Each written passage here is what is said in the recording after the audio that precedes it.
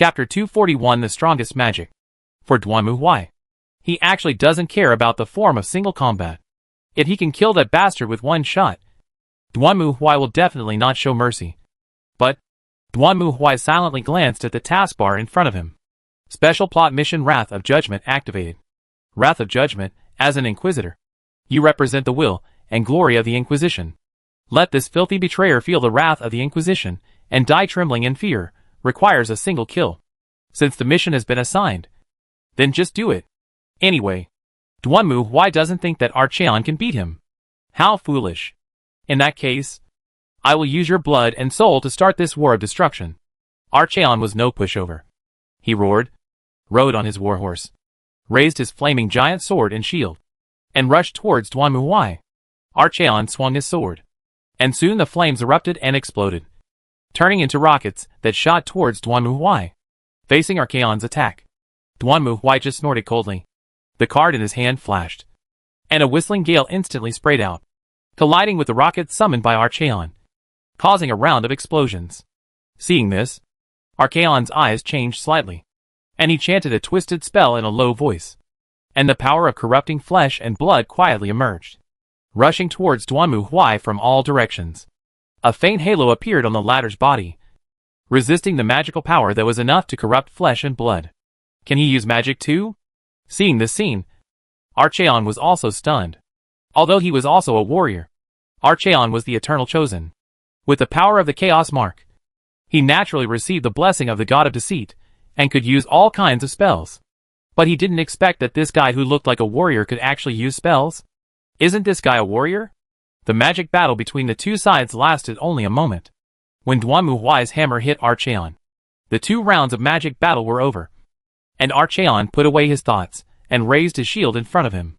The heavy hammer burning with black flames hit Archeon's shield directly, and with a heavy impact sound, Archeon and his Doomsday Warhorse slid back several meters. What a terrible power! Archeon had never expected that he would be at a disadvantage in terms of strength. What surprised him even more was that at the moment of the collision, Archeon could feel a strange and icy breath entering his body directly along the opponent's hammer. Under the influence of that power, his own strength seemed to have weakened a bit. Who the hell is this guy? At this moment, Akin completely calmed his mind, and at the same time, Duanmu Huai also launched an attack. It would be rude not to reciprocate. In fact, he had already thought of how to kill this guy. First up, the majestic gun. Boom! At the moment Duanmu Huai landed, along with the soul card flashing through his fingertips, a spear made of stone pierced through the ground and stabbed directly at Archeon. The latter seemed to have noticed it long ago, and jumped up on his horse before the stone spikes exploded, dodging Duanmu Huai's attack. Then Archeon roared, swung the sword in his hand forward, and the power of black magic quickly condensed, turning into corrupted magic that roared and sprayed out, covering Duanmu Huai. At the same time, Duanmu Huai raised his warhammer, and a transparent magic barrier emerged, blocking the chaotic force that fell from the sky and corroded everything. Magic defense barrier. And then, fire explosion. Boom! Archeon and his horse were instantly engulfed by the flames. At the same time, Duanmu Huai jumped up, and the airflow from his jetpack pushed him into the sky like a meteorite. He swung his hammer in the direction of Archeon. However, at the same time, the flames enveloping Archeon dissipated, and he controlled his horse to strike back with a sword, blocking Duanmu Huai's attack as if he had foreseen it. At the same time, clouds of filth and corruption erupted from Archeon, covering the entire battlefield. The evil magic that could even pollute the earth spread so wildly that the soldiers on both sides had to retreat to avoid being affected. But soon, a howling gale swept across the entire battlefield like a tornado, tearing the filthy cloud of magic into pieces. Wind Fury technique. The magic cloud was torn apart, and the battlefield was shattered. At this moment, Archeon still chose to temporarily avoid the attack. The opponent's power that could weaken him made him feel uneasy, especially after 2 consecutive fights just now. Archeon could feel that the power in his body had weakened to a certain extent. Although he did not have a system like Duanmu Huai that could clearly understand his physical condition, Archeon had also discovered that fighting in close combat with the opponent was obviously not a good choice. What kind of curse is this? Archeon also tried to eliminate the icy power in his body, but to no avail, which made him more upset. Duanmu Huai on the other side also didn't look very good. He launched several attacks on Archeon, but they were all blocked or resolved by the other party. Duanmu Huai thought that although his speed was not that of a top-level agile fighter, his previous round of attacks was flawless. However, the other party blocked his attack in advance as if he had predicted the future, which meant that Archeon must have some ability to foresee the future. Well, this ability is indeed annoying. It seems that this is the only option left. Roar! At the same time, accompanied by a roar, Duanmu Huai saw that the warhorse under Archeon suddenly changed its form. Its body gradually expanded and turned into a giant dragon with 3 heads and 2 tails. They opened their bloody mouths and bit Duanmu Huai hard. However, Duanmu Huai was not a pushover. Just as the 3 dragons launched their attack, the metal secret dragon roared over and directly hit the 3 dragons, knocking them away. Duanmu Huai then jumped up and stood on the back of the metal secret dragon, staring at Archeon, who was standing on the 3 dragons. Then, an even larger battle began. Dragons and dragons, humans and humans. Both sides rushed to the sky and began to fight each other in the sky. Archeon drove 3 dragons to rush towards Duanmu Huai, and Duanmu Huai also controlled the metal secret dragon to face it fearlessly and started fighting with Archeon again. Logically speaking, Archeon's 3-headed dragon was clearly more advantageous. Not only did it have 3 heads and 2 tails, but the 3 heads could also spit out angry flames, magical rage, and poison full of decay and pollution. This alone was enough to make anyone unable to resist. On the other hand, the metal secret dragon's physical immunity is not to be trifled with. Although the 3-headed dragon's sharp teeth and tail are enough to destroy a huge warship, they are also ineffective in the face of the metal secret dragon's physical defense. On the contrary, the magic beams and flames they spew out will cause certain damage to the metal secret dragon. However, Duanmu Huai will naturally not sit idly by. He raised his warhammer high, and the power of magic condensed around him, turning into a shield to block the 3-headed dragon's further attack on the metal secret dragon. The 2 giant dragons collided and bit each other in the air, and the masters on their backs were also not idle. The soldiers standing on the ground looked up and could only see the afterimage left by the collision of 2 shining lights in the dark, clouded sky. No one knows who will be the real winner. This can't go on any longer. Archeon swung his giant sword, feeling anxious. He originally thought he could defeat the enemy in front of him quickly, but he didn't expect that this man, for some unknown reason, chose to defend instead of attack. But this was not a good thing for Archeon. Although his 3-headed dragon sprayed holes all over the opponent's mount, the black flame spewed out by the metal dragon also greatly damaged the power of the 3-headed dragon. If this continued, he would definitely fail. We must find a way to turn the tide of the battle. At this moment, Archeon also made up his mind. At the same time, the light in his eyes flashed as scenes of the future unfolded before him. And then, Archeon's eyes changed. Caught! Boom! The 2 dragons collided heavily again. This time, the sharp claws of the metal dragon pierced directly into the body of the 3-headed dragon. The 3-headed dragon was not to be outdone and bit the metal dragon's neck tightly. Although the metal dragon's physical immunity and anti-injury caused the 3-headed dragon to be seriously injured, the chaotic magic power that erupted from the 3-headed dragon's mouth gradually corroded the metal dragon's body. It's now! Taking advantage of the opportunity when the 2 dragons were entangled, Archeon jumped up, rushed through the dragon and rushed towards Duanmu Huai, roaring and smashing the shield in his hand at him. Duanmu Huai did not seem to expect Archeon to dare to attack him, and he subconsciously tried to block it. However, the next moment, the huge shield hit the hammer in Duanmu Huai's hand heavily, breaking his defense. With this blow, Duanmu Huai suddenly lost his balance, and the middle door opened wide. Go to H.L. Akin roared, raised his sword and stabbed it into Duanmu Huai's chest. He could even foresee the end of Duanmu Huai's body being pierced by him. And this is the future. But Archeon didn't know that at this moment. Duanmu Huai, behind his helmet, revealed a smug smile. Sure enough, I knew it would be like this.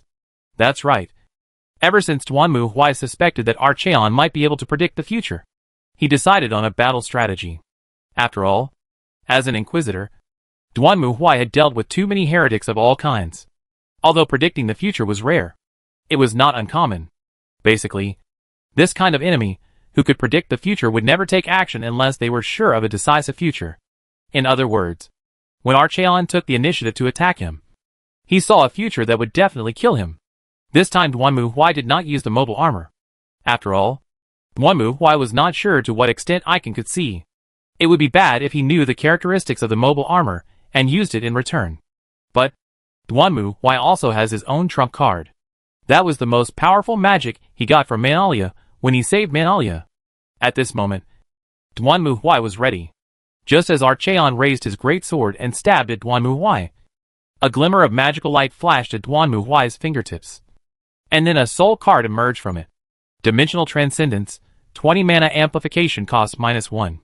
After this turn, you can add one more turn, heaven and earth. Even the entire world.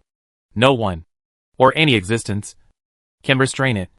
At this moment, time stopped flowing. Archeon didn't know what was happening. At the moment when he stabbed the great sword at Duanmu Huai's chest, suddenly, Archeon felt a flash before his eyes. And the next moment, his body was split in half by the whistling and spinning chainsaw sword. The madly spinning chainsaw tore through the indestructible armor formed by unclean runes, and went straight down along his shoulders, splitting his heart and pulling all the way to his waist. The sword held by Archeon did not pierce Duanmu Huai's body, but only pierced into the air, and then fell down weakly. He stared at the empty place in front of him with wide eyes in surprise, not knowing what was going on. He had clearly seen the future of killing this man. Why did it turn out like this? Blood splattered and black flames erupted. Intense pain and the cold chill of death completely enveloped Archeon's consciousness at this moment. In the end, what happened? Before Archeon even had time to think of this, the next moment, he was plunged into eternal darkness. At this moment, the soldiers on the ground were still waiting quietly. They only saw the two giant dragons collide with each other. And then, they fell down and hit the ground heavily. Boom! There was a violent tremor. And even the earth was shaking. For a moment, both the Allied forces and the Chaos Army stared at that place blankly, not knowing what to do. Then, they saw a dark figure with red eyes slowly walking out. Carl breathed a sigh of relief when he heard the voice. And Cade number 6 also blew a whistle. The Chaos Army was in an uproar. And the demons and Yankees retreated one after another with horror on their faces. Afterwards, they saw Duanmu Huai striding out.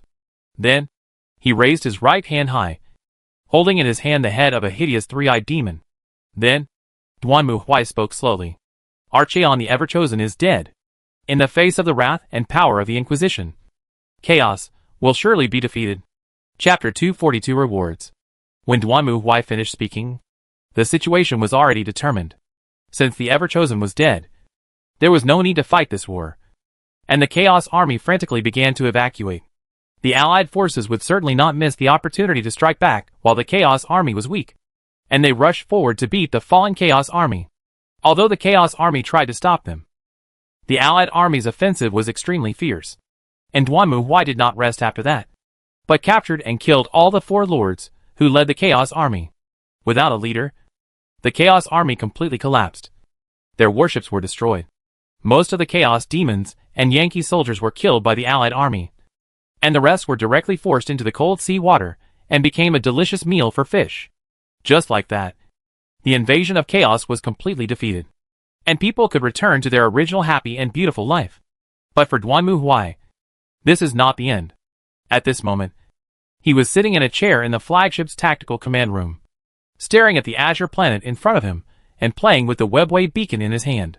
In front of Duanmu Huai, lines of system prompts were displayed. Special mission Wrath of Judgment completed. Evaluation, Legendary. You destroyed the Ever-Chosen Archeon and his army. The power of Chaos has been weakened once again. Your fame has spread across the entire planet. All life will remember who defeated the evil destroyer, won the victory, and ushered in a new dawn for life. Get a random gold treasure chest. A golden treasure chest. Duanmu Huai was very happy about the reward for this task. The golden treasure chest was already quite good.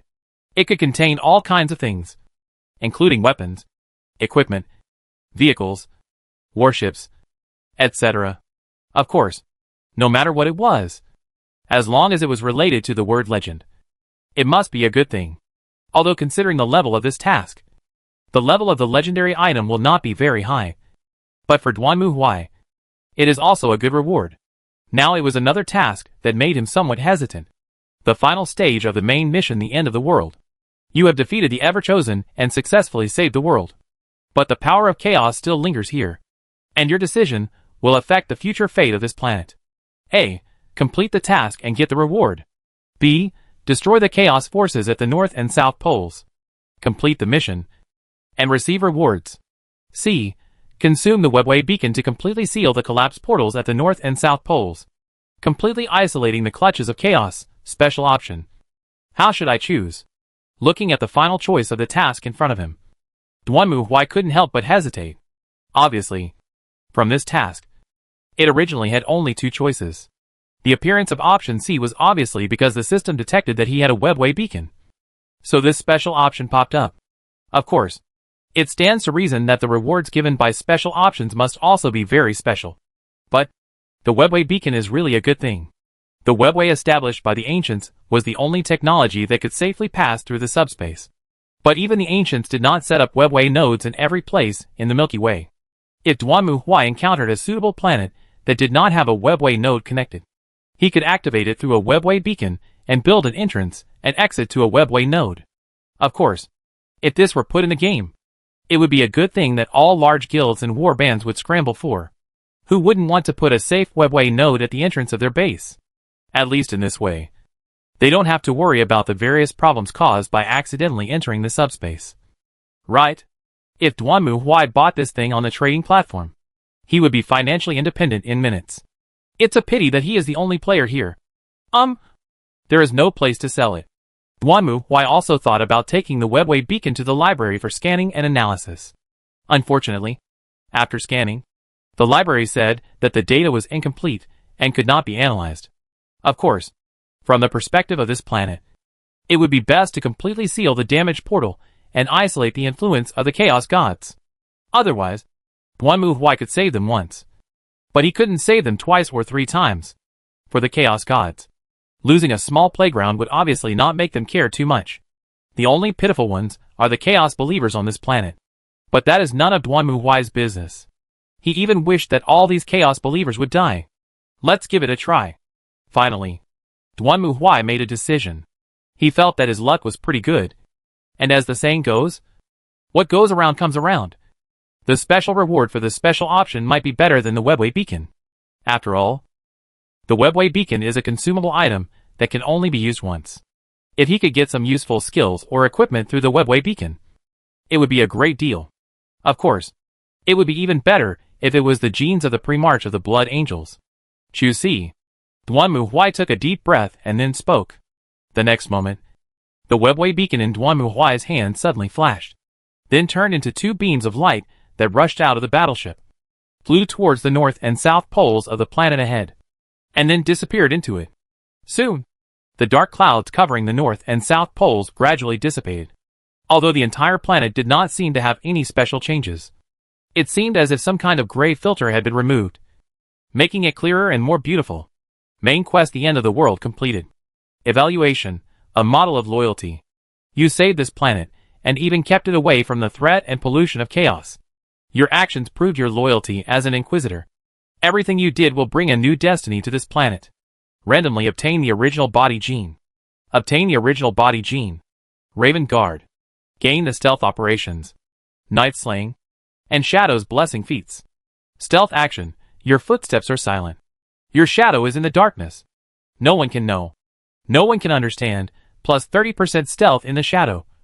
Dark Night Killing, the Dark Blade. One-hit kill. No one knows the source of death, plus 200% critical damage when sneak attacking, with a certain chance of launching an instant death attack. Shadow Blessing, your figure moves like a ghost, and your speed is unmatched. Every 1 point of agility gains 2 extra points. They're not Blood Angels. Duanmu Huai was speechless when he saw the system information in front of him. Of course, Raven Guard was actually quite useful. Among all the pre-march genes, it was considered a T0 level 1. However, the problem was that this gene depended more on the person. If Duanmu Huai was from the Assassin's Court, then this talent would be even more powerful for him. Unfortunately, Duanmu Huai chose the path of frontal combat, so these talents were basically wasted on him. The only thing that can be said is that the specialty Shadow Blessing can make up for his relatively poor agility.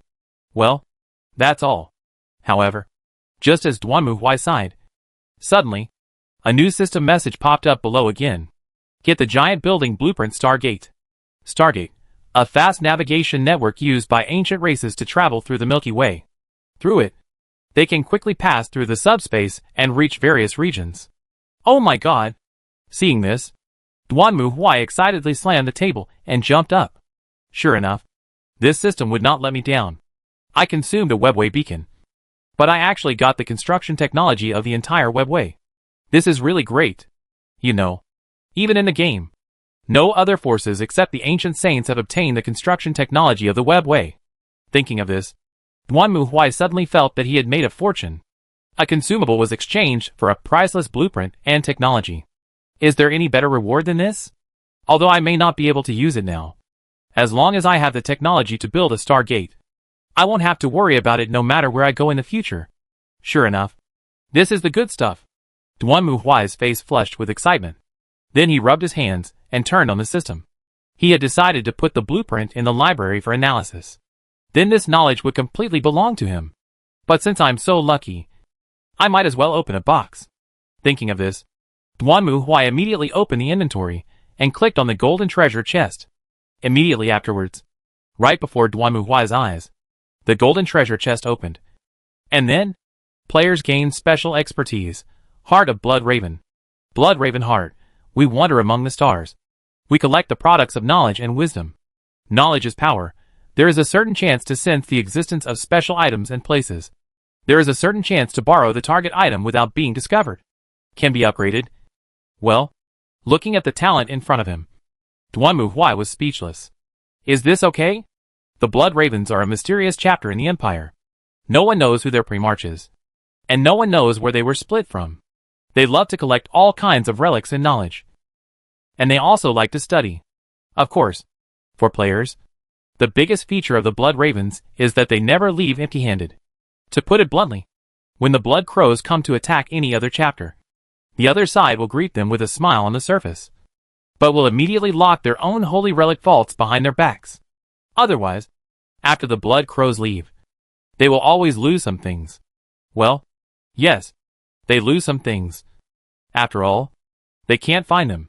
Some players even joke that before every battle, the Blood Crows would sneak into the enemy's position, steal all of their ammunition and weapons without the enemy noticing, and then fire all of them at them.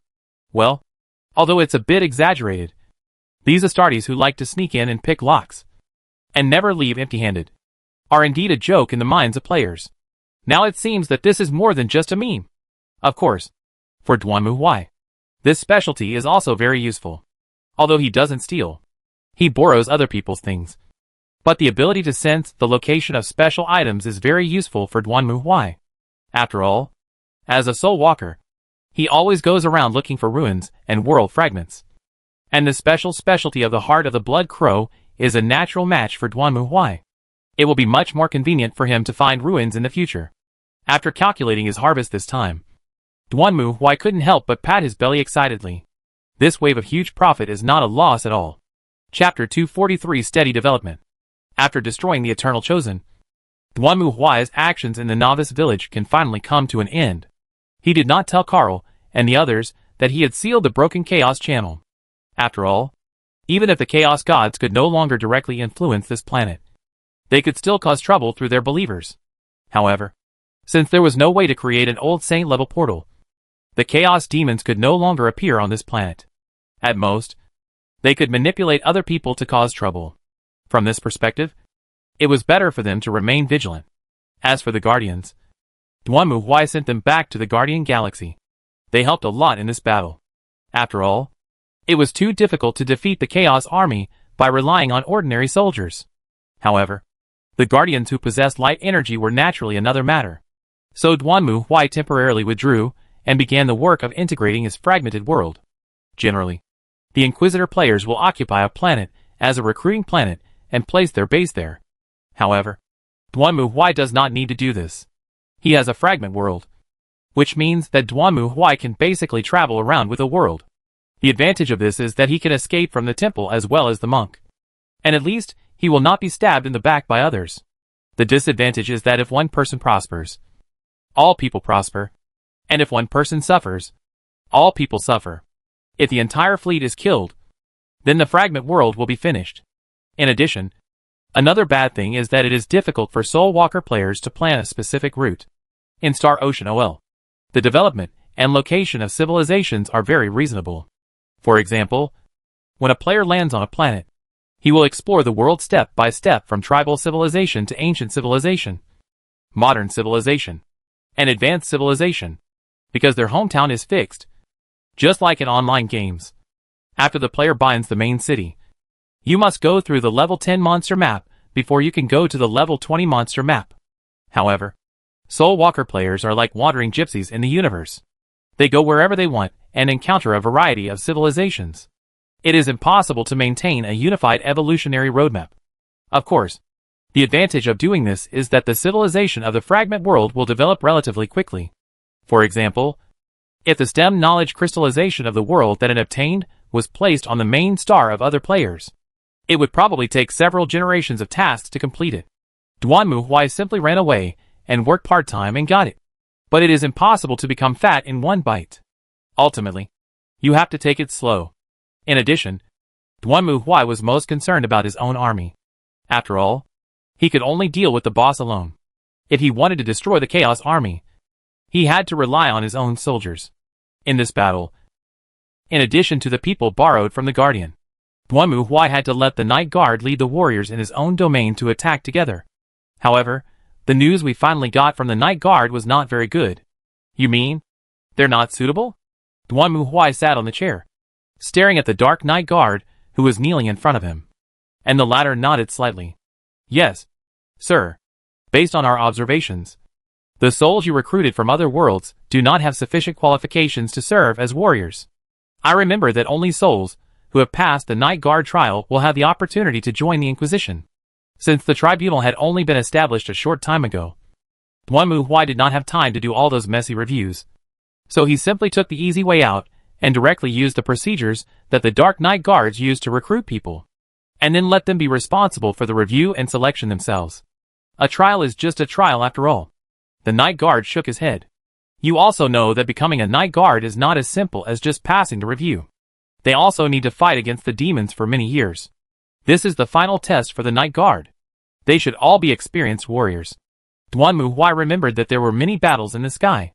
Excuse me, but the level of battle they are facing is too low. Such experience is meaningless, and may even become a burden. Makes sense. I've been playing at Bronze 3. And after a while, I couldn't even get to Silver. Therefore, we believe that if we want these warriors to truly become qualified soldiers of the Inquisition, they need high-intensity, long-term actual combat training. War in this world is not okay either. Right? The Night Guard shook his head silently. Although he didn't say it, Duanmu Huai knew that it would not work. After all, the equipment of the Inquisition was basically overwhelming against this kind of medieval world. It could be said that there was no need for any tactics or strategy. Just raise your weapon and chop it down. This method was fine for beating AIs and bullying noobs. But it was like going to die when fighting against the enemies in the Interstellar. That is to say, we need a planetary battlefield where a war is going on, with a relatively high degree of intensity. Duanmu Huai reached out his hand and knocked on the table. He couldn't think of a good place for a while. On the one hand, he wanted to let these soldiers experience a high-intensity war. But on the other hand, it couldn't be too intense, lest they be wiped out in one fell swoop. It was really not easy for Duanmu Huai to find such a place now. I see. I'll think about it, and see if there's a suitable world. Duanmu Huai nodded, and the Dark Night Guard respectfully saluted him, then turned and left. Oh, how troublesome. Duanmu Huai shook his head helplessly. It was not easy to find such a world. At least Duanmu Huai couldn't remember it for the time being. But he had to look for it. Forget it. If I can't think of it, just stop thinking about it for now. Duanmu Huai stood up and decided to put this matter behind him for the time being. Oh, kiss. What? Master? Come with me to the Holy City. After Ojas merged with the Teardrop, Duanmu Huai liked to take Ojas around. But Ojas seemed to dislike her new body very much. According to her, this body was too sensitive and not suitable for fighting. This was natural. After all, if Ojas was just a puppet, then cutting off her arms or fingers would not have any effect on her. However, now that the teardrop merged with her and could feel pain, it was another matter. Not only that, in Ojus's opinion, hot and cold are also troublesome. She didn't care about the matching of clothes before, but now she has to choose cooler clothes when it's hot, or wear warmer clothes when it's cold. Ojus said that this new feature of hers is really troublesome, but it's not without its good points. For example, Ojus can enjoy all kinds of delicious food, and because although she has human feelings, she is still a puppet in essence, so Ojus can also enjoy some delicacies that humans cannot enjoy. For example, Ojus doesn't have to worry about being poisoned when eating puffer fish. In fact, Duanmu Huai was very curious about how the imitation teardrop merged with Ojus.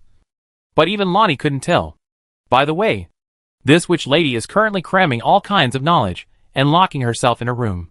Duanmu Huai occasionally went to see her, and he would see Lonnie sitting on a chair, holding a book with 2 hands and reading it, and the other 2 hands were writing and drawing on paper. Well, having 4 hands does have its advantages. For Duanmu Huai, whenever he has nothing to do, he will come to the holy city for a stroll. This city is a place for Duanmu Huai to relax and have a good time. Every time he comes to the holy city, he feels much calmer when he sees the hustle and bustle of the city, the beautiful lakes, forests and grasslands, and the peaceful and harmonious life that seems like a fairy tale. Moreover, the people in this city are quite familiar with Duanmu Huai, so he is not worried about any trouble. Of course, for Duanmu Huai, every time he came to the holy city, he would go to the puppet area. It's really getting more and more lively here. Looking at the puppet area in front of him, Duanmu Huai couldn't help but sigh. After the previous incident of summoning the King of Ice prison, the puppet area had been deserted for a while, but later it returned to its original bustle. Of course, the revival of the puppet area is largely related to Duanmu Huai. After all, he ordered a large number of puppets from the puppet manufacturers in the puppet area, and now, the first automated puppet manufacturing factory in the puppet area has also begun construction. This is also one of the loopholes that Duanmu Huai exploited in the ban. He did not need to create a true artificial AI with self-intelligence. He just needed to build an automated factory like in the real world. Just like the current chip or vehicle assembly lines, the robotic arms on them drive back and forth, performing various assembly and installation tasks. But they have nothing to do with artificial intelligence, and they also greatly improve production efficiency. Right? Therefore, from the perspective of the player's judge, the artificial intelligence ban of the Empire is simply because of the waste of food, but because of the artificial intelligence rebellion. So he simply does not engage in artificial intelligence? I build an assembly line and install a few robotic arms. How far can they rebel? Can these robotic arms still run away? Isn't this nonsense? Yo, kid, I haven't seen you for a long time. When Duanmu Huai and Ojus walked into the factory, they soon heard a loud voice. Looking down, they saw a dwarf engineer waving at them not far away. He was none other than the puppet master Buddy. Long time no see, Mr. Buddy. Duanmu Huai nodded, then raised his head and looked at the assembly line in front of him. What is the current situation? It's not bad, although there are some things we haven't figured out yet. I have to say that this idea is really good. While saying, Buddy knocked on the production line next to holding a wrench. Just by adding a few more arms and letting them move according to the planned steps, I can actually increase the production speed of dolls so much. It's really unexpected. Why didn't I think of it before? It's not too late now. So what happened to Mr. Buddy? Fortunately, many people agreed to the request and were willing to hand over their dolls to the factory for mass production. However, some people still feel that the dolls made in this way have no soul. Nonsense. There is no soul. And there is a soul? Hearing this, Duanmu Huai rolled his eyes silently. Then, do you find me? It's a little troublesome. As he spoke, Duanmu Huai looked at Ajis beside him. I would like you to help me make another mount. The metal secret dragon I made for you before? Broken. Huh? What are you talking about? At this moment, Buddy's voice even drowned out the rumble of the factory, as if thunder rose from the ground. Chapter 244, Void Nightmare. Facing the angry dwarf technician, Duanmu Huai was also sorry to spread his hands. What can he be helpless? This time, for Duanmu Huai, the biggest sacrifice is the metal secret dragon. Although this metal secret dragon immune physical attack, it is not immune to magic attacks. Not to mention that after being sprayed by the 3 evil gods blessed, its body also has the energy of the chaotic evil god, therefore burning, lest it convert it into something more tricky. Since it's broken, there's nothing we can do about it. After listening to Duanmu Huai's story, Buddy sighed helplessly. But I told you that that thing is not easy to do. There is no material in my hand. I can't make the second one. If it doesn't work, I'll just order something ordinary, a mass-produced product. So I won't feel bad if I lose it. Oh well. Buddy nodded. In that case, I will redesign it for you. Then please. Oh, by the way, I hope not to be too scary this time. No problem. Although Duanmu Huai is very problematic about the no problem in Booty's mouth. After all, he is not sure. So he can only expect Booty to really make a normal one for himself. We should not be too exaggerated. You just like a Karn's horse made horse. It is not difficult. After leaving the puppet area, Duanmu Huai went to the church again, where he saw a group of paladins training under the guidance of angels. Perhaps because of the guidance of the angels, these paladins performed very hard. Well, this is not surprising. Although the holy city is very peaceful now, the paladins have not relaxed their training. After all, they will go to the border as part of the agreement between the church and the forest clan and act there. Although Duanmu Huai used the law of death to destroy the golden tree, the dead born and those undead creatures with bugs, the border is still a dangerous place. And these paladins will go to the border as representatives of the church and start a new journey there. But this is only suitable for these paladins. Thinking of this, Duanmu Huai began to have a headache again.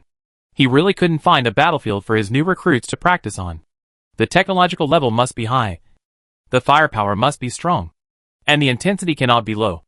It really doesn't work. Pull them to help the Guardians punch Caber or fall. But the Guardians may not necessarily welcome the Inquisition's intervention. Forget it. Let it depend on fate. Duanmu Huai sighed, shook his head, and then left the cathedral with Ojas. After all, there is more time. In the infinite void, all things emerge. A girl hid in the corner in horror. She shivered and curled up into a ball. And in front of her, she had a bloody body that fell on the ground. She could hear the sorrow of despair in the distance. Roaring guns. Pakistan. As if to force his breathing to stop. Boom, boom, boom.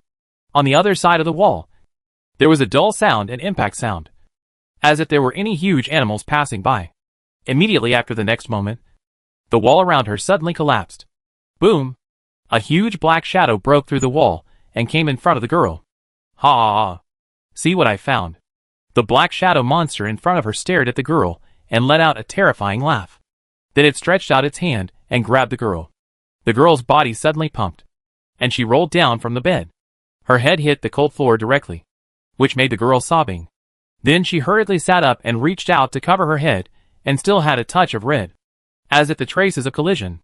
It's that dream again. Just holding the pendant in her hand, the girl prayed uneasily. She had been having a strange dream since several days ago. In the dream, she seemed to be possessed by a girl, and the girl's hometown seemed to be invaded by some terrible monster. She saw with her own eyes that the girl's parents were killed by the terrible monster and then fed to the monster. All the girl could do was to desperately escape in the ruins of the city. At first the girl thought it was just a dream, but after a few days, she couldn't tell whether it was a dream or reality. Do you want to go ask an adult? The girl held the pendant hanging around her neck and couldn't help thinking. This girl was none other than Tong, the star talker that Duanmu Huai had rescued from a pirate ship by chance. Although she was on the ship now, she had basically nothing to do. After all, Duanmu Huai just wanted her to stay put and had no intention of sending this star talker out. This was normal. In Duanmu Huai's opinion, this was just a novice astropath. If he could find the astropath's collection, Duanmu Huai might let Tong train with him. But now, she just had to stay here. Otherwise, if Tong received any information from the chaos demon in the subspace, she might lead everyone else into trouble. Frankly speaking, Tong didn't want to bother Duanmu Huai with such trivial matters. But Duanmu Huai once told her that if she noticed anything unusual, she should report it to him immediately. And he did it in an imperative tone. This kind of strange dream. Maybe it can be considered abnormal. Right? Thinking of this, Tong hesitated for a moment, but still stood up. changed her clothes, and walked out of her room. Although she couldn't see, Tong was quite familiar with the living area of the ship. She quickly came to the door of Duanmu Huai's room, reached out, and knocked on the door. "My lord, it is I." However, there was no sound in the room. Maybe the adults are not here? Tong reached out and knocked on the door again. But still no response. The Star Talker thought for a moment, then decided to wait obediently at the door. No matter what. This was an order given by Duanmu Huai, and she had to act according to it. At first, Tong was just standing. But then she gradually squatted down and then sat on the ground. Then, boom! Fire exploded in front of Tong's eyes. She saw the scenery in front of her shaking and moving backwards rapidly, while she was running forward at a high speed. Beside her, several sturdy soldiers were holding guns and firing at the rear. Soon, a huge black shadow roared and rushed over from behind, directly pressing one of the soldiers to the ground and twisting his head off. "No! You damn monster!" Seeing his companion being killed, another soldier rushed over with a roar and gun raised. "Hurry! Run!" Tong withdrew her gaze again and looked forward. There was only ruins there. But she had no choice but to run and keep running until, at this moment, a hand was placed on Tong's shoulder. "Hey!" The next moment, Tong screamed. "Oh my god! What's going on?" Duanmu Huai was also startled when he saw the girl, who suddenly called out. He had just walked around the holy city with Ojas, had dinner in the restaurant, and then teleported back to the battleship to rest. As a result, Duanmu Huai saw the girl sitting outside her room and taking a nap. To be honest, Duanmu Huai forgot who she was for a while. Fortunately, Ojas recognized Tong. So Duanmu Huai wanted to wake her up and ask her what she was doing at the door of her room. "I didn't expect her to scream so loudly." "No way. You can scare me even though you're blind?" "Ah, sir." Hearing Duanmu Huai's voice, Tong came to his senses and stood up quickly. "I'm so sorry. It's okay. What do you want from me?" "Yes, there are some strange things." "Oh." Hearing this, Duanmu Huai's expression became slightly solemn. After all, these were the words of the Star Whisperer, so he still had to be careful. "What's the matter? Come in and talk." "Okay." After that, Tong followed Duanmu Huai into the room, and then she described her experience to Duanmu Huai in detail. After listening to Tong's words, Duanmu Huai also frowned. "So, these past few days, you've been having a dream in which you turned into another girl and fled in a destroyed city? And monsters were attacking that city?" "Yes, it is." "I see." Duanmu Huai nodded. This didn't seem like the devil's bewitching behavior, but rather more like she had unconsciously received messages from other astrologers. "Okay, I get it. Can you determine the location of that planet?" "Yes, I think so. Sir, do you think this is not just a dream? If you ask me, it's more like you're receiving information from other astropaths." "Why?" Hearing this, Tong was stunned for a moment. "Are you saying that the girl in my dream is another astropath?" This isn't surprising, right?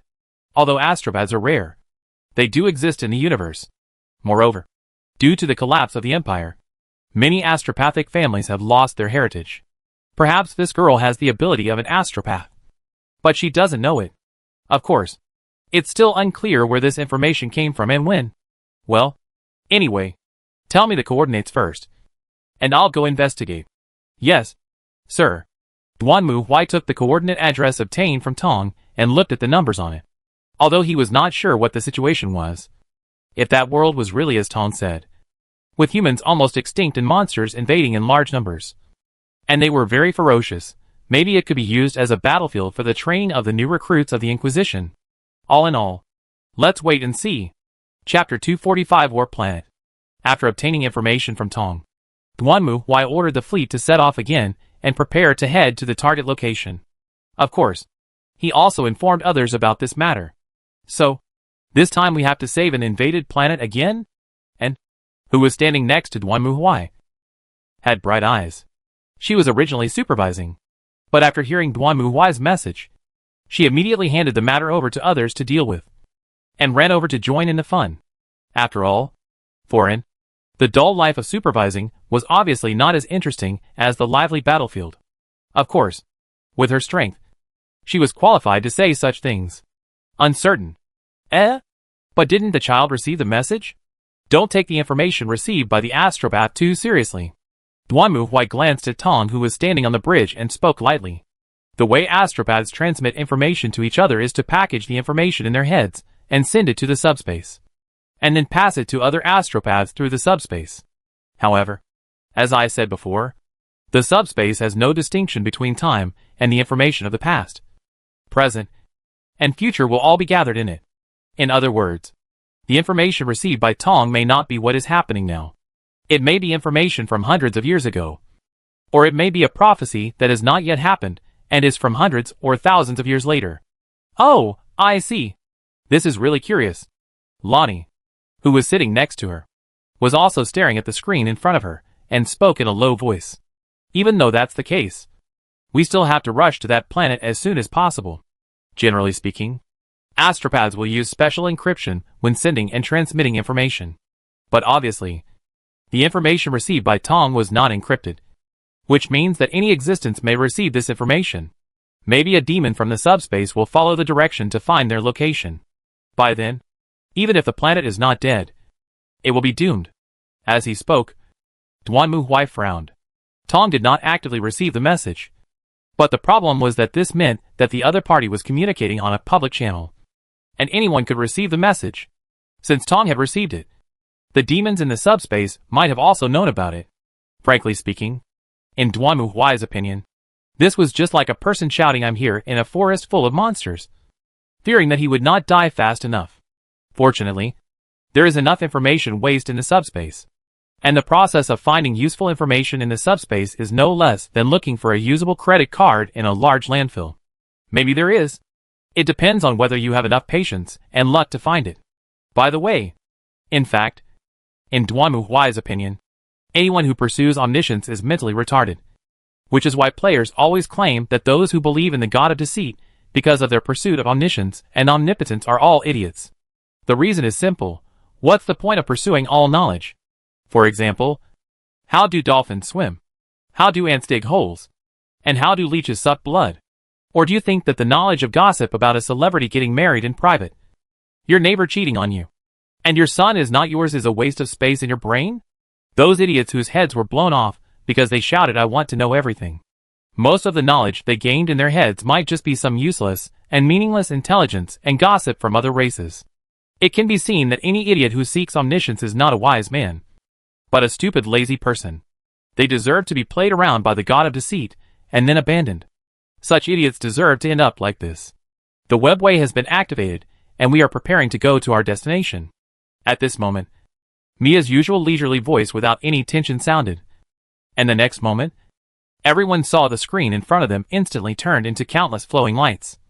And then not long after, they appeared in a galaxy that was completely different from the previous one. The entire galaxy is a strange green color. There are 6 planets orbiting the star. Under the shining light of the star, the entire starry sky looks as if it is immersed in a poisonous gas. I never thought the starry sky would be this color. Lonnie widened her eyes, stared at the starry sky in front of her, and muttered to herself. Different galaxies have different situations. Some galaxies are more beautiful than this, and some are uglier than this. Duanmu Huai had seen this many times and didn't take it seriously. He quickly locked onto the target planet and headed for planet number 5, which was located inside the galaxy. Detect it, and then display the image on the monitor. Yes, Master. Following Duanmu Huai's order, Mia also began to operate the control console.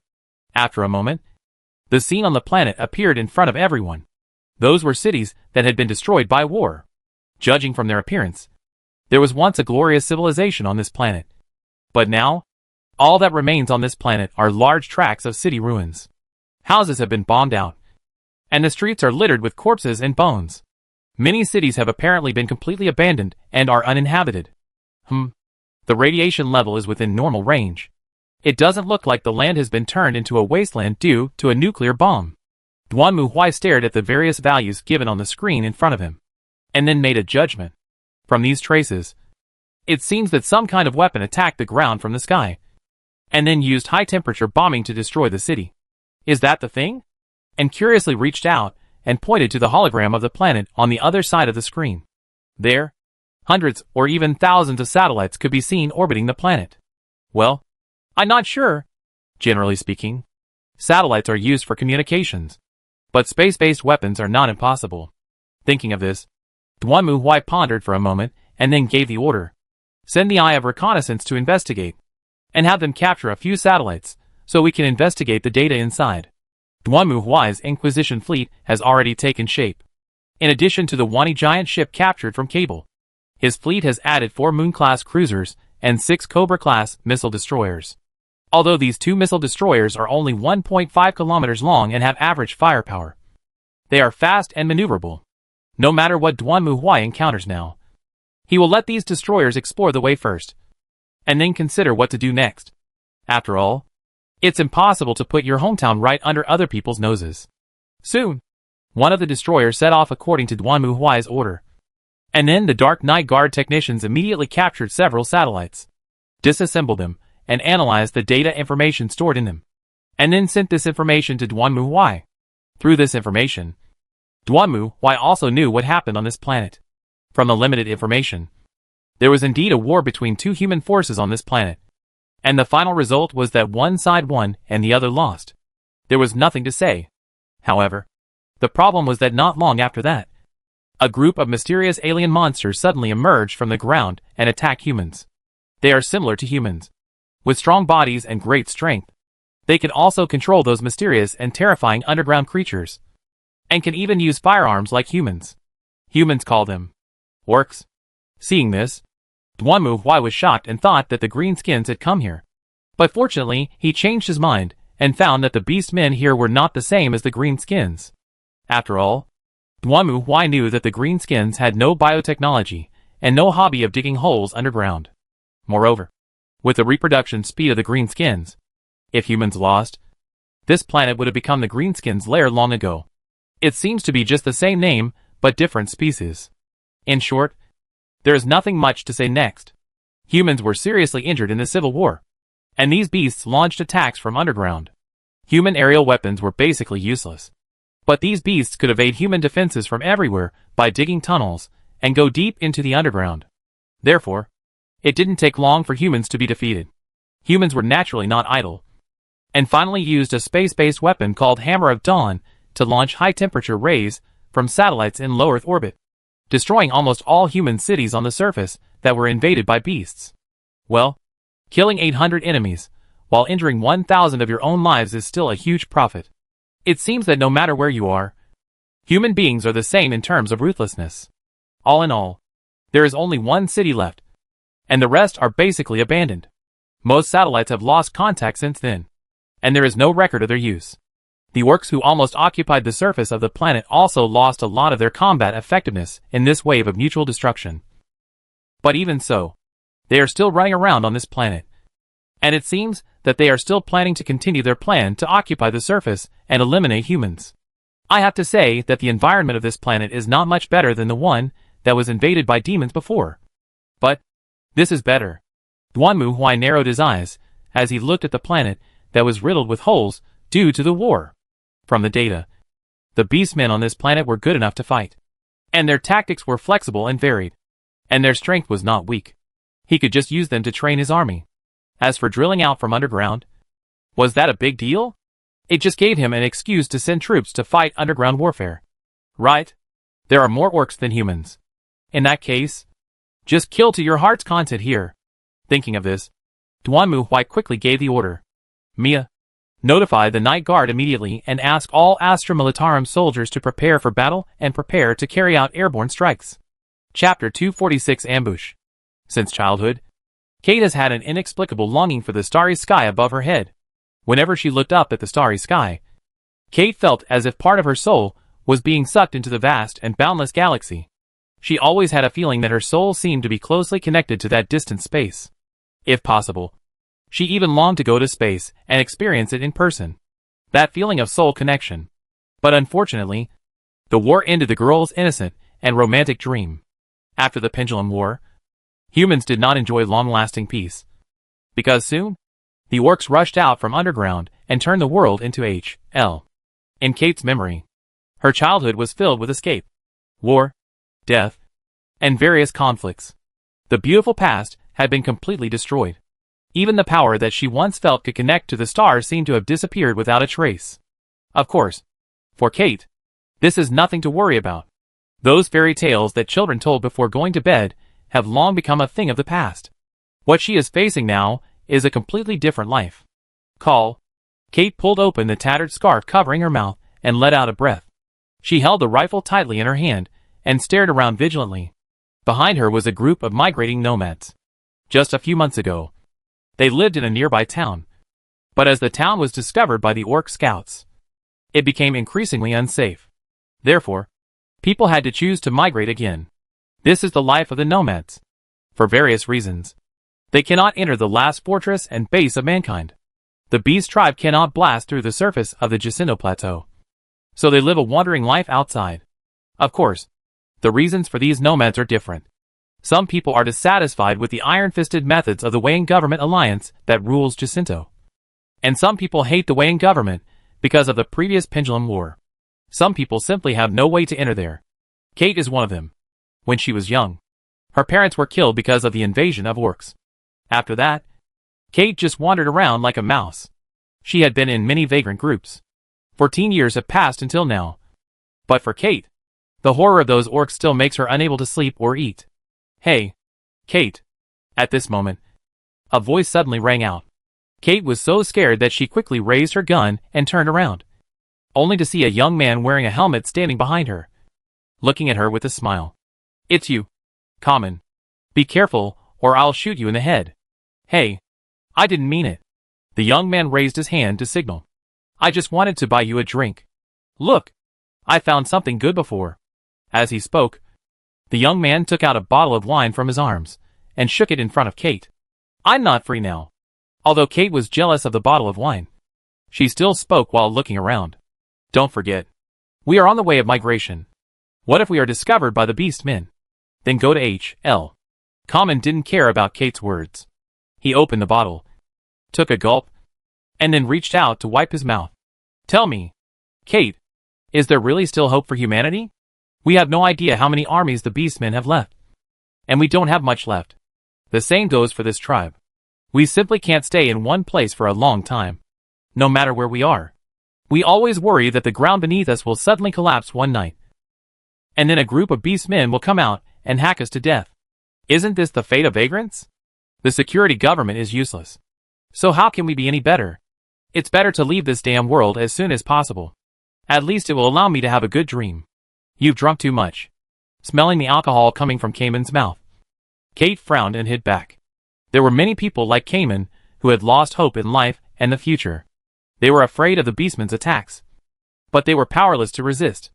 Every day was a day of fear for them. Often, some people chose to commit suicide because they could not bear the days without hope and tomorrow. And what about Kate herself? She felt that she didn't have the free time to think about such problems every day. She just did her job and immersed herself in it, no matter whether it was fighting or anything else. As long as there was something to do, Kate wouldn't think about it. What's wrong with drinking too much? Come and drink too. As he spoke, Cayman walked towards Kate with a smile again, raised the bottle again and took a sip. And at this moment, boom, with a gunshot, Cayman's head was instantly pierced, and the bottle of wine in his mouth exploded, spilling the wine and staining Cayman's head and face. The young man just stood there blankly and then fell to the ground. At the same time, Kate also heard the familiar, nightmare-like roar of a beast. Enemy attack. It's the beastman. Kate shouted as she squatted down and hid behind a half wall. At this moment, several tall orcs jumped down from the ruins around them and attacked the vagrant team with weapons in hand. At this moment, the vagrant team, which was originally advancing slowly, suddenly went crazy. Many people screamed and ran forward, trying to escape the attack of the orcs. They knew very well that these orcs would not just kill them. They would take humans as captives, take them underground, and then turn them into miserable slaves and experimental subjects. It is obvious that even these vagrants do not want to face such an outcome. Duh. Kate crouched behind the bunker, raised her gun and fired at the front, trying to stop the beastman's attack, while the other guards also rushed over to cooperate with Kate to contain the beast man. Anyway, now that these beasts have appeared, The rewards Kate and other guards will get for this mission will become much more generous. That is, provided they can get back alive. Hurry! Hurry! Get them out of here quickly! Kate shouted and pulled the trigger, aiming at the beast in front of her and pouring out ammunition crazily. But it was of little use. The beast's tough bodies made them not fall down after being hit by a few bullets. Not to mention that Kate and other vagrants were not holding advanced weapons from the regular army, but just some light rifles eliminated during the Pendulum War. These rifles were naturally no problem against humans. However, using them to deal with the thick-skinned beasts was no different from using a water gun. Kate saw with her own eyes that her rifle bullet hit an orc soldier's head, causing a flower of blood to bloom. If it were a human, this shot would be enough to kill him. However, the orc just tilted his body and continued to rush towards them. Kate didn't knock the guy to the ground until she had used up half a magazine of bullets. Hopefully it's just a patrol. Kate hid behind the bunker again, took the time to change another magazine, and prayed silently in her heart. However, soon, a series of roars came from all directions, completely cutting off Kate's hope. Damn it! It's the orc army! We must retreat!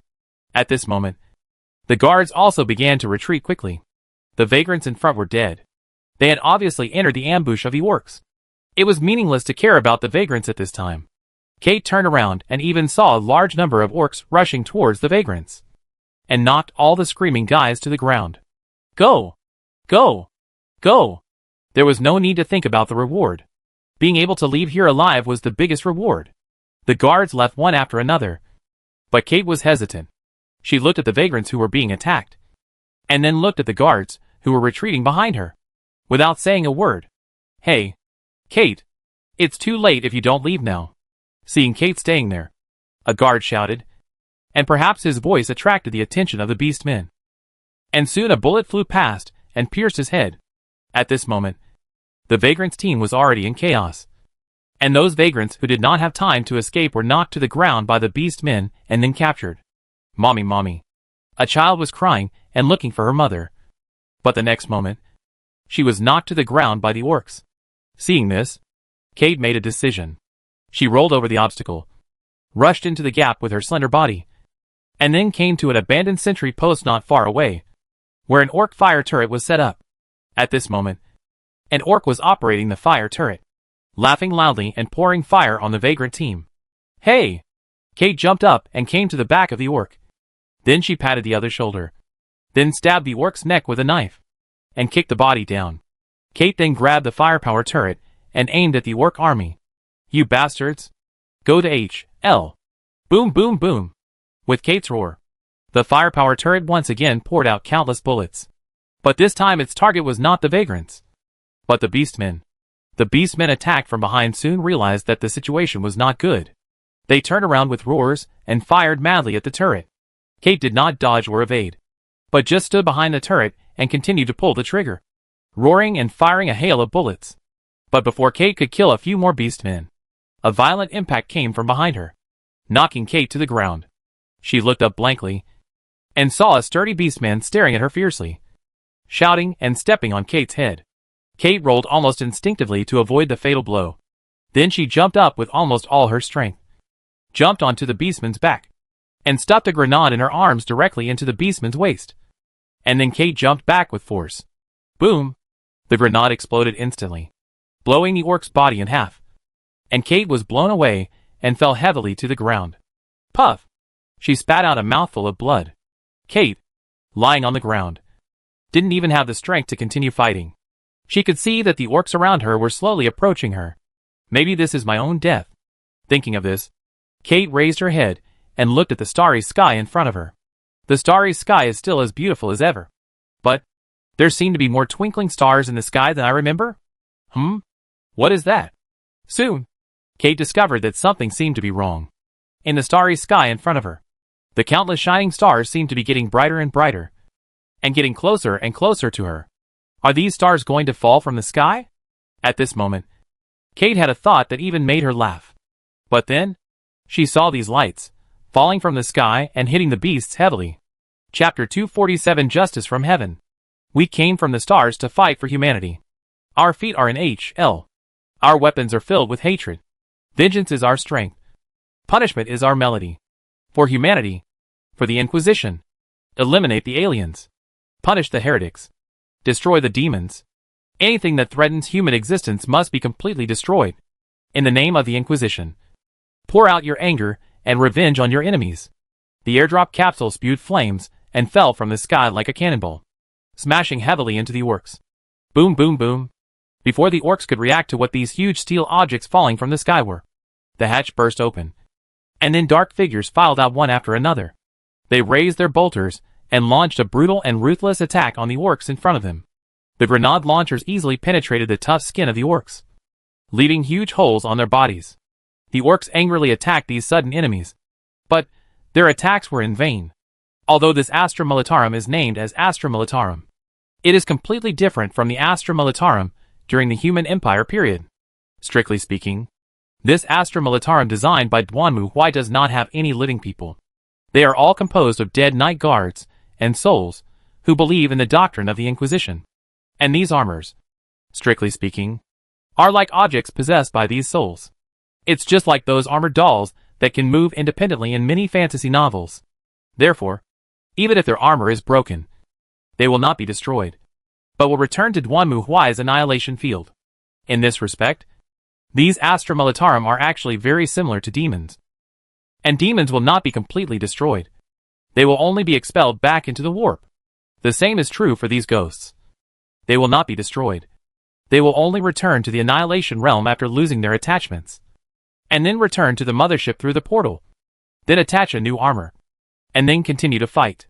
Of course, I must solemnly declare that although they look very similar, the Star Army under Duanmu Huai and a certain red letter warrior are absolutely not the same thing, since there is no worry about attrition, of course.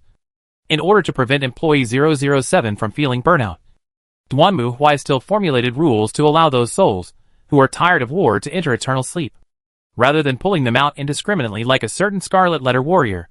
The Star Army is naturally not cannon fodder in Duanmu Huai's positioning.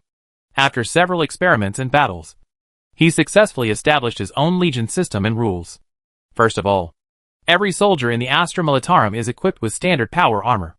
Although these power armors are not as powerful as the Inquisitor's power armor, they are much stronger than those of ordinary soldiers. More importantly, this kind of power armor is relatively easy to mass produce without worrying about consumption. The second is the Star Army's fighting style. Duanmu Huai borrowed the formation method of his ancestors. 3 people in a group, 3 groups in a team. In other words, the Star Army basically acts on the battlefield in the form of 9 people in a team to attack the enemy. The reason for doing this is also for comprehensiveness. If there are 3 groups, one group is responsible for the frontal attack, one group is responsible for the flank deter, and one group is responsible for logistical preparation. No matter what situation they encounter, these elite teams can also flexibly transform to deal with it. It can not only ensure continuity, but also avoid being wiped out by the enemy. It can also use its own powerful force to penetrate everywhere and penetrate into the enemy's army like mercury. Well, judging from this, Duanmu Huai's holy number is 3 laughs. After all, Tao gave birth to 1. 1 gave birth to 2. 2 gave birth to 3.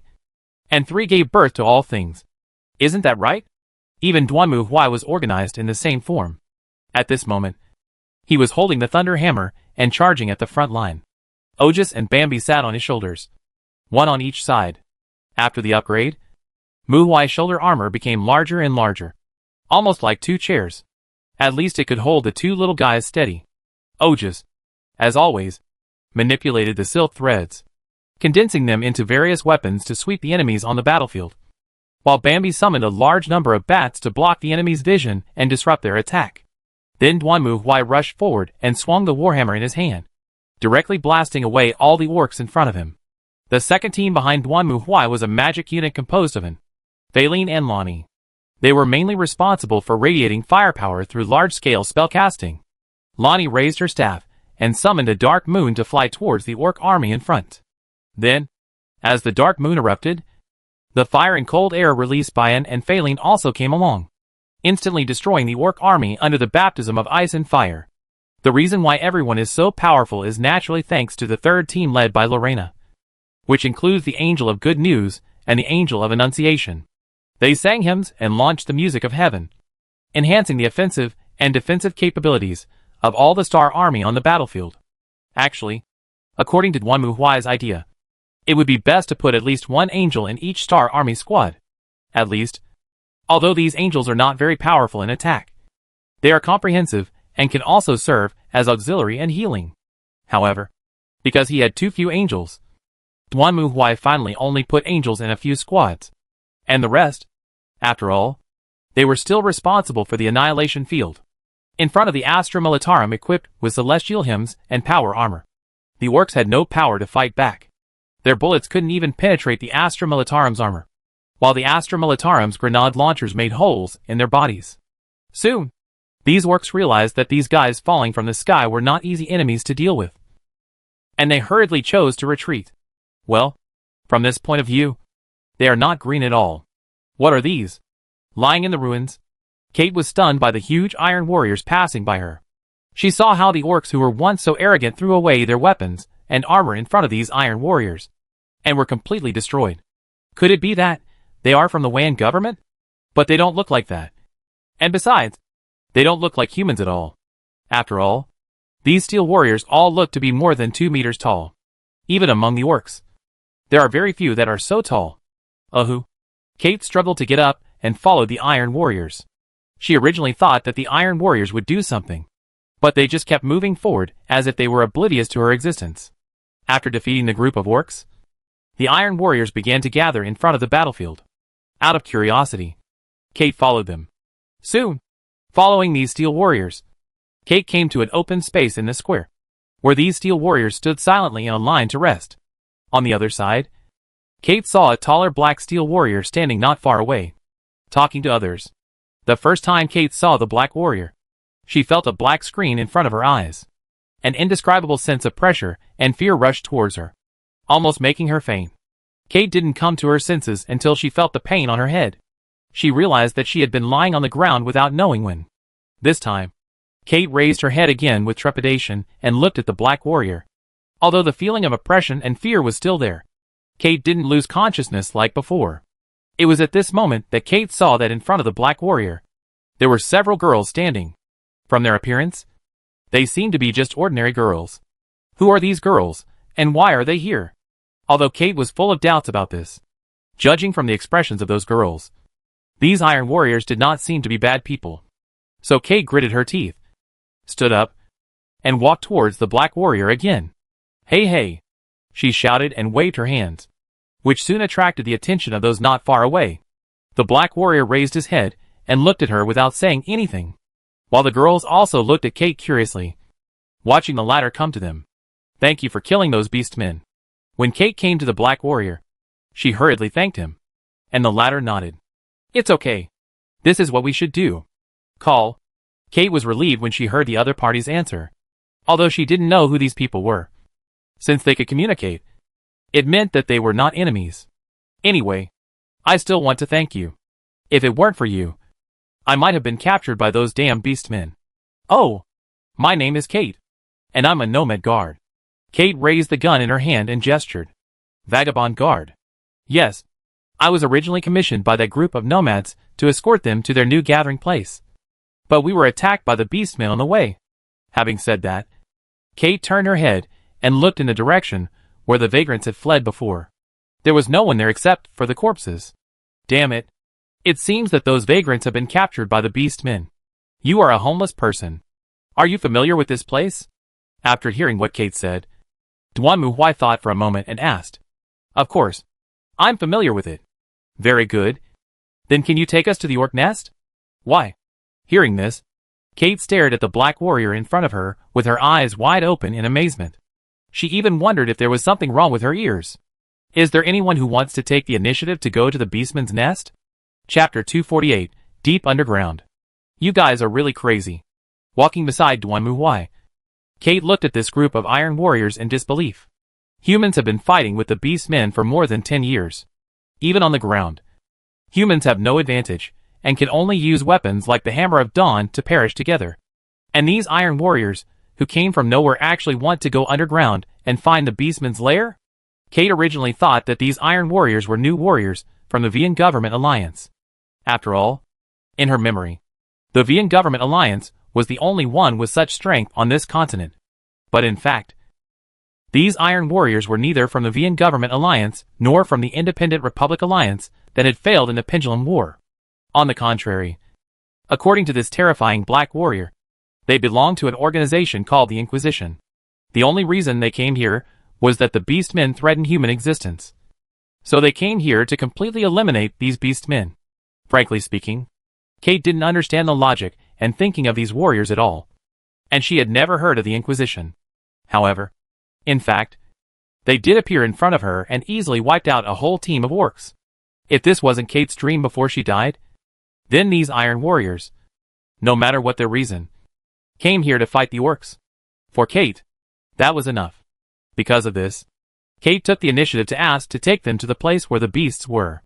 Although she didn't know whether these people's crazy actions would succeed. Kate had died once anyway. And she was tired of the idle days of the vagrants. With no tomorrow. Instead of living in fear, it would be better for her to take up arms and attack the beasts. At least, she can decide when she dies. At this moment, Duanmu Huai stopped, looked forward, and then looked at Kate. Just in front? Yes, that's it. Kate looked at the dark shadows ahead and couldn't help but get nervous. As a vagrant guard, Kate was naturally very familiar with this area.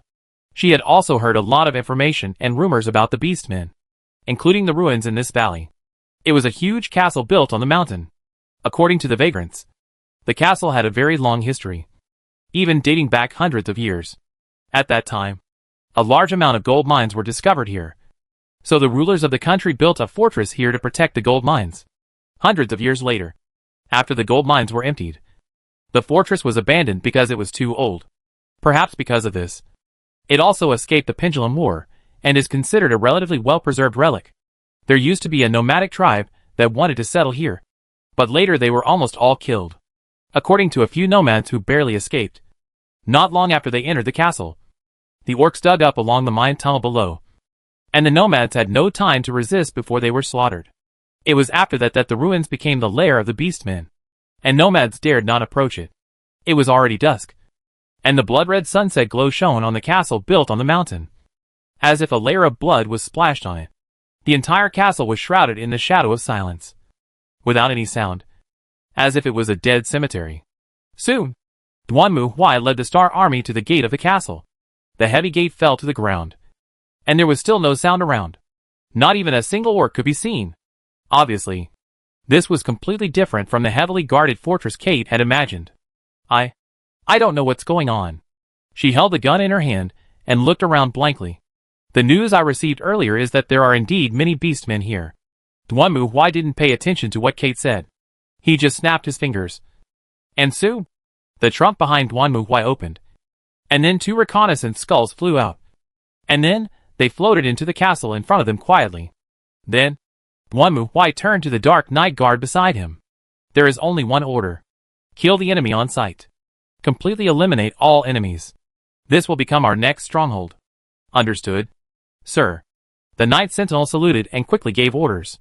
Soon, the other Star Army soldiers quickly formed their own formations and walked forward in silence, entering the castle in front of them that seemed to have no signs of life.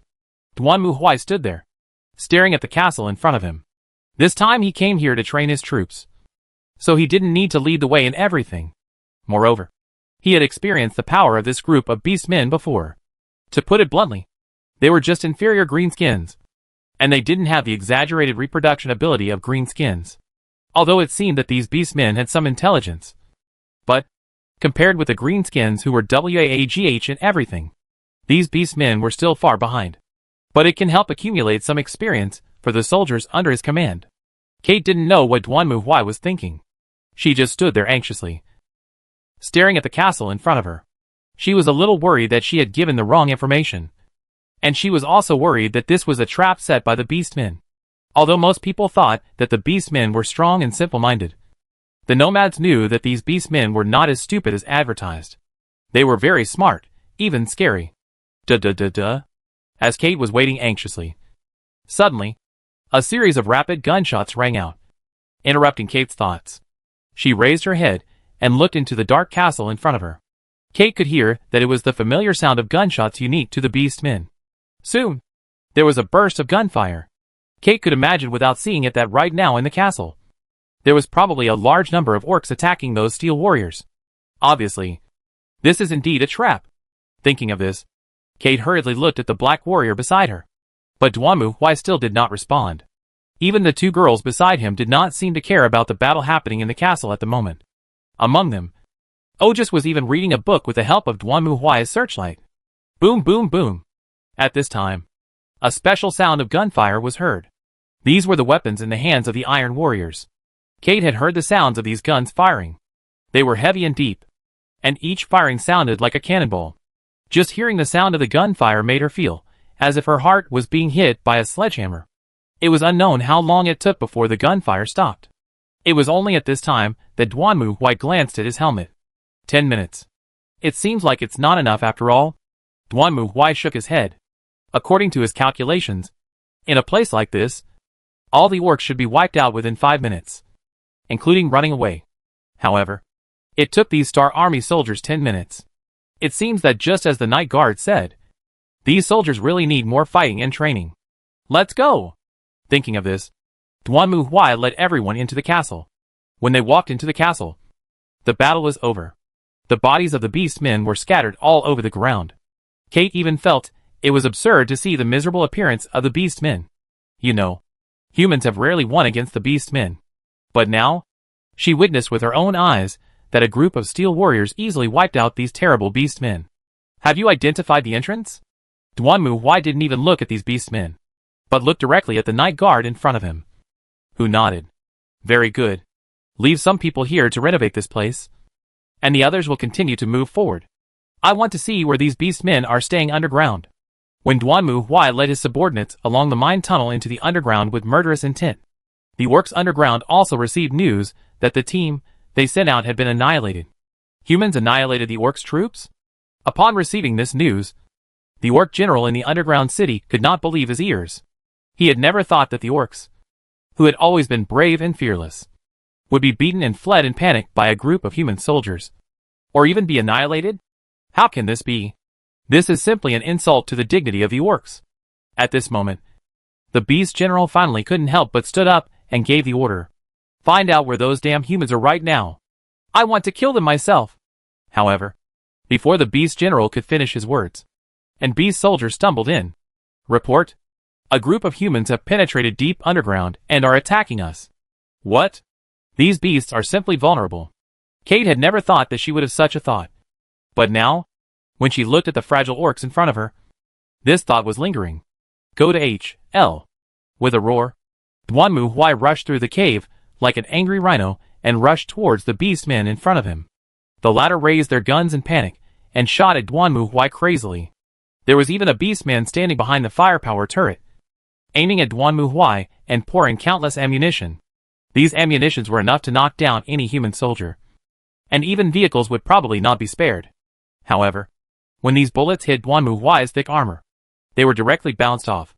Then Kate saw Duanmu rushing forward, smashing the crazily firing turret and the orc operating it into pieces.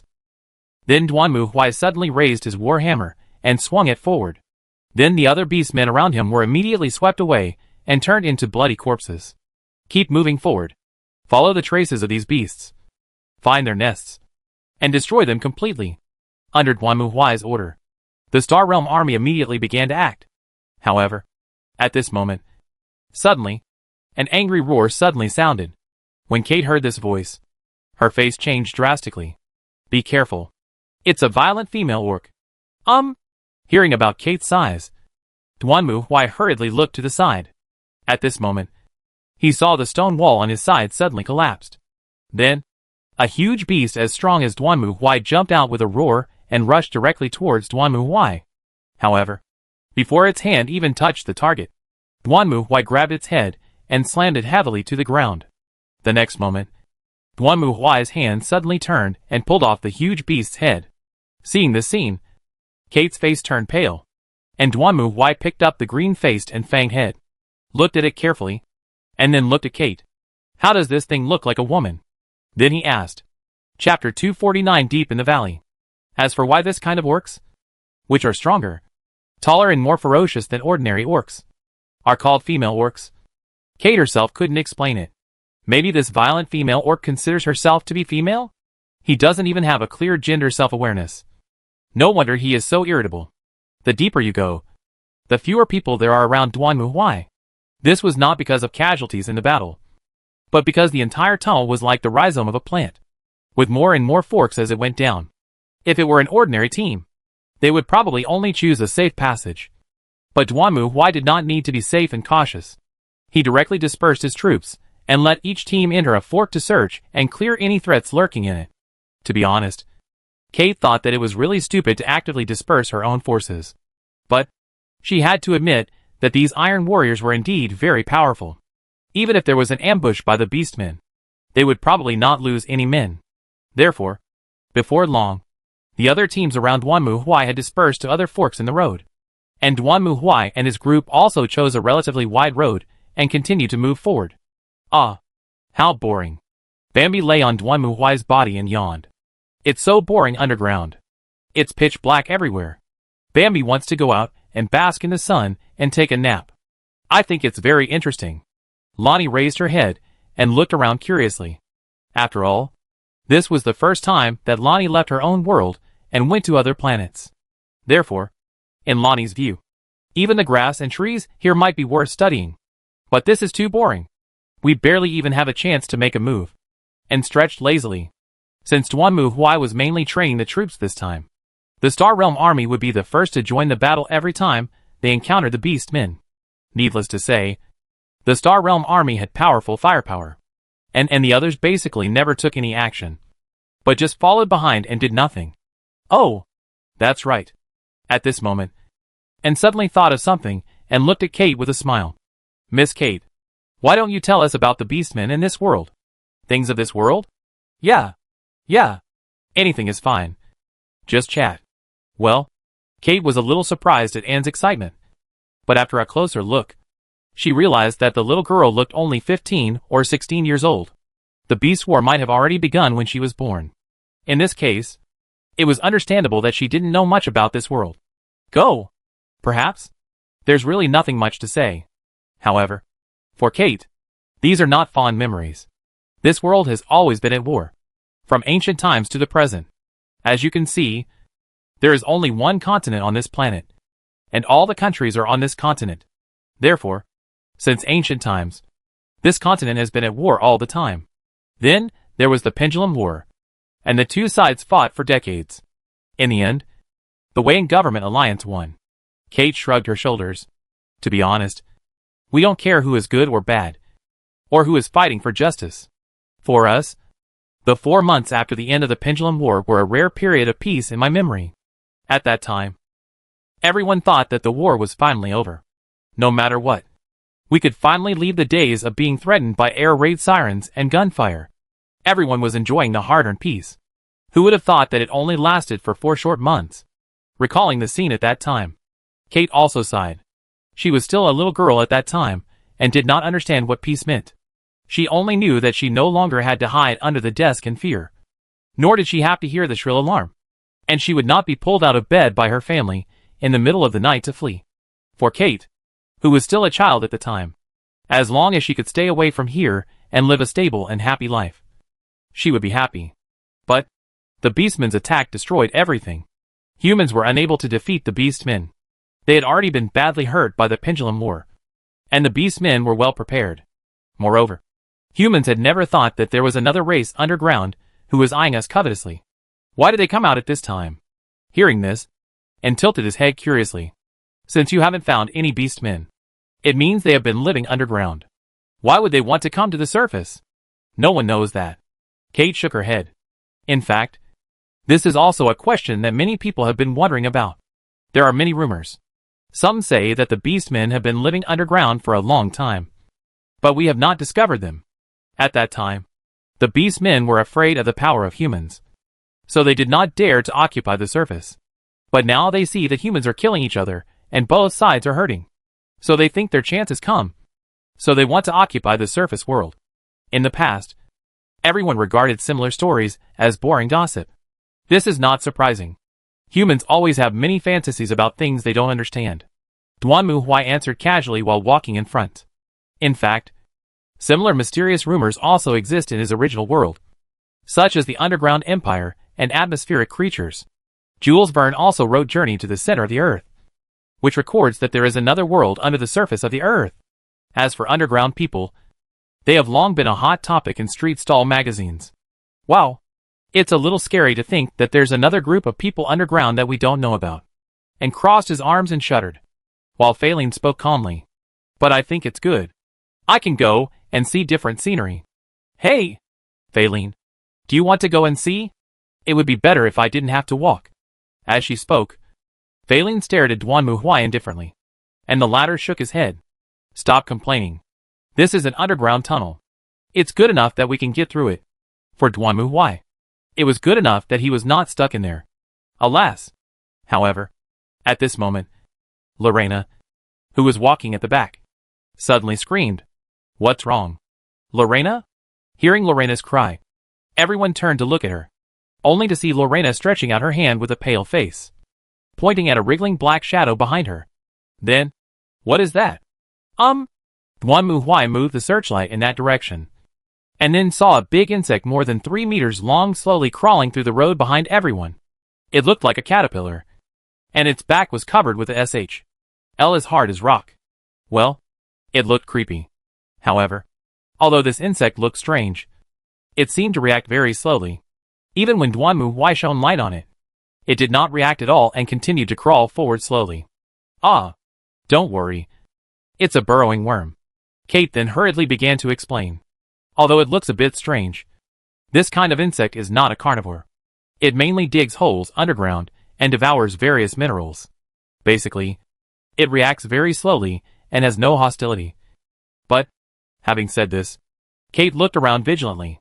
According to some nomads who have been underground, where burrowing worms appear underground, the beastmen are not far away. That's good. I should move around a bit. After hearing what Kate said, Duanmu Huai stretched his body. He was a little bored after walking all the way, so it was a good idea to play whack-a-mole to stretch his body. I will also do my best to protect you all. Kate also raised her gun and spoke. To be honest, Kate still didn't understand why a group of steel warriors would take such a group of girls deep underground. And looking at them, they didn't look like soldiers. Could they be scientists and medical kits? But no matter what, looking at these young ladies who were so delicate and weak that they couldn't lift their hands or shoulders, Kate felt that they were definitely not good at fighting. Now there was only this powerful black warrior left. Although he was indeed very powerful, he was only one person after all. After all, she should be better at fighting than these delicate young ladies. As they were talking, they had already reached the end of the tunnel. When they turned the corner, they saw a huge underground cave in front of them. But what was more eye-catching was the wall blocking the underground passage ahead. From the patterns carved on the wall and the torches around it, it was obvious that this was not a natural landscape underground. Nonsense. Just look at the turrets on the city wall and the patrolling orcs, and you will know. Well, let's go and do some activities. If there are any fish that slip through the net, we'll leave them to you. Seeing this scene, Duanmu Huai turned around and said something. Then he clenched the war hammer, and Ojas and Bambi jumped onto his shoulders with ease. And the next moment Duanmu Huai suddenly bent his knees and bent over, roared, and accompanied by the airflow burst from the jetpack, he jumped up and slammed directly at the orc soldiers on the city wall with a war hammer in his hand. Duanmu Huai was coming with great force, and the beastmen soldiers were not blind, so they naturally saw him. So they quickly moved the muzzle of the gun and aimed at Duanmu Huai, who was in midair. However, before they could open fire, Bambi stretched out his hand and pointed forward, and instantly hundreds of bats appeared out of thin air. They flapped their wings and pounced directly at the beastmen soldiers in front of them. The beastmen soldiers were caught off guard and were surrounded by the swarm of bats, and then fell off the high wall with screams. At the same time, Duanmu Huai had also arrived on top of the city wall and descended from the sky. Boom! As Duanmu Huai's thunder hammer struck down, the battle began. At the same time as Duanmu Huai launched the attack, the beastmen soldiers also noticed the presence of other girls. Soon, several fully armed beastmen soldiers were seen rushing towards them, raising their guns and shooting at the girls. Careful! Hearing the gunshot, Kate rolled over in a hurry and hid behind the cover, then shouted loudly. However, to Kate's surprise, the girls did not rush to find cover to avoid the gunshots as she thought, but still stood there. Could they be scared silly? However, immediately afterwards, a scene appeared that Kate could not imagine. Facing those orc soldiers, Valine opened her mouth and breathed softly at them. The next moment, Kate felt a cold air passing by her. At the same time, several ice walls appeared out of thin air on the ground, blocking the orc soldiers' strafing attacks. What's going on? Where did these ice walls come from? Before Kate could figure out what was happening, and took out the magic book from his waist and opened it. Then he stretched out his hand and waved it forward. The next moment, a howling gale rose from the ground, carrying several beastmen with it, and threw them towards the stalactites not far away, smashing their heads into pieces. Seeing this, Kate was completely stunned. She even forgot about fighting and stared with her eyes wide open, unable to believe what she saw. But it was not over yet. With a roar, several beastmen suddenly jumped down from the high platform on the side and rushed towards the girls. At the same time, Kate saw that Rainey, who was dressed like a magician in a long robe, suddenly floated up, then curled up into a circle, and then waved forward. And then a cold full moon radiated out and hit the beastmen head-on. Boom! As the full moon shattered, the beastmen soldiers seemed to be shocked and retreated. Before they could come to their senses, they saw Lonnie holding up the staff in her hand. The next moment, countless meteors shot out from the top and directly hit the bodies of these beastmen soldiers, turning them into corpses. Am I dreaming? The scene before her made Kate's mind go completely blank. She couldn't believe what she saw. But at this moment, suddenly, a loud bang broke out. Boom! The ice wall created by Valine was completely shattered. And then another violent female orc was seen rushing towards the girls with a roar. Not good. The roar of the violent female orc also brought Kate back to her senses. She quickly raised her gun and aimed at the violent female orc and shot wildly. But her bullets were almost useless when they hit the female orc. At this moment, Kate saw a petite figure in a white robe running out of the crowd. Lorena came to the violent female orc with a holy book in her hand and jumped up. Angry soul, in the name of God, I will purify your anger and let you fall into eternal sleep.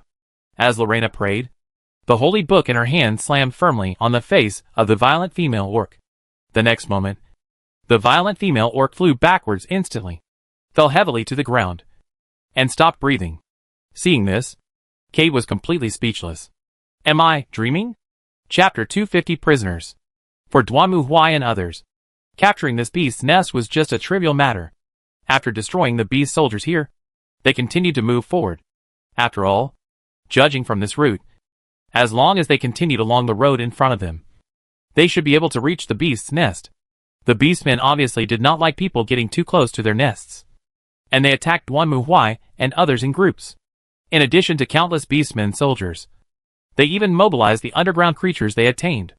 However, even these extremely hard and ferocious-looking underground creatures were no match for Dwamu Huai and others.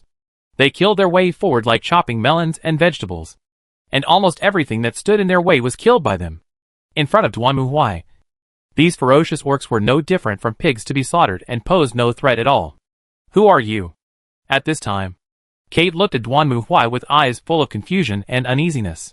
It can be said that these people have now become creatures that Kate cannot understand. She simply does not understand who these people are and where they come from. I told you. You don't need to know that. Dwamu Huai swung the hammer suddenly, knocking a spider-like underground monster to the ground, and then spoke. We are just doing what we should do. You either shut up or leave here. As for other things, you don't need to know. And you shouldn't know. Do you understand me?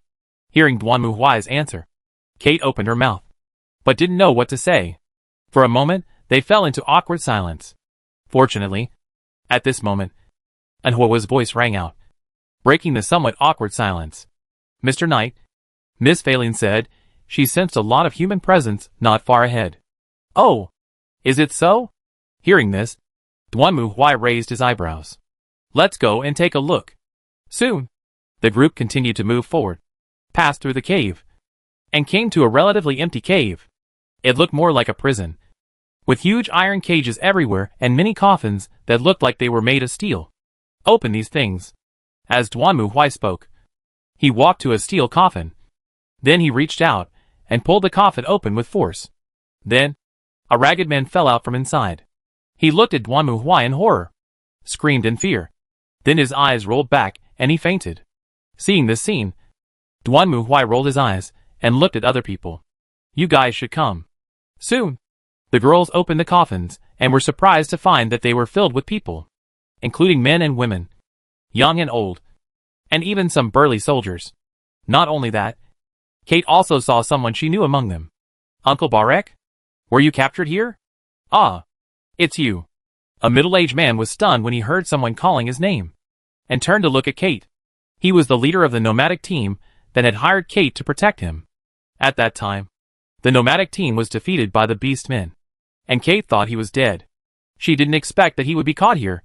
Looking closely, most of those captured here were from the vagrant group, but Kate was not very familiar with them. Of course, there were still a few soldiers left. After counting the number of people, it was found that there were more than 100 people rescued this time. However, according to Barek, there were originally more people among them who were captured, but they have now been taken away by the beast men. Only they were lucky enough to be left here. I heard that the beast men seem to want to take the captives away for transformation. I can't imagine what they are going to do.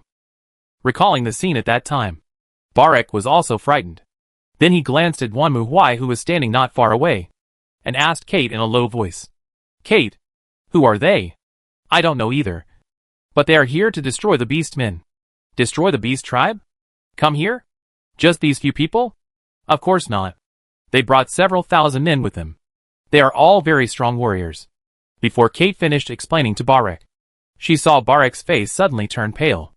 Kate, who had a premonition, turned her head and saw Duanmu Huai walking towards her. What can I do for you? Even though Kate was a carefree woman, she would unconsciously become nervous in front of Duanmu Huai. The other person seemed to be surrounded by a kind of oppression that made her feel extremely scared. In fact, Kate had been trying hard to cheer herself up so as not to kneel down directly in front of this terrible black warrior. However, Duanmu Huai just glanced at Kate and spoke lightly. I have notified the rear to send another team to escort them up. Before that, these guys are in your care. Hey! Am I the only one here? Lorena and the others will also stay here to treat the wounded. However, before Duanmu Huai could finish his words, suddenly, a figure stumbled out from the crowd and rushed in front of Duanmu Huai. My child. My child. Please save my child. It was a woman, who was crying bitterly and begging Duanmu Huai for help. Duanmu Huai looked at her and frowned. Was her child also captured by the beast men? This, Kate wasn't quite sure either. So she cast a questioning look at Barek, who shuddered and shook his head hastily. No. No. No. That's not the case. Sir, please don't worry about it. She is a lunatic. Madman? Yes. It seems her child was killed by the beastmen a long time ago. Later, she went crazy and looked for her child everywhere. She also ran to our tribe on her own. Let Lorena show her. Duanmu Huai nodded and spoke to Kate, who quickly understood. She then hurried to the woman and helped her up in a gentle voice. She comforted her a few words. And with Kate's safety, the woman seemed to gradually calm down, and was then taken aside by Kate. After a short stop, Duanmu Huai continued to move forward with the others, leaving only Lorena's angel team here. They were originally responsible for logistical preparations, and it was also their duty to deal with such emergencies. These vagrants also found weapons from the corpses of the beast men around them, and armed themselves. Then they gathered together, anxiously waiting for the arrival of reinforcements. Kate brought the woman to Lorena and whispered about her situation. Is that so? After listening to Kate's story, Lorena spoke softly with a hint of sadness. I can understand her grief over losing her child. Maybe she is still immersed in a dream and doesn't want to wake up. At least this way she can keep deceiving herself and tell herself that the child is not dead. Miss Lorena, do you have any ideas? Frankly speaking, Kate was skeptical about Lorena. On the one hand, this kind of mental illness is difficult to treat, and even professional doctors may not be able to cure it. On the other hand, although in Kate's eyes, this priest lady was indeed dressed like a priest and looked like a priest, she would never forget the scene where she slapped the runaway female beastman in the face with the holy book. After all, it was not long ago. Right? Kate was a little worried that Lorena would raise the holy book in her hand and give the woman a physical treatment. Humans' heads are not as hard as those of beast men. If Lorena hits her, the woman's head will probably explode on the spot. Well, if that happens, maybe she can go see her beloved daughter? Miss Lorena wouldn't really do that.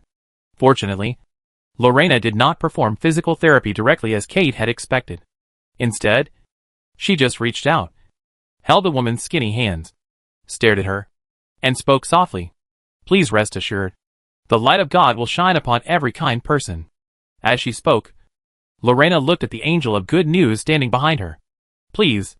The angel of good news was a lovely girl with long flaxen hair, pigtails, and a thin dress. After hearing Lorena's request, she nodded, and then Kate saw the girl took out a harp from somewhere and held it in her arms. Then she gently plucked the strings, and then the girl began to sing. I beg the gods to listen. I am not trying to steal your power in life. All lives in this world are special.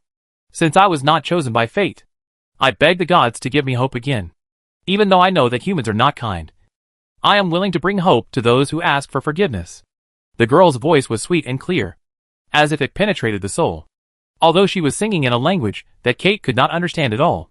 For some reason, just hearing this song made Kate feel an inexplicable shock. Even the vagrants who were originally restless, nervous and panicked gradually calmed down.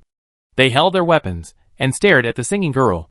For a moment, they seemed to have forgotten all the troubles in the world and were immersed in the extremely peaceful and melodious atmosphere. At this moment, they seemed to have regained the long-lost peace. Chapter 251, Overwhelming. In fact, when Duanmu Huai led others along the passage to the beastman's nest, other Star Army soldiers had already arrived here and began to launch a fierce attack on the beastmen. However, these beastmen were no match for the Star Army, and they completely collapsed under the attack of the Star Army. When Duanmu Huai arrived, all he saw was blood, flames and corpses. Well, this is how I imagined they should look. Duanmu Huai nodded in satisfaction, as he watched a celestial army soldier roaring and raising his chainsaw sword to split a huge monster in half that was over 5 meters tall and had a mechanical cannon on its back. Celestial army soldiers were the sharp blade of the Inquisition, and their job was to ruthlessly destroy all enemies of the Inquisition. Whether they were heretics, aliens, or demons, they need no mercy, no kindness, and no prisoners. All they want to bring is death and destruction. This is Duanmu Huai's order, and also the doctrine of the Inquisition. On the one hand, Duanmu Huai is the god of destruction after all, and this destruction must have an object. On the other hand, who can blame Duanmu Huai for not having an oil man to help him?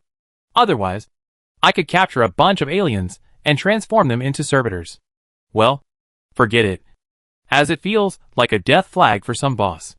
Basically, Duanmu Huai's doctrine of the tribunal in various worlds is that all believers of the tribunal must dedicate their lives to humanity and fight to protect humanity and all those who dare to threaten their existence. If their beliefs are firm enough and their actions are brave enough, then after their death, the souls of these believers will come to the annihilation realm of the tribunal, where they can choose to fall into eternal sleep or join the army led by Duanmu Huai and set foot on the galaxy to fight an endless war to protect humanity. So strictly speaking, Duanmu Huai's Star Army does not recruit living people, nor does it accept hard work. Only warriors with strong enough beliefs and faith can join this team. That's right. At least you have to be able to face an enemy dozens of times bigger than you, and still choose to move forward instead of retreating. After all, when you face the evil god and his subordinates in the subspace, they are basically these disgusting monsters. In fact, Duanmu Huai had thought about installing a self-destructing bomb on the armor of these Star Army soldiers, imitating the Iron Blood warriors, which could blow up an entire city when it died. However, considering that the Star Army is not very accustomed to this kind of combat method, he gave up for the time being. But in the future, this can be handed over to Kulala and the others as a subject. Anyway, the Astra Militarum are not afraid of death, so it doesn't matter if they die several times. As long as their faith remains firm, their souls will return to the Inquisition after death. Seeing Duanmu Huai coming, a night guard soon trotted up to him and saluted. Reporting to the Lord, we have officially begun to attack the Beastman's nest. The current progress is 75%. Everything is going smoothly, with only a few casualties. Why? After hearing the report from the night guards, Duanmu Huai frowned. These iron warriors couldn't possibly be shot in the head. And although their armor was not as good as the Inquisitor's power armor, it was strong enough. Could it be that they were targeted by the orcs? Impossible? During the battle, due to the collapse of the terrain, part of the team fell into the bottomless abyss and lost contact. Oh, it turns out it's gravity. There's nothing we can do about it.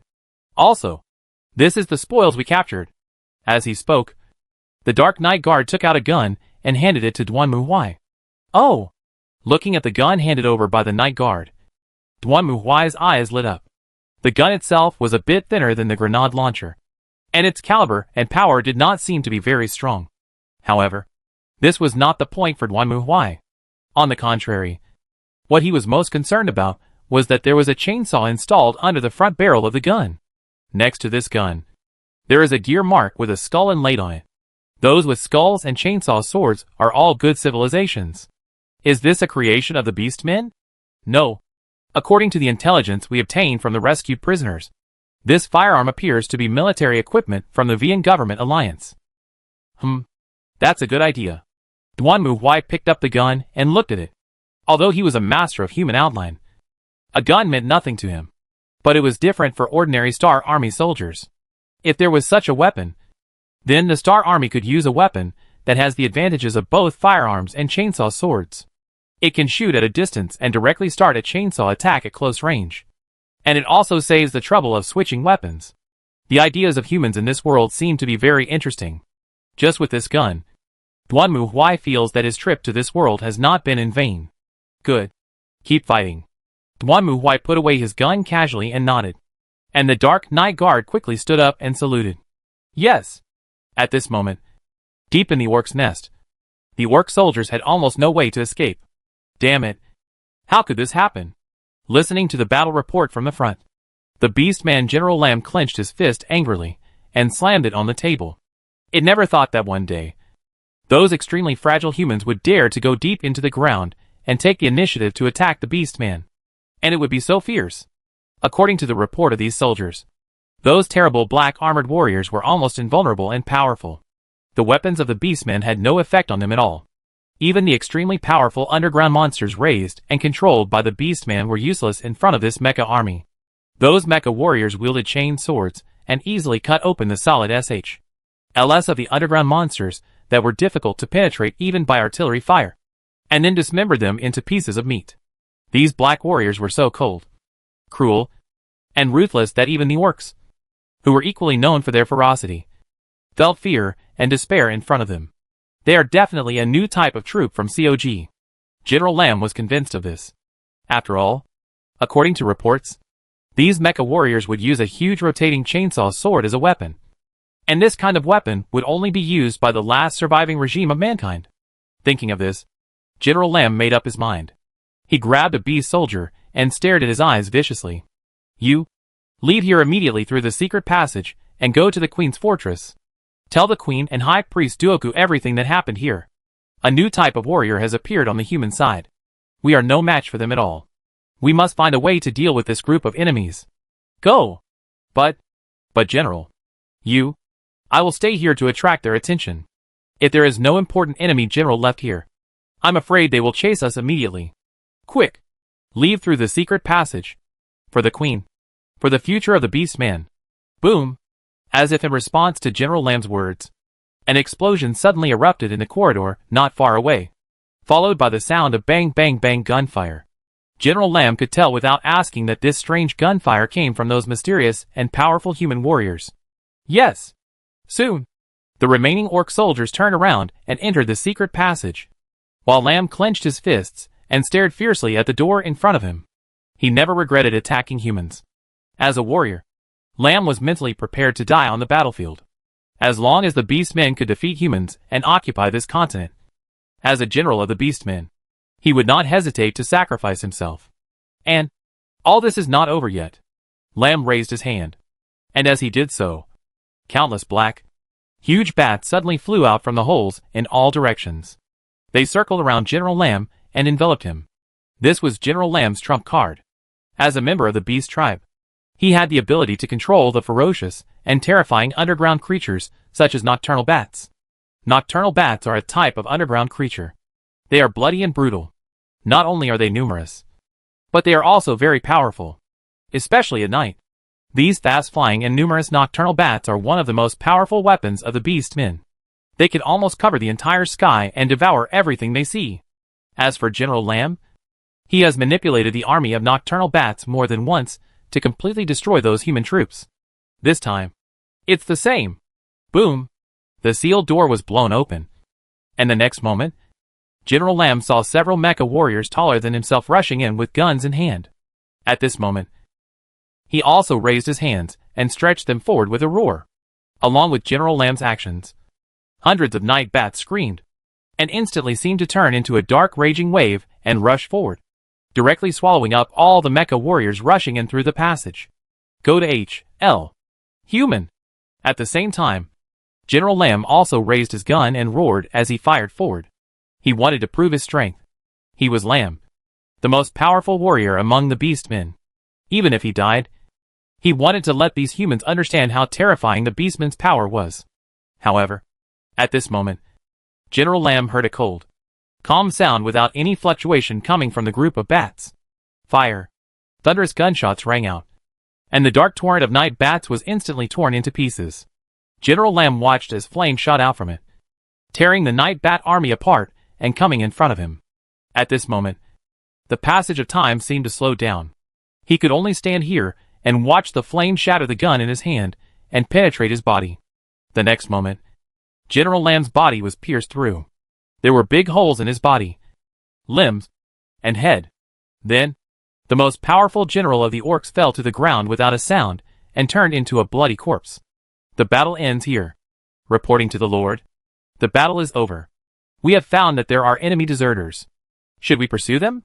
After hearing the report from the Dark Knight Guard, Duanmu Huai thought for a moment and shook his head. No. Let them be. We want to let more aliens know the horror and terror of our Inquisition. And they are the best messengers. Clear. Next, clean up the battlefield and take all the captured prisoners away from here. Then activate the underground fire system and completely destroy this place. The underground fire system that Duanmu Huai mentioned is the same kind of earth-penetrating bomb that he had used before when dealing with the Skaven on the Novice planet. It can penetrate directly through the Earth's crust and into the Earth's core, directly forming a large channel, drawing up the lava from the Earth's core, and then allowing it to completely fill up the underground channel. No matter how good you orcs are at digging holes, I want to see if you dare to swim in the magma. Alright. After giving the order, Duanmu Huai raised his head again and took a look at the destroyed beast nest in front of him. We've finished greeting each other. Let's go back first. Then, he spoke. Chapter 252 New Hope. After evacuating everyone underground, Duanmu Huai activated the underground fire system and directly filled the entire underground tunnel with magma. Although this is equivalent to an artificial volcano, there are not many people on this continent now. Right? As for the prisoners who were rescued, the situation was not very good. Many prisoners had their brains remodeled by the beast men. Their frontal lobes were removed, turning them into obedient living dead. Duanmu Huai gave these slaves the last humanitarian glory. Some people were not remodeled, but they also suffered cruel torture from the beast men. Some even chose to commit suicide after being rescued. But no matter what, some people still came out and returned to the surface. Duanmu Huai didn't care whether these prisoners stayed or went. As mentioned before, the Inquisition did not accept living people. If you want to join the Inquisition, you must have pure faith and die for it. After your soul enters the realm of annihilation after death, we can talk about formally joining the Star Army. Duanmu Huai was helpless about this. He had no choice. After all, although he was tall and strong, he was a pure human being, not a modified Astartes. Naturally, he had no gene seeds. Without gene seeds, there was no engine oiler. Of course, there was no way to train an Astartes legion directly through human body modification like in the Imperial era. So Duanmu Huai had to use his own methods to replenish the troops. Although Duanmu Huai did not intend to take in these refugees, they did not leave. Instead, they settled down in a small town not far from the castle. This was normal. The reason why the vagrants migrated was because of the attacks of the beast men. Now the land was full of boiling magma, and the beastmen could not dig holes here. In addition, there was such a powerful iron warrior stronghold nearby. Only a fool would be stupid enough to embark on that unknown adventure. If they leave here and are ambushed by some beastman troops, they will be helpless. Since these vagrants are willing to stay, Duanmu Huai will certainly not drive them away. Although this planet is sparsely populated, it is not completely impossible to be recruited by the Inquisition. After all, leaving a branch here to increase the number of troops is also possible. Of course, these nomads are not useless people who just sit there and do nothing. In addition to working hard to build their own hometown, they are also trying to contact other nomadic tribes. Therefore, not long after, many nomadic tribes, through various means, learned about the rumors about the Inquisition. They came from the starry sky, and were the messengers of God who protected mankind. In the face of their wrath, even the beastmen could only be terrified and flee for their lives. Even the beastmen's nests were reduced to ashes in the flames of H.L. If you want to protect humanity and fight for the hope of humanity's future, then come to the Court of Inquisition. This is the promised land of humanity's future. Most of the nomadic tribes didn't take these rumors seriously, just thinking that some nomadic tribe was going crazy again. After all, this world is the end of the world. If you tell us that gods have come to save mankind, no one will believe your nonsense. If there really are gods, what have they been doing long ago? Why did they come now? Although most of the vagrants scoffed at this, there were still some vagrants who still maintained their faith and hope in the end times and tried to take a chance, choosing to go to the land occupied by the Inquisition. Likewise, news about the Inquisition naturally reached Jacinto, the last bastion of hope for mankind. Is this true? Looking at the report in front of him, a man in a suit frowned and asked gloomily, while the man in military uniform standing in front of him nodded. We have interviewed several people who can testify, and we also have video footage of the battlefield at the time. Why? Hearing the answer from the uniformed man, the suited man couldn't help but frown inside. The suited man sitting in front of the desk was none other than the chairman of the Vian Government Alliance, Prisco. He was originally the vice chairman of the Vian Alliance, but after the incident, because the leader suddenly fell ill and died, Prisco took over his position and became the chairman of the Vian Alliance. It has been 14 years till now. To be honest, looking at the intelligence report in front of him, Prisco felt very complicated. On the one hand, he felt that he saw the hope of defeating the orcs. On the other hand, Prisco felt extremely scared.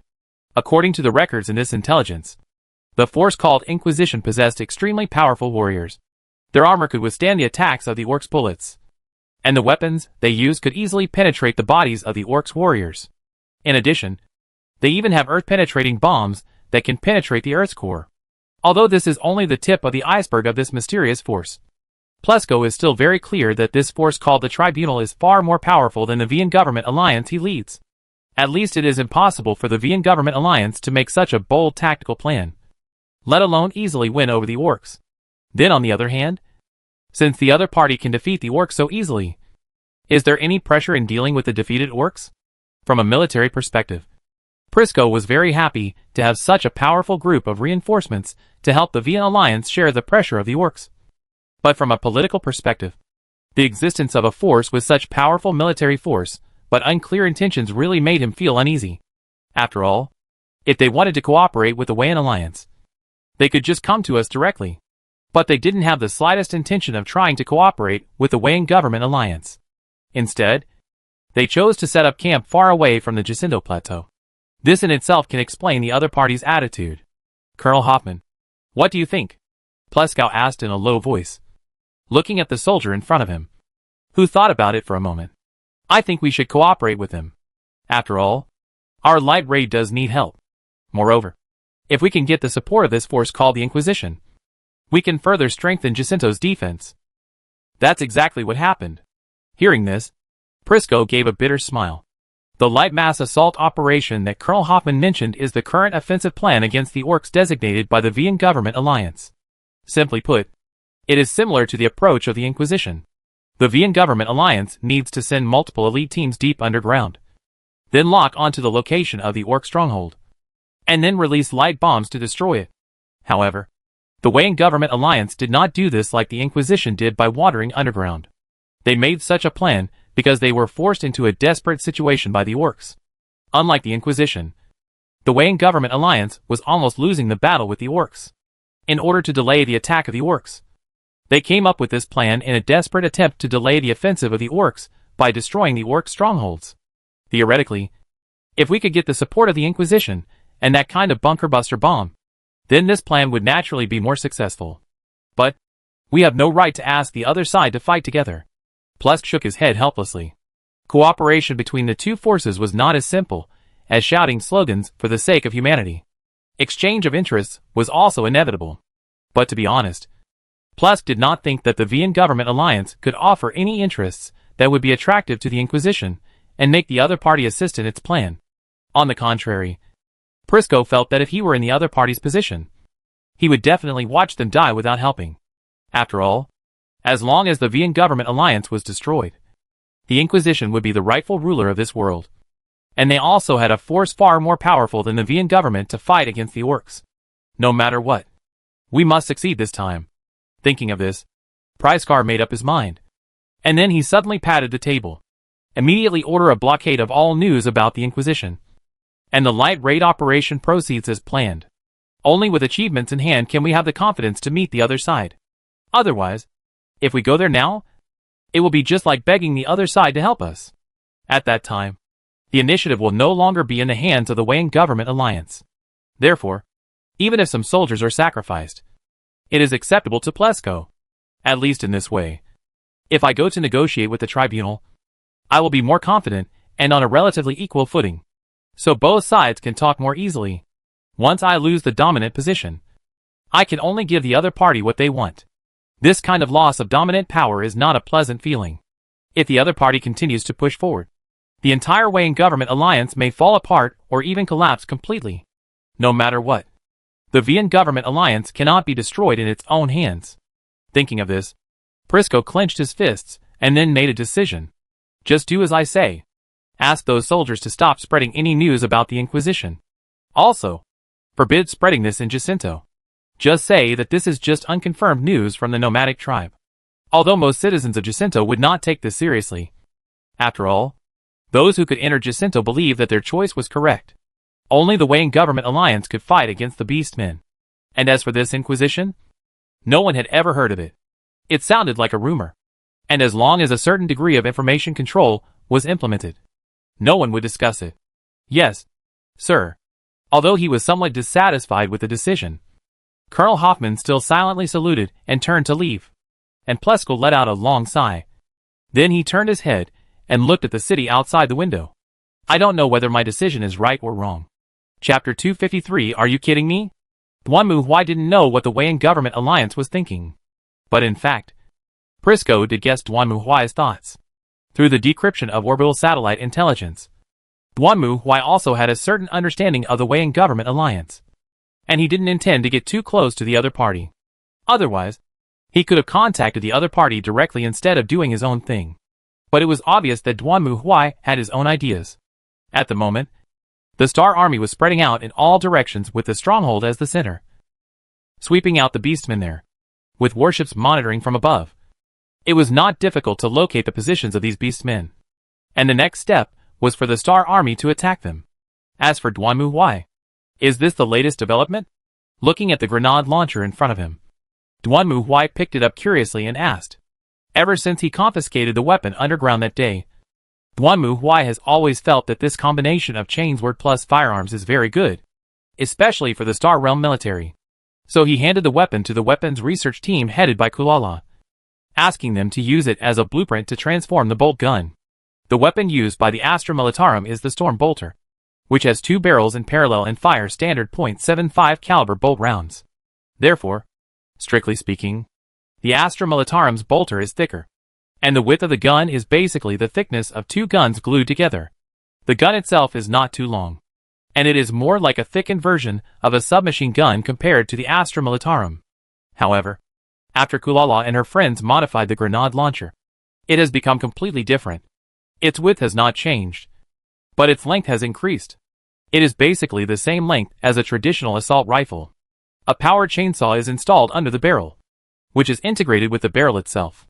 As a result, the bolt gun, which originally looked like a thickened version of a submachine gun, now looks like a huge, Heavy rectangular box equipped with a chainsaw. Or you could just put a gun muzzle in the chainsaw. However, there is also a problem. Which is why Kulala called Duanmu Huai over. That's about the power and energy of the weapon. According to Kulala's design, there are currently 2 routes for the explosive chainsaw gun. One is to continue to equip explosive bombs as a means of attack, and then add additional power to activate the chainsaw sword. Another way is to change the attack method of the grenade launcher, transform it into a laser gun, and then share the energy battery with the chainsaw sword. The advantage of the former is that the 2 sides are separated, and when the bullets are used up, you can use the chainsaw to chop directly. As for the latter, once the energy is exhausted, you can only wait for death. But in comparison, after being transformed into a laser gun, the number of energy batteries that can be carried is greatly increased.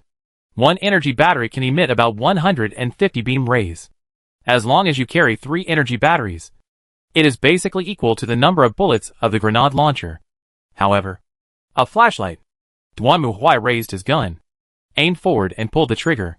Soon, a red beam of light shot out from the muzzle, passed by the target, and then hit the wall behind. Looking at this scene, Duanmu Huai rolled his eyes silently. Forget it. My shooting skills are just like this. When he was shooting at the night market, Duanmu Huai shot 10 times but missed a single one. So the boss had to give him a prize and ask him to leave. Otherwise, when people saw Duanmu Huai shooting, they would think that the boss might have done something to him, and he would not be able to continue his business. It's too exaggerated to miss 1 out of 10 shots. Of course, Duanmu Huai said that he was not completely unable to hit the target. If it was a large-scale attack method such as a shotgun or a grenade launcher, he would still have no problem. But when it came to a sniper rifle or a rifle that required aiming, he was at a loss. In simple terms, the bolt gun version has more power but fewer bullets, while the flashlight version has less power but more bullets. However, if Duanmu Huai had to choose, let's continue to use the bolt gun equipment. Putting down the chainsaw gun in his hand, Duanmu Huai made a decisive decision. The reason why flashlights were used in the Empire era was because the Empire had too many troops and the quality of the personnel was uneven. In this case, reliability, stability, and the number of reloads were the most important. Therefore, laser weapons became the standard configuration of the Empire army. However, Duanmu Huai's Astra Militarum followed the path of the elite war bands like the Astartes, and did not need a large number of cannon fodder to attract hatred. In this case, power comes first.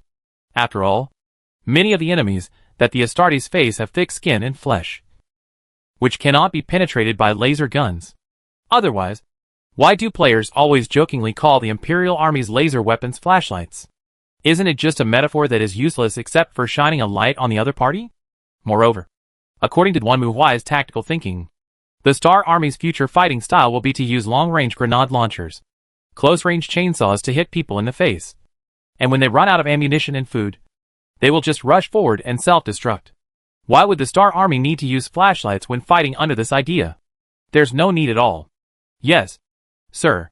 Hearing Duanmu Huai's decision, Kulala nodded, and then she seemed to think of something.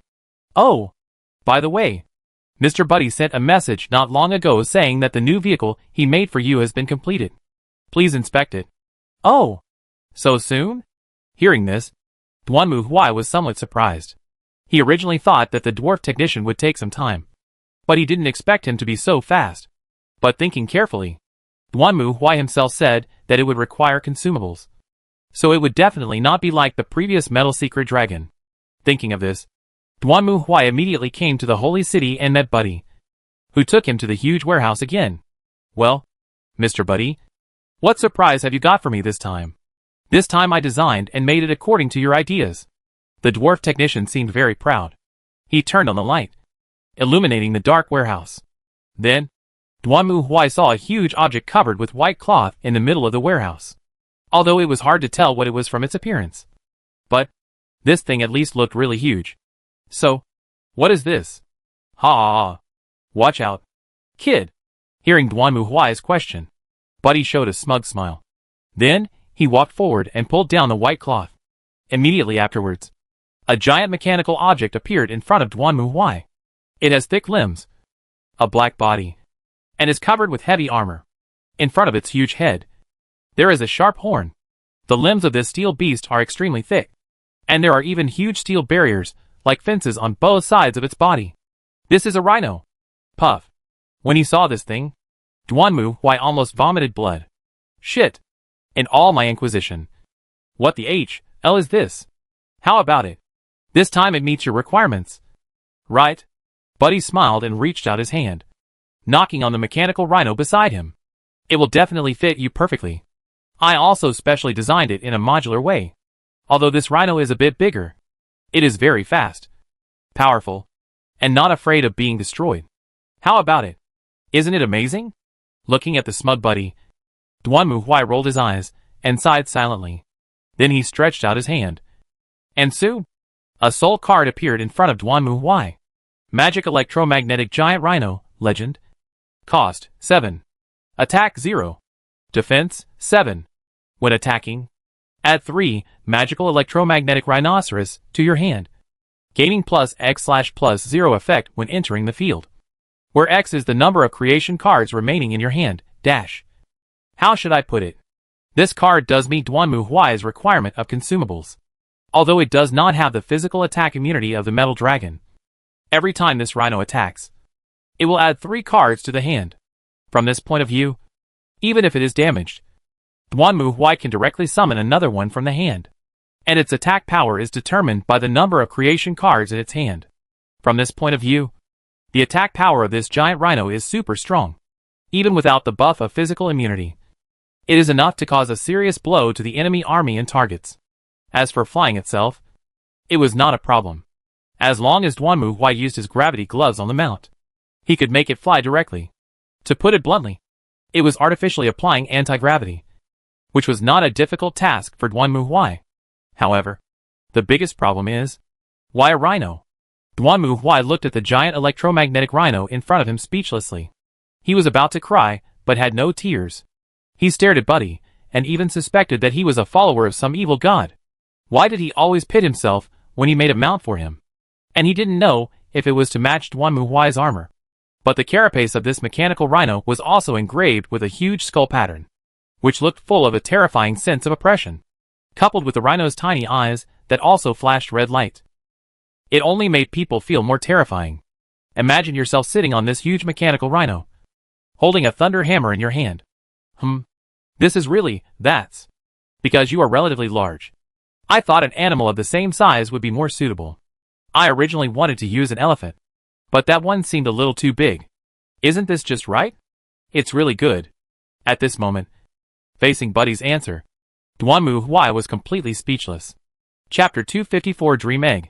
Although he was speechless, Duanmu Huai had to accept Buddy's big gift. Well, no matter what. As Buddy said, apart from anything else, this thing is indeed very useful.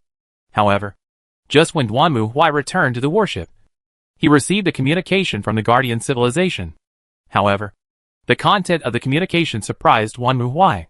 That is, the rogue merchants came to the Guardian civilization again. And this time, the Guardian civilization, having learned from the previous experience of the Cabr civilization, planned to take the initiative to open up the interstellar market. So they hoped to maintain long-term trade relations with the rogue merchants. However, of course, the rogue merchants would not agree so easily. After all, the Guardian civilization was also a local tyrant, and if they wanted to take advantage of the opportunity to rob the robbers, they would have no way to stop them. Therefore, the final conclusion of the agreement between the two parties was witnessed by a third party. There was no one else I knew in the Guardian civilization, so I had no choice but to turn to the Inquisition. As for the Ronin traders, they are familiar faces. It's been a long time. Sir, it's you, Dardanelles. Duanmu Huai was a little surprised when he saw the exquisite middle-aged man with a mustache in front of him. He had also seen this wandering merchant before, when Duanmu Huai was heading to the Guardian civilization galaxy. He met Dardanelles.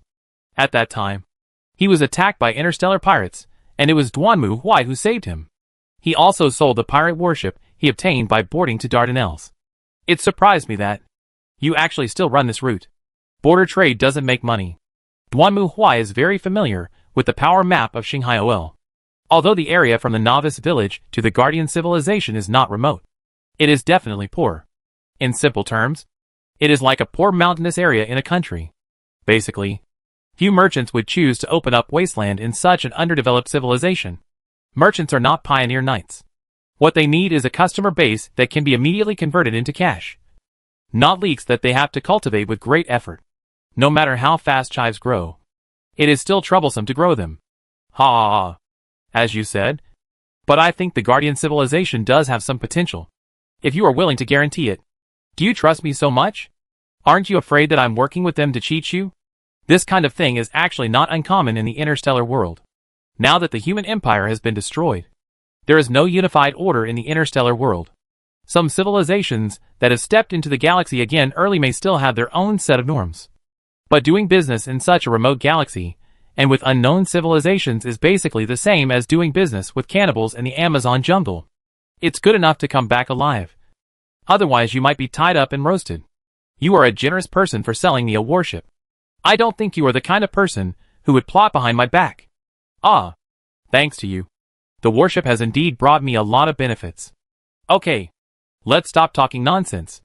Seeing that the person on the screen seemed to be planning to spend a lot of time flattering him, Duanmu Huai waved his hand and interrupted him.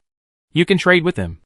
But it must be a legal transaction, and you also have to not use any tricks on me. Dardanelle was worried about being robbed by a traitor. And Duanmu Huai also didn't trust these wandering traitors. In fact, he knew that many wandering traitors had joined the Chaos Forces, and they would even use the power of the Chaos God to corrupt other civilizations under the pretext of trading. Especially those low-level interstellar civilizations. It was very easy to be corrupted. Duanmu Huai had seen many planets and civilizations corrupted by those chaos traders in the game. Give me a list of goods, so I can see what good stuff you have now. However, as a judge, Duanmu Huai also confirmed the methods used by these traveling merchants. Soon, a list of files was transmitted to Duanmu Huai, and then Duanmu Huai sat on the chair and began to scan the list of goods in front of him. Some ordinary interstellar drinks and alcohol, a few slaves, some industrial raw materials and construction equipment. It seems that this guy is not doing very well. After a quick glance at the cargo list, Duanmu Huai had already understood the situation in Dardanelles to some extent. From this seemingly comprehensive cargo list, it can be seen that this wandering merchant is indeed not making much money. It's like a small store in a village, where everything is sold like a department store, from beverages to hardware and home furnishings. And this is definitely not because it is comprehensive. It's because there is only one small store in the whole village. And no matter what you buy, you can only buy it here. Of course, as of now, Duanmu Huai has not found any goods corrupted by chaos. But considering Dardanelle's economic situation, he might be corrupted easily, and have to remind the Tower Council to prevent them from being cheated. However, at this moment, a line of system prompts suddenly appeared in front of Duanmu Huai's eyes. He looked closely, and his eyes suddenly lit up. Dream Egg 500,000 experience. This thing actually exists?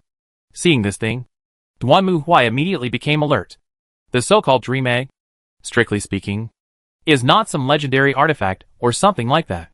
In fact, it is just a prop that is commonly owned by players. As an online game, Star Ocean OL will naturally organize some joint activities from time to time. And the Dream Egg is the prop for entering the joint activities. According to the game settings, during the event, when players shop at merchants, they will be recommended Dream Eggs, which allow players to experience life in another world in the form of dreams. Players have to enter the dungeon map of that world, complete tasks, earn points, and then use the points to exchange for experience points and items such as mounts. In fact, this is no different from ordinary online game linkage activities. But it was because of this that Duanmu Huai was so surprised. After all, in the game, if you create a linkage and set it up, it's reasonable to say that players can experience another world. But how do you achieve linkage in reality? After all, many of the collaborations are with well-known IPs. However, now that Duanmu Huai has traveled to this world, there is actually this thing for sale? In other words, is there really a joint event? Thinking of this, Duanmu Huai immediately drooled. Not to mention the rewards and unique items of the joint activities. It would be great if he could really go to those famous IP worlds. Wait, could it be that in this world, these famous IP worlds also exist in some form? Anyway, what is going on? To be honest, Duanmu Huai still doesn't understand why he traveled through time, and what kind of existence could allow him to travel through time. Although it was because he didn't read the agreement when he signed it. How could a mere ordinary game company allow him to travel through time to another world? Could it be like in a certain hacker movie, where I didn't actually travel through time, but my consciousness was just teleported to a virtual world? Forget it. I won't think about it anymore. Duanmu Huai shook his head. He couldn't figure out the answer anyway, so he stopped thinking about some guys he shouldn't mess with. No matter if this was a virtual world or reality. He was living here now. No matter if it was real or fake. The most important thing was to survive. Anyway, he was free recently. So if he could find time to participate in a joint event, it would be good. Right? Thinking of this, Duanmu Huai stretched out his hand and tapped lightly on the screen. The next moment, a bright light flashed, and then an egg-shaped object that looked crystal clear, as if carved from crystal, appeared out of thin air and fell into Duanmu Huai's hand. It's actually useful. After playing with the dream egg in his hand for a while, Duanmu Huai put it away and reconnected with the Dardanelles. No problem. Next, go talk to the Tower Council. But don't play tricks. I'm only warning you once. Do you understand? Yes, I understand. Sir. Hearing Duanmu Huai's warning, Dardanelle immediately became serious. In fact, what he feared most was a powerful and nomadic force like Duanmu Huai, which meant that he had no hometown to worry about. You couldn't even find a place to exchange homes with him. In this case, if he wanted to kill you, he would just run away. No one could stop him. Not to mention that Dardanelle himself was a vagrant merchant who didn't do well. He didn't have a high status in the family. He also tried to improve his status in the family through the tribunal. Of course, he didn't dare to mess around. Duanmu Huai spoke a few more words to both parties, then closed the communication and returned to his room. Ojas, I need to rest for a while. If there is any trouble, just wake me up. Yes, master. Hearing Duanmu Huai's order, Ojas replied and buried her head in reading the book again, while Duanmu Huai sat on the bed and began to fiddle with the dream egg in his hand. Soon, a line of information appeared in front of Duanmu Huai. Linked task has been activated. Linked map biochemical disaster. Ah, it's the biohazard. Seeing this, Duanmu Huai immediately understood. As a veteran player, he had played Star Ocean OL for quite some time. And he also knew that this was the first joint mission map of Star Ocean OL, which was quite popular at the time. After all, the biochemical series was also a big IP, and the players' levels were generally not high at the time. So as an entry-level joint mission, it was still very popular. Of course, each linkage task has its own unique linkage rewards. In addition to experience, the most valuable redemption sequence for the biochemical series is the virus antibody for players. Well, this is normal. After all, game linkage is linkage. But you can't really bring the T-virus and G-virus back to this world. By then, it will be unknown whether the player is an Inquisitor or a believer of the God of Plague. Of course, in addition to this, the player who ranks first in the points ranking will also receive random rewards. It is rumored that there is even a blacklight virus that can copy others. Well, this is just a rumor. It is said that a player saw it when unpacking it. But in fact, when the event ended, no player got the blacklight virus. I guess it's just a spam post by an uncle party. In fact, even if there are really blacklight viruses, there are no players who dare to use it. It is the field of the god of epidemic. You actively become a black optical virus to send food to the god of the epidemic. The player will transform themselves into a virus collection. At that time, thinking of this, Duanmu Huai reached out and opened the points ranking list. And it was blank. That's normal. It seems that no other players have traveled to this world. It's a bit lonely. After a slight sigh, Duanmu Huai directly raised the difficulty to the highest level. His current attributes are comparable to those of a level 60 player. The upper limit of the biochemical disaster dungeon is only level 40. Although the linked dungeon prohibits players from wearing equipment for the sake of balance, most players can walk sideways in this world just by relying on attributes. Duanmu Huai still remembers that in the game, he relied on his character with full charm to pull a bunch of NPCs. And then everyone charged into battle together. But now, looking at his own face, Duanmu Huai shrugged silently. It seems there is no hope, and I can only rely on myself. Chapter 255 Hell Difficulty. At this moment, it is late at night. The whole city was quiet, with only stray dogs looking for food in the garbage dumps in the alleys. However, at this moment, suddenly, a whistling whirlwind blew up. Woof! Woof woof! The wild dogs who turned the food in the garbage dump seemed to notice that they turned their heads, stared at the depths, whispered, and then quickly turned to leave. Then, Duanmu Huai slowly opened his eyes and stood up. I will be back. Shit! Why is it so cold? Feeling the chill below, Duanmu Huai was stunned for a moment, then looked down. Oh my god! You don't even give me underwear? In the game, at least players still wear underwear when they travel through time. Okay. So you give underwear in the game because of game censorship. Right? If it were in real life, you wouldn't even bother acting. Right? Damn it! Looking at the predicament in front of him, Duanmu Huai couldn't help but curse inwardly. What the hell should he do? Should he walk naked on the street? Wouldn't someone call the police? However, just as Duanmu Huai was complaining in his heart, suddenly, a ray of light appeared and shone on his face. Police! Put your hands up! Sure enough, someone called the police. Looking at the two policemen standing not far away with terrified faces and guns pointed at him, Duanmu Huai raised his hands helplessly. What's your name? Occupation? And age? Looking at the policeman who was asking himself, Duanmu Huai was speechless. Damn. Having charm one means I'm unlucky. When my female character first traveled to this world, she was loved by everyone.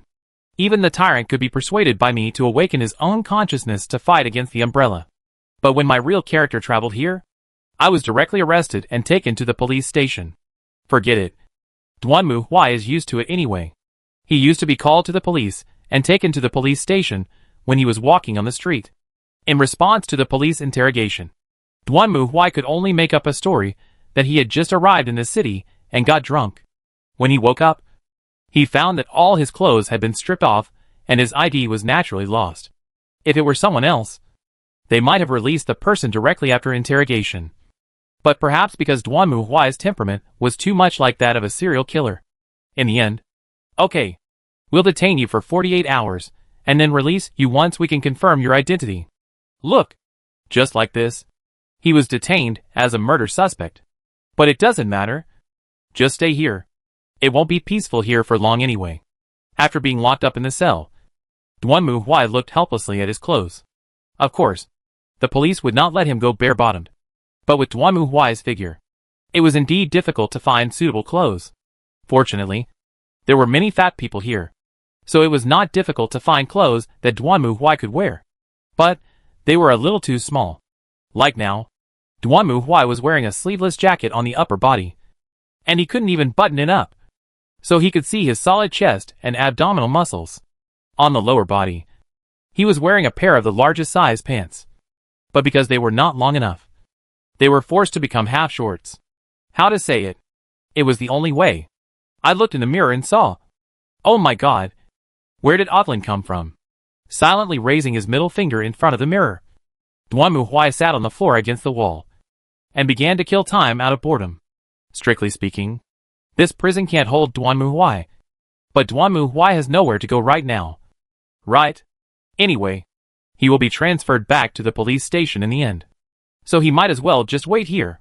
However, not long after Duanmu Huai closed his eyes to rest, a very familiar voice sounded in his ears. Woo-woo. Woo-woo.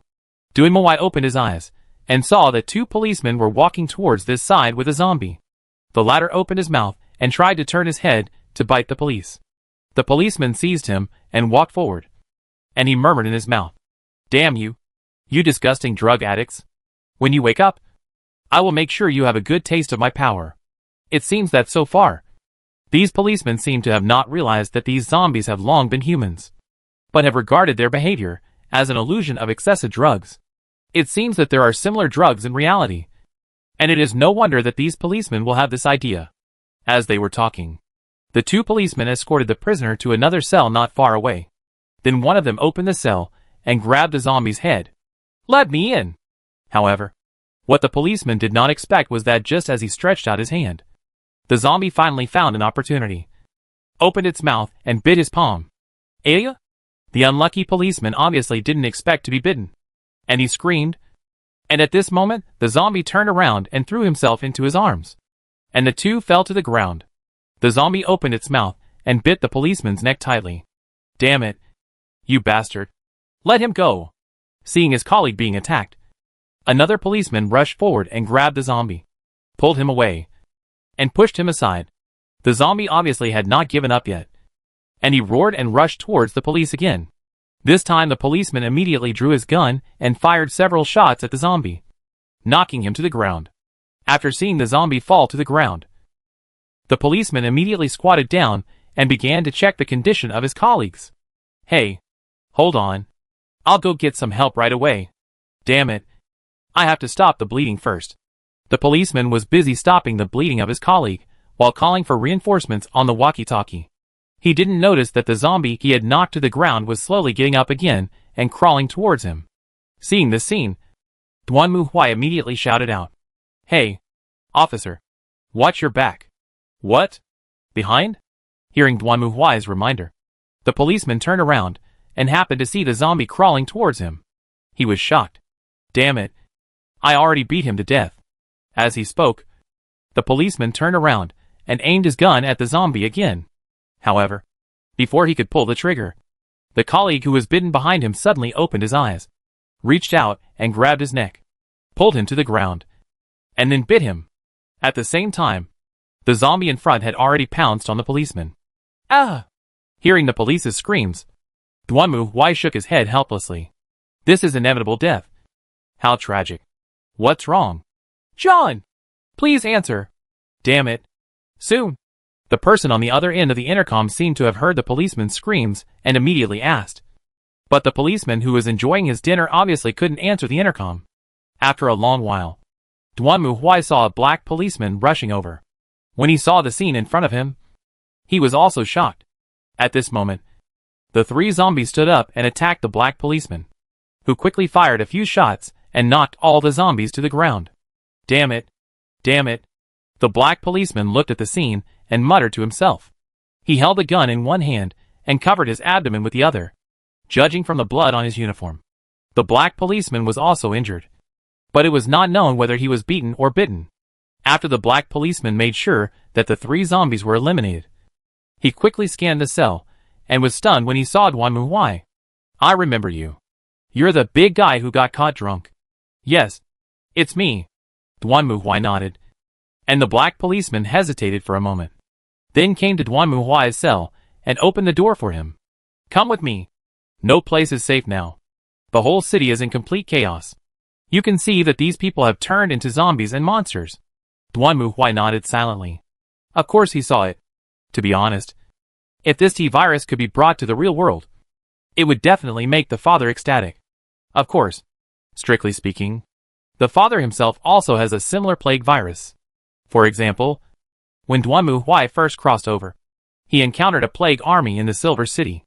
The plague soldiers in it were plague believers infected with the plague, compared to the T-virus, which turns people into zombies only after they die. The plague of the kind father is much more powerful. Not only can it make people immortal, it can even strengthen the physique of the infected. The only flaw is that the infected people will not look very good. Yes, that's right. Compared to the plague-infected people of my kind father, the zombies of the T-virus are as beautiful as angels. Just like what was said in a certain movie, beauties need green leaves to set off them. You may find the T-virus zombies disgusting when you look at them alone, but if you put them together with the plague-infected people, you will immediately feel that the T-virus zombies are very beautiful. At least zombies look like humans. Right, but I don't know what those creatures are. With pus-filled bodies, spraying disgusting poisonous gas, even with bulging eyeballs like flies, and mouths full of things like cockroaches and maggots. Well, let's go. Big guy. My name is Marvin Brenner. Duan Mu Huai. The two sides briefly exchanged introductions, and then Duan Mu Huai followed Ma went out of the confinement room. I have to say, it was a miserable journey. Following Marvin, Duan Mu Huai could see bloodstains, bullet holes, and corpses everywhere. According to Marvin, not long after Duan Mu Huai was arrested, many reports of help came from the whole city. The police soon discovered that the situation did not seem to be the result of a group of bad boys taking drugs, as they had originally imagined. So the police immediately started broadcasting and asked the survivors to report to the police station. But at this time, many policemen who had been bitten by zombies before also had attacks, causing chaos inside and outside the police station. In the end, most of the policemen died, and only a few survived. Marvin was one of them. He originally wanted to gather the remaining police officers, but unfortunately, in the end, it didn't look like a good result. On the way, Marvin tried to give Duanmu Huai a shotgun as a self-defense weapon, but Duanmu Huai declined his kindness and instead took a sledgehammer from the toolbox to deal with these damn monsters. It is more appropriate to use close-range weapons rather than firearms that are no different from waste when the bullets are used up. Just like that, the two of them arrived at the lobby of the police station. I don't know who I will meet next. Looking at the police station lobby in front of him, Duanmu Huai was also quite curious. In this place in the game, players can freely choose whether to follow Leon or Claire next, but he doesn't know what it will be like in reality. By the way, according to official statistics released later, almost all female players chose Leon, while male players chose Claire. Help! Help! At this moment, suddenly, a scream sounded. Duanmu Huai and Ma Wen looked towards the place where the sound came from, and saw a woman crawling out from under a rolling door. Behind her, a zombie was grabbing her legs and trying to drag her away. The woman struggled desperately, trying to break free from the zombie's hands. Go help her. Big guy! Ma Wen was seriously injured and unable to move, so he looked at Duanmu Huai and shouted loudly. Duanmu Huai nodded.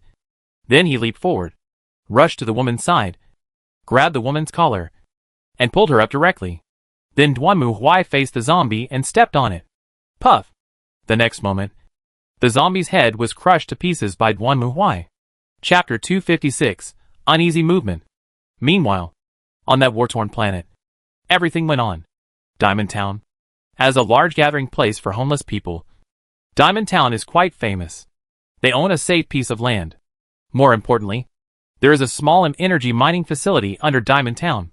The so-called energy is a kind of underground energy discovered by the people on this planet.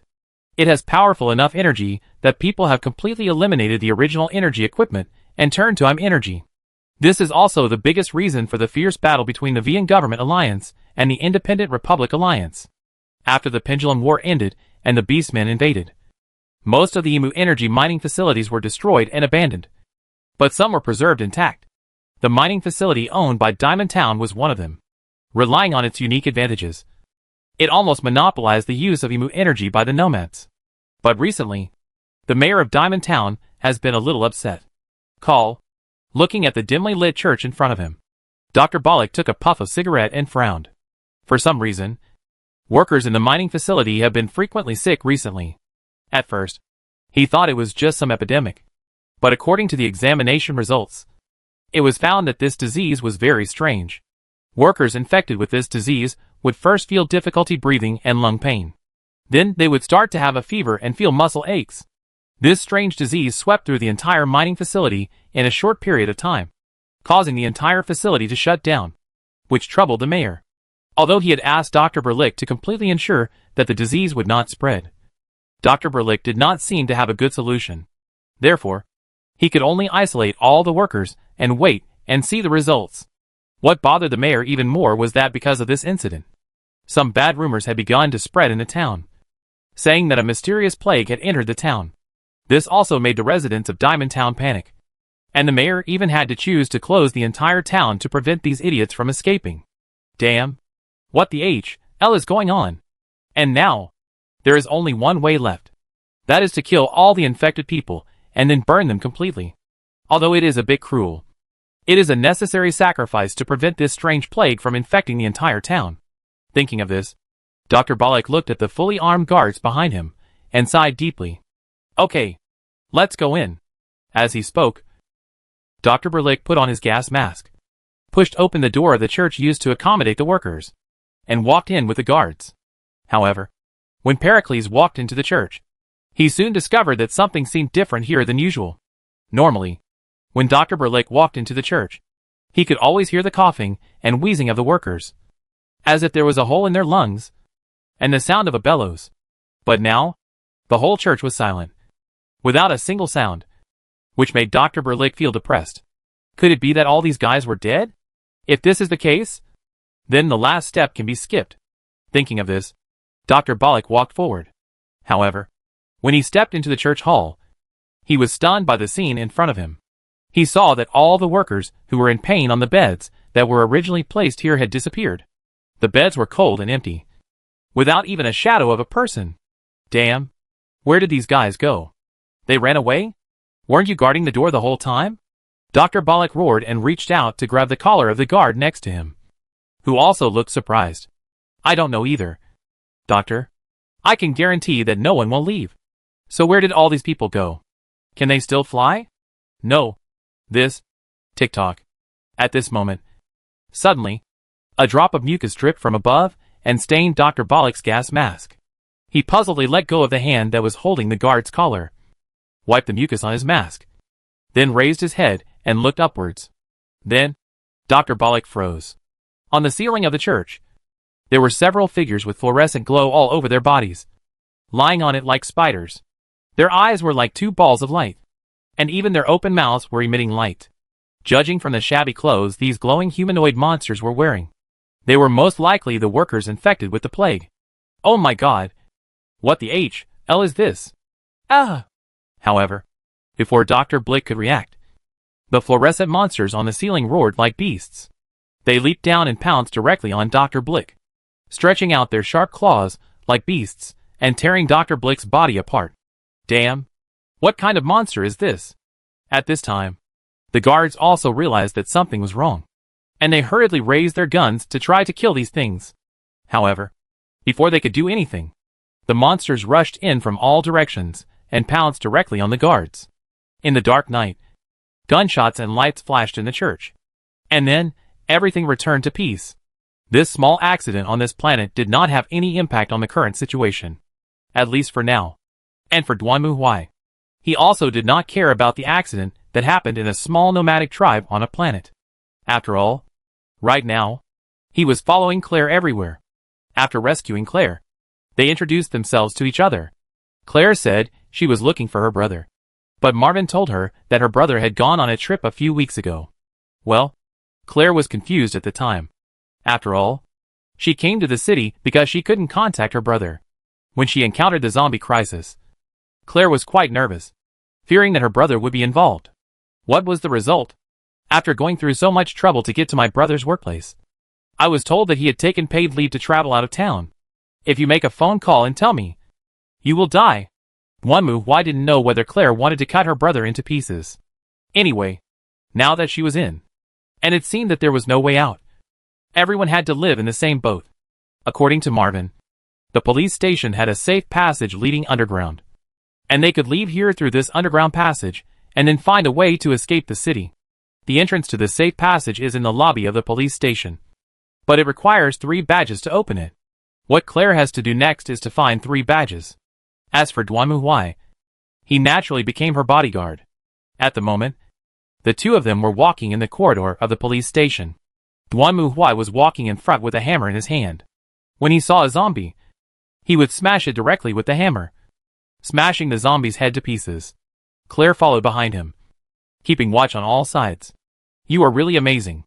Seeing Duanmu Huai swinging his hammer to knock the zombies to the ground, Claire couldn't help but praise him faithfully. At first, she was still a little afraid of Duanmu Huai. After all, Duanmu Huai looked like a murderer, and he was wearing prisoner's clothes, which made people think of a serious criminal in prison. Of course, now that the city is like this, it doesn't matter whether he is a prisoner or not. At least he is a human being. It's better than those zombies that can only whimper. But what Claire didn't expect was that Duanmu Huai's fighting ability was so strong. Claire had seen how powerful those zombies were on the way here. Although they moved slowly, they had thick skin and flesh. Even if Claire shot them in the head, it was difficult to kill them. And putting it in Duanmu Huai, the hammers weighed directly. The zombies in front of them were beaten, although this was a bit bloody. At that time, at least you don't have to worry about walking over the other party. I'm just used to it. Fortunately, it's more convenient to use close-range weapons to deal with these things. I would like to use it, but unfortunately, hearing Duanmu Huai's answer, Claire smiled a little embarrassedly. After all, she was a girl and not as strong as a man. Duanmu Huai could easily blow up a zombie's head, but Claire probably couldn't kill him even if she swung her sword. But no matter what, following behind this beast-like burly and powerful man, Claire still felt safe. However, just as the two were crossing the corridor, suddenly, an accident happened. Boom! The ceiling of the corridor behind Claire suddenly fell, and then a dark shadow jumped down from above. Claire reacted quickly after hearing the sound, and quickly turned around to aim. And then her eyes widened in surprise. What is this? Under the illumination of the flashlight, Claire saw a strange monster lying on the ground. It looked like a human, but it had no skin. The red and white muscles underneath could be clearly seen. The monster didn't even have eyes on its head. It opened its mouth with sharp teeth, and a long tongue suddenly shot out, shooting directly at Claire. Claire couldn't dodge in time, and the other party's tongue directly entangled her neck. Woo! However, before Claire could resist, Duanmu Huai turned around, grabbed the monster's long tongue and pulled it hard. The next moment Claire saw the monster being pulled towards her like a yo-yo. Then he reached out and grabbed the monster's head and held it tightly. Puff! The monster's body trembled violently, and then drooped limply, and the tongue that was originally tightly wrapped around Claire's neck also untied. You're not hurt, are you? Duanmu Huai threw away the monster with its crushed head and turned to look at Claire, who looked at him and nodded with a pale face. At this moment, in Claire's mind, the man in front of her was much more terrifying than that mutant monster. Chapter 257 Monster Battle. Later, with the help of Duanmu Huai, Claire found the 3 coins and activated the secret passage in the lobby of the police station. Marvin refused to leave with them. After all, he was also bitten, and he knew what this meant. So Duanmu Huai and Claire had to enter the secret passage by themselves and took the elevator to the secret passage under the police station. Honestly, I can't understand what kind of police department would build something like this. Holding a hammer, Duanmu Huai walked in front, complaining as he walked, and Claire also shook her head. Who knows? Maybe I'll ask my brother. Hey! As they were talking, Claire seemed to have heard something and hurriedly pulled Duanmu Huai. Did you hear that? Duanmu Huai raised his eyebrows and stopped. Soon, he heard a burst of hurried footsteps coming from the passage not far above him. This is definitely not the sound of zombies walking. There are still people here. Let's go! Duanmu Huai knew who the voice belonged to, but there was no need to spoil the story, so he led Claire forward. Soon, they came to another room at the end of the passage, where a filing cabinet had fallen down, blocking the passage. Duanmu Huai reached out and pressed down the filing cabinet, then easily pushed it up again with one hand. Call. Seeing this scene, Claire also breathed a sigh of relief. Thank you, big guy. You're welcome. However, at this moment, suddenly a small shadow ran over. Claire walked forward and shone the flashlight towards the corner. Then, under the light of the flashlight, a little blonde girl poked her head out tremblingly. Hey, how are you? Seeing the little girl, Claire hurriedly greeted her in a friendly manner. Don't be afraid. Don't worry. We won't hurt you. When she heard Claire's speech, the blonde girl was a little uneasy. She looked at Claire first, and then looked at Duanmu Huai. Don't be afraid. Although this uncle looks a little scary, he is a good person. What uncle? Call me brother. Hearing what Claire said, Duanmu Huai rolled his eyes speechlessly. He was only in his 20s, at the age of youth and vitality. So how come he became an uncle? However, in response to Claire's words, the girl still looked trembling. She stared at the two of them uneasily, with fear on her face. Shall. Be careful. It's still here. What? Coming. At this time, Duanmu Huai turned around and looked behind him, while Claire also turned around and raised her flashlight. Then she heard footsteps. Then, under the illumination of the flashlight, a huge monster appeared in front of the two of them. He still looks like a human, but the right half of his body has been completely mutated. His arm is almost as thick as Duanmu Huai's. On the shoulder of this mutated right arm, there is a red eye that is almost bigger than his head. Staring at this side. Oh my god. What is this? Claire was stunned when she saw this monster, and Duanmu Huai reached out and held her shoulder. Take that girl to a safe place and hide. I'll take care of this guy. Is it okay? It doesn't look easy to deal with. Me too. As he spoke, Duanmu Huai clenched the hammer in his hand. shook his head left and right, and stared coldly at the monster in front of him. In fact, Duanmu also knew the true identity of this monster. He was the culprit of the G-virus research and the father of the blonde girl. However, Duanmu certainly did not intend to spoil these. No matter what his identity was, he was just a deformed alien monster at the moment. As a judge, there is only one thing he has to do. Fight. Then destroy. Come on. Leave this to me. At this moment, the monster roared, raised the iron pipe in his right hand, and smashed it at Duanmu. Duanmu also stepped forward, roaring loudly and raising the hammer in his hand to meet the attack. Bang!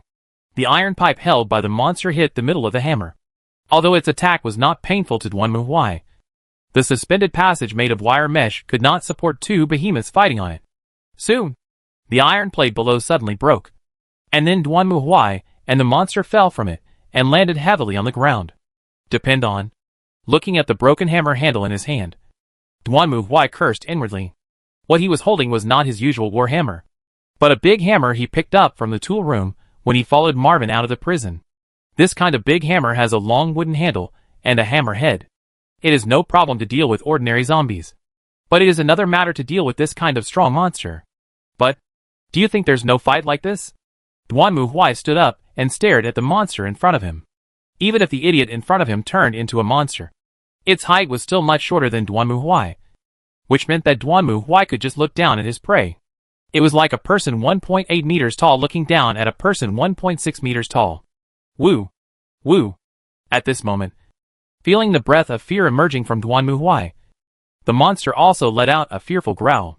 He tightly grasped the iron pipe in his hand and stared at Duanmu. The target enters the range of the fear aura. The target is undergoing a willpower test. Willpower failed. The target falls into a frenzy. Oh! At this moment, under extreme fear, the monster in front of him finally couldn't bear it anymore and collapsed completely.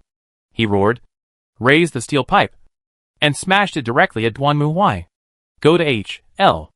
Facing the water pipe thrown by the monster, Duanmu did not dodge or evade. On the contrary, he rushed forward and came directly in front of the monster. Then he stretched out his left hand and grabbed the monster's mutated, thick right wrist like a pair of pliers. Then folded hard. Ah! In front of Duanmu power. Even the monster's body, that had been enhanced and mutated by the G-virus, was so fragile and weak. And its thick and huge right arm instantly bent in the opposite direction, like a piece of plastic. The intense pain also made the monster wail loudly, and he stretched out his other hand desperately to grab Duanmu face. But Duanmu just stretched out his hand suddenly, and directly grabbed the monster's left hand that had not yet mutated and twisted it hard. And the monster's left hand was immediately twisted off like a twist, and hung limply at the side of the body. Then Duanmu roared angrily, and slammed his head directly into the head of the monster in front of him. Ah! If an ordinary person received Duanmu full-strength attack, his skull would have been cracked directly. But this monster was strong and actually withstood Duanmu attack. However, even so, his voice became much weaker, and there was a bit of fear in his wailing. Holding the little girl, Claire gasped when she saw this scene on the second floor, and quickly reached out to cover the little girl's eyes. Although she knew that Duanmu was very powerful, this man once again refreshed Claire's understanding of him. Just by looking at him like this, Claire could easily imagine him fighting alone on the street and killing a group of people. By the way, this big guy wasn't arrested just because of this. Looking at his fierce look, it is clear that this man is definitely not a good person. Even this monster is no match for him. If Duanmu had not undergone the same mutation as other monsters, Claire would even doubt whether this man in front of her was still human. Even ordinary humans are not as tall and strong as him. Who on earth is this person? Go to H.L. As the monster retreated, Duanmu roared loudly. Then he raised his left hand, clenched it into a fist, and punched directly into the eyeball on the right side of the monster's body, which was bigger than its head. Puff! The eyeball that looked extremely fragile was shattered like a water ball under Duanmu's blow. Blood and thick liquid splashed everywhere, and Duanmu's left hand directly penetrated the monster's body, making it scream miserably. The next moment, perhaps out of the desire and courage to survive, the monster suddenly retreated. However, Duanmu did not let it have an easy time. He grabbed the monster's bones tightly and pulled its mutated right hand off its body, like tearing a chicken leg from a chicken alive. Ah! At this moment, the monster could no longer endure the terrible pain.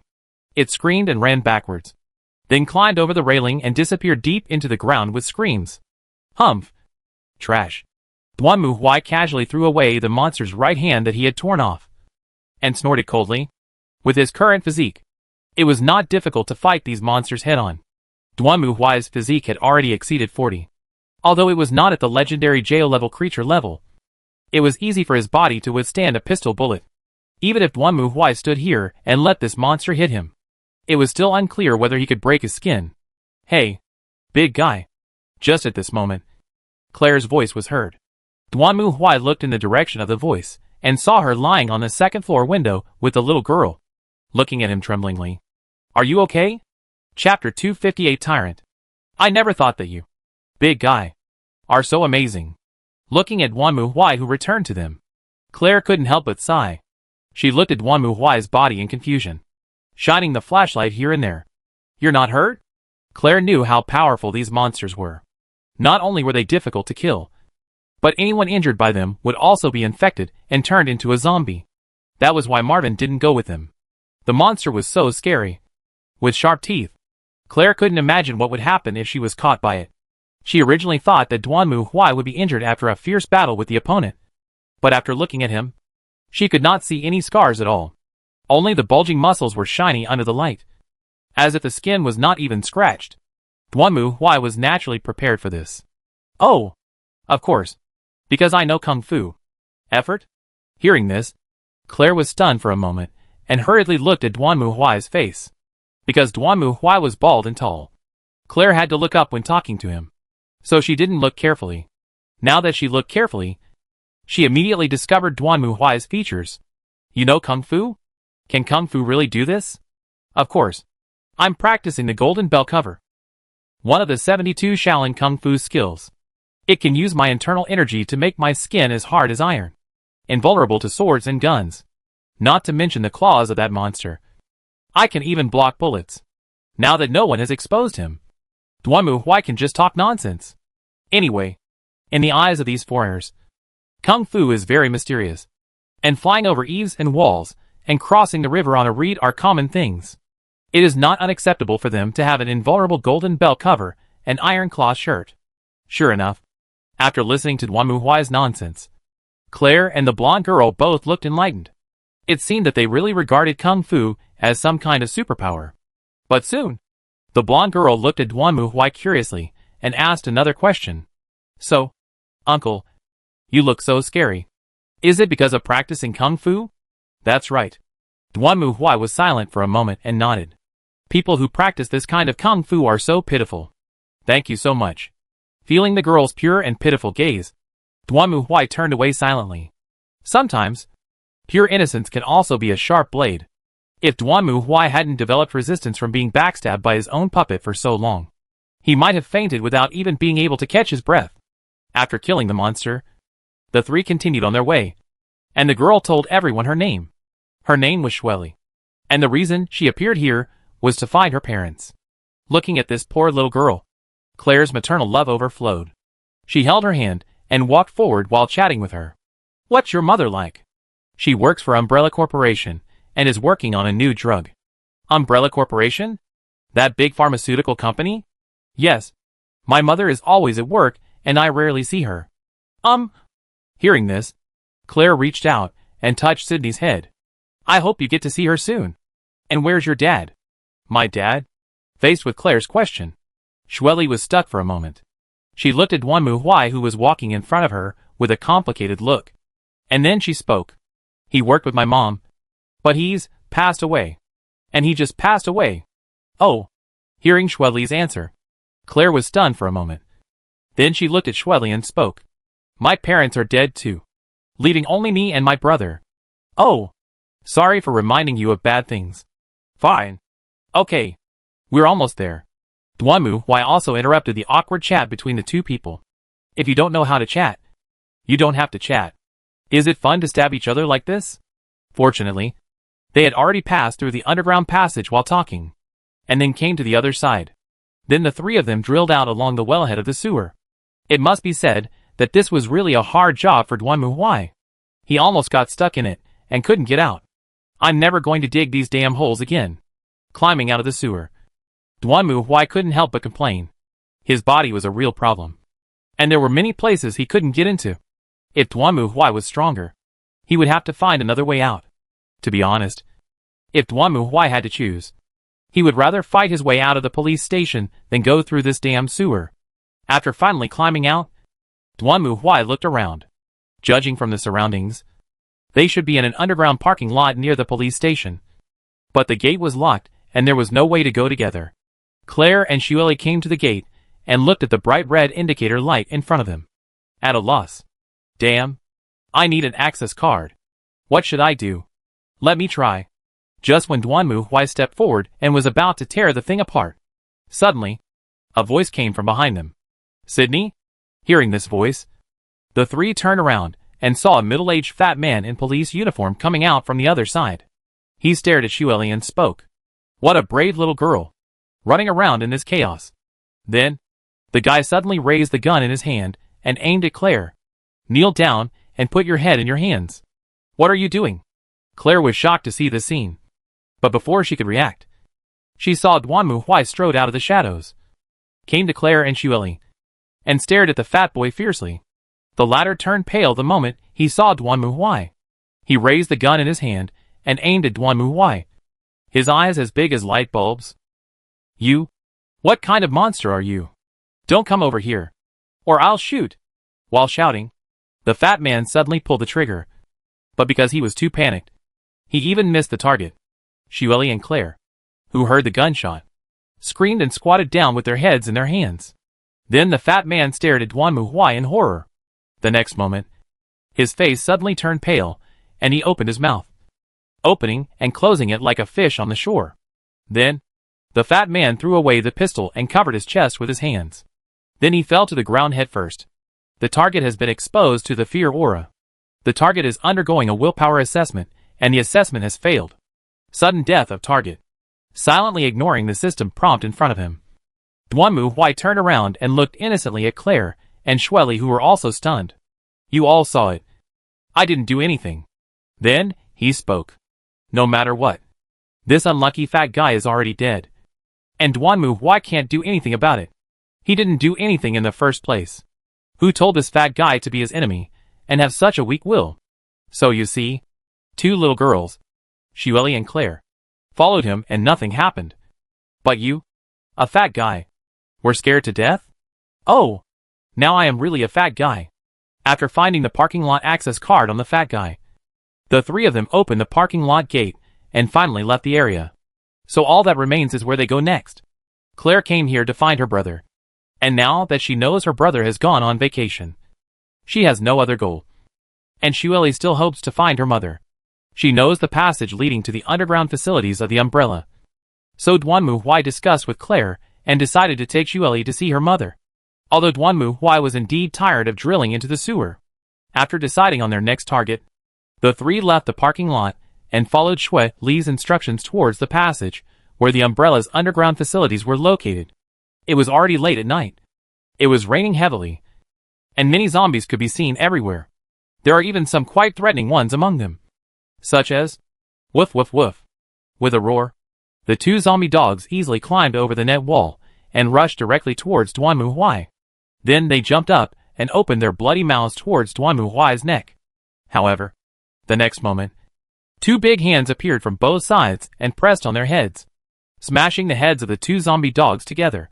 The next moment, the heads of the two zombie dogs merged together and became one. What an annoying guy. Dwanmu threw away the corpse of the zombie dog in his hand, complained, and continued to move forward. Thank you, big uncle. Shueli, who was hiding beside Claire, also poked her head out and whispered to Dwanmu to thank him. After all, the little girl knew very well that without this powerful and scary big man, she and Claire alone would not be able to cross the dangerous streets and reach the underground facilities. You're welcome. Also, don't call me uncle. I'm not even 25 yet. Why? Claire and Shueli were both shocked to hear Dwanmu's words. Are you so young? Big guy, I thought. Why? Nothing. Never mind. Duanmu was too lazy to find out what Claire meant. But it's such a hassle not having anything to wear in this horrible weather. Claire and Shueli did find raincoats in a nearby store. But Duanmu, given his height, couldn't find any clothes to wear. After all, it was too difficult to find clothes in the right size for him. Forget it. Let's get to our destination quickly. How far is it? Across that street. As she spoke, Shueli pointed to the street not far ahead. And then she stood there. What's wrong? Sydney? Noticing something was wrong with Shueli, Claire asked. And Shueli shook her head and looked ahead anxiously. What? What is that? Hearing Shueli's words, Duanmu and Claire turned their heads and looked forward. And then they saw, under the dim streetlights, a dark figure slowly walked out from the other side. Like Duanmu, he was bald, tall, wearing a black windbreaker, and there was no color in his eyes. This is Tyrant? Boom, boom, boom! The Tyrant seemed to have discovered the presence of Duanmu and others. He turned around and walked towards the three of them. Then, he walked faster and faster, and soon began to run towards here. Big guy! I know. Leave it to me. And you guys hide? At this moment, Duanmu also clenched his fists and stared at the Tyrant in front of him with glowing eyes. He didn't have any thoughts about the Tyrant. But he finally had clothes to wear. Chapter 259. You're welcome. Boom, boom, boom! The Tyrant strode forward, rushing towards Duanmu like a walking human tank. And Duanmu did not flinch either. He clenched his fists and rushed directly towards the Tyrant. The Tyrant, who was nearly 2 meters tall, was no different from a child in front of Duanmu. Duanmu rushed to the Tyrant and punched it directly in the chest. Boom! The next moment, the Tyrant was directly hit by Duanmu and flew out. His body turned several times in the air, and then fell heavily to the ground. However, soon, the Tyrant stood up again. He silently looked at Duanmu and then looked at the dent in his chest. If Duanmu had not been careful not to damage his clothes, this punch would have been enough to make the Tyrant's heart rip out. Woo-woo. Woo-woo. However, everyone saw the Tyrant growl in anger. And then the leather coat he was wearing suddenly unbuttoned. And the Tyrant's body began to grow stronger at this moment. His muscles swelled up like an inflated ball. And the clothes that the Tyrant had unlocked slid off his huge body and fell to the ground. Oh! So thoughtful? Seeing this, Duanmu was delighted. He was originally thinking about how to take the leather coat off the Tyrant as completely as possible. But he didn't expect that the Tyrant would be so smart and take it off by himself. Then I will. You're welcome. Ah-huh. The unsealed Tyrant roared and attacked Duanmu again. But this time, facing the Tyrant, Duanmu just stood there, motionless. He coldly watched the Tyrant rush in front of him, and then stretched out a fist at him. The next moment, Duanmu suddenly raised his left hand, grabbed the Tyrant's wrist tightly, and then twisted it hard. Crack! The Tyrant's enhanced, extremely strong arm was easily broken by Duanmu like a piece of rotten wood, which immediately made the Tyrant roar in anger. However, before the Tyrant could react, Duanmu other big hand suddenly stretched forward, grabbed the Tyrant's head, and grabbed it hard. Puff! The next moment, the Tyrant's head split like a watermelon, and his huge body lost its strength, and fell to the ground with a bang. Done. Clapping his hands, Duanmu snorted coldly at the Tyrant in front of him. To be honest, in Duanmu eyes, the Tyrant was really not presentable. If he hadn't been worried about his new clothes being stained by blood, he would have smashed the Tyrant into a pulp.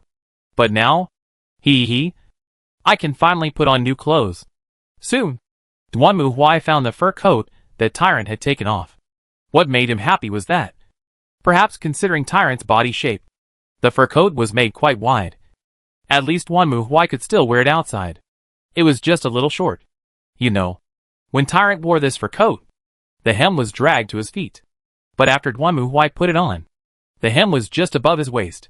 But no matter what, it's nice to have something to wear. What do you think?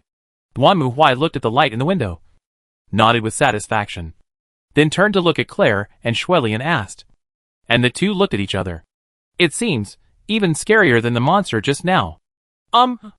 Let's go. Sometimes, this person can't tell the truth.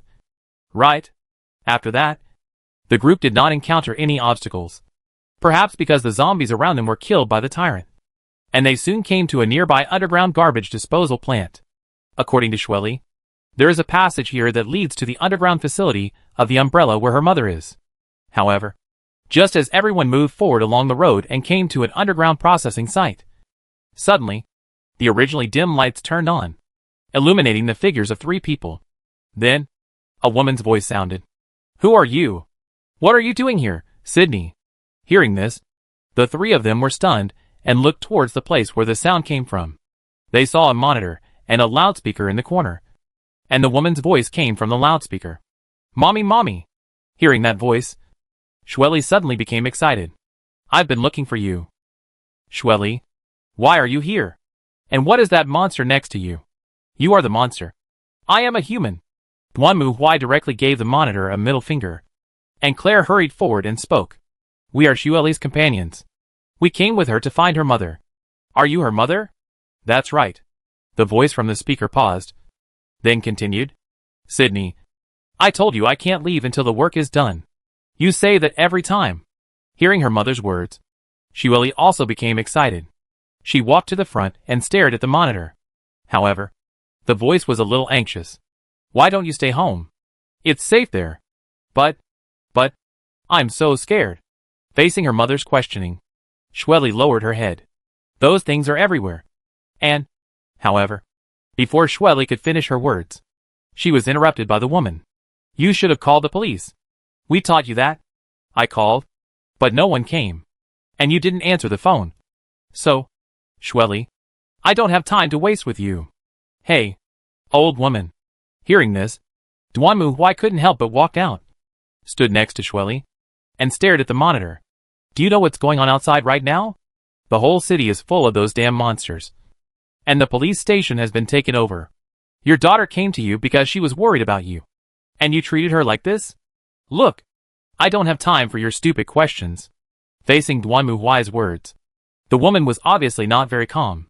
"You don't need to worry about my daughter. I know what to do. I'm going to take care of it." "So what? You don't look like a mother at all. Your daughter risked her life to come to you. And this is your attitude? Do you know what to do? You know nothing. All you know is to throw your daughter into a pile of zombies to die." "Right." However, there was no sound from the other end. I didn't know whether they were angry with Duanmu Huai or had already run away. WTF. Duanmu Huai snorted coldly and turned to look at the 2 of them. At this moment, Shweli lowered her head and said nothing, while Claire stood beside her, comforting her in a low voice. "Shweli, don't be sad. I think your mother is worried about you too." Bang! However, at this moment, suddenly, the whole room shook violently, and everyone looked up and saw that the ceiling above was smashed down directly, and then a huge claw emerged from it. Then, they saw a twisted, mutated figure leaping down from above and appeared in front of the 3 people. "Oh my god!" Claire was stunned at the monster in front of her, while Duanmu Huai raised his eyebrows. This monster was nothing else but the mutant that Duanmu Huai had defeated before. However, at this moment, this mutant seemed to have evolved further. Its right hand that was torn off by Duanmu Huai had grown back, and even had sharp thorns on its palm. Its body was also larger. Of course, it was still no match for Duanmu Huai. "Leave this to me. You guys go hide somewhere safe first." Duanmu Huai clenched his fists, stared at the monster in front of him, and moved his neck. "Are you sure you're okay? Of course. This kind of guy is not my opponent." "Then, I'll leave it to you." Although Claire was a little worried, since Duanmu Huai said that it would be no problem to leave it to him. Claire had no choice but to trust him. After all, Duanmu Huai had killed a tyrant before, and his fighting ability was obvious to all. So Claire hurriedly took Shweli and turned around to run towards the gate deep inside. Roar! Seeing the 2 people leave, the monster roared and tried to rush over. But this time, Duanmu Huai stood in front of it again. "Hey, are you ready to die?" In response to Duanmu Huai's words, the monster's only response was roaring and showing its claws.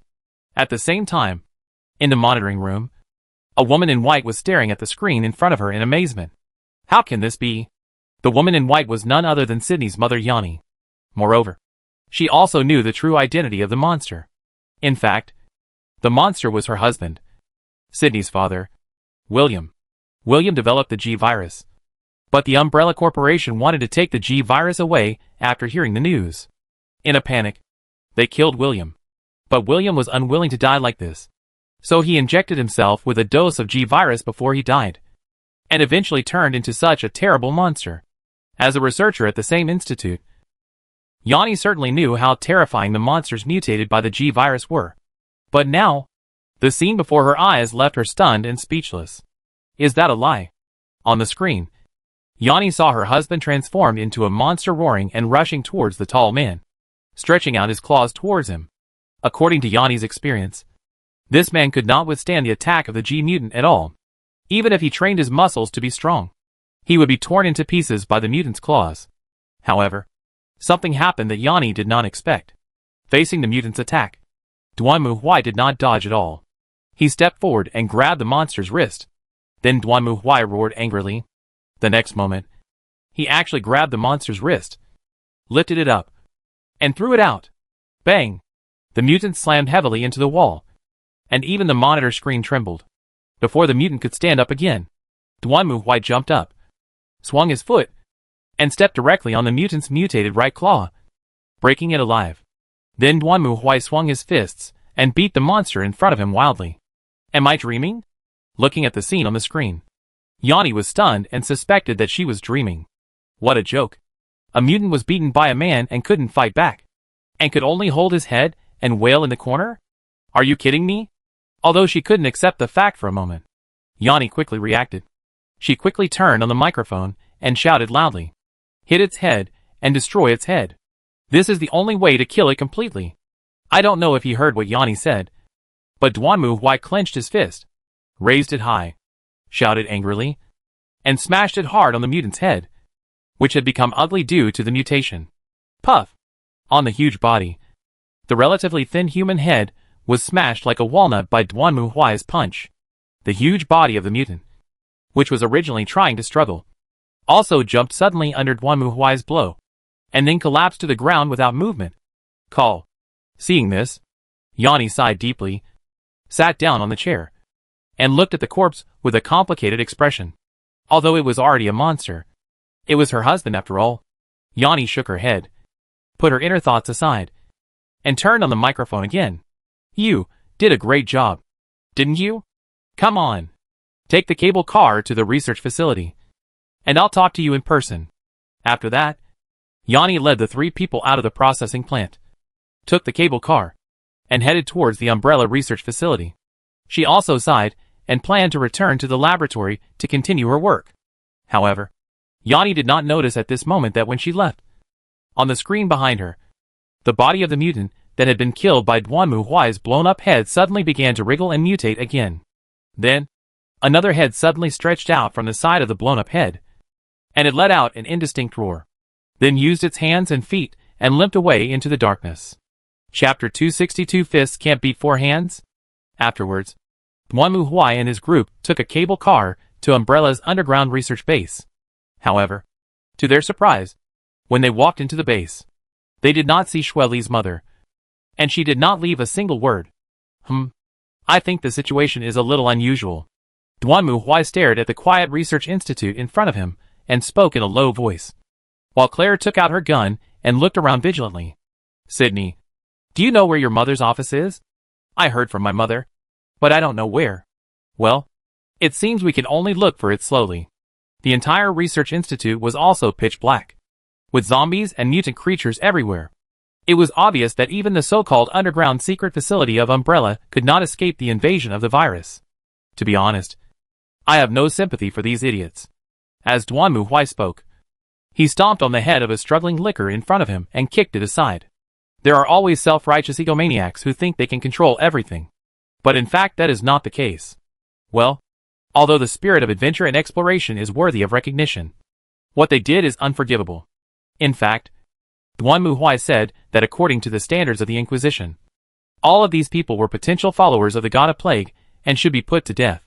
But in fact, studying viruses and bacteria is not entirely a bad thing, if you can use their own weapons to attack their own shields.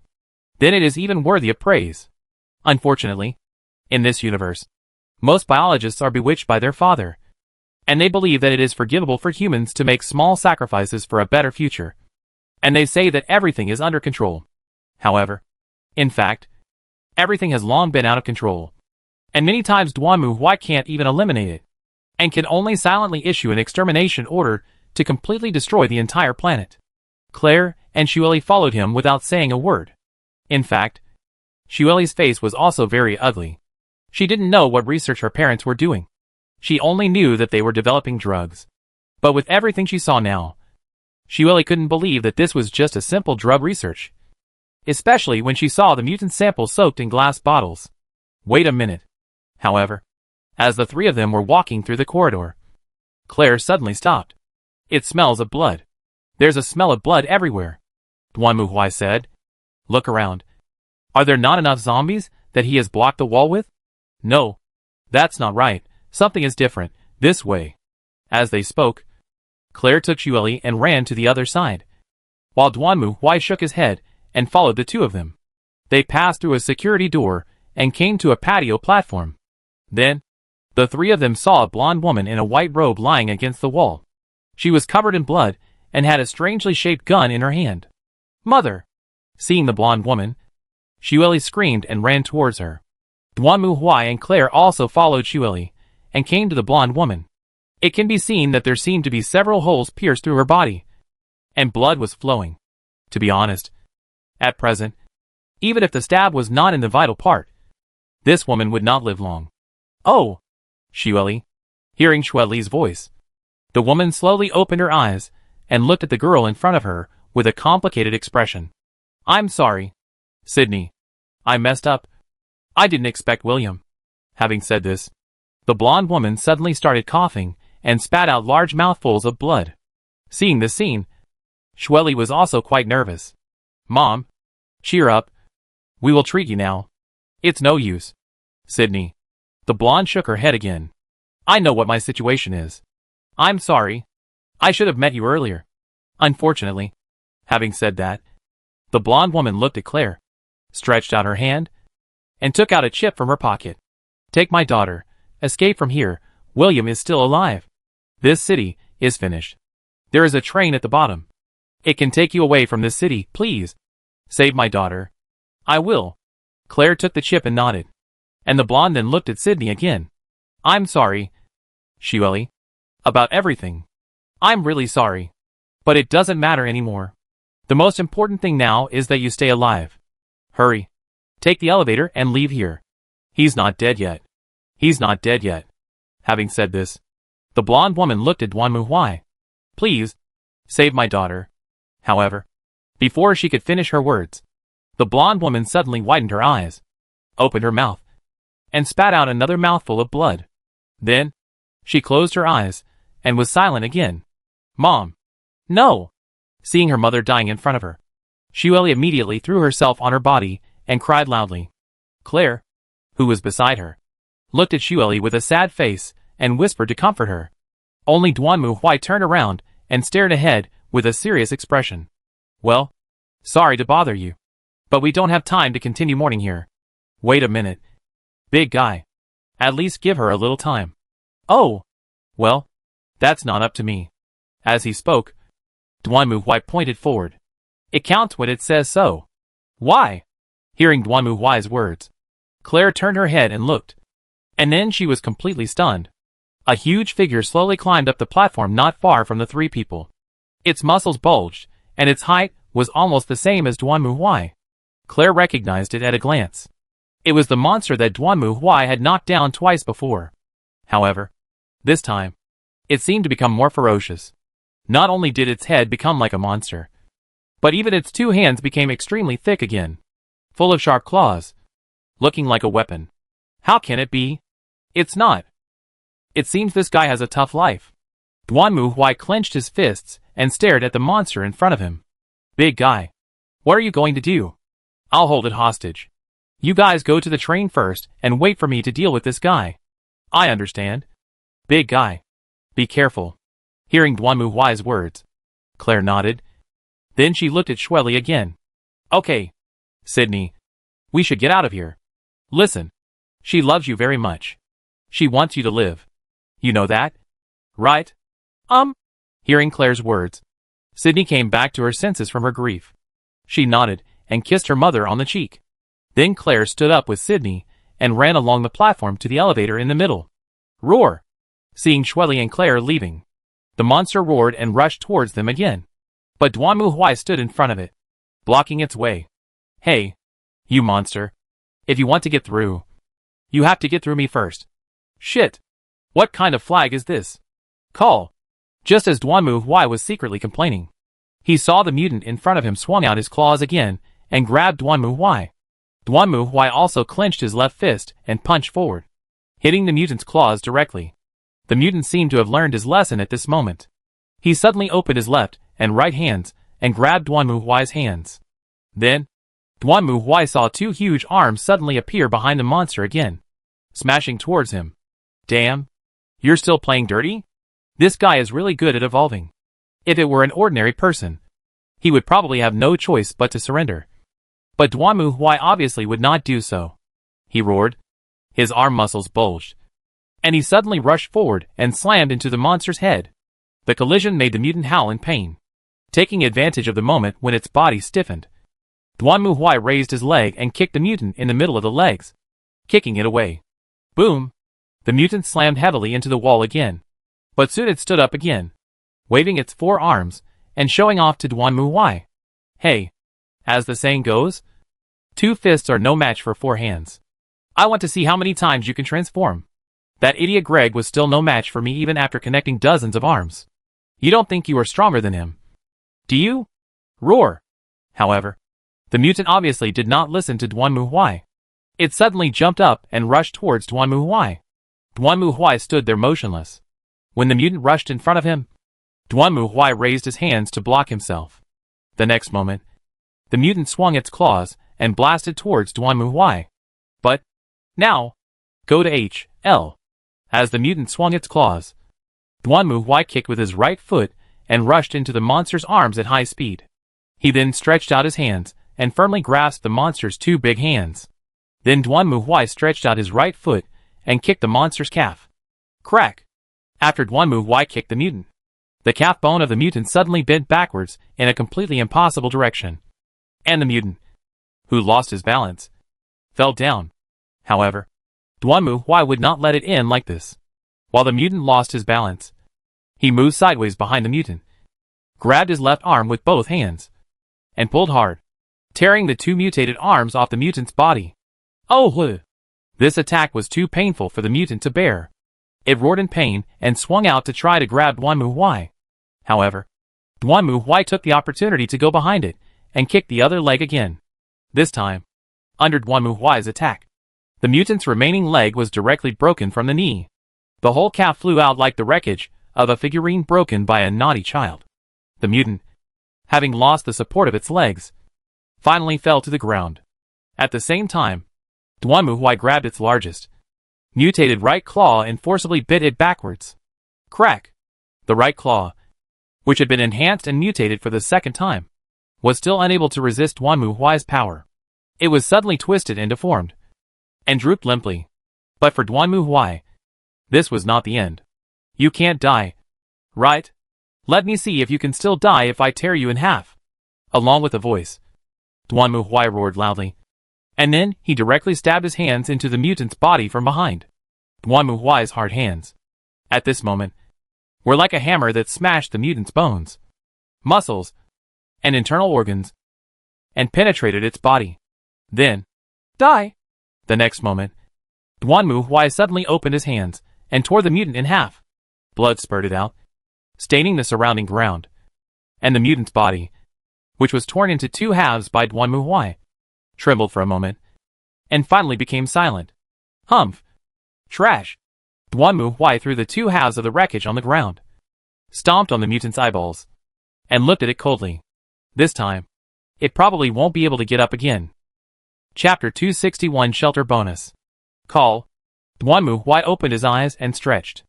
After killing the unkillable thing, Duan Muhui, Claire and Shweli took the train to leave the city. Then, The game settlement interface appeared, indicating that the first map had been completed. Let me see what good stuff there is. As Duanmu Huai spoke, he opened the system interface. And soon, the system prompt appeared in front of Duanmu Huai. End of Chapter 1 of the Biochemical Disaster Map. Points earned, 1,000 points. Claire clears the level without taking any damage plus 500. Sydney clears the level without taking any damage plus 500. Kill mutants 3 times in a row plus 3,000. Total number of biochemical aliens eliminated plus 13,000. Total 18,000 points. The point store is opened. Duanmu Huai opened the store and took a quick look. Basically, the rewards for this joint event were very average. Not very strong. Nor very outrageous.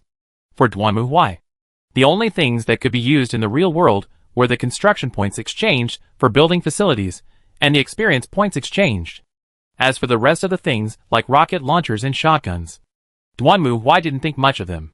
However, just when Duanmu Huai scrolled to the bottom of the store list, he was stunned. Special reward shelter bonus? What the hell is that? Looking at the special reward at the bottom, Duanmu Huai reached out curiously and opened it. Soon, a line of information appeared in front of Duanmu Huai. Shelter bonus. Increases believers' resistance to viruses by 10%, 48-hour cooldown, and removes 1 disease, unlocked when fully redeemed. 48-hour cooldown. I see. Seeing this, Duanmu Huai suddenly realized that he definitely couldn't use this thing. But his believers could. Duanmu Huai remembered very clearly that his believers' protection followed the setting of Skyrim. That is, as long as he was a believer of the tribunal, he could receive blessings by praying in front of the tribunal's holy statue. And this protection bonus was equivalent to adding another function to the blessing. This must be exchanged. Duanmu Huai's Inquisition icon is a warhammer plus a skull. Its current protection effect is plus 1 deterrence after receiving the blessing, and a 10% damage bonus to races other than humans. If you redeem this protection, it is equivalent to adding additional functions. This shelter bonus can be exchanged 5 times, which means that the virus resistance can be increased to 50%. Although it is a bit expensive, it costs 10,000 to exchange once, which means that Duanmu Huai's points in this chapter are only enough for one time, and he needs at least 50,000 points to fully exchange and unlock all the functions of this shelter bonus. But, for Duanmu Huai, this is nothing. This is just the first chapter anyway. In the game, Duanmu Huai didn't remember having this kind of special bonus. But on second thought, this was normal. After all, when this joint event started, most players' levels were not high, and this shelter bonus was obviously a special reward for players with priesthood. After all, ordinary players couldn't use it, so it was just a waste, wasn't it? But for Duanmu Huai, this is not a waste. It can remove diseases and increase disease resistance, which is very beneficial for the activities of the Inquisition in various worlds. After all, birth, aging, illness and death are things that humans can never get rid of. As long as you pray in front of the holy image once, you can remove a disease. Where can you find such a good god? Moreover, disease resistance is also very necessary for the warriors serving in the Inquisition, although there is a cooldown period. But, isn't this good? After all, generally speaking, if a boss wants to destroy humanity, there are only a few ways. Either poisoning, leading the way, or massing troops, increasing disease resistance to 50%. If nothing else, encountering a world like Resident Evil, at least it can increase the chance of survival. Right? But Duanmu Huai was also very curious about how widespread this disease was. I wonder if cancer counts. If this could cure cancer, wouldn't the Inquisition become the largest religious institution on every planet? But strictly speaking, is cancer a disease? It's hard to say. Anyway, Duanmu Huai first spent 10,000 points to exchange for the shelter bonus plus 1.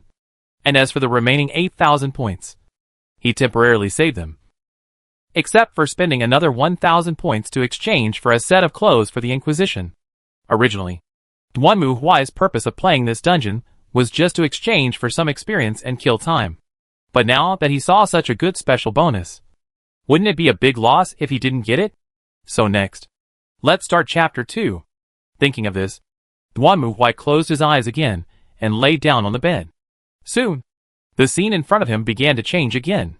The next moment, Duanmu Huai appeared in a withered forest that exuded a cold air. This is the opening of Chapter 2, The Dark Heresy. In the first chapter, the player escaped from the plague-ridden city with the protagonists of the Resident Evil series. But in the second chapter, the player has his own independent identity. In fact, the scene that Dwanmu Huai came to now is the plot of Resident Evil 4. According to the plot of this generation, the protagonist is Leon, who comes here as an agent to find and take away Ashley, the president's daughter, who was kidnapped by a cult. However, the storyline in this chapter is completely different from that in the first chapter. If the plot of the first chapter is just to let players reminisce the classics, then the plot of the second chapter is more like reminding players of their identities. In this chapter, players will act as inquisitors and do what they are best at and what they should do most, which is to eradicate the cult. That's right. Unlike Leon, who came here to rescue people, what players have to do is to kill all the cult believers in this chapter and completely destroy this evil sect called the Illuminati. This time, the clothes Dwanmu Huai wore were different from before. Unlike the unlucky Terminator form in the first chapter, this time Dwanmu Huai was wearing clothes when he came out. He wore a leather jacket, trousers and long boots inside, and a loose black windbreaker outside. The upright collar covered Dwanmu Huai's cheeks, and the golden skull buttons were clearly visible. On his chest, where the cloak was fixed, there was a bright red cross and a rose knot with a skull. At the same time, on Dwanmu Huai's left shoulder, there was a dark red lacquer seal and 2 pieces of parchment with the following sentence written on them: "The heretics crave the fire of salvation. They need not fear, for we will give it to them." Phew, I feel much more comfortable now. Dwanmu Huai moved his body. This was actually one of the standard equipment of the Inquisitor. However, since this equipment emphasized agility and had no protection, only those old perverts and Voldemort liked it. Of course, if you want to pick up girls in a certain world, you can also try wearing this outfit. In fact, in the game, this outfit is basically equivalent to the player's fashion. You can wear it, but it is useless except for looking good. Well, the results are not guaranteed. Okay, let's get started. Thinking of this, Dwanmu Huai calmed his mind, then walked down the hillside and headed towards the village not far away. At first glance, it was just an isolated and remote village, with people coming and going, busy with farm work, and seemingly living a peaceful and boring life. Of course, the first thing to do was to ignore the bonfire burning in the square and the bodies being burned in the bonfire.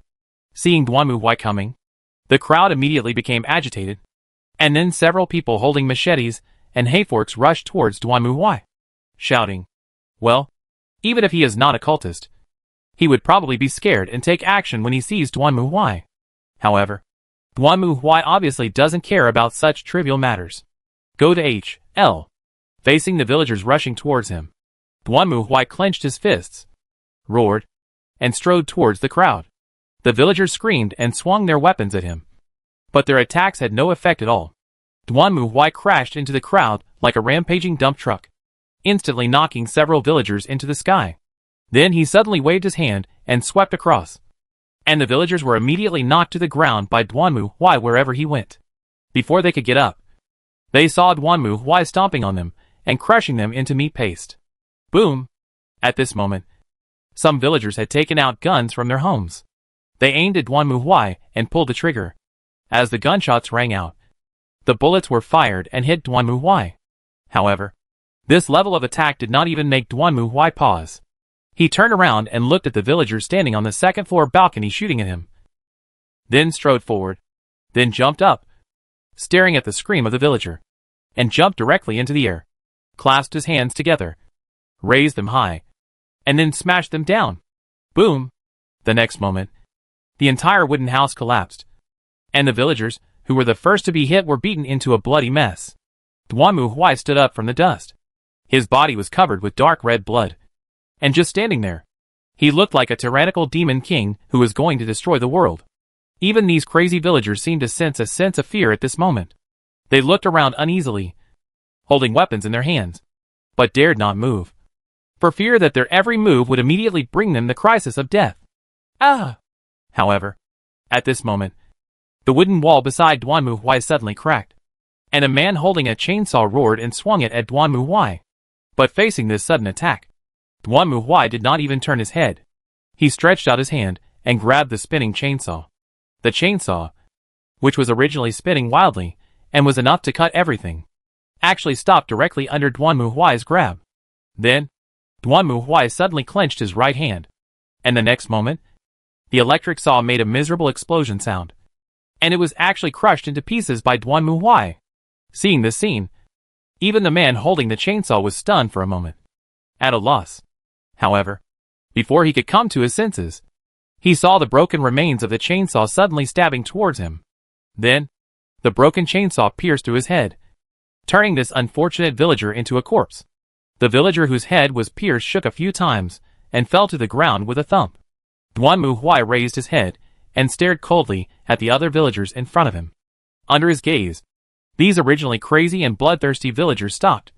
Their bodies began to tremble, and their voices began to become weak. This was the instinctive reaction of all life in the face of the fear of death and destruction. However, Duanmu Huai just took a step forward slowly and crushed the corpse's head. Well, go to HL, heretics. There is no tomorrow for you. At this moment, the hideous smile on Duanmu Huai's face made him look like a demon who was about to destroy the world. Chapter 262. Don't get in the way. In a quiet village isolated from the world, the villagers lead a peaceful life every day, working from sunrise to sunset. But one day, the arrival of a mysterious man broke the peace of the village. He ruthlessly slaughtered all the villagers in the village. The weak and kind villagers had almost no choice but to pray and resist. And even their resistance was so powerless. Puff! Duanmu Huai's huge fist smashed the woman's head into pieces, and then smashed it into the rotten wooden house wall next to him. Then he clenched his right hand and grabbed a villager hiding there out of the house. Before the villager could resist, Duanmu Huai broke his neck and completely separated his head from his body. Beep beep. Facing such a cruel and merciless killer, the villagers naturally would not give up resistance. Soon, accompanied by the sound of horns, a truck rushed down the hillside, knocking away the villagers along the way and crashing directly into Duanmu Huai. However, facing the oncoming truck, Duanmu Huai did not dodge or evade. He just stood in the middle of the road, raised his hands, and faced the front of the truck. Boom! The next moment, the speeding truck hit Duanmu Huai heavily, causing his body to shake slightly. But soon, Duanmu Huai stretched out his hands and lifted up the truck directly from under the front of the truck. Die! Heretic! Along with a roar, Duanmu Huai suddenly raised his hands. At the same time, the truck overturned backwards and hit the villagers, who came to reinforce from the rear. Then an explosion sounded, and the truck, together with those unfortunate villagers, turned into a huge fireball. Duanmu Huai didn't even look at the villagers who were burned by the flames. He raised his head and continued to walk forward along the slope. Although this village looks small, it is not a small village. In fact, up to now, Duanmu Huai has killed more than 200 villagers. However, even so, there are still a steady stream of villagers armed with weapons, attacking him from all directions. Perhaps the mastermind behind the scenes thought that this would consume Duanmu Huai's physical strength and make him surrender. But unfortunately, obviously, they thought wrong. As Duanmu Huai continued to move forward, the villagers gradually panicked. They witnessed their compatriots being ruthlessly and cruelly killed, their bodies torn into pieces, their heads twisted off their bodies and then trampled. The man who committed all this tragedy strode forward with his head raised, as if nothing could stop him. Boom! When Duanmu Huai crushed the head of the last villager who stood in his way, he had already walked up the ramp and arrived in front of the village church. The rest of the villagers seemed to have finally given up their futile resistance and hid in the church, seemingly intending to rely on it to protect their lives. From the outside, it seemed to be just an ordinary church, with a cemetery next to it, and the church was tightly sealed by a steel door. But of course, this did not bother Duanmu Huai. He took a look at the groove on the iron door for unlocking, and then looked away. Well, based on Duanmu Huai's experience, he should find a key at this time, then open the door, and then go in. But he has a simpler way. Thinking of this, Duanmu Huai stepped back, putting some distance between himself and the steel gate of the church. Then he leaned over, stared ahead, accelerated suddenly, and crashed directly into the steel gate. Boom! Duanmu Huai's huge body slammed heavily against the gate, and the whole gate shook violently. Grown-ups. The villagers hiding in the church looked at the shaking door in horror. and immediately turned their eyes to an old man standing in the middle. He was tall, looked to be in his 60s, with a bald head, a long beard and a somewhat dirty robe, making him look more like a missionary.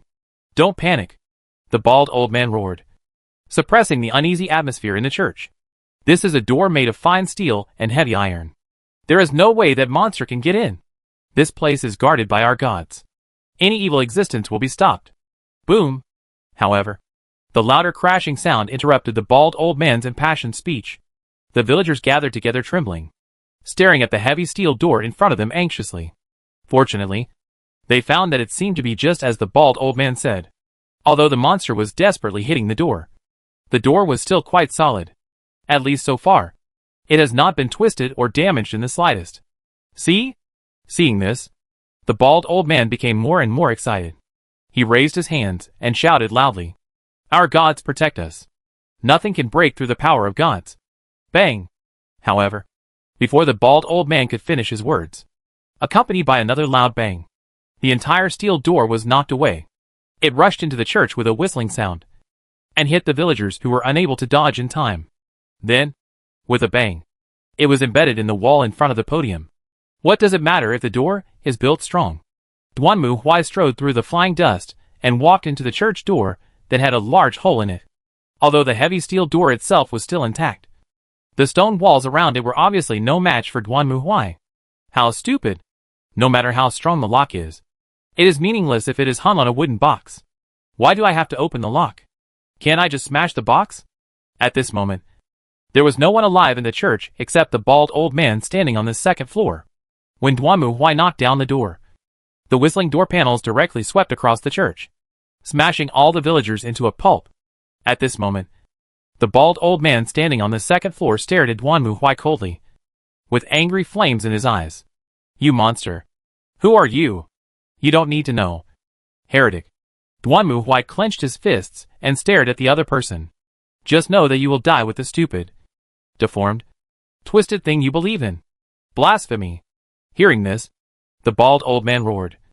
Then he suddenly jumped down from the second floor and landed heavily on the ground. Then, he stared at Duanmu Huai and clenched his teeth. "The power of our gods is beyond your imagination. Now, let me show you what the true power of gods is."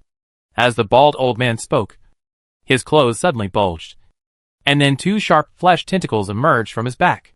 At the same time, the bald old man's body suddenly stretched, and his body broke and stretched, and a centipede-like limb emerged from it. How stupid! Looking at the ugly and dirty monster in front of him, Duanmu Huai snorted coldly. "In the name of the Inquisition, die, heretic!" "Ah!" The bald old man's centipede body suddenly stretched out, and then he rushed directly towards Duanmu Huai, and the two sharp tentacles on his back stabbed straight into Duanmu Huai's body. However, Duanmu Huai just stood there, stretched out his hands to grab the tentacles that were stabbing towards him, and then twisted it suddenly, tearing it off. "No, no, no, no." The intense pain made the bald old man wail loudly, but Duanmu Huai didn't care. At the same time, he came to the centipede-like body of the bald old man and punched him directly, completely breaking the centipede body connecting the upper and lower body of the bald old man. Ah! The bald old man who lost his balance stretched out his hands in despair trying to grab something. But Duanmu Huai grabbed his twisted and deformed body and slammed it directly to the ground. The next moment, the bald old man was smashed to the ground. Before he could react, Duanmu Huai's big feet fell from the sky and crushed his head into pieces. Even if the gods are effective in mutation, you are no different from the apostles of plague. Duanmu Huai snorted coldly as he stared at the corpse of the bald old man at his feet. They are even worse than the group of oil guys in the Mechanicus. At least, they have been transformed to be presentable. But look at you. Do you look presentable? However, there seems to be some loopholes in the church. Soon, Duanmu Huai sensed the presence of living people here, and he continued forward and came to a door sealed by a fence inside the church. Duanmu Huai was naturally familiar with dealing with such things, and he reached out and broke the fence directly, then strode to the end of the corridor, punched out, opened the locked door of the room, and then Duanmu Huai just walked away. "Go away!" At this moment, a wooden stick suddenly flew over and hit Duanmu Huai. Then Duanmu Huai saw a girl with short golden hair hiding aside with a grim face. Seeing the appearance of Duan Muhuai and the blood on his body, the girl was even more frightened. You? Who are you? Don't come over here. Go away. As she spoke, the blonde girl stepped back again, and Duan Muhuai just glanced at her and immediately figured out the identity of the girl in front of him. Oh! Ashley, the president's daughter. In other words, Leon hasn't come yet? Why are my movements so fast? Duan Muhuai thought for a moment, then shook his head, and then he looked at Ashley again. At this moment, the blonde girl was curled up in the corner with a pale face, staring at him anxiously. Duan Muhuai just looked at Ashley and spoke. You're free to stay here if you want. But then I'm going to burn this damn church to the ground. If you want to stay here and get roasted, then go ahead. After saying this, Duan Muhuai turned around and left without even looking at Ashley. Ashley stood there blankly watching Duan Muhuai leave, not knowing what to do for a moment. What happened? Isn't that man in cahoots with those villains? To be honest, when Ashley saw Duan Muhuai for the first time, she almost fainted from fright. She had never seen such a scary person before, not to mention that he was covered in blood. At that moment, Ashley even suspected that this man was an accomplice of the villains and wanted to chop her up or something. But now it seems that this is not the case. Staring at the open door, Ashley hesitated for a moment, then walked out. The corridor was silent, and there was no guard to be seen. Ashley hesitantly walked to the end of the corridor and looked down. Then she was stunned. In the church hall on the first floor, corpses were everywhere. The villagers had already fallen to the ground in a bloody mess, and the scary big man was holding a can of gasoline and pouring it on the ground. He looked like he wanted to kill people and destroy the bodies. Wait, he really wants to burn this place down. Ashley shuddered at the smell of pungent gasoline. She didn't want to die here with these crazy people. Wait for me. Big guy! Ashley screamed as she rushed down the stairs. But Duan Muhuai just glanced at her. After Ashley reached the door, he pushed down the candlestick. The next moment, the flames roared and began to spread throughout the church. When Duan Muhuai and Ashley walked out of the church, a blazing fire had already started, illuminating the surroundings with incredible brightness. At this moment, with the help of the firelight, Ashley saw the shattered bodies of the villagers killed by Duan Muhuai. She turned pale and knelt on the ground and vomited. After all, Ashley had never seen such a terrible and bloody scene before. It was not until Ashley had vomited until there was nothing left to vomit that she reluctantly raised her head and saw Duan Muhuai turning around and walking away. Hey, big guy, where are you going? At this moment, the desire to survive outweighed the fear. Ashley wiped her mouth hastily, stood up, and stumbled to Duan Muhuai's side. Although she didn't know who the other person was, at least for now, this fierce big man didn't seem like a bad guy who would threaten her. I have my own things to do. Duan Muhuai glanced at Ashley. You can stay here. Maybe someone will come to rescue you. Judging from the time, Lion should be here soon. Stay here? Ashley turned her head and looked at the cemetery around her. The broken bodies, the whistling cold wind blowing past, mixed with the smell of burning. It made her shudder. I don't want to stay here. I want to go with you. You are not in the same group with those people. Right? Of course. I came here to destroy these evil heretics. Well, Ashley was speechless for a moment after hearing Duan Muhuai's answer. She probably couldn't have imagined that in this era there would actually be people who would act with the slogan of eliminating heresy. But no matter what, at least this is an opportunity. At least, I can escape from these guys. I can go with you, right? As she spoke, Ashley looked at Duan Muhuai cautiously, fearing that she would annoy him. When Duan Muhuai heard Ashley's suggestion, he just stared at her, remained silent for a moment, and finally spoke. Don't get in the way. After saying this, Duan Muhuai turned and walked forward, while Ashley hesitated for a moment and followed closely behind him.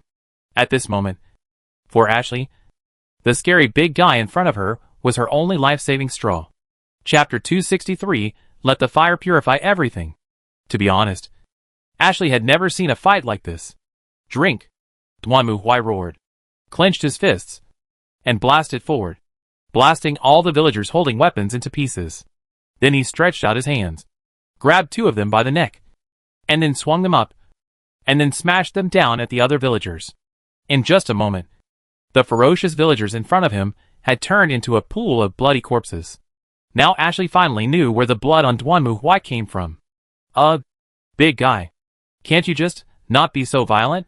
Looking at the corpses with smashed heads and trampled bodies, Ashley felt dizzy and nauseous. She had never seen corpses before, let alone so many corpses with horrible and twisted shapes. For me, eradicating these heretics is the first priority. Nothing else matters. Dwanmu Hwai glanced at Ashley. Remember what I told you? Noticing Dwanmu Hwai's gaze, Ashley nodded agreeably. Shut up. Follow me obediently. And hide when you encounter a fight. That's right. If you don't want to, you can just leave. Maybe there will be a handsome blonde guy to protect you. Well, hearing Dwanmu Hwai's words, Ashley wanted to stamp her feet in anger. But she still shut her mouth obediently and continued to follow Dwanmu Hwai. Now Ashley has also learned her lesson. She didn't look around at all, just stared at Dwanmu Hwai's tall back. As for the slippery and soft touch under her feet, she just pretended that she didn't notice anything. After breaking through the siege of the villagers again and reaching the mountain behind the village, a castle was already in sight. However, at this moment, Ashley suddenly started coughing. Cough. Cough. Cough. What's wrong? Ahem. I don't know. It hurts so much. Ahem. Facing Dwanmu Hwai's question, Ashley covered her mouth. But even so, blood still spurted out of her mouth. Seeing this scene, Dwanmu Hwai raised his eyebrows. Well, if you remember correctly, in the plot it seemed that Ashley was implanted with parasites by this group of cultists? Oh, and I have to get rid of the parasites later. What a hassle. Forget it. Let's give it a try. Thinking of this, Dwanmu Hwai frowned. Then he reached out, grabbed Ashley's neck, and lifted her up. Big guy. What are you doing? Ashley was frightened when she was suddenly attacked by Dwanmu Hwai. She knew how powerful Dwanmu Hwai was. If he exerted a little force, her head would probably fall off her neck. Do not talk. Dwanmu Hwai stared at Ashley and snorted coldly. At this moment, looking at Dwanmu Hwai's scary and horrifying face, Ashley was also terrified. At this moment, the fear she felt had completely surpassed the feeling when she saw those corpses before. She wanted to struggle and wanted to escape, but Dwanmu Hwai's hand held her tightly, making her unable to move at all. Ashley felt her heart beating more and more violently, as if it was about to jump out of her throat. Ugh. Ashley's whole body was tense. She felt like she couldn't breathe at all. She wanted to breathe deeply, but Dwanmu Hwai's fingers stuck her chin, making her open her mouth and unable to close it. At the moment when Ashley felt that she was about to suffocate completely, suddenly, a strange, twisted worm crawled out of her mouth. Dwanmu Hwai reached out and pinched the worm, then pulled it out of Ashley's mouth. And then he let go and let Ashley fall to the ground. Cough. Cough. Cough. Ashley, who had regained her breath, was now breathing in deep gulps of fresh air. However, she did not even have time to complain about Dwanmu Hwai's rough behavior towards her. Instead, she stared in horror at the squirming insect that was pinched by Dwanmu Hwai's fingertips. What the hell is this? Ashley knew very well that the worm came out of her mouth. You know, this is not a small worm. It is only slightly smaller than Ashley's palm, and looks like a scorpion without a SH. Even though it has come out of Ashley's body, it still keeps twisting its body, and the limbs on both sides of its body keep bending and trembling, which makes people sick just by looking at it. It's probably some kind of parasite, probably injected into your body by that evil cult. Parasites? Oh, I remember they did inject me with something. After hearing Dwanmu Hwai's answer, Ashley covered her neck reflexively. She remembered that when she was caught by those guys, they did inject something into her neck. But Ashley was confused at the time and didn't pay attention. And now, there should be no more bugs in my body. Hugging her body, Ashley felt goosebumps all over her body. Anyone would probably feel bad if they thought about a group of bugs wreaking havoc in their body. It should be fine. Dwanmu Hwai took a look at the bug, then crushed it with his fingers, and instantly crushed it into pieces. Seeing this, Ashley felt relieved. Thank you, big guy. Nothing. You should be thankful that this thing can be disposed of. Otherwise I would have no choice but to kill you. This was also a solution that Dwanmu Hwai came up with temporarily. Since the parasite has not yet completely merged with Ashley, it means that it should have independent consciousness. The first reaction of any life with independent consciousness, when facing fear and threats is to escape. So as long as it comes into contact with his fear aura, the parasite will either escape or be scared to death. Now it seems that it is obviously planning to escape from Xueli's body. Well, Ashley swallowed her saliva after hearing Duan Muhuai's answer. She knew that this big man would not joke. But no matter what, he saved her life. Otherwise, Ashley could not imagine what terrible things would happen if she went back in ignorance. Call. A gust of cold wind blew by, and Ashley suddenly felt a chill on the back of her butt. And she couldn't help but scream. What happened again? Oh no. Ashley reached out and touched the back of her butt, only to find that it was cold and slippery there. It seemed like when she was scared just now. Thinking of this, Ashley blushed suddenly. No. Nothing happened. Let's go. Big guy. Soon, the two arrived in front of the castle located in the mountains. It was obviously an ancient castle. From the appearance, it almost maintained the characteristics of a medieval castle. There was only a suspension bridge connecting it to the road. At this moment, there was no one in front of the castle. We are not going to go in. Looking at the eerie castle in front of her, Ashley swallowed and asked in a low voice. But Duan Muhuai glanced around and shook his head. Of course not. When have you ever seen anyone go into a rat hole to kill rats? Hey! Then you're not saying? However, before Ashley could finish her words, she saw Duan Muhuai coming to the warehouse next to her. He then directly opened the door and carried out 2 oil drums from inside. Wait, are you planning to? Seeing this scene, Ashley immediately understood what Duan Muhuai wanted to do. Yes, I want to see if the gods they are praying to will help them put out the fire.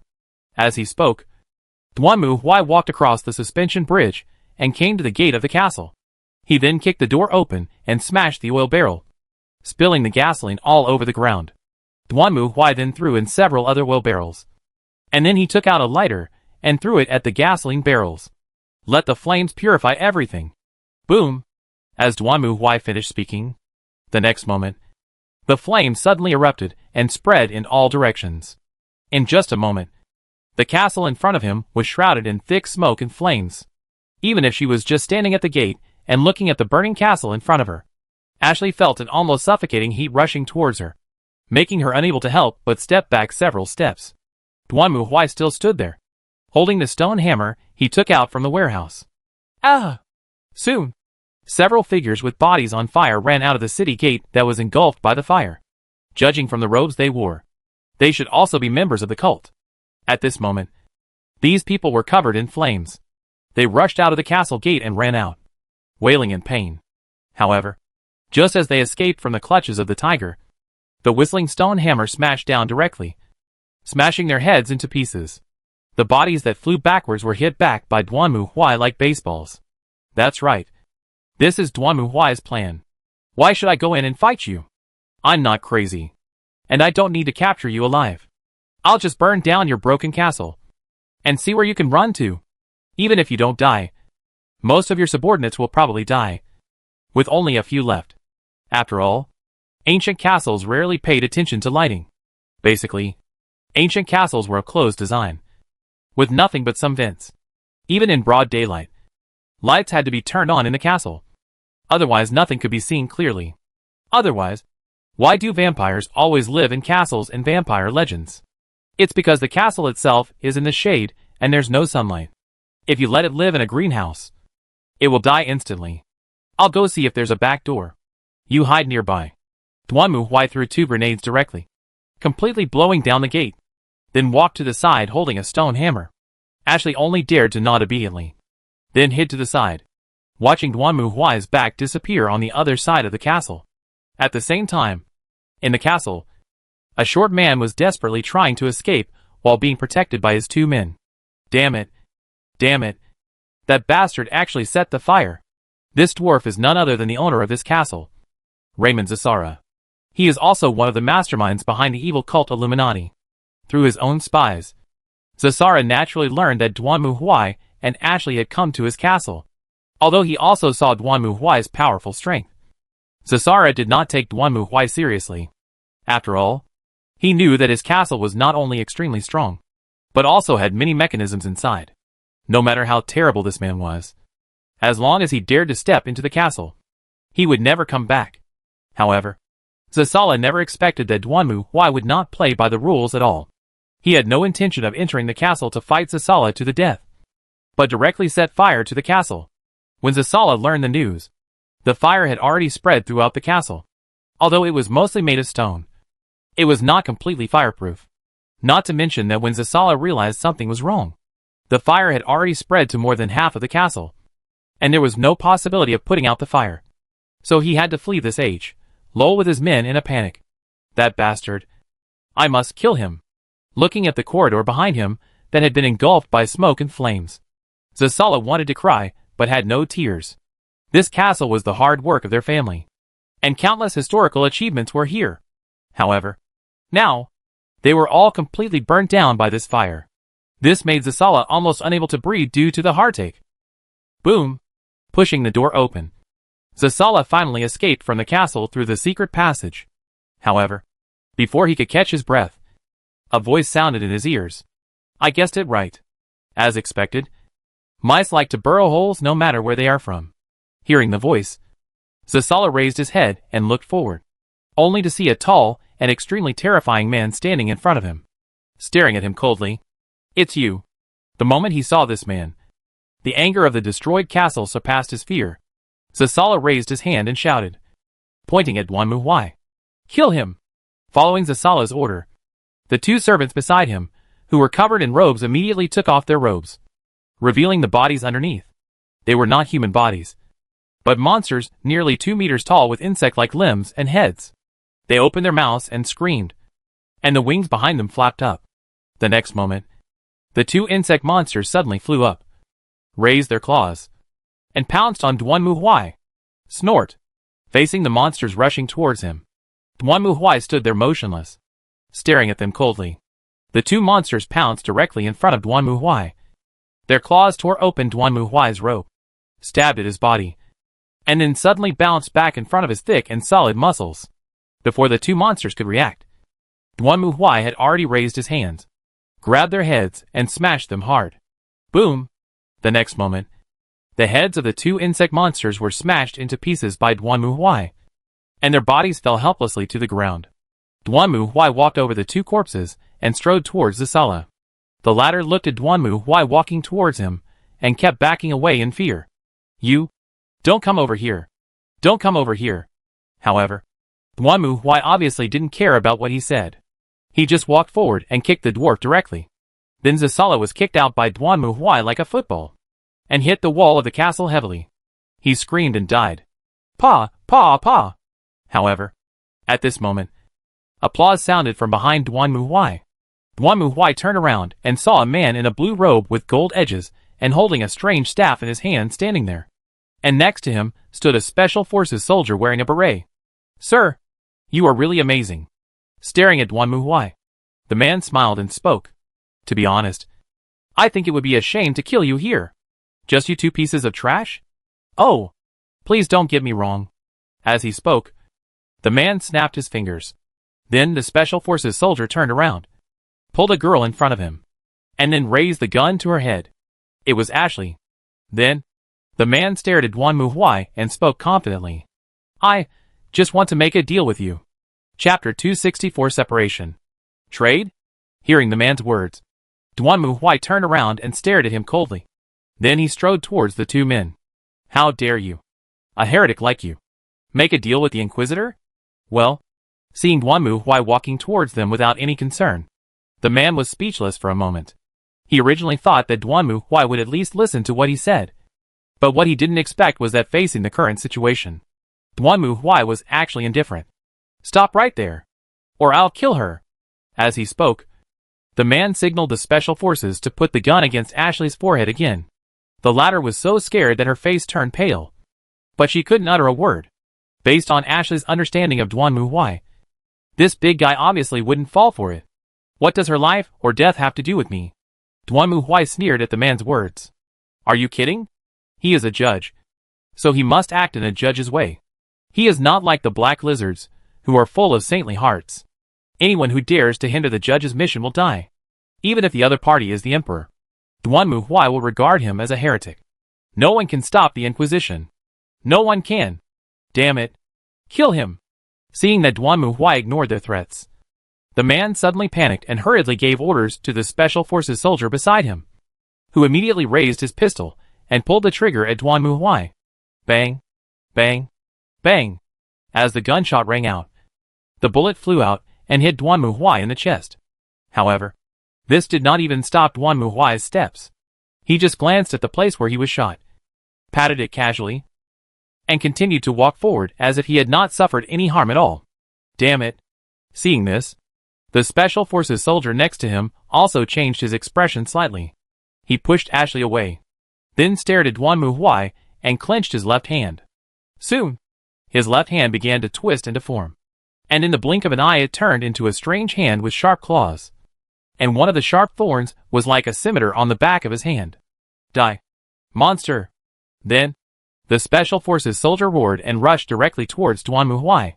Seeing this scene, Ashley, who was standing next to him, couldn't help but twitch her eyes. How dare you call someone a monster? Although she complained in her heart, Ashley could understand the Special Forces soldier's thoughts. Although his body had mutated, at least Ashley knew that he was a human. However, Duan Muhui, who was standing opposite her, looked exactly like a human. But when he stood there, he always gave people an indescribable sense of pressure and fear. It was not like the pressure that humans had, but more like some terrible monsters and beasts. Perhaps it was because of this that Ashley was kidnapped by these two guys. But she was not panicked at all, and even a little nervous. Don't drag me into this. I don't want to anger that big guy. The Special Forces soldier obviously didn't hear Ashley's inner complaints. He quickly pounced on Duan Muhui, and the sharp blade in his hand suddenly swept across and attacked Duan Muhui's neck. In his opinion, this blow was enough to cause considerable damage to the big man in front of him. Go to H.L. The sharp blade cut through the air, cut towards Duan Muhui's neck, and then stopped. Why? At this moment, the Special Forces soldier still maintained his attacking posture, and the sharp blade in his left hand was pressed against Duan Muhui's neck. But it didn't even scratch his skin. The Special Forces soldier only felt that the one in front of him was not a flesh and blood body, but a being made of steel and granite. Duan Muhui tilted his neck slightly, although he didn't say anything. The look in his eyes, as he looked at the Special Forces soldier, revealed his meaning. That's it? Uh-huh. However, just as the Special Forces soldier was about to retreat when he saw the situation was not good, Duan Muhui also stretched out his right hand, grabbed the Special Forces soldier's mutated left arm, and squeezed it hard. Ah! With a howl of pain, the Special Forces soldier's mutated arm was crushed like a dead firewood by Duan Muhui. The Special Forces soldier was also experienced at this moment. Seeing that things were not going well, he quickly turned over and kicked Duan Muhui in the chest to try to distance himself from him. However, what the Special Forces soldier did not expect was that when his foot stepped on Duan Muhui's chest, Duan Muhui's other hand had already stretched out, grabbed his leg, and then slammed it heavily to the ground. Boom! This blow immediately knocked the Special Forces soldier unconscious. Before he could come to his senses, Duan Muhui had already stepped on his head. Puff! The exploded blood and skull fragments splattered everywhere, and the Special Forces soldier's body twitched for a moment, and then there was no movement. You. Seeing this scene, Ashley was numb. But the man in the robe had an ugly look on his face. He staggered back, but Duan Muhui obviously would not let him go. He threw away the Special Forces soldier's body and walked towards the man. Who are you? What do you want? At this moment, facing Duan Muhui, the man almost collapsed. You want to rule the world? Right. I can help you. We can rule the world together. You know, as long as this parasite is around, we can manipulate everyone in this world. Or do you want money? No problem. You can ask for as much money as you want. I have plenty of money. You? What on earth do you want? The man retreated step by step, and Duan Muhui walked in front of him in silence. At this moment, Ashley suddenly found that a tentacle emerged from under the man's robe, and it quietly bypassed Duan Muhui and came behind him. Watch out, big guy! Seeing this, Ashley also hurriedly warned, and at the same time, the tentacle suddenly rushed out and wrapped around Duan Muhui's neck. At the same time, the man's robe suddenly split open, his mouth suddenly widened, and a huge eyeball emerged from it. And then the man's other tentacles also suddenly moved forward and tightly wrapped around Duan Muhui's body. Go to H.L. The man's eyes turned red at this moment. He opened his body and tried to swallow Duanmu Huai completely. But before he could take the next step, Duanmu Huai roared, spread his hands to both sides, and directly broke the man's tentacles wrapped around him. Then he opened his two big hands and slapped the man's head hard like slapping a mosquito. Snapped. The man's head cracked like an egg between Duanmu Huai's big hands, and then his body fell limply to the ground. Without any movement, the flames raged, devouring everything. God, what is going on? Standing at the entrance of the village, looking at the village engulfed in flames and the bodies, Leon was stunned. Just now, he had come here in a local police vehicle, trying to perform his mission to rescue the kidnapped Ashley. But what Leon didn't expect was that when he was ready and came here, he saw the village engulfed in flames. The raging fire even ignited the surrounding jungle, engulfing everything. What happened here? Is Ashley okay? She must have been killed. Just when Leon was speechless and didn't know where to start, Duanmu Huai was standing with Ashley on the hillside not far away, looking at Leon and the two policemen below. Then, he turned his head and looked at Ashley. Okay. Your pickup is here. You can leave now. You're not leaving. Big guy. Ashley felt somewhat uneasy after hearing Duanmu Huai's words. To be honest, it was a bit scary to stay with this man. But if it weren't for him, she would not have been able to escape from this place. Why don't we go together? I can introduce you to my father. No need. Duanmu Huai shook his head. We won't have much contact. I have my mission to complete. What you need to do now is to leave here and go home. Do you understand me? So we won't meet again. Unless you are captured by some evil cult again. Maybe we will have a chance to meet again. Let's forget about this. After hearing Duanmu Huai's answer, Ashley was silent for a moment. Then she stepped forward and hugged Duanmu Huai. Anyway, thank you, big guy. And bye. After saying this, Ashley waved to Duanmu Huai and walked down the hillside. Crash. At this moment, Leon and the two local policemen were in confusion, not knowing what to do. Suddenly, footsteps were heard. Leon turned his head hurriedly, and then he saw a blonde girl walking out of the woods. Ashley? Although Duanmu Huai had never seen her, he had at least seen her photo. He recognized at a glance that the girl in front of him was Ashley, the person he wanted to save. But how could she run out of the woods alone? And why was she covered in blood? Who are you? Looking at Leon, Ashley was still a little wary, and the latter quickly put down his gun and came in front of Ashley. I was sent by your father to rescue you. What happened here? Are you okay? Ashley? I'm okay. As she spoke, Ashley turned her head and looked at the hillside in the distance behind her. It was now empty. Seeing this, a hint of regret flashed in Ashley's eyes. Then she turned her head and looked at Leon. Okay, let's go back. As for what happened here, I will tell you later. Then Ashley spoke up. Chapter 265 spread. A convoy of nomads crossed the road and moved forward. Their destination was Diamond Town, the largest nomadic gathering point in the vicinity, and the only place where energy could be mined. It's really peaceful. Looking at the surrounding scenery, the nomad sitting in the passenger seat took a puff of cigarette and spoke leisurely. In the past, I am afraid that these people would be extra careful when driving to avoid those terrible beastmen suddenly jumping out from all around. But after the Inquisition raided the beastmen's nest, the beastmen's actions on the surface seemed to have completely stopped. Except for a few beastmen. Most of the beastmen disappeared. At first, most of the nomads did not believe the rumor. But in fact they also found that the beastmen had indeed disappeared, which allowed people to live in peace for a while. Maybe it would not last long. But for these nomads, it was enough. Being able to stay away from war and live a peaceful life was the greatest happiness for these nomads. If those guys from the Inquisition can really completely wipe out the orcs, it would be better to let them rule the world. The driver spoke while steering the wheel. At least they seem to care about us more than those COG guys. Yeah. I heard that the homeless people in the Inquisition live quite well. They don't need energy to supply electricity. Unlike us, we have to travel so far to beg for alms. Speaking of this, the nomad in the co-pilot seat was full of anger. Although Diamond Town was also a nomadic tribe, because they controlled the mining of energy, they were always arrogant to other nomads. It was obviously a business transaction, but it always gave people the feeling of alms, which made many nomads very unhappy. But they had no choice. Why don't we just go to the court? It's really boring staying here.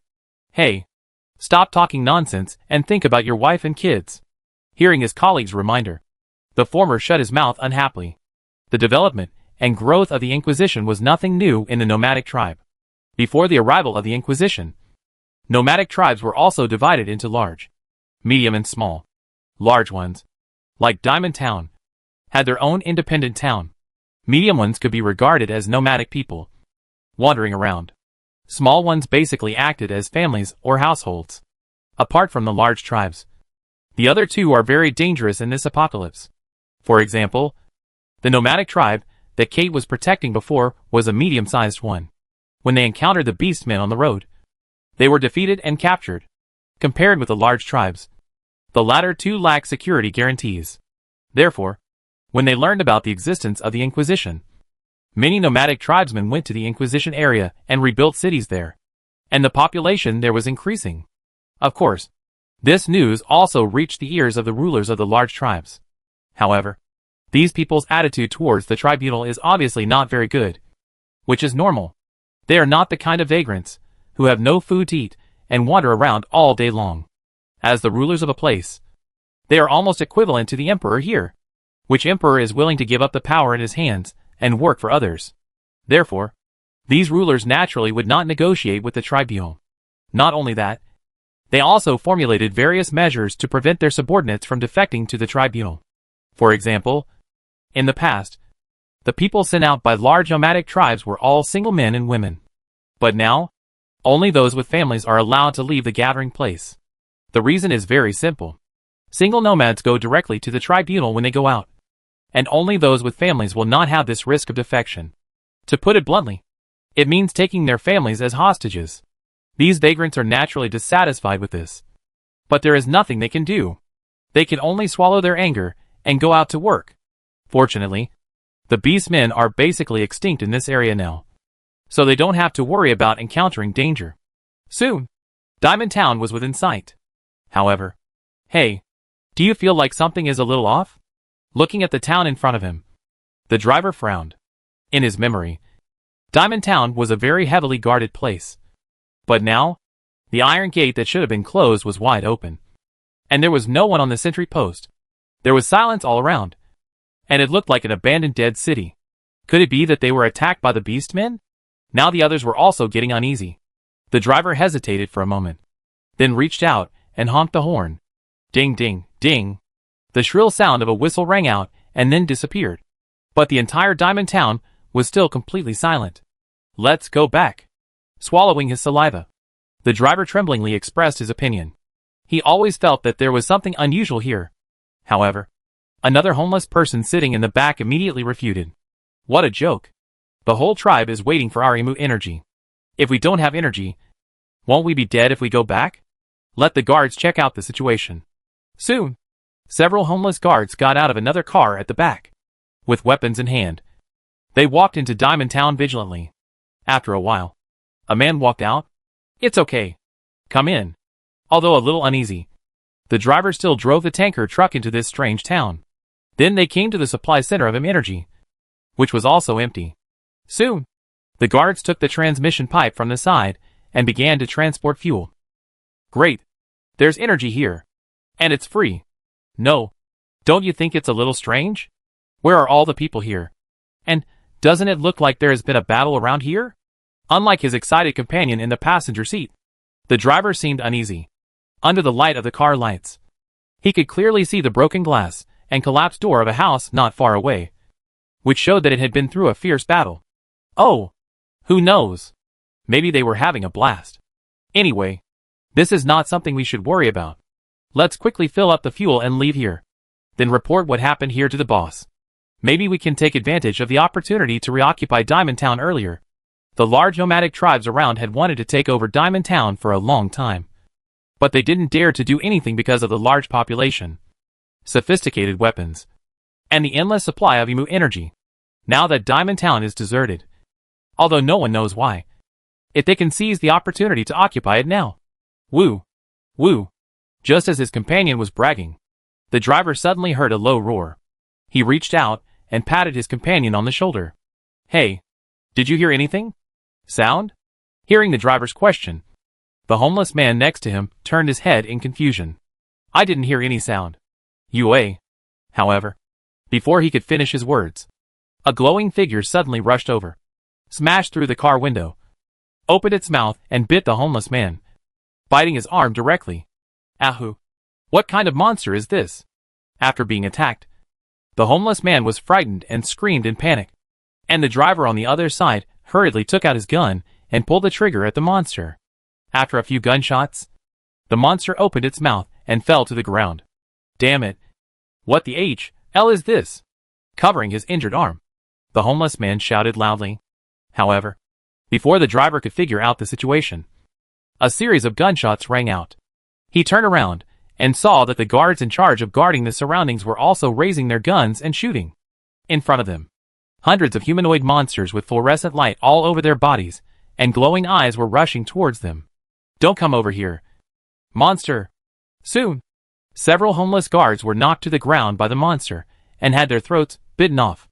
Seeing this scene, the driver felt a chill in his heart. We must leave here immediately.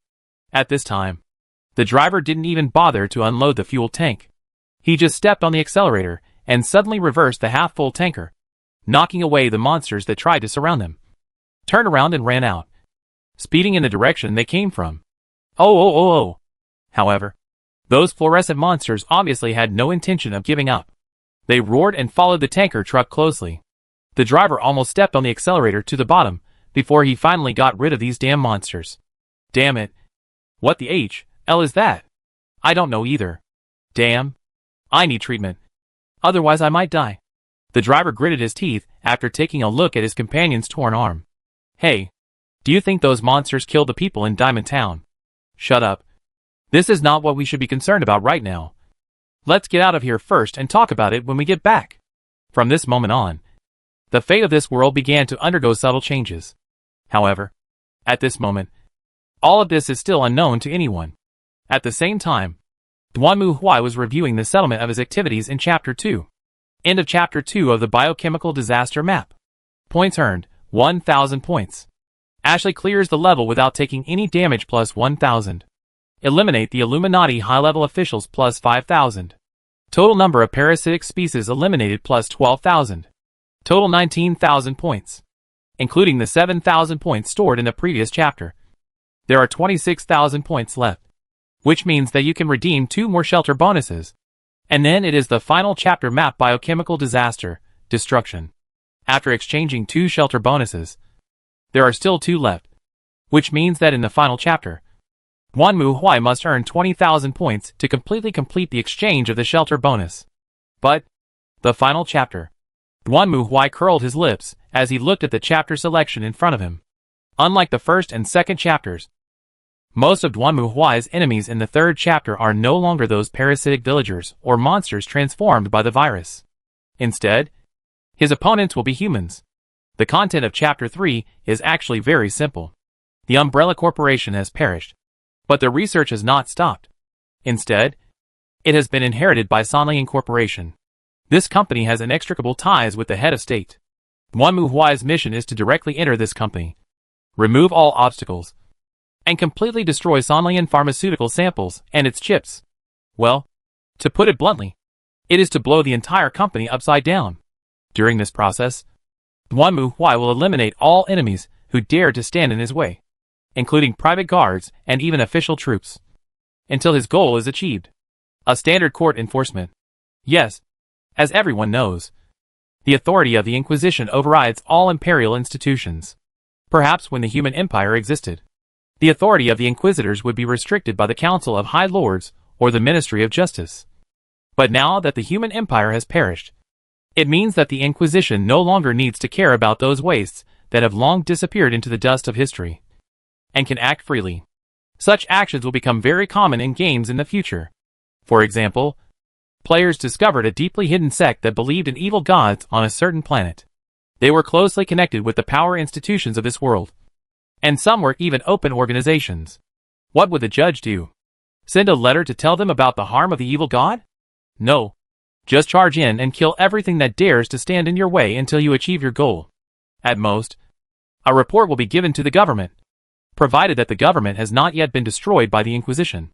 This is standard court enforcement. There is no place for the weak-willed and the hesitant. Only swift action and firm conviction can keep humanity alive. No sacrifice is too great to accept. And no betrayal is too small to forgive. Do not pity them. Ignore their innocent cries.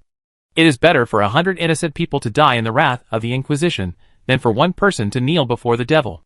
Of course, this is also controversial among players. Some players think that this approach is actually equivalent to a closed loop. If you eliminate innocent people, others will definitely bear a grudge against you, and then believe in evil gods to take revenge on the Inquisition. This approach simply increases hatred. There are also some players who think that belief in evil gods is like an infectious disease that must be isolated and purified. To put it bluntly, the kind of thing you are worried about is actually like cutting the grass if the roots are not removed. It will come back again when the spring breeze blows. The extermination order can solve all problems. As long as they are all dead, there is no need to worry about them believing in evil gods. Some will question what right you have to kill 10 billion people. But those who understand know that you do not have the right to keep them alive. Forget it. Let's figure out what to do after we go in. Duanmu Huai spent another 1,000 points to exchange for some bombs, and then exchanged for a shotgun. Then the final chapter began. The next moment, everything in front of his eyes turned white. Chapter 266 Airport Shock. When Duanmu Huai opened his eyes again, he was standing at the exit of the airport. It was obvious that he had just got off the plane. At the exit of the airport, a group of people were holding signs and protesting. It's really meaningless. Looking at the signs with slogans such as "Get off our land" and "Go back to H.L." Duanmu Huai sneered. He never thought that such protests were of any use. It was the same in ancient and modern times. People thought that they could change and reverse the situation by taking to the streets to protest. However, in fact, what they did was meaningless and would not be taken seriously by those in power. To put it bluntly, this is just an excuse for the people to vent their emotions. And when they are done and tired of shouting, they will just leave. In a few weeks, they may even forget why they were protesting. In order to stop all this, more immediate measures must be taken. And Duanmu Huai came here for this purpose. According to the mission objective, Senator Davis, who supports Trinity Pharmaceuticals, will be here today. And what Duanmu Huai has to do is to kill this idiot in public and let other potential supporters of Trinity Pharmaceuticals know that anyone who dares to come into contact with the G virus will only end up dead. This is much simpler, clearer and more effective than any march or protest. Well, let me wait here.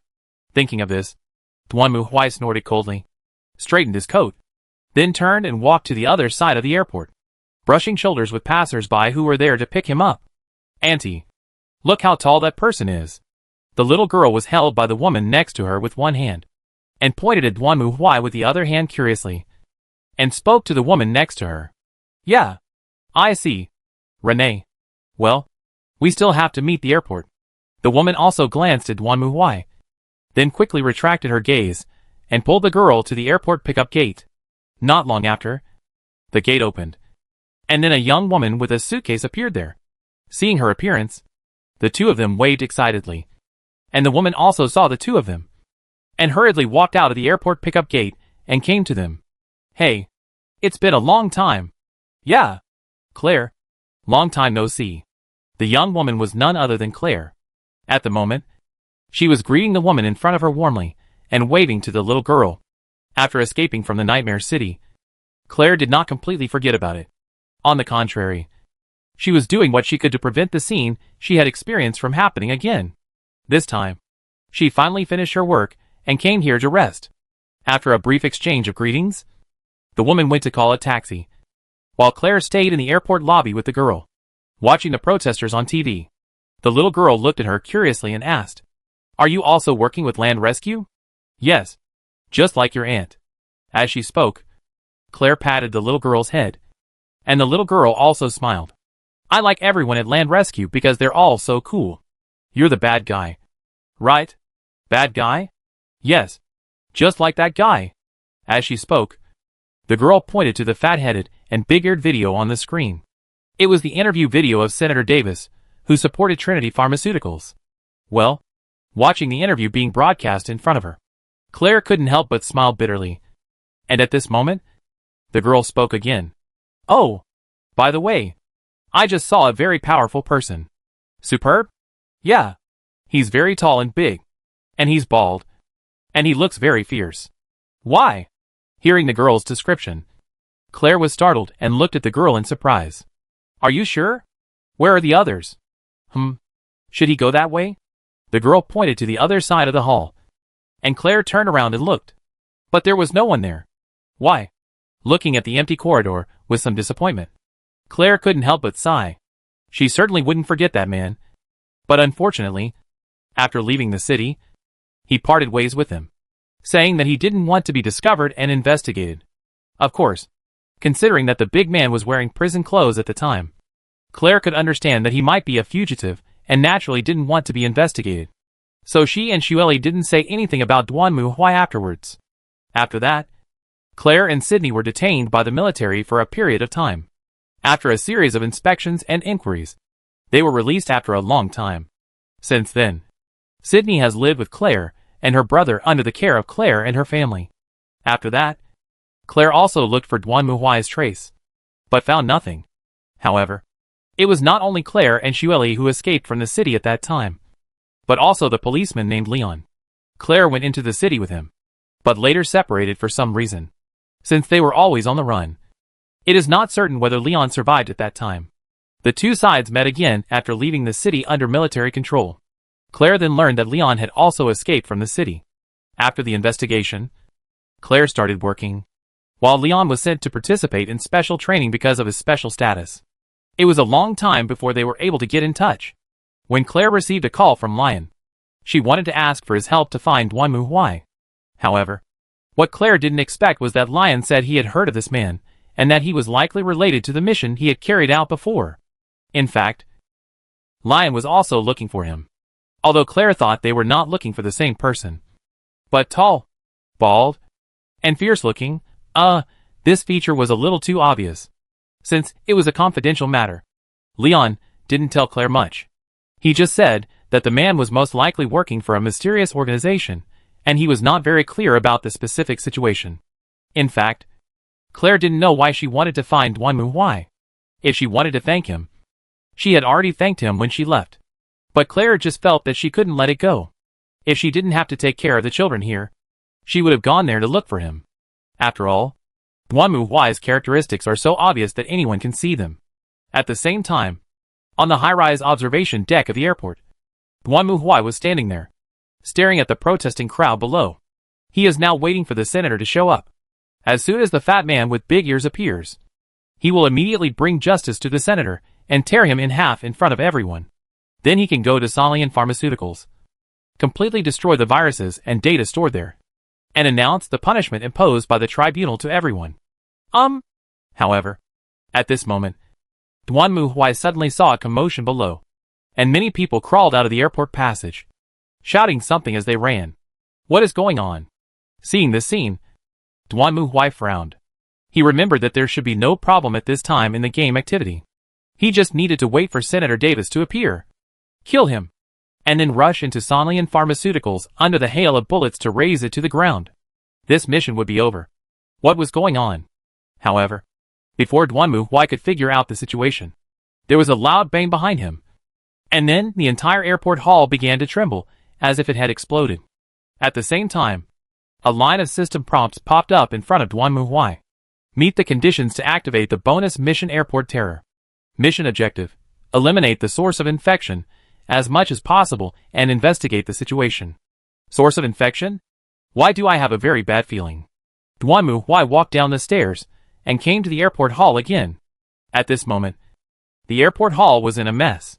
A crashed passenger plane could be seen not far away. It was obvious that the plane had lost control and eventually crashed into the waiting room, causing the disaster. But this is not important. What is important is the zombies, who are wandering back and forth in the airport hall, staggering and whimpering. Okay, I kind of figured out what's going on. Duanmu Huai complained silently. It was obvious that the flight was infected. And then everyone on the flight turned into zombies. The plane lost control and crashed into the airport building, eventually causing this unexpected disaster. But where did the infection on the plane come from? This is the part that I, as the judge, Need to investigate. But before that, let's kill these damn zombies first. Thinking of this, Dwanmu Huai clenched his fists, roared, and rushed towards the group of zombies in front of him. Just as Dwanmu Huai rushed into the swarm of zombies and acted invincibly, Claire also took a few survivors and ran to the VIP lounge at the end of the airport. They locked the door and stayed inside, gasping for breath. Damn it. Why? This is impossible. Recalling the terrible monsters she had just seen, Claire's face turned pale. At this moment, the nightmare in her heart seemed to be awakened again. Could it be that this city would become a city of death, like the place where her brother worked before? No! Claire shook her head, trying to put her inner uneasiness behind her. This place was different. At least for now. It seemed that only the airport was attacked. The airport was far away from the city, which meant that as long as it was blocked in time, the further spread of the zombies could be controlled. Thinking of this, Claire hurried to the window and looked out. Soon, she saw military vehicles coming and blocking the entire airport. Seeing this, Claire was somewhat relieved. At least for now. There should be no problem here. At least, it will not spread to the entire city. Although Claire also wanted to fight. Unfortunately, she was unarmed and had no weapons on her. Apart from hiding here, Claire had no way to move. Although she also called the police. But Claire herself was not sure whether there would be support. Boom, boom, boom. Suddenly, Claire keenly caught the sound of heavy footsteps coming from afar. The footsteps sounded familiar to her. Or rather, she had heard these footsteps before.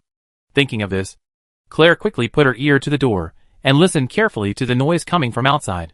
At this moment, almost everyone had either left the airport or been killed by zombies. The entire airport was dead silent. Only the occasional disgusting sound of zombies was still echoing in it. However, in addition to this, there was a heavy, regular sound of footsteps that kept ringing. Boom, boom, boom. This couldn't be. At this moment, Claire immediately remembered the scary weirdo in the black coat under the cover of night. According to Leon, that should be the biological weapon named Tyrant developed by Umbrella. Could it be that the scary guy is here too? How is that possible? Umbrella has already gone bankrupt. Wait, is that the plane? Thinking of this, Claire's hair stood up. She had always wondered why the plane crashed suddenly. Could it be that the tyrant sneaked into the plane and caused all this? What's wrong? Claire? Noticing that Claire's expression was wrong, the girl named Rennie asked curiously. But Claire quickly covered her mouth and shook her head at her. Don't talk. Don't make a sound. Although they didn't know why Claire was so nervous. The others in the lounge also kept their mouths shut and didn't dare to breathe. Soon, they also heard the heavy footsteps. Obviously, the other party was getting closer and closer to them. What? What is that? The senator who was paralyzed on the sofa was sweating profusely. And the stewardess next to him was also pale. Obviously, any normal person could imagine that when zombies were rampant, he could still walk leisurely outside like a stroll. He was definitely not an ordinary person. Or maybe they are not human at all. Boom, boom, boom. Just when everyone was afraid to speak, the footsteps stopped at the door. At this moment, Claire's heart almost rose to her throat. She stared at the door in front of her, not daring to move.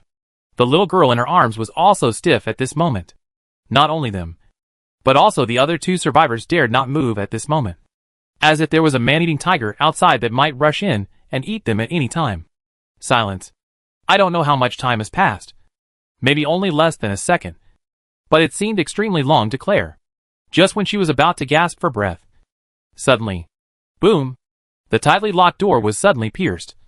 And a huge dark hand stretched out from outside. Chapter 267 Goodbye. Aah. Seeing this scene, Renee screamed immediately.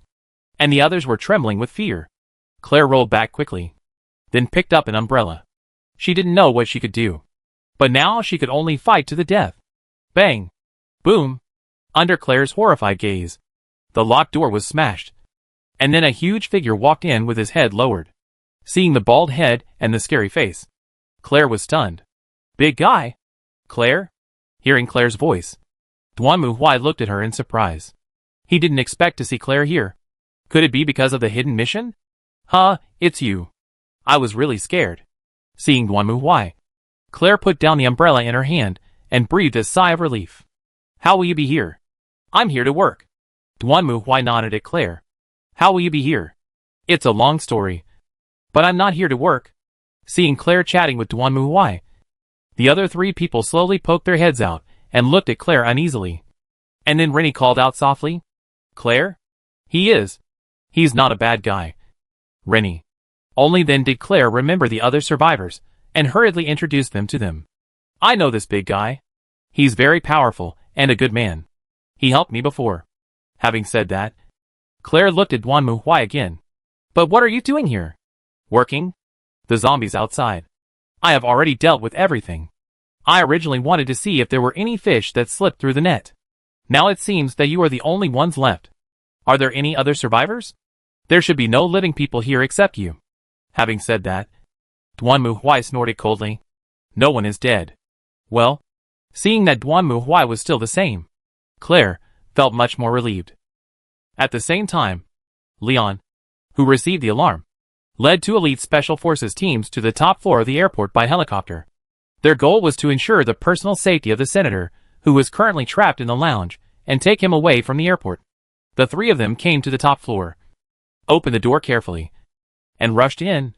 But when they walked down the stairs and came to the corridor, the scene in front of them stunned them. Under the light, the entire corridor was filled with corpses and blood. Countless corpses were lying on the ground. Their heads and bodies were smashed into pieces, and the bloody smell in the air was nauseating. God, what the hell is this? Seeing this scene, one of the policemen couldn't help but mutter, Is this a zombie attack? No. Leon walked up to a corpse, looked at it carefully, and then frowned. They were beaten to death. Beat him to death? Look there. As he spoke, Leon raised his pistol and pointed it at the wall not far in front of him. He saw a headless body sitting next to the wall, with blood splattered everywhere. On the wall, a fist mark as big as a casserole was clearly visible. Just by looking at the scene, one could imagine that someone had punched this person's head, turning it into a headless body. Damn. Was this done by a human? The police officer stepped forward and gestured, and was surprised to find that the fist mark was actually more than a circle larger than his own fist. Be careful. Something is wrong. Leon swallowed his saliva, which brought back some bad memories. If Leon remembered correctly, he had encountered a similar monster before, in that nightmare city. Could it be that the monster had also come here? Was the umbrella still stubborn and planning to continue causing disasters?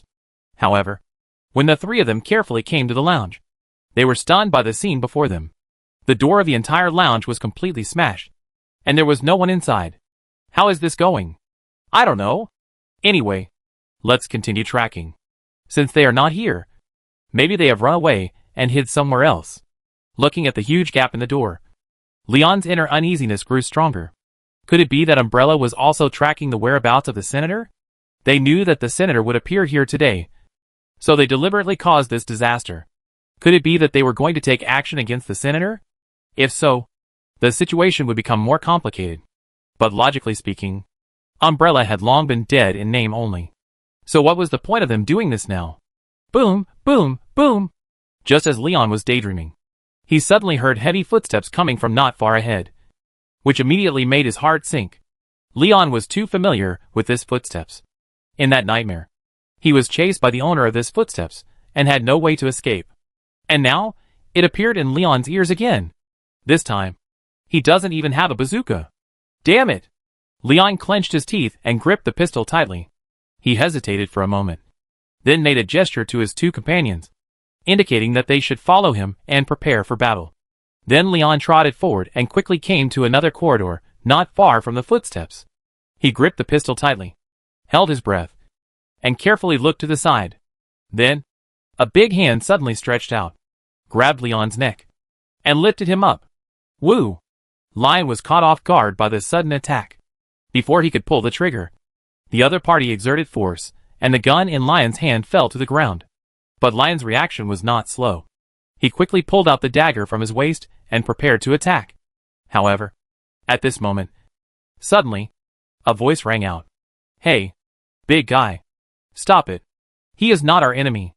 I saw. The next moment after Leon heard this, he was thrown heavily to the ground. Fortunately, the thick blanket in the airport offset the impact. After landing, Leon turned over, picked up the gun next to him, and pointed it forward. When he saw the black shadow in front of him clearly, Leon couldn't help but widen his eyes in surprise. What a monster! Under the illumination of the flashlight, a tall bald man, almost as tall as the ceiling, was standing there. He was wearing a strange coat, and his body was covered in blood. His ferocious face was so terrifying that Leon almost couldn't hold his pistol for a moment. This guy is much more terrifying than a tyrant. Just when Leon didn't know whether to attack or retreat, a familiar figure appeared behind that man. Hey, Leon. Claire? Seeing Claire, Leon breathed a sigh of relief temporarily. He lowered his gun and stared at Duanmu Huai vigilantly, then looked behind him. Then Leon saw a little girl, a flight attendant, and a fat guy with big ears. Who was his target? Faced with this scene, Leon was completely stunned. After that, the two sides were united, and Leon and the others finally figured out the situation. So they gathered together again and moved forward. Then, the group left the airport smoothly. However, when Leon and Claire left the airport building, Duanmu quietly disappeared again. Claire? Who is that man? Leon found Claire and asked anxiously. He was almost certain that the mysterious man who appeared at the airport was the one he had heard about before. After Leon brought Ashley back home, he also asked about her situation. Now Leon was sure that this man was the one who rescued Ashley. After all, this outfit is so unique, and coupled with his appearance and height, it is almost impossible for someone similar to him to exist. Originally, Leon planned to talk to the man after leaving the airport, but as soon as they walked out of the airport gate, Duanmu Huai disappeared quietly. How did such a big person disappear? How come no one saw him? Actually, I don't know much about him. If it was someone else, Claire might have gotten away with it. But Leon was more or less familiar with her, so Claire didn't mind telling him some information. Of course, as Claire said, she didn't know much herself. In short, the big guy was a good person, very powerful, and had practiced kung fu, could withstand bullets, and could fight the tyrant alone. Leon was also stunned when he heard this, but at least he resolved his doubts. After all, when Ashley explained the situation, she said that the big guy was invulnerable. Many villagers held guns and knives and forks, but they couldn't even scratch his skin. At that time, Leon thought Ashley was joking. How could there be such a person? Even if he was a tyrant, he would be hurt if he was hit. You are not hurt by a group of villagers' concentrated fire. You are a Terminator. Now I heard from Claire that Duanmu Huai practiced a kind of kung fu called Golden Bell Cover, which is, well, it makes sense. After all, in the Western impression, kung fu, let alone being invulnerable to swords and guns, even climbing walls and running on rooftops are all casual things. Of course, that's not the point. Do you know why he's here? He said it was for work. Work? Hearing this, Leon frowned immediately. He still remembered that Ashley had said that Duanmu Huai went to that village for the purpose of eliminating all the heretics. Later, he did what he said, and killed nearly 1,000 people in the village without leaving any alive. Not to mention people. There's not even a live chicken. And now, he came here for work? He can't possibly be planning to kill everyone in this entire city. Call. At this moment, suddenly, Claire saw a convoy appear outside the camp, and she hurriedly turned around and ran over. Claire. Seeing Claire leave, Leon hurriedly followed, and the two came to the side of the camp, where they saw a group of people in white coats unloading goods from a car. Claire walked over and saw the Sanlian Pharmaceutical logo on it, and was immediately shocked. Why is the triple drug here? Because it's a vaccine. At this moment, a voice answered Claire's question. Claire turned around and saw an elite man in a gray suit and glasses standing not far away, looking at her and Leon with a smile on his face. Who are you? Looking at the elite man in front of her, Claire frowned and asked. And at this moment, the pot-bellied senator also came over. He is the chief researcher of Sanlian Pharmaceuticals. Let me introduce him. This is Frederick Dowen. He is the one who developed the vaccine against the virus. However, before the senator could finish his words, another voice rang out. It was also him who released the virus on flights and in airports. This man is the culprit of all this. Along with this voice, Duanmu Huai walked out silently from behind the tent. He stretched out his hand, grabbed the senator and the elite man by the neck, and lifted them up. Hey! Stop it! Seeing Duanmu Huai's actions, Leon hurriedly raised his gun and aimed at him, while Claire looked at Duanmu Huai in confusion.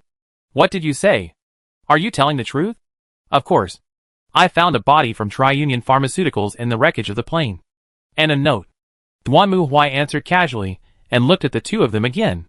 Sanlian Pharmaceuticals was protested by the public and its stock price fell. You saw that you were going to follow in the footsteps of your protectors and were unwilling to do so. So you deliberately created this disaster. You used this biological disaster to scare the public so that they would buy your vaccine, which would also enable the stock price to rise. Capitalists are really the same no matter where they are. Wait. Even if what you said is true. Then the senator. He is a shareholder of Sanlian Pharmaceuticals. That's enough for you to know. Indeed. Upon hearing this, Claire immediately understood that since this senator was a shareholder of Sanlian Pharmaceuticals, he naturally did not want to see the stock price fall. You are talking nonsense. Let me go! The senator struggled desperately and tried to shout loudly. But Duanmu Huai's fingers only exerted a little force, and his voice suddenly became as weak as a mosquito. The elite man on the other side also twisted his body desperately and struggled. You are slandering us. You have no evidence to prove that we are guilty. Evidence? Hearing the elite man's words, Duanmu Huai raised his eyebrows. As for the trial court, we never make an innocent defense. And we don't have time to waste on scum like you. Wait a minute. However, before Claire could open her mouth to dissuade him, Duanmu Huai suddenly exerted force with both hands. And the next moment, the heads of the elite man and the senator suddenly shattered and exploded, turning into two headless corpses. Aya! Seeing that someone had died here, the researcher screamed and ran away, while Leon raised his gun and aimed at Duanmu Huai with a serious expression. Do you know what you're doing? He's a senator. Anyone who attempts to threaten the existence of humanity will be wiped out by the Inquisition without hesitation. Whether it is a senator or a president, it's the same. Having said that, Duanmu Huai glanced at Yinan coldly, then nodded at Claire. Well, this boring drama is over, and I have to go back to my work. So, I hope we will meet again in the future. After saying this, Duanmu Huai turned and left, disappearing into the shadows in the blink of an eye. By the time the soldiers, armed with weapons, arrived, he had completely disappeared from the camp. The killing of the senator was naturally a big deal. Soon, the soldiers began searching the camp. At the same time, Duanmu Huai had already left the airport like a ghost. Unexpectedly, the genes of the pre-march of the Raven Guard are quite useful. Walking in the shadows, Duanmu Huai was also secretly feeling emotional. In the game, Duanmu Huai did not follow the assassination style, but fought head-on. This was not because he did not like the assassination style. In fact, Duanmu Huai quite appreciated the practice of taking the enemy's head in the midst of thousands of troops. Unfortunately, the assassination style did not like him. Well, the reason is very simple. One of the assassination missions requires long-range sniping skills. For example, long-range sniping headshots 100 times or something like that. It just so happens that Duanmu Huai's shooting skills are just like his appearance. There is no room for improvement. In addition, Duanmu Huai got the genes of the original body of the Blood Angels at the beginning of the game, with full charm. Basically, when encountering problems, he can just talk back and forth to get through. Even when encountering a boss, he can directly use his ultimate to summon a large group of NPCs who were beaten by his talk back. So Duanmu Huai never thought about assassination again. But now, after obtaining the genes of the original Raven Guard, Duanmu Huai found that he quite liked this stealth method. The Raven Guard stealth makes it almost impossible to be detected in the shadows. And the stealth skill can completely eliminate the sound of Duanmu Huai's footsteps, which also allows Duanmu Huai to move freely in the shadows without being detected. Well, of course, it depends on the location. It doesn't matter if it's a wide place. But if you want to drill a ventilation duct like in many spy movies, then you can only stuck. But no matter what, at least now Duanmu Huai has discovered that the expertise of this original gene is still very useful. As long as he lurks in the shadows, he won't be found even under the other party's nose. It's like someone sneaking around in a box. Well, but if Duanmu Huai wants to use a box, then he will probably have to use a container. Just as Duanmu Huai was daydreaming, the headquarters of Sanlian Pharmaceutical appeared before his eyes. Okay, the special mission is over. Next, Duanmu Huai silently took out the bomb from his windbreaker and fiddled with it. Let's start the real work. Chapter 268 Ripples. The killing of the senator was naturally a big deal, and soldiers and police soon began to take action, blocking the area layer by layer and conducting searches. But to no avail. It was obvious that there was no result. On the contrary, Lion felt a little uneasy. Claire. The big guy said he came here to work. What do you think his job is? I don't know. You know? I can almost guess it. Although it was strictly confidential. Considering his relationship with Claire, Leon still told her about what happened when Ashley met Duanmu Huai when she was kidnapped. After hearing what Leon said, Claire was also shocked. Are you serious? Are you saying that the big guy killed more than 1,000 people in that village? Yes. We conducted an investigation afterwards and found no one alive. This is too. No. It seems like he can really do it? At first, Claire instinctively wanted to deny it. But then she thought about Duanmu Huai's ferocious face and wondered who would believe him if she said he didn't have many lives on his hands. At this moment, Claire also realized what Leon meant. Wait, you said he came here to do something similar? But this is not a small village. It's a city. Moreover, the people here don't believe in any evil cults. Nor are they infected. Having said this, Claire was stunned. She and Leon looked at each other and screamed at the same time. Sonlian Pharmaceuticals. Boom! As if to praise them for their correct answer. Suddenly, there was a loud roar. And then a huge black cloud rose from the ground. Looking at the direction where the black cloud rose, Claire and Leon felt a chill in their hearts. As it turned out, their guess was indeed correct. When the police and fire brigade rushed to the destination, there was no Sonlian Pharmaceuticals there. The entire pharmaceutical company and their campus had disappeared, leaving only a huge deep pit. In this pit, there was nothing except the residue left by high-temperature condensation. This naturally shocked the top leaders. And soon, an order came down for Leon and others to conduct a thorough investigation. Ordinary people would naturally applaud when they saw Sonlian Pharmaceuticals blown up to pieces. However, the military was almost scared to death when they saw the scene. They couldn't figure out how such a violent explosion was caused. Of course, in terms of intensity, it's not a big problem. You can drop a hydrogen bomb or a nuclear bomb, and it will have the same effect. The problem is that this is not caused by those big killers. According to the final survey results of technical experts, there are several detonation points here at the same time, which means that the other party should have installed some kind of bomb, and then detonated them together to uproot the entire Sonlian pharmaceutical. However, it is difficult to find such a powerful weapon that is so powerful yet can be limited to a certain range. Not to mention, today we buried one under the pharmaceutical company, and tomorrow you want to bury one under the White House. Then won't we all go to heaven? Investigate. We must find out what kind of organization this tribunal is. What's more, the other party dared to wantonly kill a high-ranking official of another country on the territory of another country without notifying them. This behavior is absolutely unacceptable. No matter what the reason is.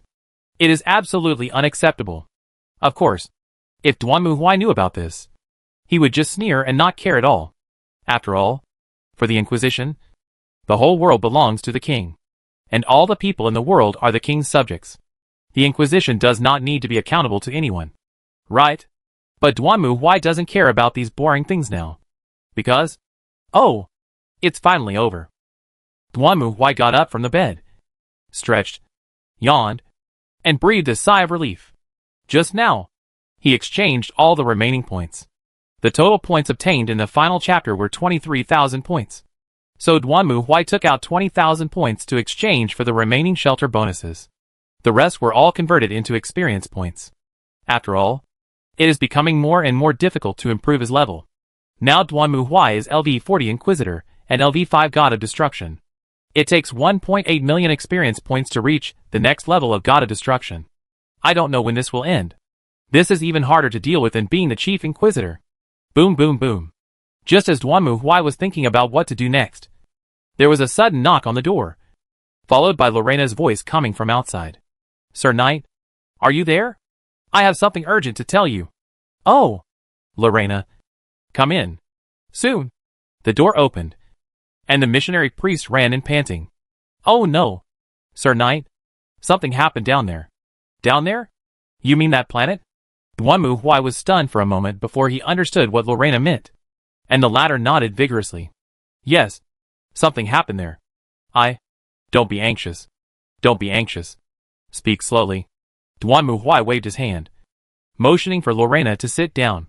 Soon, Odell beside him poured a cup of tea and handed it to her. Lorena took the tea and took a sip.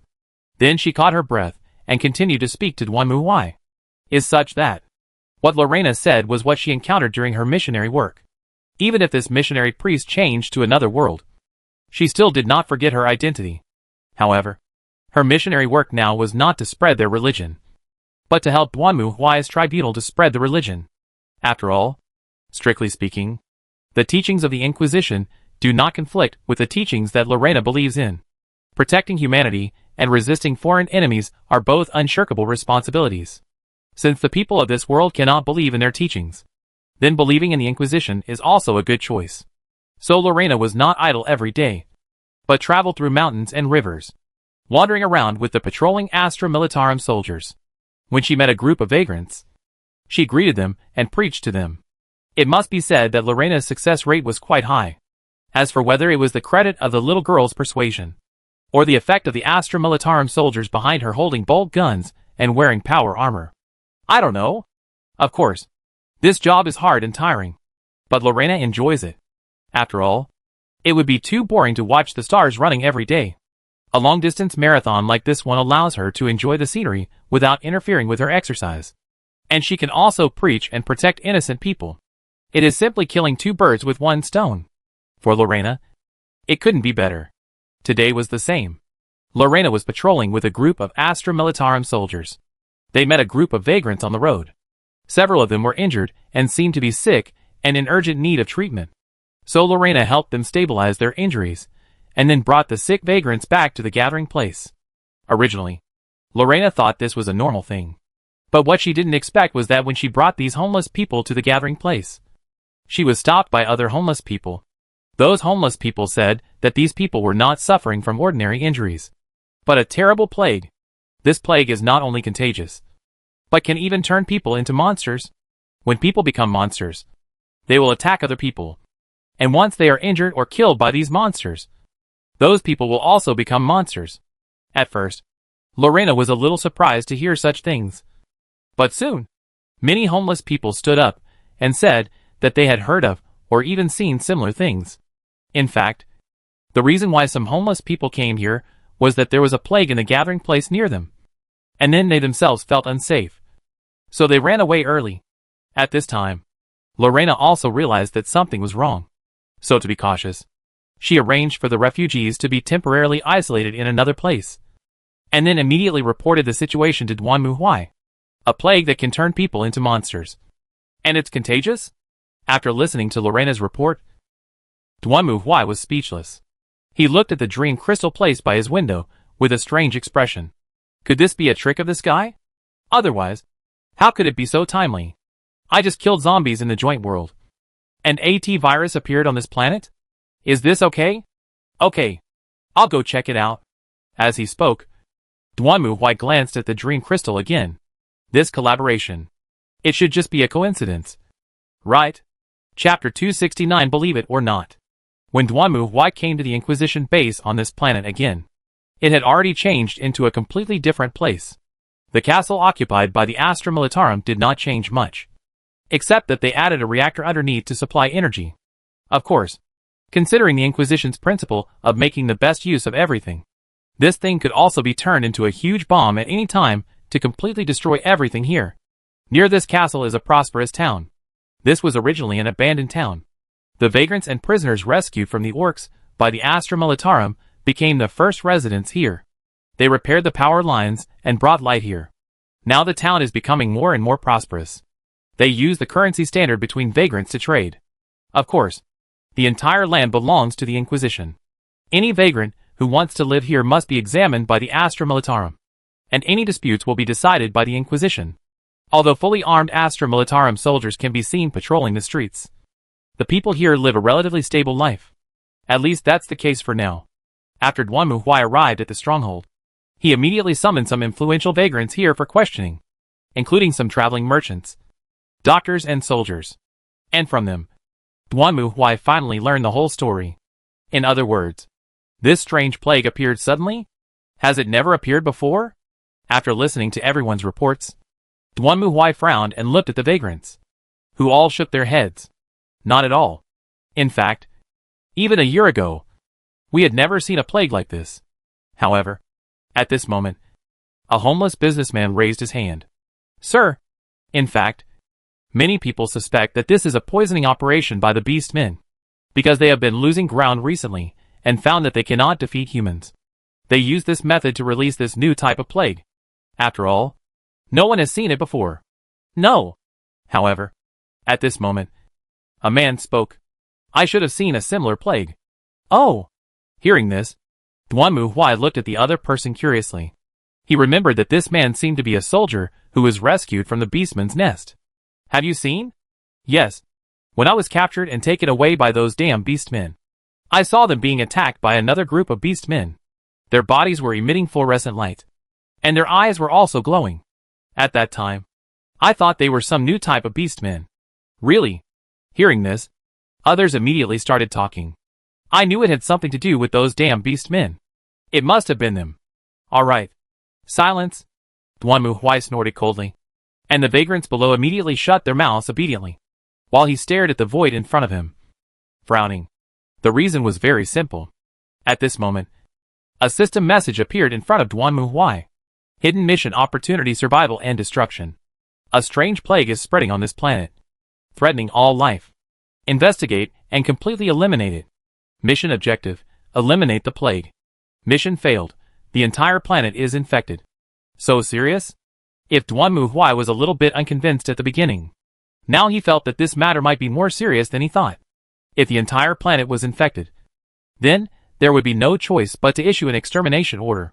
And this also means that this plague could infect all life forms on the entire planet. We must figure out what these damn plagues are all about. I see. Duanmu Huai thought for a moment and made a decision immediately. I will send a team of Astra Militarum to investigate the source of the plague. You should also ask the nomads if they have any news about the plague.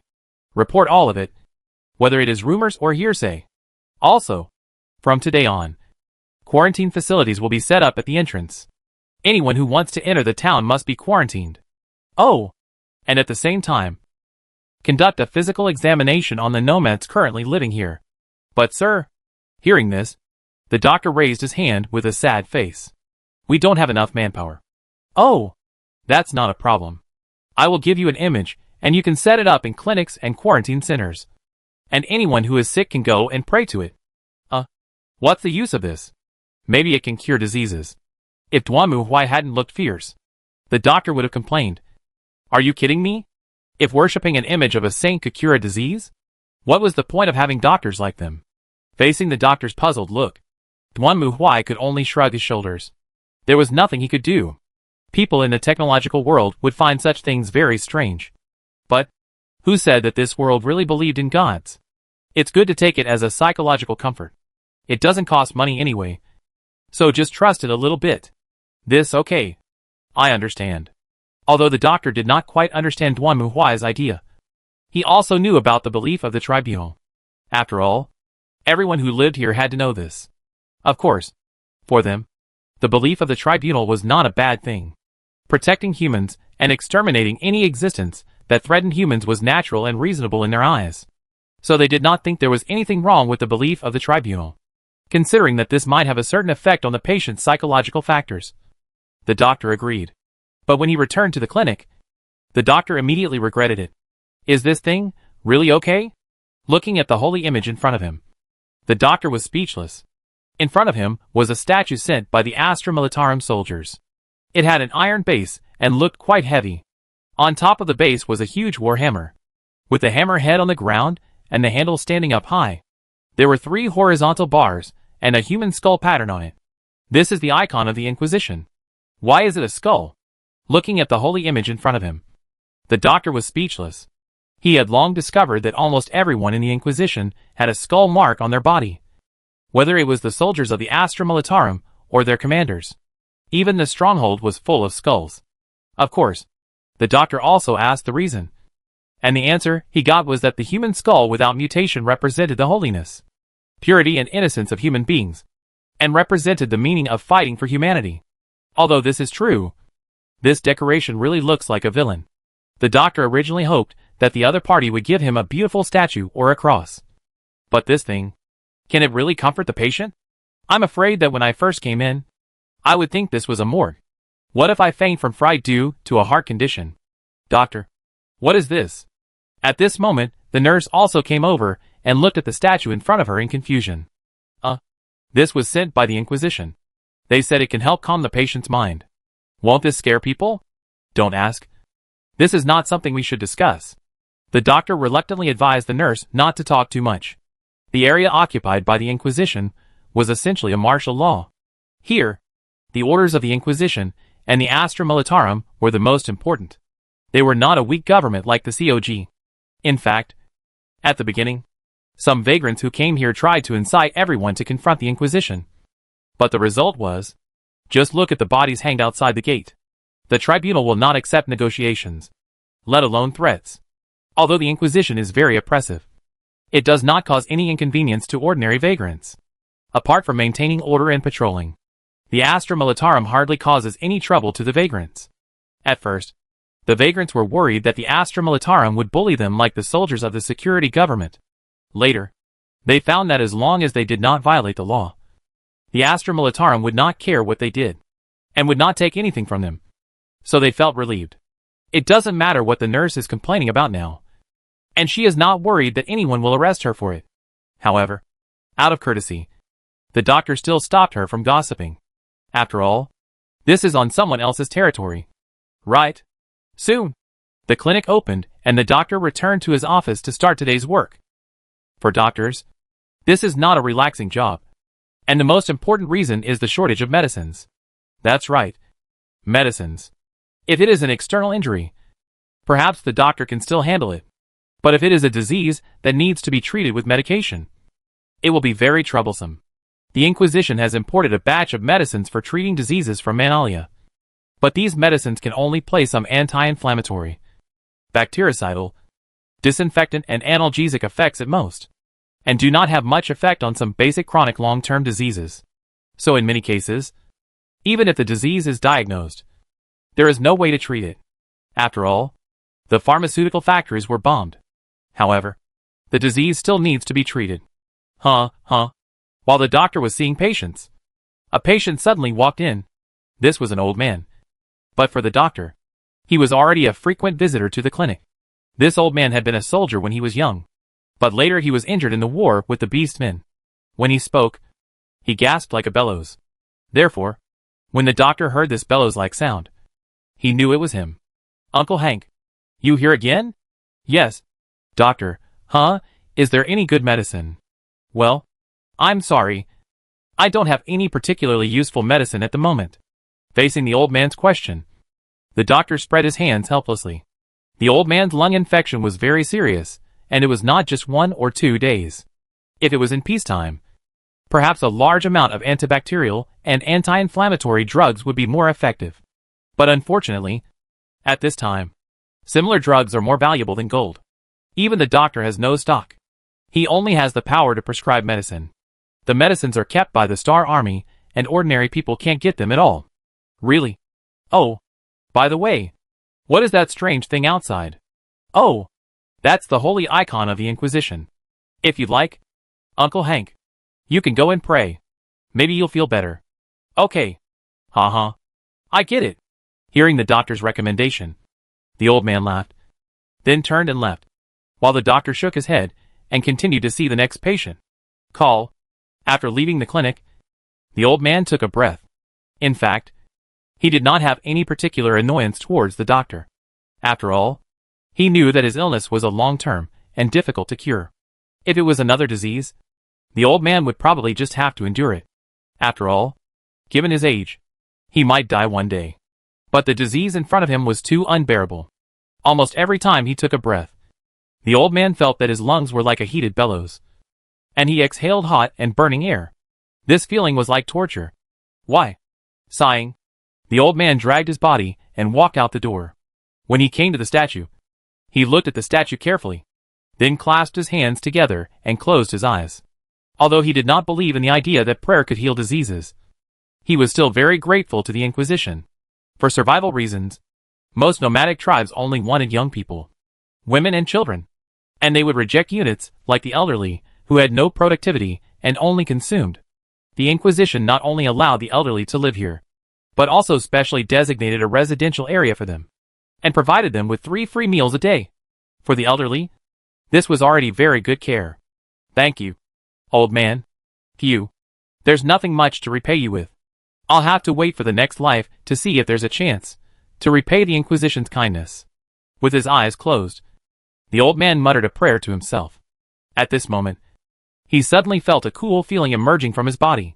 In just a blink of an eye, he felt as if his limbs were soaked in a clear spring, full of comfortable and cool feeling. Even his originally confused head became clear at this moment. After opening his eyes, the old man breathed a sigh of relief. Then he turned and walked out of the clinic.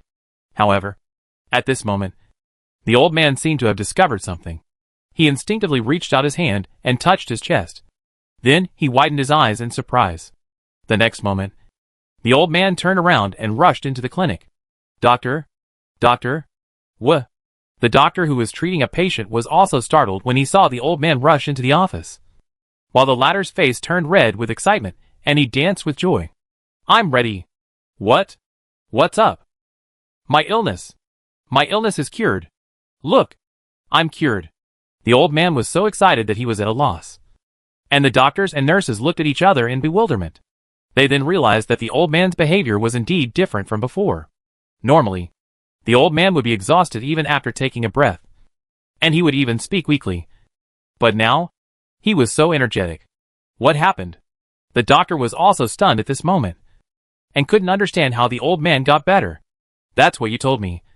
Doctor, tell me to worship the holy image outside. After I'm done worshipping, I'll be fine. Hearing the old man's answer, the doctor was completely stunned. Chapter 270 Soul is currency. How could something so stupid happen? Looking at the examination report in front of him, the doctor scratched his hair with an expression of disbelief.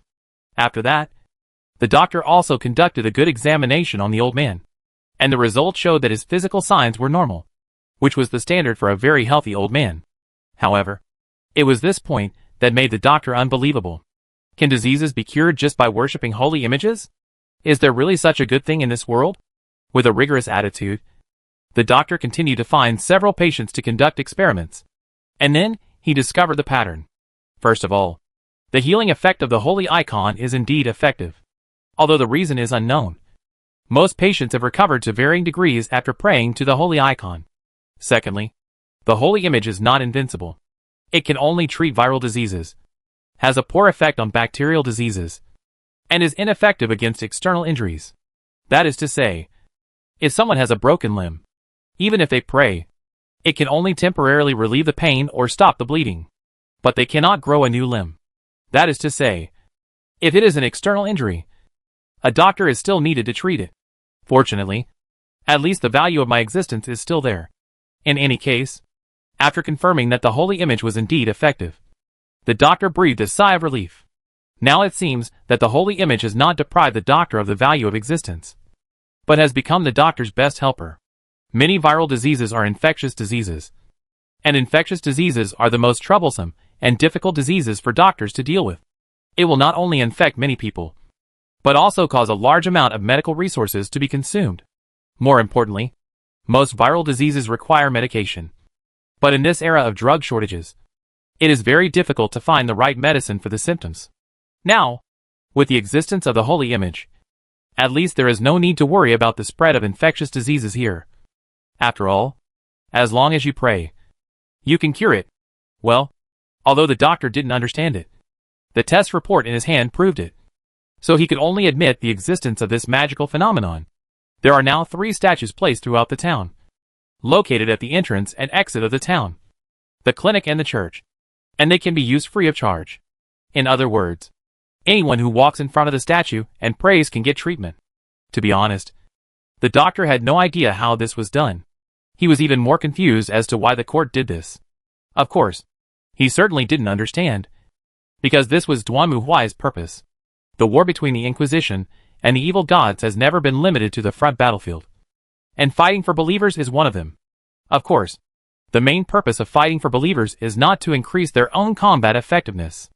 After all, most believers are useless cannon fodder in their lifetime, complete consumables, and may not even be able to stop Astartes for a second. Yes, before death. But after death is another matter. In the world of Star Ocean Online, after the death of believers, their souls will return to the gods they believe in. Similar to the golden law in which humans return to the golden tree after death, the souls of those who have no faith will become prey to the demons who killed them. That is, they will become the spoils of the Chaos God. This definitely won't work. The more people you kill in reality, the more souls you gain in the subspace, and the stronger your power becomes. This is a snowball. If this keeps snowballing, will other people still want to play? Therefore, the war against the Chaos Evil God is not only about the reality, but also about the struggle for the soul. For example, now, the souls of those killed by Duanmu Huai and the Tribunal will enter the Tribunal realm to enhance Duanmu Huai's power.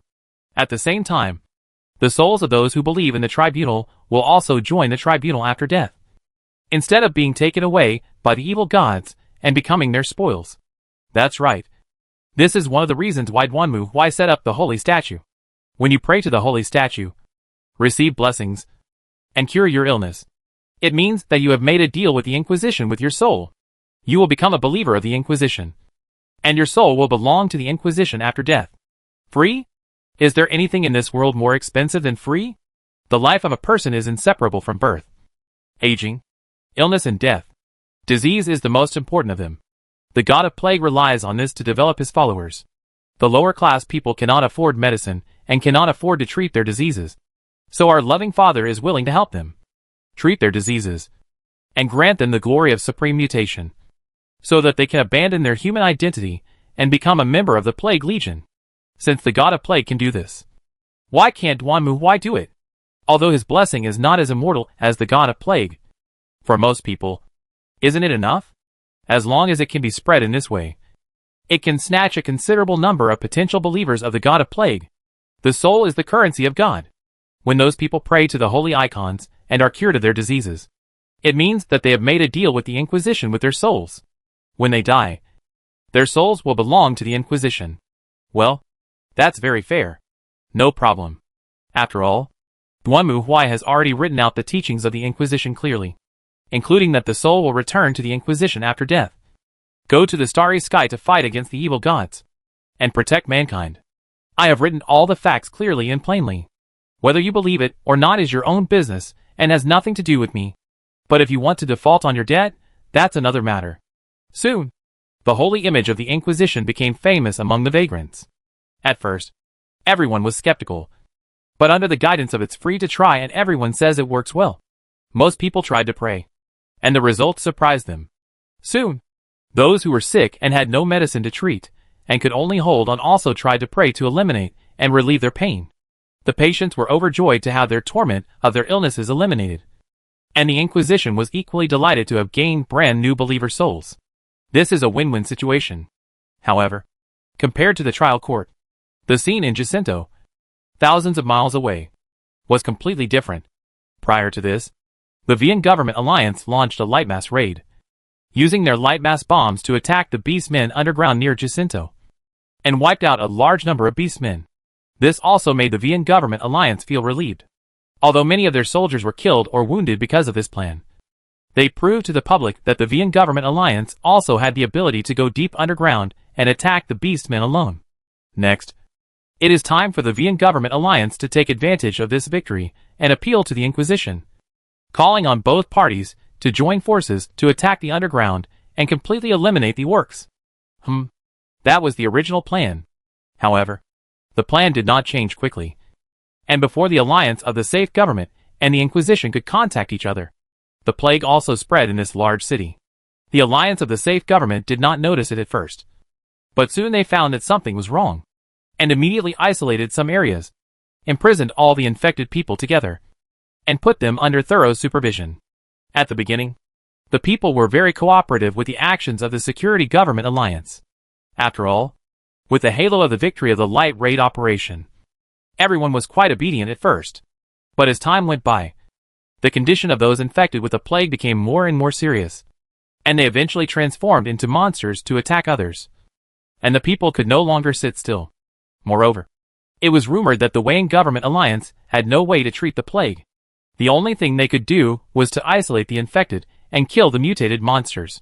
There were even rumors that the Wayne government alliance had planned to completely kill all the infected.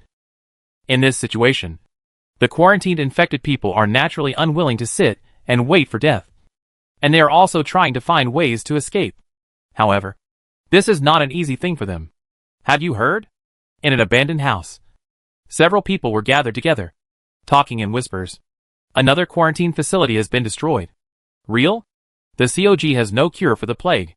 They're locking us up here to die. Having said this, one of them clenched his fist in anger and waved it vigorously. If we don't get out of here, we're all going to die. But how can I leave? The other man coughed twice and asked, while the leading man spoke with confidence. We just need to go through the underground pipeline. I overheard the guards talking before. COG has lifted the blockade on some underground pipelines. It's obvious that they also want us to leave here on purpose. But where can we go if we leave here? At this moment, a young girl spoke timidly. We simply can't live outside. Besides, this plague can't be cured. We have no choice but to die. If all else is to die, I'd rather die at home. How do you know this is incurable? Hearing the girl's discouraging words, the man immediately raised his eyebrows and glared at her. The COG can't cure us. So what about the Inquisition? If we can find the Inquisition, maybe they can save our lives. The Inquisition? Do you think the Inquisition really exists? Seeing the man's confident expression, the others were somewhat puzzled. Because of COG's strict information blockade, most people living in Jacinto City believed that the Inquisition was just a rumor made up by vagrants. And they did not believe it. After all, the content of the rumor was too exaggerated, saying that the Inquisition had indestructible steel warriors, and the attacks of the orcs were useless to them. Moreover, they went deep into the tunnels and easily destroyed the orcs' nests, and said that they were gods descended to Earth. To be honest, almost no one in Jacinto believes that this organization really exists. Even COG's light raid resulted in the loss of so many soldiers. How is it possible that a nomadic tribe could easily and unscathed destroy the orcs? And you say there is protection from gods? How can this be? For the citizens of Jacinto, the so-called court is more like a legendary story like Peach Blossom Spring or Shangri-La, rather than a real reality. Certainly. As he spoke, the man looked around vigilantly, then took out a piece of rag from his arms. This is a map I got from a homeless friend. They were going to the tribunal, so they gave me this map. As long as we follow this map, we will be able to find the tribunal. So far, looking at the location on the map, everyone's faces turned pale. Can we get there? If you can't get there, you'll die. The man put away the cloth and stared coldly at the others. You all feel it. This plague is eating away at our bodies, and is becoming more and more serious. If we stay here, we will die. We might as well go to the tribunal. There might still be hope of survival. Do you want to stay here and wait for death? Or leave with me? Faced with the man's question, everyone fell silent. They didn't want to leave this city. After all, many people had given up everything they had in order to enter Jacinto. And now, you want them to leave? For most people, this is a difficult choice. Chapter 271 Companions. When the group climbed out of the underground sewer, most of them were already panting from exhaustion. In the past, the citizens of Jacinto would never dare to enter the underground waterway. Although Jacinto has a layer of granite that the beastmen cannot penetrate, it does not mean that the beastmen will not invade. In fact, they have always been worried about encountering the beastmen in the underground waterway. Fortunately, they were lucky. Okay, hurry up. Now is not the time to rest. Seeing his companion gasping for breath, the leading man frowned and spoke. I've made an appointment with someone who will take us to the tribunal. But he will only stay until dawn. If we don't hurry up, we will be left behind. After hearing what the man said, the others were speechless for a moment. But they still gritted their teeth and stood up and continued to move forward. Since they made the decision to leave Jacinto, there is no turning back. Moreover, they can no longer live in Jacinto after contracting the plague. Now they only have a glimmer of hope if they go to the tribunal. Soon, The group arrived at the ruins not far below Jacinto. And then they entered a dilapidated garage. It was pitch black inside at the moment. But the leading men had just walked in when they saw a light suddenly shining on their faces from behind the dark garage. And then everyone saw two burly soldiers holding weapons and aiming at them. "You are here?" Seeing the familiar soldier logo, the man's face changed drastically, and he quickly raised his hand. "We are not spies. We just want to leave here." "Damn it. Do you really have to kill us all?" Faced with the man's roar, the two soldiers looked at each other, then put down their guns. Then at this moment, another man came out. "Stop arguing. They are not here to arrest you. They are also tourists." "What do you mean?" Looking at the homeless merchant with whom he had done business, the man was confused. "You mean they are going to the Inquisition as well?" "That's right." "Okay. Hurry up and get in the car. I don't want to stay here too long." At the urging of the homeless businessman, the man boarded the truck with others somewhat uneasily. Then, they stared at the two soldiers and quietly distanced themselves from them. At this moment, the two soldiers also entered the compartment at the rear of the truck and sat down. Then the vehicle started immediately and sped away into the distance. No one spoke in the roaring carriage. The refugees huddled together anxiously, while two soldiers sat outside. One of the men with a flat head took out a pendant and kept rubbing it. The other man in a headscarf looked at his comrade and sighed helplessly. "To be honest, Dom, I'm not sure this is the right choice. I know. But now that I have the news, I won't give up. Marcus, you understand." As he spoke, the man named Dom once again cast his gaze towards the pendant in his hand. Looking at his companion's appearance, Marcus shook his head and said nothing. In fact, these two were not ordinary gear soldiers. They were ace elites from Team D, who had performed well in the light raid not long ago. In theory, elite soldiers like them were not allowed to leave Jacinto without permission. But Dom had to do it, because he was looking for his wife Maria. Before the Orc War, Dom and his wife raised two children. But in the Orc War, their two children died one after another. Dom's wife Maria could not bear the blow and became mentally ill. She always believed that her children were still alive, and always ran out to look for them aimlessly. Finally, 2 years after the incident, Maria disappeared while Dom was out on a mission. After that, Dom has been looking for Maria's whereabouts. He firmly believes that Maria is still alive, but he has not got any clues. Until recently, the Inquisition appeared, captured the underground Orc lair, rescued the prisoners, and some gear soldiers inside returned to Jacinto to report. At that time, Dom learned from these people that there seemed to be a woman who looked very similar to the one in the photo, who was at the Inquisition. At that time, Dom actually wanted to go to the Inquisition to find his wife. But because of the current mission, he had to postpone his schedule. It was not until the end of the light raid that he found the homeless caravan heading to the Inquisition through his connections, and made a deal with them, asking them to take him to the Inquisition. This behavior is tantamount to defection in the eyes of the COG. But Dom is determined to find his wife, and completing the light raid is his last mission to the COG. So, in desperation, his comrade Marcus had to secretly leave Jacinto with Dom and head to the legendary Inquisition. At this time, Dom used his connections among the vagrants to find a vagrant caravan that was willing to take people to the tribunal. In the past, this kind of transport convoy was very dangerous. But now, due to the Inquisition and COG's 2 consecutive attacks on the Orcs underground, the Orcs were forced to retreat underground and dare not come out. As a result, the transportation industry has become prosperous. And for many nomads, taking people to the Inquisition's territory is also a very cost-effective business. These caravans were not organized by the Inquisition itself, but they are not without benefits for the vagrants. In the current situation, the Inquisition has demonstrated its powerful strength and can bring a sense of security to the people. In addition, the plague is rampant in many places now, and many people choose to leave their original places of residence and go to safer places. Therefore, these vagrant caravans can also transport these people to the territory of the Inquisition by charging them. And now, it is the same.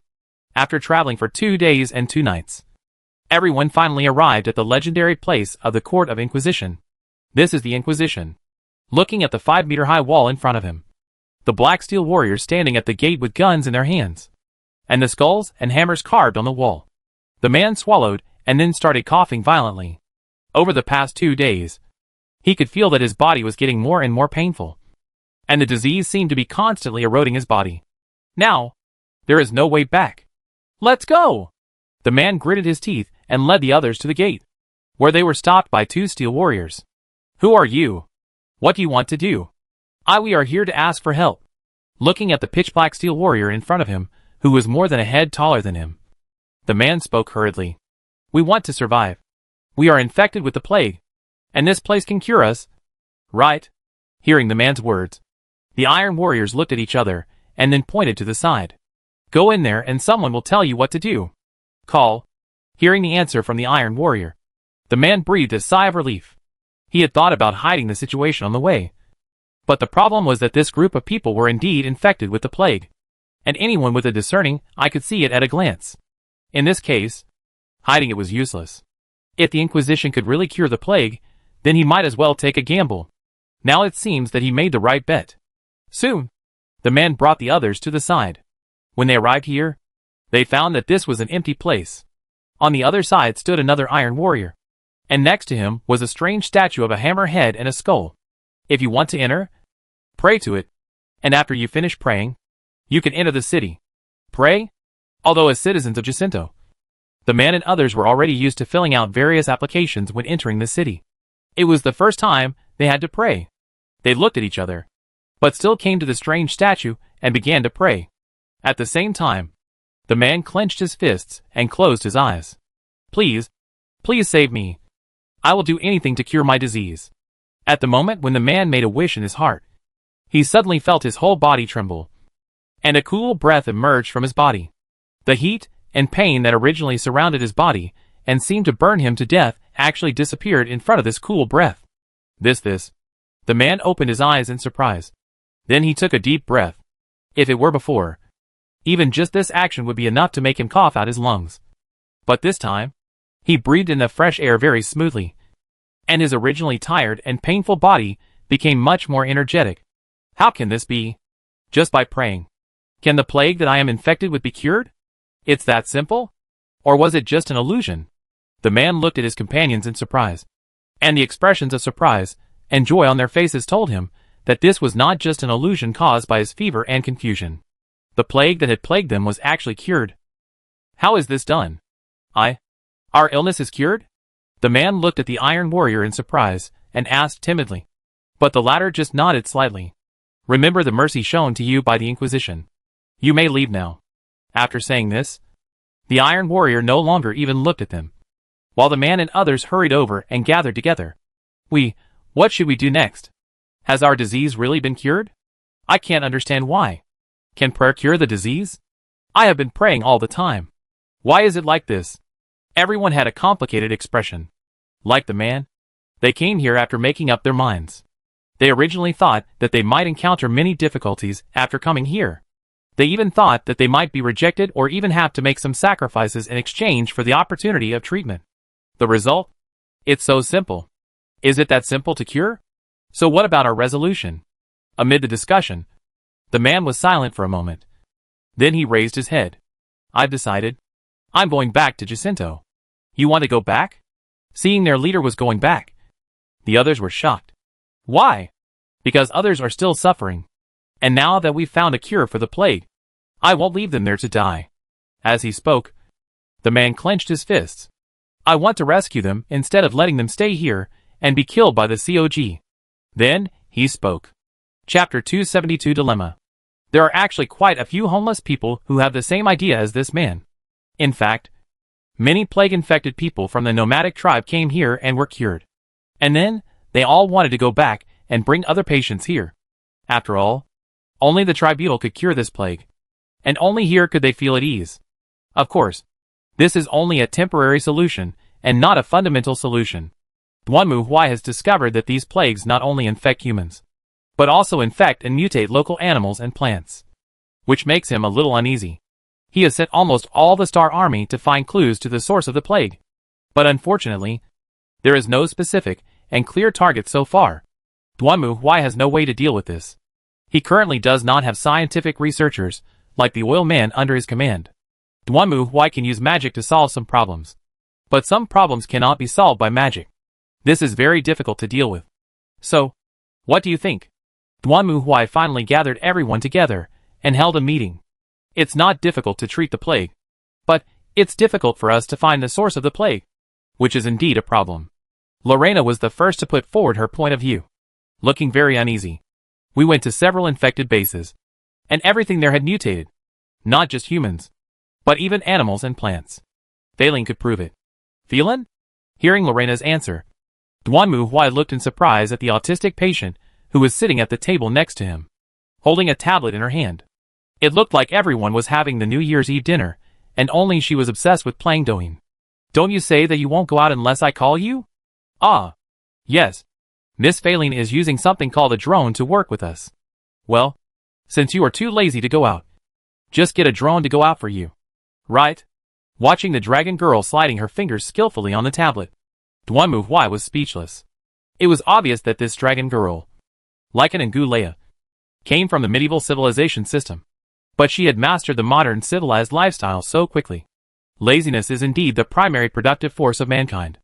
I don't know if Phelan noticed Duanmu Huai's gaze.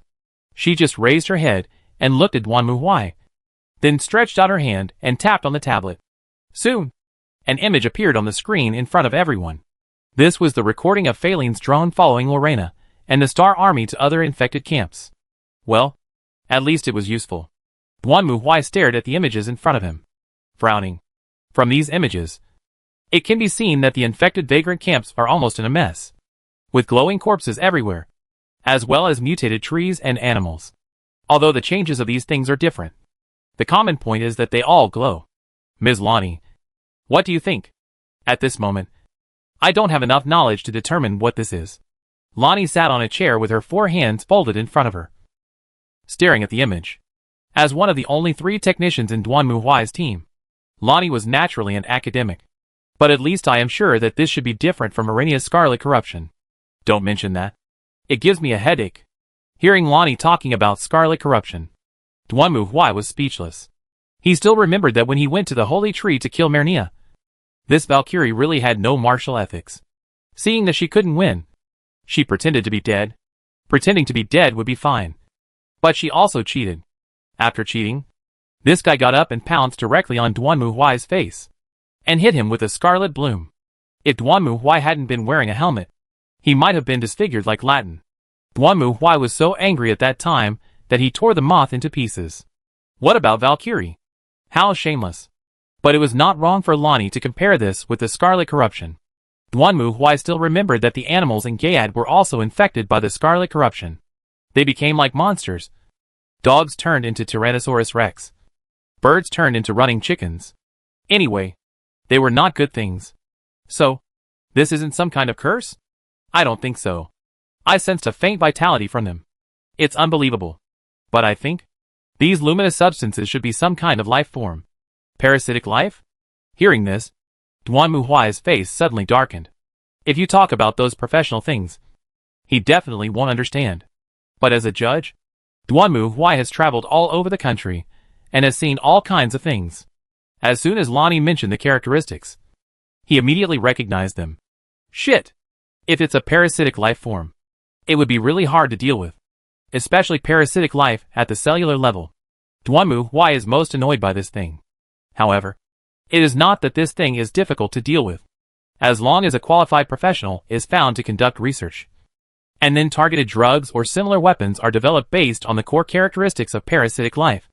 These parasitic lives can be completely eliminated. But the problem now is, where can Duanmu Huai find a qualified biologist?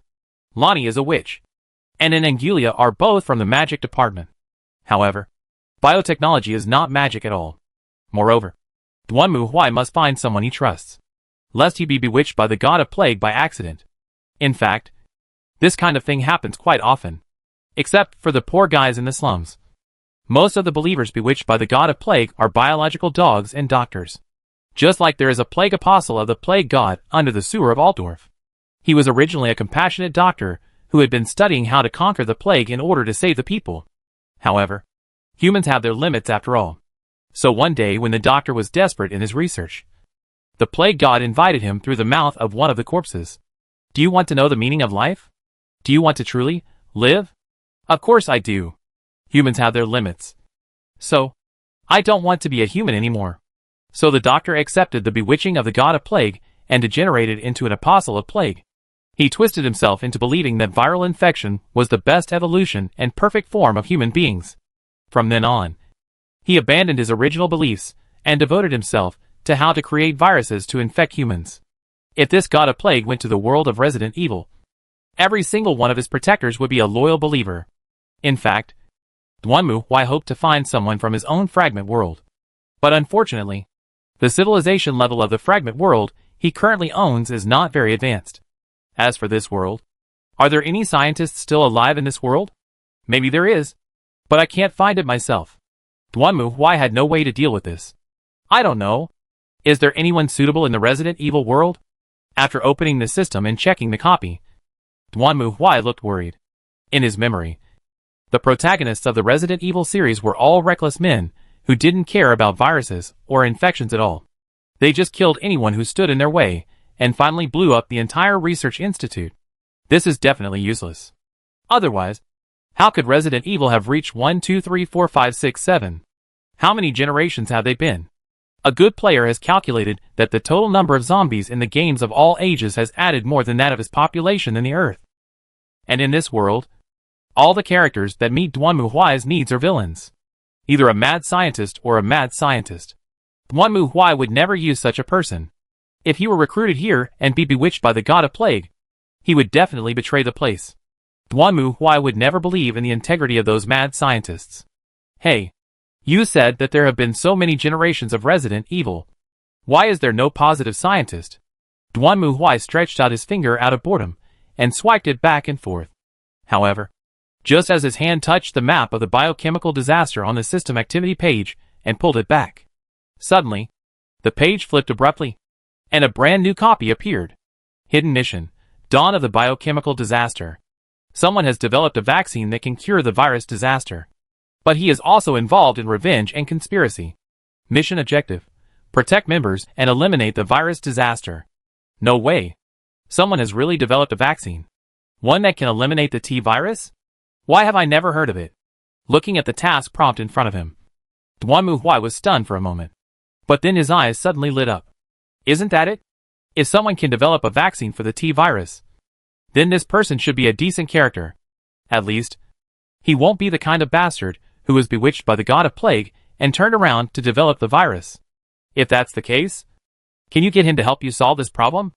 Thinking of this, Duanmu also made a decision. The meeting ends here. I have something to do next. The meeting is adjourned. After briefly giving orders, Duanmu stood up and left, while the others looked at his receding back in confusion. Speechless. Is this the end? And scratched her head, and Odell nodded. Yes, that's what the master said. I feel like there's really no progress. But this isn't really my area of expertise. At this point, and stuck out her tongue in embarrassment. Just as Anne said, she was better at summoning magic. And the field of biopharmaceuticals was indeed beyond Anne's scope. Even Goulet was helpless with this. Of course, if you ask her to burn all these mutants, Goulet can still do it. However, researching an antidote is beyond their capabilities. Aoji stood up first, followed Duanmu, and then Feilin. And Sue? Everyone left the command room. After a moment, the place was empty. Chapter 273, An Unexpected Meeting. Call.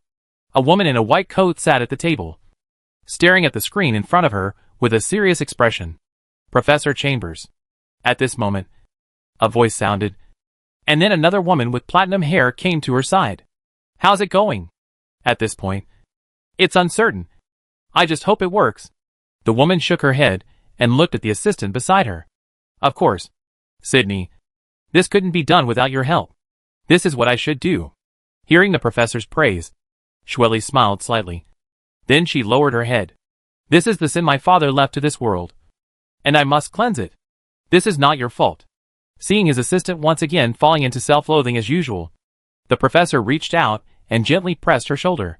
You were just a child at the time, and you were also a victim. But, if my father hadn't created the T-virus, none of this would have happened. As Shweli spoke, she looked at the data on the screen in front of her. Everything that happened on that nightmare night completely changed the trajectory of Shweli's life.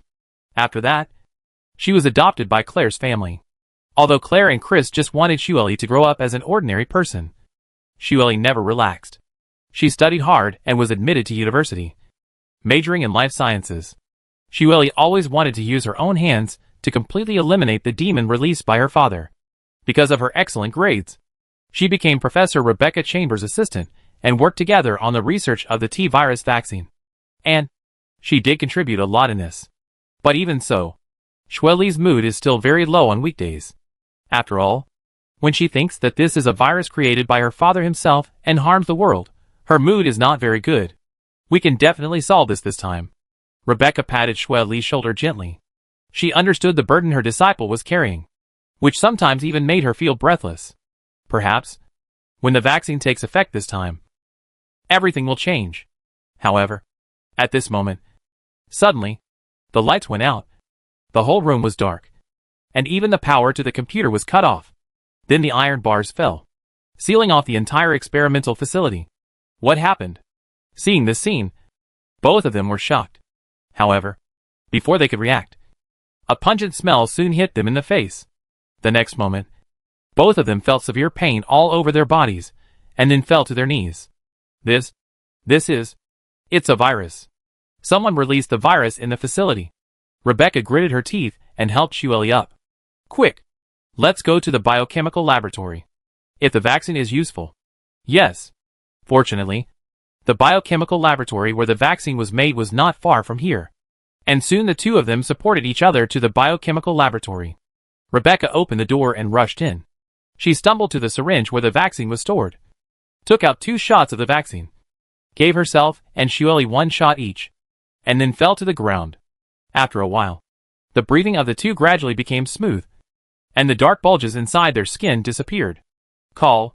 After a while, the two were out of breath. And then Rebecca hurried to the instrument, downloaded the data storage and downloaded it, and then looked around. It seems that the laboratory has been attacked. We must leave here immediately. Yes. The two walked out of the biochemical laboratory. However, at this moment, suddenly, a whimpering sound came from the corner of the wall. Hearing this sound, both Rebecca and Xueli's hair stood on end. At this moment, their memories seemed to travel through time and return to the nightmare they once had. Teach, Professor. I know. Hearing what Xueli said, Rebecca swallowed her saliva. And then the two of them quietly walked towards the corner. When they reached the corner, they saw an experimenter lying on the ground not far away, gnawing on the body of another colleague. Seeing this scene, both of them couldn't help but gasp. However, at this moment, suddenly, the door next to them suddenly opened, and then several zombies howled and pounced towards them. Careful! Rebecca pushed Xueli away and kicked the zombie away. However, at this moment, other zombies also pounced on Rebecca from the other side. At the same time, Rebecca saw an arm sweeping past her like a battering ram, directly hitting the head of the zombie that was rushing towards her, and blasting it into pieces. She turned her head in surprise and saw a tall, ferocious bald man standing not far behind her. At this moment, he even held a zombie's head in his left hand and pressed it against the corner of the wall. Before the zombie could make a move, the bald man suddenly clenched his left hand and immediately crushed the zombie's head into pieces. Who are you? Rebecca was also scared to death when she saw the tall and terrifying creature that did not look like a human in front of her. However, Xueli beside her had shining eyes and rushed over directly. Big uncle. Who are you? Duanmu Huai was also confused when he saw the woman who rushed over to hug him. He had just opened the dungeon and saw a closed facility in front of him. There were zombies everywhere, so he didn't care about anything and just fought first. Then he looked at the situation. As a result, he saw the two women being attacked by zombies. So Duanmu Huai rescued them. But the woman in front of him looked very familiar to him. What was going on? It's me. I'm Sydney. Sydney Platinum. Sydney? Hearing the other party's answer, Duanmu Huai was also stunned for a moment, and then carefully looked at the woman in front of him. In his memory, Xueli was still a little girl in her teens, but now she has grown into a big girl? To put it in the words of visiting relatives during the Chinese New Year. Wow! I haven't seen you for a while. You've grown up so much? It's amazing.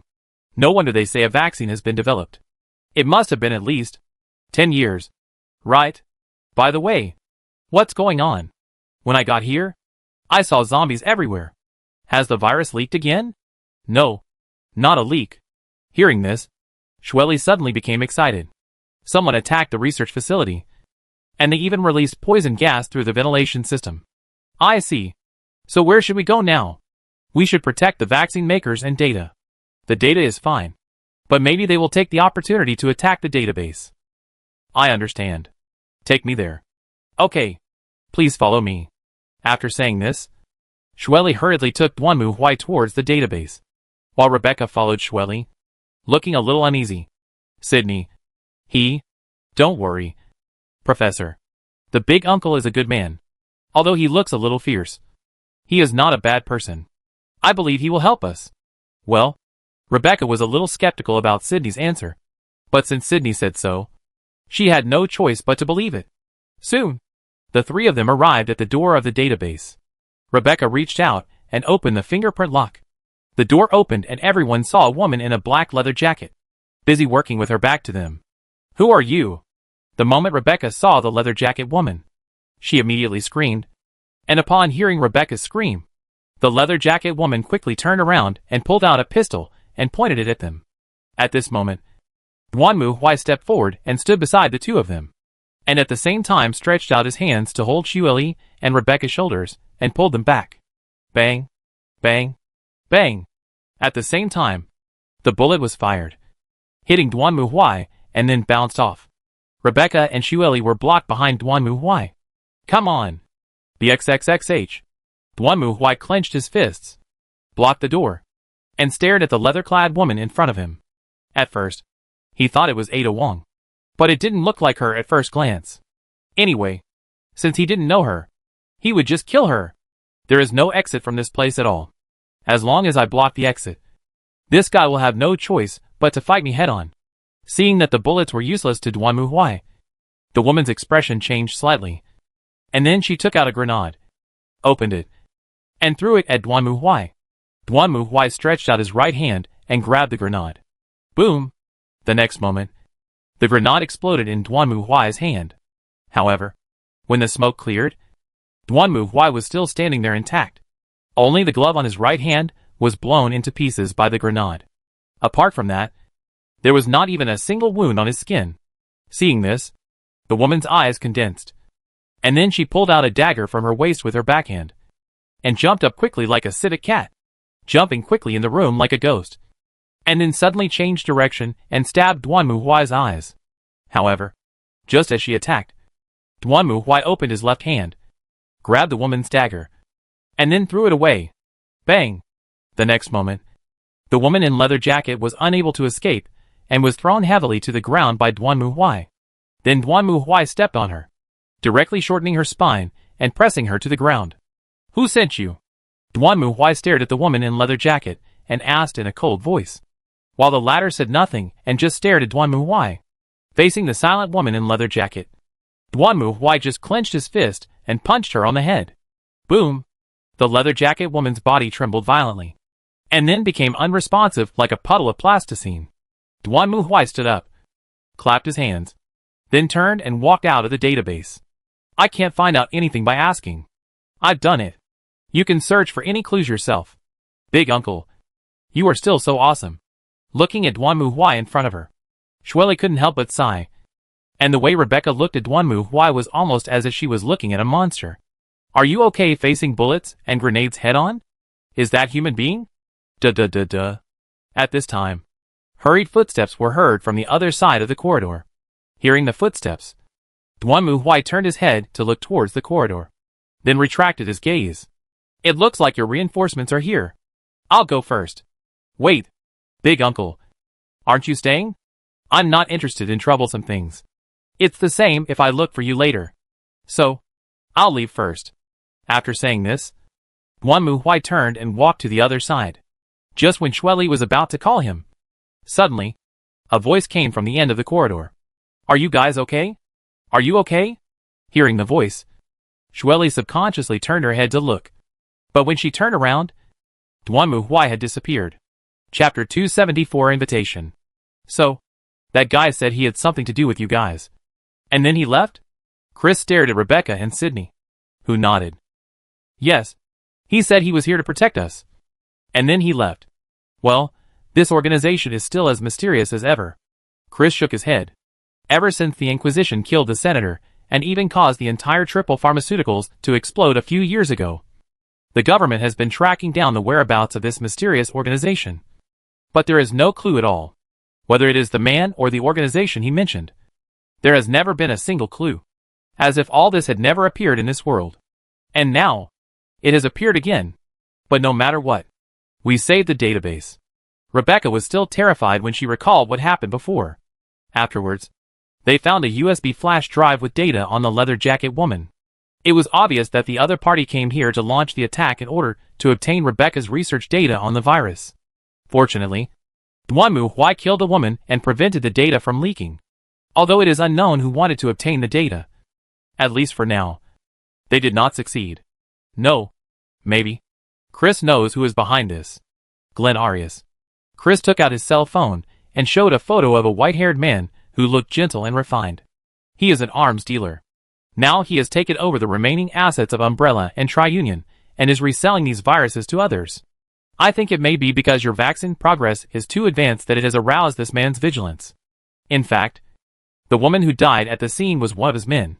Thinking of this, Chris couldn't help but recall the operation not long ago, when the undercover he sent lost contact, and when Chris led the team to arrive. They found that they were all dead and transformed into zombies, and the whole place was a trap. Chris was almost killed by that guy at that time. But fortunately the rescue arrived in time. At that time, following this man were a woman in leather clothes and a fat and sturdy man. Although the woman's head had been smashed by Duanmu Huai. From Rebecca and Shui Li's description, she was obviously the woman in leather clothes who was following Alex at the time. So Chris didn't have any aversion to Duanmu Huai. On the contrary, he was very grateful to him because at least he helped him get revenge. But why did that guy named Alex do this? Shui Li looked at the photo and raised her own questions. He was an arms dealer. So he was targeted. When he was getting married, the other party sent a drone to attack the wedding venue. His wife and family were killed in the attack. And he was the only one who barely escaped. Perhaps it was because of this that he chose to take revenge on the world in this way. Pitiful. Hearing this, Shui Li couldn't help but sigh. However, at this moment, suddenly, Duanmu Huai's voice sounded from behind her. Pathetic ass. Following these words, Duanmu Huai strode out of the shadows, sat on the bed next to him, and snorted coldly. An arms dealer. A merchant of death. A man who manipulates conflicts. This outcome is simply his own fault. He still feels wronged? These guys supplied weapons and instigated wars. And hundreds of thousands of people died from their weapons? Now he can't stand the death of a few of his family members? Who can those who died from the weapons he sold go to for justice? How will you be here? Everyone was surprised to see Duanmu Huai appear. But Duanmu Huai shrugged his shoulders. I was following you the whole time. Didn't you see? I really didn't notice. Looking at Duanmu Huai's tall figure in surprise, Shui Li, Rebecca and Chris were all stunned and speechless. How could they not notice such an obvious person following them? I guess my eyesight has deteriorated because I've been working too long lately. Shui Li reached out and rubbed her glasses, while Rebecca and Chris were speechless. Soon, Chris came to his senses and coughed. Are you the judge of the Inquisition? That's right. Do you have something to do with Rebecca and Sydney? This is a very important matter. So I hope you can solve the current trouble as soon as possible. After all, we are also in a hurry. Big uncle, what do you want us to do? Hearing Duanmu Huai's words, Shui Li asked curiously, and Duanmu Huai looked at her and quickly gave an answer. It's simple. Just like what you are doing now. Prevent another biological disaster. As for the details, I will tell you when the time comes. So I hope you can get rid of the trouble as soon as possible and follow me to the tribunal. This, hearing Duanmu Huai's words, Shui Li and Rebecca looked at each other, while Chris frowned. No, I won't allow it. The situation of the Inquisition is unclear. If you want to cooperate, you can do it from an official level. Your government is not qualified to speak to the Inquisition. Duanmu Huai decisively interrupted Chris's words. This is an order from the Inquisition. I am here to invite you two to come to the Inquisition to assist in the research and treatment of biochemical disasters. What if we refuse? Chris stared at Duanmu and whispered, while Duanmu just glanced at him silently. The tribunal does not accept rejection. For a moment, the atmosphere suddenly became solemn and tense. Chris stared at Duanmu, his hand silently placed on the gun handle at his waist, while Duanmu just sat there, staring at him coldly. Fortunately, at this moment, Xueli jumped up hurriedly and prevented further conflict between the two sides. Uncle Chris, I believe that the big uncle has no hostility towards us. He just wants us to deal with the biological disaster. If that's the case, I'm willing to go. Sydney? Hearing what Xueli said, Rebecca looked at her in surprise, while Xueli stared at Rebecca and spoke. Professor, please believe me. The big uncle rescued me from that city in order to protect me and Sister Claire. He fought those monsters alone.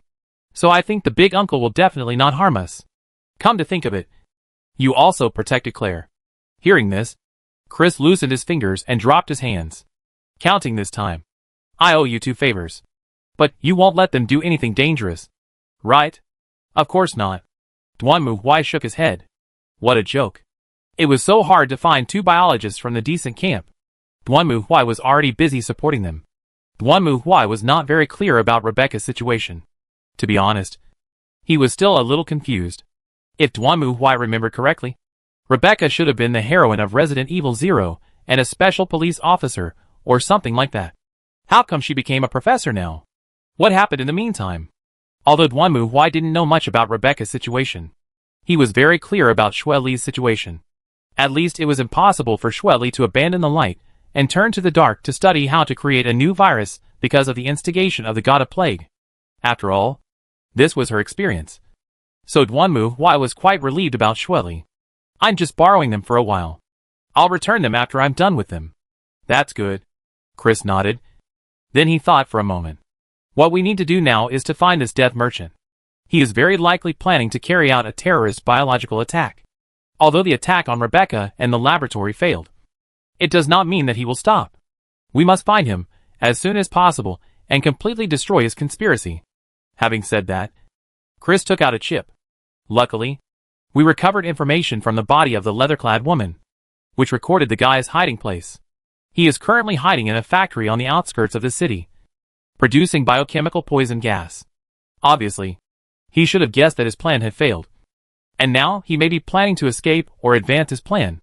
We must hurry up and head to that factory as quickly as possible to kill this bastard. As he spoke, Chris looked at Rebecca and Sydney. There is a high probability that there is a huge amount of biological and chemical poisonous gas there. We need your help to deal with it. Very good. Duanmu stood up. Then what are we waiting for? Time waits for no one. Right? Having said that, there was no other choice. Rebecca and Sydney nodded. And Chris stood up. The anti-biological and chemical special forces are currently gathering. And we will be the first team to go to the scene. As he spoke, Chris looked at Duanmu. Will you come too? Certainly. Duanmu nodded. I'll follow you. After that, the group quickly took a helicopter to the location marked by the target. This used to be an underground drug manufacturing factory of Umbrella. In the helicopter, Chris also called up the map on the computer and explained it to the people around him. While talking, Chris glanced around the huge transport helicopter and could not see Duanmu at all. In fact, the big man had disappeared since Chris, Rebecca and Xueli left the room. God knows how he managed to hide such a big body. It couldn't be some kind of stealth technology. Although he secretly complained in his heart, Chris immediately turned around and continued his explanation. Since this factory is located in the mountains, missiles cannot effectively strike it. All we can do is to charge indirectly and destroy it from the inside. The location of this factory is strictly confidential, but we can be sure that there must be many biochemical monsters and mutants inside. After Chris finished speaking, he stared at everyone. All right, get ready for action. Boom, boom, boom, boom. The helicopter roared and landed on a clearing in the mountains. Fully armed anti-biological special forces soldiers filed out. They had all been injected with the vaccine that Rebecca had used to detoxify. At least this way, they didn't have to worry about the other party's poison gas having an impact. The next team will arrive in 3 hours. We must hurry. We can't let this bastard get away. Chris gave the order decisively. Then he looked at Rebecca and Sydney. You guys, are you okay? Don't worry, Uncle Chris. The big uncle will protect us. Shweli smiled and gave Chris a thumbs up. The latter didn't say much, just shook his head. Then let's split into 3 groups. We'll go in first to investigate the situation inside. You guys will follow in later. After saying that, Chris took the first 2 teams of soldiers away. Only then did Shweli let out a breath and looked around again. Big uncle, are you here? Certainly. As the voices were heard, Duanmu Huai's huge body walked out from the shadow of a small tree nearby. Rebecca looked at Duanmu Huai, then at the small tree that was not even as thick as her arm, then took out a glasses cloth and wiped her glasses. Maybe her myopia has worsened? Alright. Duanmu Huai didn't care whether these 2 people had some doubts about his eyesight. He clenched his fists and stared at the entrance in front of him. Let's go! Chapter 275. Close Encounters of the Third Kind. For Duanmu Huai, once the situation reached the critical stage, it would be the simplest thing. Although the idiot arms dealer placed a lot of mutant creatures and other things in the factory, it was meaningless to Duanmu Huai. Not only that, Rebecca and Shweli also found the vaccine made by the idiot arms dealer in the factory. Next, the rest of the problems were no longer a problem. Boom! A bloody corpse collapsed to the ground. Duanmu Huai clapped his hands and looked at the 2 people beside him. Okay, everyone. The mission is over. And it's time for you to get going. Are you going now? Rebecca felt somewhat uneasy after hearing Duanmu Huai's words.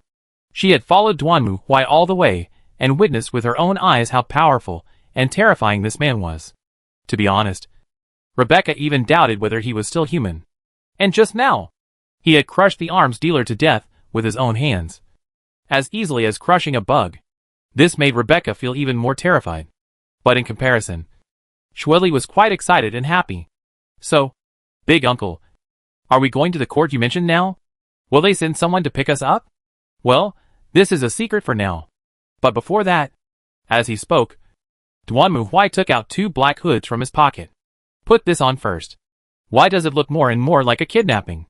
Rebecca wanted to contact Chris, but Duanmu Huai was standing in front of him. Seeing Shweli put on the hood without hesitation, Rebecca had no choice but to grit her teeth and put on the hood. Soon, everything went dark before her eyes. And then Rebecca felt a large hand behind her, pushing her forward. The next moment, her hood was taken off. When Rebecca and Sydney opened their eyes again, they were stunned by what they saw. At this moment, they were no longer in the underground biochemical factory.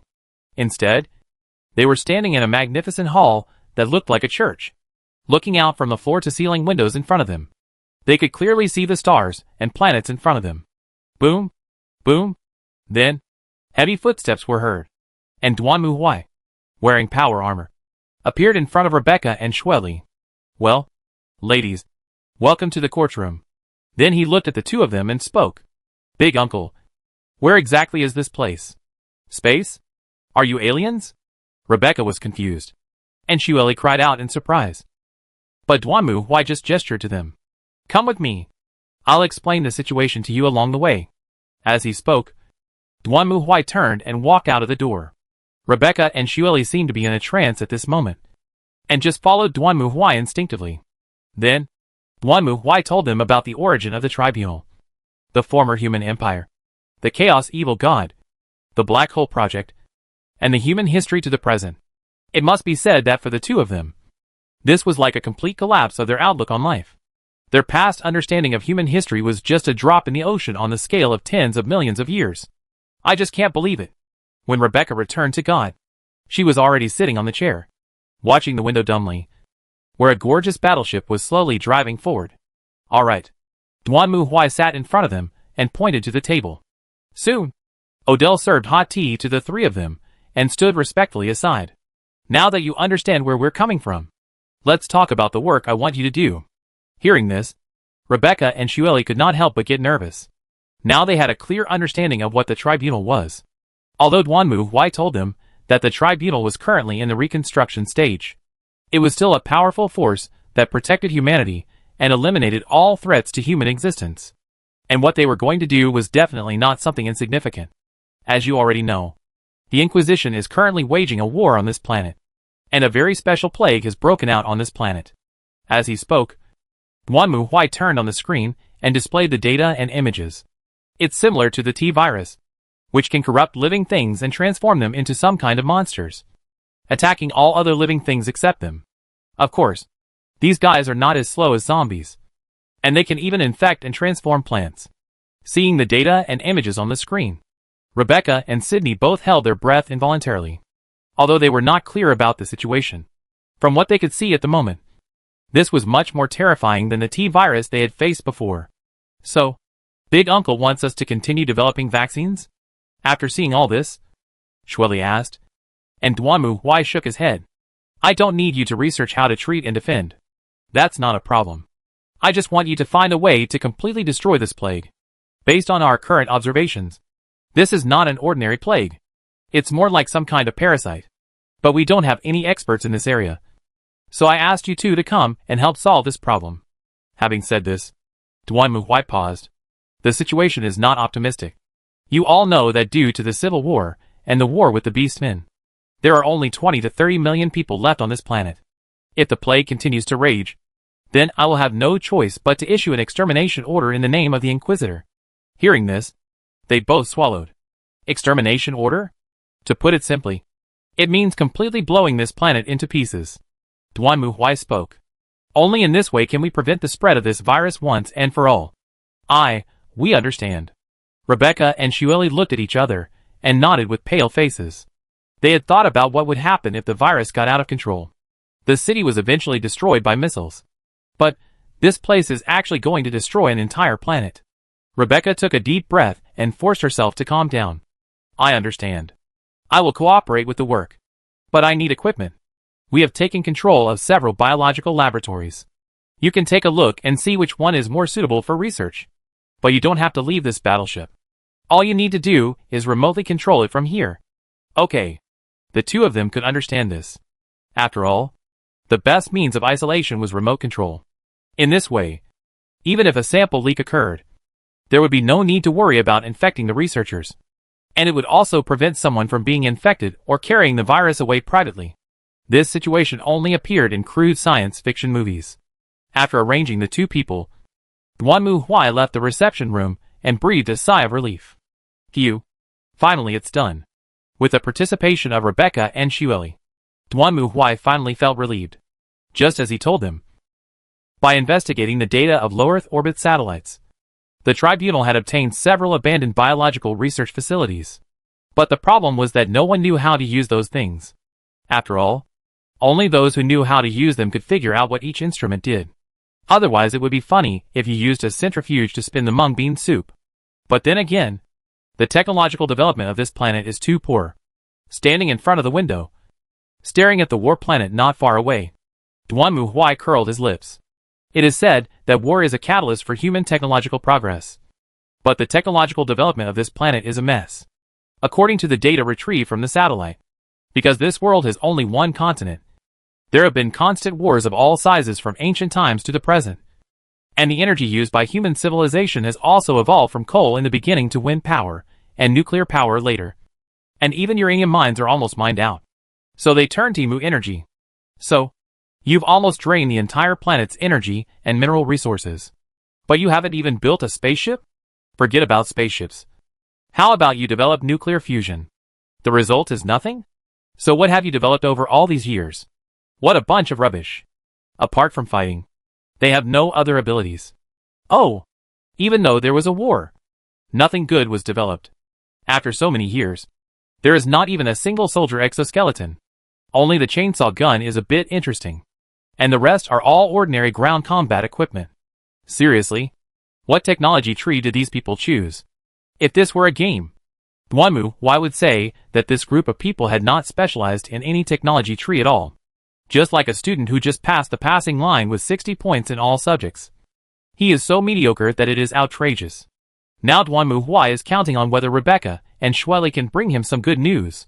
Facts have proved that the technological tree of the biochemical world is really not to be underestimated. Within a few days, Rebecca and Shweli brought good news to Dwanmu Huai. They found the source of the plague infection. That is, Emu energy? Dwanmu Huai looked confused as he looked at the report in front of him, while Rebecca nodded. Yes, we have conducted investigations on all infected samples and infected areas, and found that these plagues are mainly concentrated near this energy called energy. We originally thought that this parasite was attracted by energy and gathered together. But when we used energy samples for analysis, we found that energy itself is a collection of parasites. So that means that energy is not energy, but a parasite? Yes. The longer the contact time and the higher the concentration, the more susceptible one is to infection. I suspect that the first infected people became ill because they mined this microorganism called energy. In fact, there are records of this as well. As she spoke, Rebecca pulled up the records. This is the data we collected from satellite intelligence. Before the Pendulum War, some organizations discovered that miners who mined energy for a long time would suffer from a disease called lung rust disease. There were also reports of substances causing infection and mutation. But it seems that they did not attract enough attention. Are all the scientists on this planet idiots? Can't you even tell the difference between energy and parasites? But right now, it doesn't appear that the parasite needs to be present in high concentrations, or for long periods of time to spread.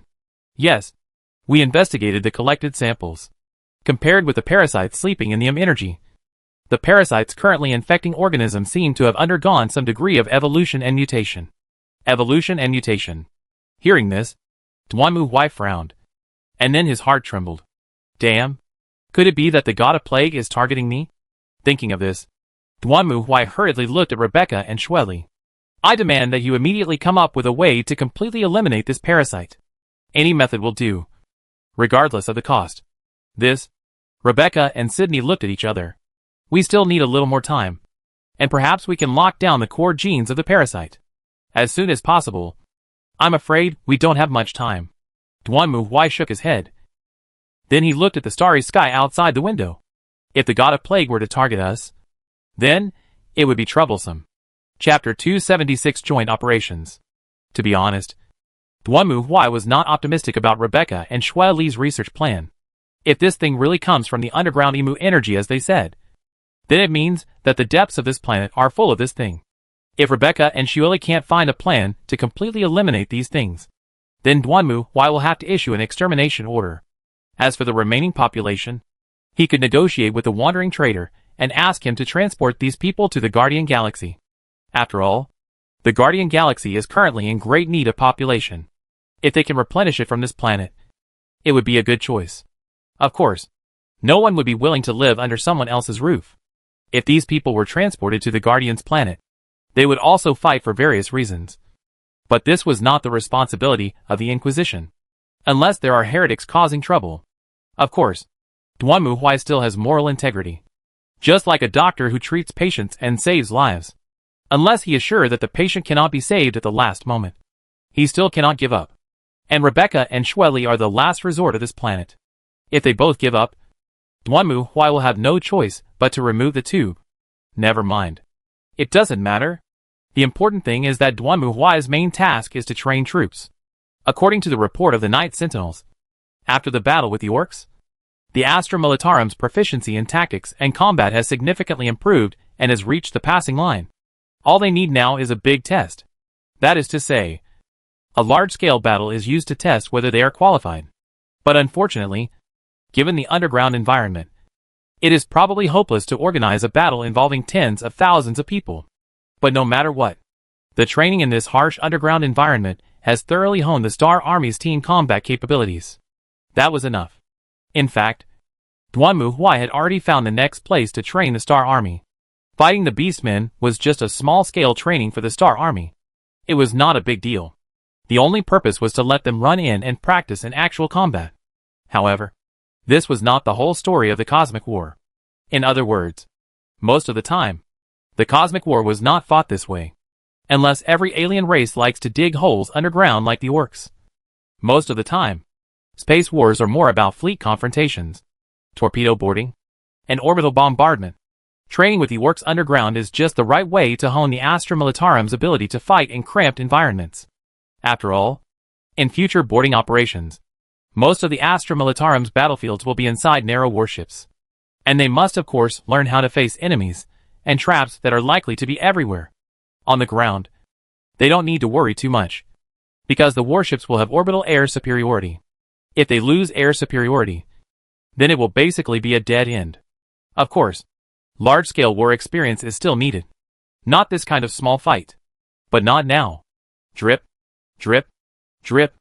At this moment, suddenly, the sound of a communication came from Duanmu Huai's ears, interrupting his thoughts. Soon, Mia's lazy voice appeared again. Ah, master. Hello. Just now, a message came from the base saying that a representative from the Wayne Government Alliance wants to see you. Oh. Hearing this, Duanmu Huai frowned. I understand. Turn on the holographic communication device. I understand. The communication screen flickered, and then a lean middle-aged man appeared on the screen. The moment he saw Duanmu Huai, his face turned pale at a speed visible to the naked eye. He even subconsciously took a step back and bumped into the guard behind him. Only then did he come to his senses and hurriedly smiled awkwardly. Hello. Your Excellency the Inquisitor. I am a representative from the Wayne Government Alliance. If you have anything to say, just say it. Duanmu Huai was too lazy to listen to the other party's greetings and decisively interrupted this meaningless self-introduction. The other party trembled for a moment and then spoke again. It's like this. Our alliance of the peaceful government is planning a large-scale underground operation, hoping to completely wipe out these beast men in one fell swoop. We know that the Inquisition is outstanding in this regard, so we hope to invite you to join the alliance of the peaceful government in this Valley Storm Strike operation. The details are all in the document. As he spoke, the messenger handed over a document, and Duanmu Huai frowned. He originally thought that the Wayne Government Alliance would not come to him. After all, the current situation is obviously that the tribunal is more powerful. If the Wayne Government Alliance came to him, it would be shameless to ask them directly. Could it be that something happened to the Wayne Government Alliance recently, forcing them to change their plans? In fact, there was nothing wrong with Duanmu Huai's guess. After the light bombing, the Vian Government Alliance enjoyed a period of glory. But the good times didn't last long. Not long after, the plague appeared and consumed a lot of the glory that the Vian Government Alliance had won with great difficulty. To make matters worse, before the Vian Government Alliance could find a way to treat the plague, they encountered new troubles. The abandoned cities nearby disappeared overnight. The Vian Government Alliance, puzzled, sent soldiers to investigate and then received shocking news. That is, the orcs are currently using some means to try to hollow out the ground near Jacinto. The reason why the Wayne Government Alliance was able to stop the beastmen's attack was not because they were so powerful, but simply because there was a thick layer of granite under the Jacinto Plateau. And it was this layer of granite that blocked the beastmen's hope of digging a hole. And now the beastman has come up with a new idea. If we can't break through this layer of granite, we will dig out the surrounding area. By that time, even if the Jacinto Plateau is protected by granite, it will be dead. After learning this, the Wayne Government Alliance was immediately shocked. In this situation, they must immediately come up with a way to stop the beastmen's actions. Otherwise, once the beastmen have dug out all the areas near the Jacinto Plateau, the Jacinto Plateau will be doomed. In this situation, even if they were unwilling, the Alliance of Security Governments had to seek the assistance of the Inquisition and launch Operation Valley Storm. The purpose of this operation was to go deep underground and attack the orcs' lair. That's right. To put it bluntly, this is actually a case of encircling Wei to save Zhao. You want to raid my nest, and I want to raid yours too. I want to see if you will go back to defend after your nest is raided. Is it really all about tactical conversion? After reading the plan, Duanmu Huai rolled his eyes. He understood why the other party would beg him for help. The most important thing about this plan is to make the beastmen's nest feel threatened, so as to call back the beastmen digging holes outside. This is normal. If a little kid goes to fight with a strong man, the latter will not call for help. Isn't that so embarrassing? With the current military strength of the Security Government Alliance, it is difficult to bring sufficient threat to the Orc Hive. And the only one who can do this is the Inquisition. But, how do you know the location of the Orc Hive? Duanmu Huai stared at the map mark on the document and frowned. In fact, Duanmu Huai had long thought of exterminating the beast men, especially after discovering this plague. Duanmu Huai's idea became more intense. If this group of beast men is not killed, they will be infected by the plague again, which means we have to fight twice. It would be better to kill all the beast men to eliminate the trouble. Therefore, Duanmu Huai has been asking the Star Army to search for the orc's nest. Unfortunately, this underground cave is really hard to find, and there has been no result so far. And the Vian government alliance actually knows the exact location of the orcs' lair? How did they get it? I don't know about this either. This is the top secret of the Wayne government alliance. And it was decrypted by the co-chairman himself. Hearing this, Duanmu Huai sneered. In fact, before this, Rebecca and Shweli had reported to him that in the biological laboratory they took over, they found a lot of records and information about biological transformation. This was also natural. The instruments required for biology were similar. It mainly depended on whether you used these instruments to benefit mankind or to bring disaster to mankind. Although these records are incomplete, Duanmu Huai can tell at a glance that most of these beasts were modified by humans themselves. Well, this is not the first time I've seen something like this. Now it seems that the Wayne government alliance even knows the specific location of the other party's lair. This is simply a case of trying to cover up one's own faults. Duanmu Huai would never believe that they have nothing to do with these beast men. But for Duanmu Huai now, this is not a problem. I understand. The Inquisition will take action. That's great. Upon hearing Duanmu Huai's answer, the messenger immediately showed an expression as if he had been pardoned. This is really good news. With the participation of the Inquisition, the future of mankind is bright. Sorry. I have to rush back immediately to pass this great news to the co-chairman. I believe he will be very happy. As soon as he finished speaking, the envoy nodded and bowed, then left the screen, turned around and ran away with his 2 guards. What are you afraid of? I won't eat you. Looking at the crawling figure of the representative, Duanmu Huai snorted lightly. He couldn't understand why so many people felt so good about themselves in front of him, as if each of them was a delicate and tender beauty picked out of thousands, and were afraid of being ravaged by a cannibal like him. Damn it. I am a cannibal, and I also eat pork belly. I won't eat fat scum like you. Don't you see that you ugly bastards really think you are the real deal? It's true that ugly people are more likely to do weird things. Family members. At this moment, accompanied by a scream, Duanmu Huai saw a petite figure flash through the air and pounce on him. What are you doing? I'm in a meeting. I have some stuff to do. Are you going to fight again? Hearing Duanmu Huai's answer, Bambi pouted unhappily. Bambi doesn't think fighting is fun at all. But that's what the Inquisition does. Duanmu Huai touched Bambi's little head, and Bambi looked unhappy. It's not that she doesn't like to travel around, but she's not very enthusiastic about fighting. Well, considering the little guy's identity as a vampire, this is really an interesting contradiction. Plop. However, at this moment, Duanmu Huai suddenly felt a slight impact coming from behind him. He turned around and found that Ogus was also imitating Bambi, lying on his back and hugging Duanmu Huai's neck. Then she frowned slightly and looked at Bambi in confusion. Is this comfortable? Hearing Ogus's question, Bambi was stunned for a moment and then chuckled. Bambi can fly. Seeing this scene, Duanmu Huai was completely speechless. Chapter 277 Operation Valley Storm. In fact, according to Duanmu Huai's idea, there is no need to send people underground, as long as a salvo of macro cannons is fired at the ground from space. These beasts can be completely buried. Unfortunately, the opponent's lair is not too far from Jiaxintu. If a round of macro cannons goes down, the orcs will be laid down, and Jiaxintu will probably be finished too. If it were normal times, Duanmu Huai might have just let Jiaxin to die. After all, eliminating the aliens was the most important thing. But there are only about 20 million people left on this planet. If this bomb goes off, the population of this planet will probably start all over again from Adam and Eve. Soon after the agreement between the 2 parties, COG took action. A large army was organized and ready to go underground to fight the enemy to the death. War is not unfamiliar to human beings. At this moment, the co-chair standing on the stage was giving a passionate speech. After all, we have been fighting since we can remember. We only know war. In the past, we fought for energy, for our country, and for freedom.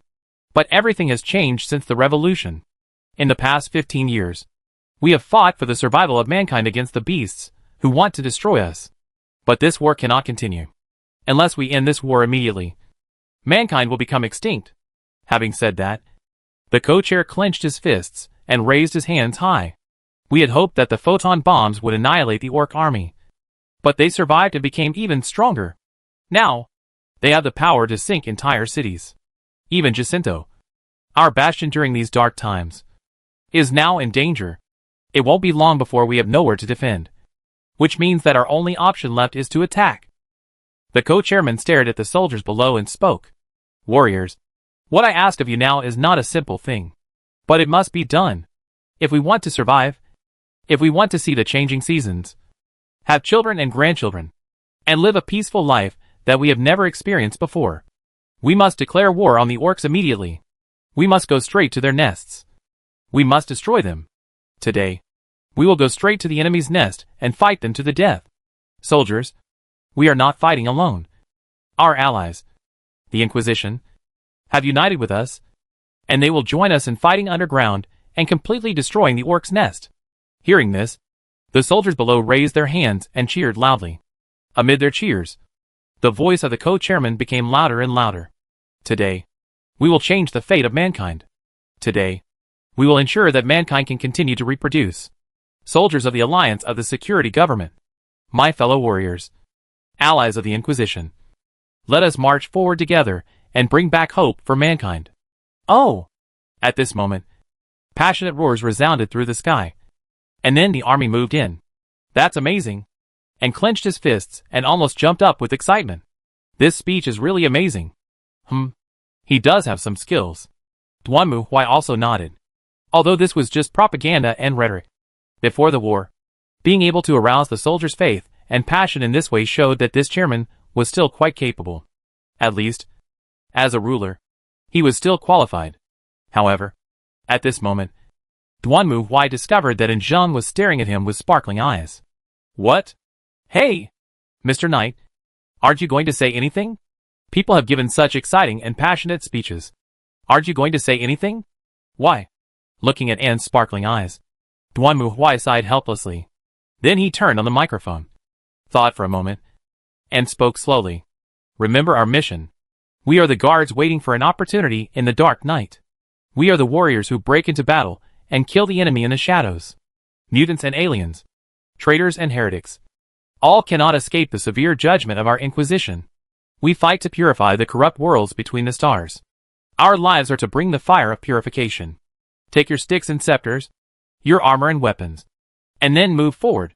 Having said that, Duanmu Huai waved his hand fiercely. Eliminate aliens, destroy heretics, and kill demons. This is the duty of the Inquisition. Any existence that threatens humanity will be mercilessly burned by the wrath of the Inquisition. And now, we will go deep underground and bring this wrath to our enemies. This is the Inquisition. This is the Astra Militarum. We will fight against evil and dissidents, and be invincible. No one spoke. The Astra Militarum soldiers clenched their weapons and slammed them heavily on the ground. Very good. Looking at the reaction of the Star Army in front of him, Duanmu Huai nodded with satisfaction. You guys are terrified when you hear the news. So why should we be afraid? Then Duanmu Huai stood up. Set off. When Duanmu Huai finished his speech, and who was standing next to him, also clapped excitedly. Very good. Mr. Knight, I didn't expect you to give such a speech. It's okay, as long as it's passable. Facing Ant's praise, Duanmu Huai laughed. These were all excerpts from the tribunal's quotations. To be honest, Duanmu Huai didn't like this kind of formalistic speech very much, although it could indeed serve as an inspiration before the war. But, for the tribunal, silent and ruthless killing and destruction were their responsibilities. Instead of running out to die like a hot-blooded young man, just as the Inquisition was preparing for action, the soldiers of the Vian Government Alliance also set out in huge assault vehicles and headed for the target location. They would go to the city of Landon, from where they would use drilling rigs to go deep underground and directly attack the orc's nest. And Marcus and his comrade Dom are also here. Hey, Dom, is this really okay? Marcus stood in the car, looking at his comrades. Hard work pays off. In the court of inquiry, Dom did find his wife Maria. Although she was a little weak, she seemed to have regained consciousness. After the two met, they also cried bitterly. Marcus originally thought that his friend would stay with his wife. But what he didn't expect was that after receiving the order of the Valley Storm operation, Dom decided to return to the team without hesitation. This really surprised Marcus, because he knew that Dom had been looking for his wife for more than 10 years. And now they were finally reunited. Of course, Marcus. Dom chuckled. I promised her. You know what? Marcus, I promised her that I would give her a peaceful world. This time, we will raise another child together, and he will no longer live in war. Whether it is the Beastman or something else, they will never appear again. I want our child to live in such a peaceful world. So I have decided. As he spoke, Dom tightened his grip on the weapon in his hand. I will fight for our children's future. Hearing his companion's answer, Marcus patted him on the shoulder. It's going to go well. Dom. Yeah. That's what I thought. So, when will those guys from the Inquisition show up? As he spoke, Dom looked around. According to the report from the command center, they will meet us in Landon City and start the journey to the Orc's Nest. Does the Inquisition have vehicles? At least I haven't seen any. And how can they open up a passage to the Orc's hive? Hearing this, Dom recalled what he had experienced in the Inquisition before. It must be said that those steel soldiers who were taller than the Orcs did leave a very deep impression on Dom. But he did not see any vehicles there. To be honest, Dom doubted how big the vehicles would be for those big guys to come here. At this moment, a carman who was standing behind them and had just joined their team suddenly raised his hand and pointed not far away. Look over there. What's that? What? Hearing Carmine's words, Marcus, Dom and others turned their heads and looked in the direction of his finger. Then everyone's eyes widened in surprise. What the hell is this? Under everyone's gaze, a huge golden aircraft, as magnificent as a church, passed through the clouds and slowly sailed forward. On its hull, there were obvious patterns of exhibition and skull. The appearance of this huge aircraft caused the entire stormtroopers to panic. However, before they could react, the aerial battleship turned around and pointed its bow at the city of Langdon located halfway up the mountain not far away. Then, a huge green beam of light burst out from it and directly penetrated the entire mountain. Boom! The next moment, accompanied by a huge explosion, everyone saw the hillside in front of them being pierced through, blasting out a huge dark cave. The entire ground shook, and even the huge assault vehicle was shaken to pieces. Command? What the hell is going on? What the hell is that? Marcus steadied himself and shouted loudly. Even the command center seemed stunned by this scene and answered after a moment. We just received a call from the Inquisition. The road to the underground hive has been opened. The stormtroopers continue to move forward. Very good. Hearing this, Marcus smiled and then pulled the bolt suddenly. These guys from the Inquisition are really powerful. Everyone, prepare to charge. Neither the Orcs nor the COG had expected this kind of development.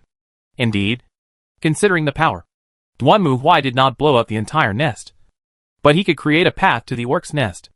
This was naturally a pleasant surprise for the COG, because it meant they could fight to their heart's content in a spacious environment.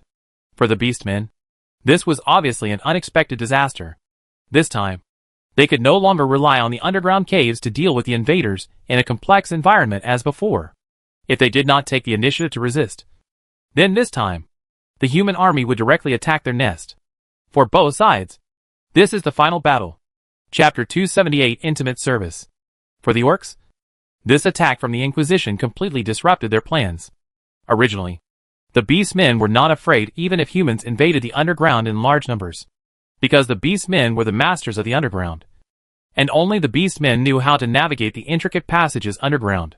If humans moved by drilling underground, they could completely eliminate these enemies by dividing and surrounding them.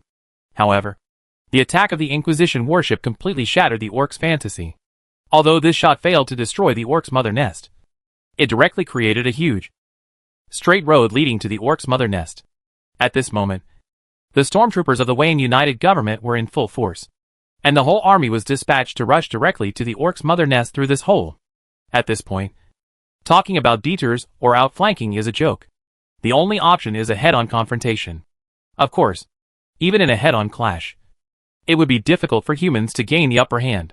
Otherwise, they would not have been beaten by the Beastmen to the point where only Jacinta was left. But this time, the situation is completely different. Ah! Marcus roared as he stood in front of the tank, operating the machine gun to smash a large spider with a turret on its back into pieces. These monsters were underground monsters controlled by the Beastmen. They were not only thick-skinned, but also very difficult to deal with. At the moment, the human team was advancing forward with those large assault vehicles as a mobile steel fortress, with armed helicopters and tanks escorting them. and the remaining soldiers were either operating weapons on the assault vehicles or following them to advance forward. Of course, if it were just like this, it would be impossible to defeat the orcs. This time, the reason why the orcs' offensive was defeated all the way was because of the hundreds of tall steel warriors in front of them. Those guys are incredible. Marcus shot and killed an underground spider, and looked forward, and couldn't help but sigh. These soldiers were tall, and their weapons were also very powerful. Marcus saw with his own eyes that these soldiers fired a volley of bullets and directly cut the enemy beastman in half. It was as if what was fired from their guns was not bullets, but cannonballs. Even the orcs' air force had no way to stop the fierce artillery fire. Once the orcs flew out riding on the octopus-like monsters, they were smashed to pieces in minutes before they could even open fire. Even the monsters that drilled out of the ground were easily cut in half by their whistling chainsaws. Where the hell did these guys come from? Although Marcus also had doubts in his heart. But now, kill these beastmen first. As the coalition forces advanced towards the mother nest, the orcs were also trying to hinder the human attack. However, their offensive was ineffective in front of the Star Army. No matter how fierce the orcs were, they were no match for the Iron Warriors. They raised their guns and mercilessly blasted everything in their way into pieces. Even the orcs could not stop them from advancing. But the beastmen will obviously not give up just like that. Boom, boom, boom. Soon, a violent shaking sound was heard. Marcus stopped firing the machine gun and looked around with a serious expression. Hey, did you guys hear anything? Boom, boom, boom.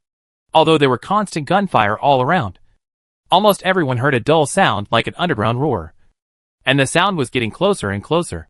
At this moment, everyone suddenly saw the beastmen in front of them scattered and fled quickly in all directions.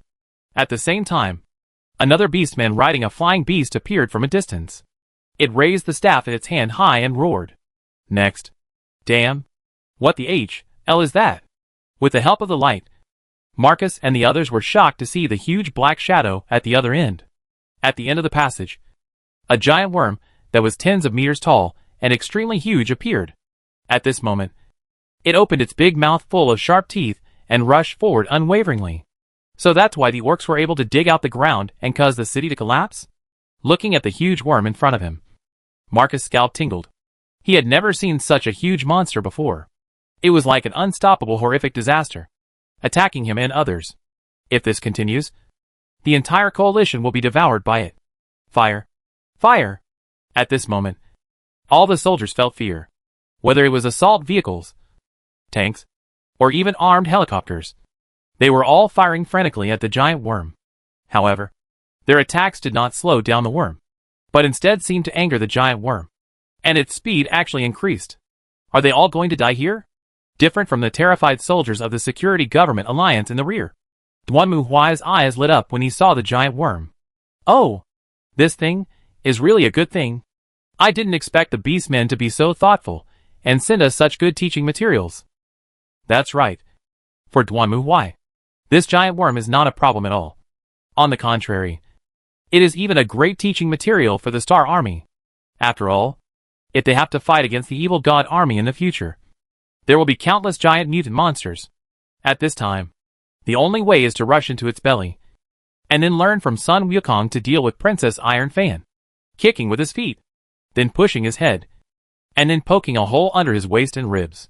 Duanmu Huai was originally worried that it would be difficult to find such a large monster, but he didn't expect the beast tribe to be so kind and actually took the initiative to send him a teaching material. This was just like a medical student seeing a new cadaver teacher. His eyes were about to pop out.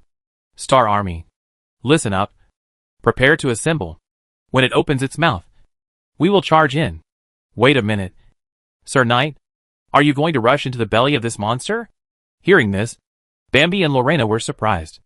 And even Anne was startled. Should we go in too? No. You retreat. I will lead the Astra Militarum Army in. You are responsible for protecting the coalition forces in the rear and make sure they are not swallowed by the bugs. Duanmu Huai waved his hand. And after hearing his answer, the girls all breathed a sigh of relief and quickly chose to retreat. Duanmu Huai then turned around and looked at the Star Army behind him. Listen up, boys. You will face more huge enemies in the future. They have thick skin and tough flesh, making them difficult to deal with. Sometimes, you can't even penetrate their skin. How should you deal with them at this time? It's very simple. That is, rush in. Destroy them from the inside. Don't think this is a simple thing. When you go in, you will understand that the inside of these huge monsters is also full of dangers. While speaking loudly, Duanmu Huai looked forward. Alright. Everyone listen to my orders. When this giant insect opens its mouth, activate your jets and charge in. Okay. 1, 2, 3. Charge. Roar. At this moment, the huge underground worm in front opened its mouth again, trying to swallow the food in front of it. At the same time, under the leadership of Duanmu Huai, hundreds of Star Army soldiers jumped up. And the next moment, they drilled into the huge mouth of the underground worm. For giant worms, this is absolutely unbearable. It is like a person opening his mouth to eat. But a group of mosquitoes go straight into his throat through his mouth. This feeling is fatal. Roar!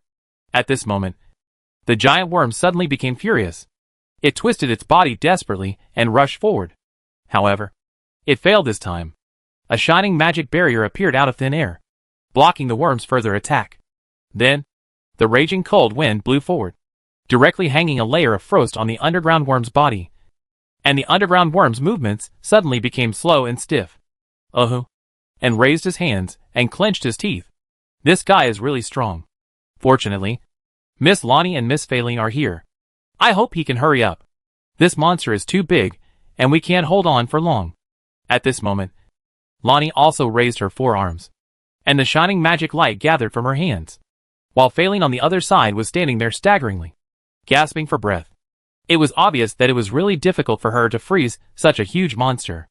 Now, we can only hope that Duanmu Huai and the Star Army can deal with this monster as soon as possible. Although everyone hopes to kill this monster as soon as possible. But, for Duanmu Huai, he hopes that this monster can live longer. After all, it is still used for teaching. Is this the body of the worm? Around Duanmu Huai, the Star Army looked around in surprise. Even the Night Guards, who had fought in the past, could not hide their surprise. It was no wonder that most people killed the enemy from the outside. Except for the players, who liked to join the gang and start a civil war when facing monsters. Most NPCs did not have this awareness. However, for Duanmu Huai, this move could not be more familiar to him. Okay, guys, we're not here to visit. Duanmu Huai clenched the war hammer and spoke. Next, I'm going to teach you a lesson about how to fight inside the bodies of these giant monsters. Let's go! Led by Duanmu Huai, the Star Army marched forward. The body of this worm was also unusually large. And Duanmu Huai and his men even saw the remains of the city devoured by the worm, some of which were still intact. Well, as you can see, these giant monsters are not only huge on the outside, but also very spacious on the inside. So we have to be careful about this. You should all be aware that there are a large number of various cells and parasites in any living organism. Of course, in humans, they may be too small to be seen with the naked eye. But in the bodies of these huge monsters, they may be no different in size from ordinary humans. As he spoke, Duanmu Huai pointed forward. Remember, each giant organism is a self-circulating ecosystem, where you can encounter all kinds of enemies, including immune systems that treat you as foreign viruses, or parasites that live in the bodies of these monsters. Duanmu Huai hadn't finished his words when suddenly, the muscles under their feet began to bulge out. Then, spider-like parasites screamed and crawled out of them. They pounced on the prey in front of them, and were then shot into pieces by the Star Army's guns. Like this, Duanmu Huai crushed the parasite under his feet, and spoke lightly. So, sir, how do we deal with this kind of enemy?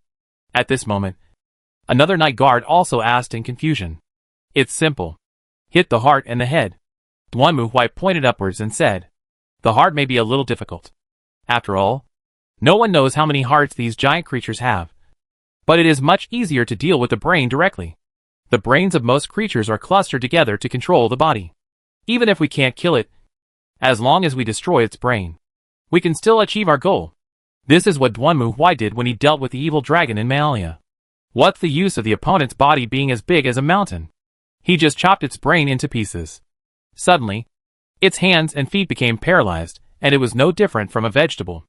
Then it won't be too late to slowly deal with its heart, liver, spleen, stomach, and kidneys. Right? Okay. Follow my orders. Duanmu Huai gripped the hammer tightly and gave the order. Divide into 2 groups. One group will destroy the brain, and the other group will destroy the heart. Get started. Yes.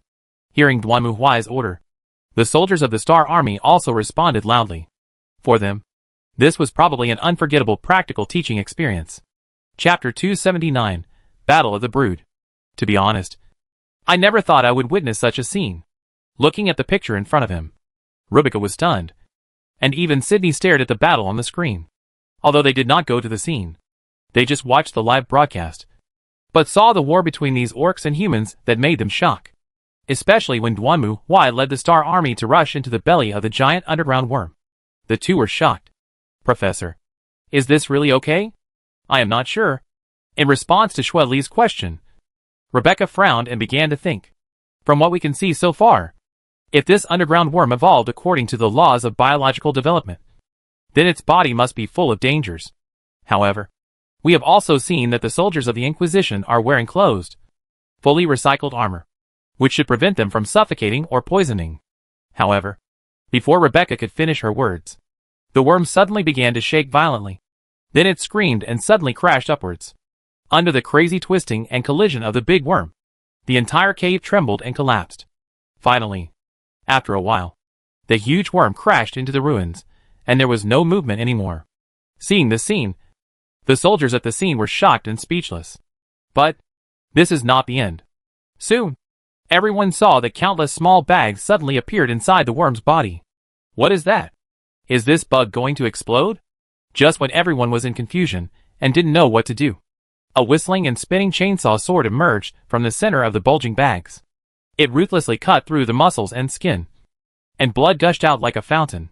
For a moment, the entire corpse of the underground worm was like a huge blood fountain, with blood filled with a fishy smell flying everywhere, forcing the soldiers to step back, looking at the scene in horror.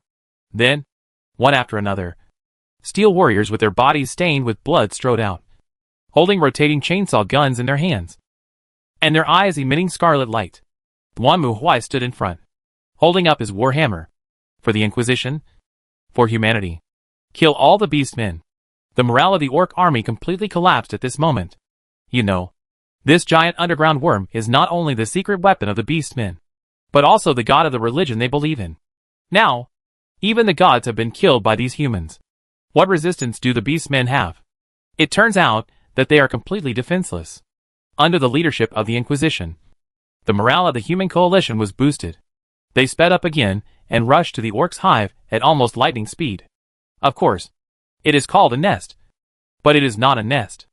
On the contrary, the nest of the beast men is a magnificent huge underground city located in a large underground cavity.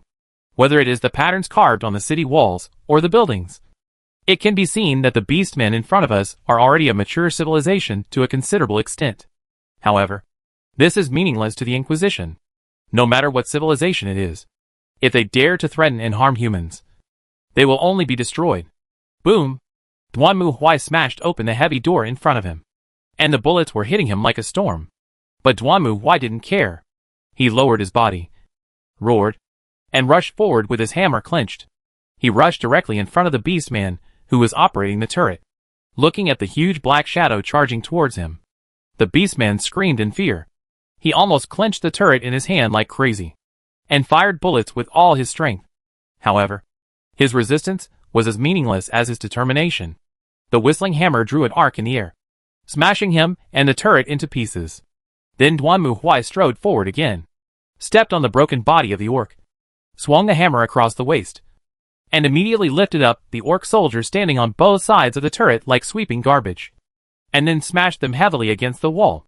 Boom! Under the thundering impact of the huge war hammer, the orc soldier's brain burst instantly, and his body was twisted and deformed like plasticine that was squeezed hard. The internal organs and bones directly pierced through the skin, turned over and scattered all over the ground. Seeing this scene, Rebecca and Xue Li in front of the screen both turned pale. It seems the big uncle was still too conservative. Under the attack of the Inquisition, the resistance of the beast men was like a mantis trying to stop a chariot. It took Duanmu Huai very little time to break through the outer city, and came to the core area where the queen was. However, to Duanmu Huai's surprise. When he broke through the gate and walked into the royal court, he found a woman sitting on the throne. And next to her stood a tall beastman warrior and the priest who had summoned the underground worms with a staff in his hand. That really surprises me. Duanmu Huai glanced at the woman in front of him. Are you the queen of the beastmen? The woman didn't say anything. She just raised her chin slightly. Kill him! Roar. Hearing the woman's order, the beastman warrior and the priest roared suddenly and rushed towards Duanmu Huai. However, Duanmu Huai didn't care about their attack at all. He just swung his hammer casually. The next moment, the upper bodies of the two beastmen were directly blown away by the huge impact, and their lower bodies ran forward 2 steps before falling to the ground with a bang. Then, Duanmu Huai strode towards the woman, and the latter stood up and stared at Duanmu Huai. It seems that you are indeed very strong.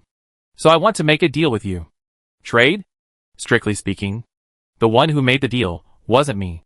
As she spoke, the queen turned on the communication device next to her, and then Duanmu Huai saw a human doctor with an untidy beard appear on the screen. It seems you changed your mind. The moment the communication was connected, the old doctor spoke, and the queen just nodded slightly. Although this is not what I want. But I have no other choice. Well, I owe you this. The old doctor sighed, and then looked at Duanmu Huai. I know who you are. Brave warriors. But here, I just want to make a request. Please let her go. It's that simple. This doesn't look like a deal. It looks more like an order? No. This is a deal. The old man coughed and then continued speaking. In fact, there is a more important threat in this world than the orcs. The plague. It is spreading faster than I thought. And I have found the key to solving it all. Oh. Duanmu Huai narrowed his eyes and glanced at the queen. So, what you mean is that you want to exchange the key to saving humanity for the life of the beast queen. What if I don't agree? Are you just going to sit there and watch humanity perish? If that's the case, then I'm sorry. There will be one more person on the tribunal's list. That's not what I meant. Actually, this is our own responsibility. Having said that, the old man sighed, and then told Duanmu Huai the origin of the beast tribe. As Duanmu Huai expected, the beastmen were not a naturally existing race, but were transformed by humans. Just as Duanmu Huai had initially gathered intelligence, the Wei Alliance government controlled the Emu energy, and during the mining process, the miners and their families were naturally the first to be infected with the parasites in the Emu energy and developed symptoms. And because the Vian government alliance needed the support of Emu energy, they did not make the matter public, but suppressed the news and transferred these patients to an institution for research and treatment methods. However, during this process, they discovered that a little girl named Mira possessed resistance to substances, and her body was not infected by the plague. On the contrary, it was strengthened and aged at only half the rate of humans. This immediately made the researchers realize that substance was not just a simple pathogen. It could even be used to transform humans and conduct genetic research. Well, this is exactly the same as the mental retardation of a certain umbrella company. Initially, these researchers tried to inject the emu substance directly into humans, but the result was naturally a failure. Then, they thought that since the emu substance was found underground, the underground creatures must be resistant to the emu substance. So they merged the underground creatures with humans and finally created a brand new species of beasts. Well, needless to say, the story is nothing more than the old-fashioned story of the beast men who yearn for freedom, escaping from the clutches of humans and building their own civilization underground.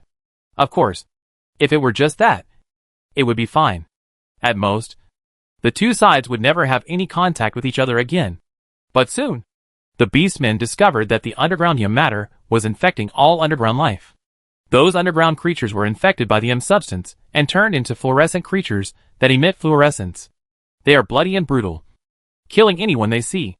And after killing them, they will also transform them into fluorescent creatures. Although the beastmen can control the underground creatures by relying on the genes of the underground creatures in their bodies, they are powerless in front of the fluorescent tribe. Although these beastmen are very powerful when they control the underground creatures to fight humans, they are restricted when fighting the fluorescent tribe. Otherwise, after a battle, the underground creatures they control may be infected and become traitors. Of course, at the beginning, the queen did not want to invade humans, so she found a doctor who was participating in the underground expedition at that time. hoping that he could help research a way to eliminate the substance. But unfortunately, the doctor has made little progress, and the underground beasts are increasingly unable to support themselves under the attack of the fluorescent tribe. So the queen had to adopt the second plan, which was to attack the surface and win breathing space for the orcs. And this queen is actually the little girl named Mira. She was also subjected to many cruel experiments at that time. So the doctor sympathized with her and helped her. Oh, I got it. After listening to the doctor's story, Duanmuhui nodded. And then he switched the communication. Mia. Yes. Master. What's up? Has the data been saved? Yes. Everything has been recorded and is being transmitted to Miss Rebecca and Miss Yueli. Very good. Duanmuhui nodded. And the next moment, he suddenly stretched out his hand and grabbed the queen's neck. Before the queen could react, Duanmuhui grabbed the queen's head with his big hand and pulled it off her body. Seeing this scene, the doctor on the screen was shocked, while Duanmuhui just stared at him. The Inquisition never makes a not guilty verdict, no matter what her past life was. It is not a reason for the beast men to rush to the surface and kill humans. For the Inquisition, anyone who dares to threaten the existence of mankind must be executed. By the way, the Inquisition has just hacked into your database and obtained your information. Therefore, you no longer have any bargaining chips. Therefore, I advise you to cooperate with the Inquisition's actions. Looking at the pale-faced doctor in front of him, Duanmuhui snorted coldly and threw the queen's head to the ground. Otherwise, we will kill you too. Chapter 280 Directed Radiation. With the killing of the queen, the entire orc army collapsed, and a large number of orcs were ruthlessly killed by the Inquisition, no matter whether they begged for mercy or resisted. There was only one end in front of these star armies: death and destruction. Then Duanmuhui placed another geocentric bomb underground, which completely destroyed the entire orc mother nest and allowed the spreading magma to flow into all the caves around it, turning all of them into a hot and scorching HL. The large army of the beastmen can be said to be completely destroyed. But this is not what Duanmuhui is concerned about at the moment. Compared to these beastmen, he is more worried about the plague and parasites. Fortunately, through the information uploaded by Mia, Rebecca and Sydney finally figured out the evolution of this parasite and why they appeared in the form of a plague. At first, these parasites did not react at all. But according to the conclusions drawn by Rebecca and Sydney from the data, this parasite has a unique characteristic. That is, the higher the degree of infection and the greater the number, the more active they are. This is also the reason why this parasite spreads in the form of a plague. It is not due to genetic mutation or modification, but because of the large number of beast men infected underground. That's right. According to the data records, the beast men have been suffering from fluorescent infection when they lived underground. Many beast men were infected and transformed into fluorescent tribes. In addition, the beast men are not a mechanical civilization like humans, but a biological civilization that controls underground creatures. This also leads to that when they fight against the fluorescent tribe, their soldiers, and even the underground creatures they control, will further increase the infection of the fluorescent tribe and then become a member of the fluorescent tribe. As the number of these infected fluorescent creatures increases, the Mu parasites will become active and gradually change into a form that is more suitable for spreading infection. That mysterious plague came from this. Moreover, the parasite is so adaptable that any biological products such as vaccines are not fully effective against it. It can quickly change and adapt to any biological agent developed against it, thereby generating immunity. But fortunately, there is still a way out. Directed radiation? Duanmuhui narrowed his eyes and looked at the report in front of him, while Rebecca nodded. Yes, this is the plan of Dr. Adam. He is locked onto the core of the Emu parasite and is trying to create a radiation emitter that is only targeted at this substance. Through this system, a specific radiation wave can cover the entire planet, thereby destroying Emu's core cells and causing it to self-decompose. This thing is interesting. Duanmuhui touched his chin and stared at the report in front of him. To be honest, he was very interested in this directional radiation system. The reason is very simple. That is, maybe this thing can also be used against the god of plague. Among the chaos evil gods, the god of plague's methods were the most disgusting, because no matter where these ugly and dirty plague apostles went, their methods would always spread various infectious diseases. In many cases, the entire planet would be infected and then completely purified by the Inquisition using cyclone torpedoes. But if we have this directional radiation device, maybe it can be used to fight these diseases? Although this is aimed at the hemoparasites. If there is one, there will be another.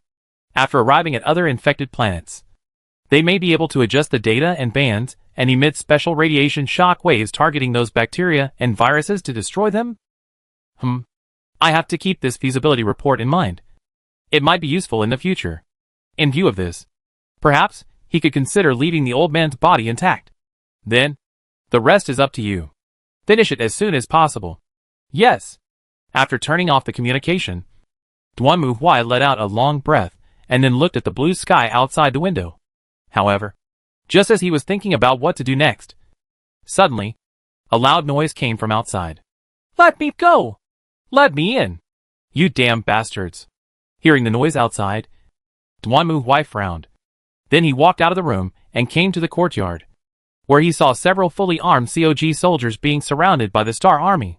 However, even so, the turban man leading them was still yelling at the Star Army. What happened? Duanmu Huai walked over and asked. And upon hearing his question, the leading night guard quickly saluted. Your Excellency the Inquisitor, these people have trespassed into the camp and are asking us to release the prisoners. Prisoner? That's right. Adam Felix.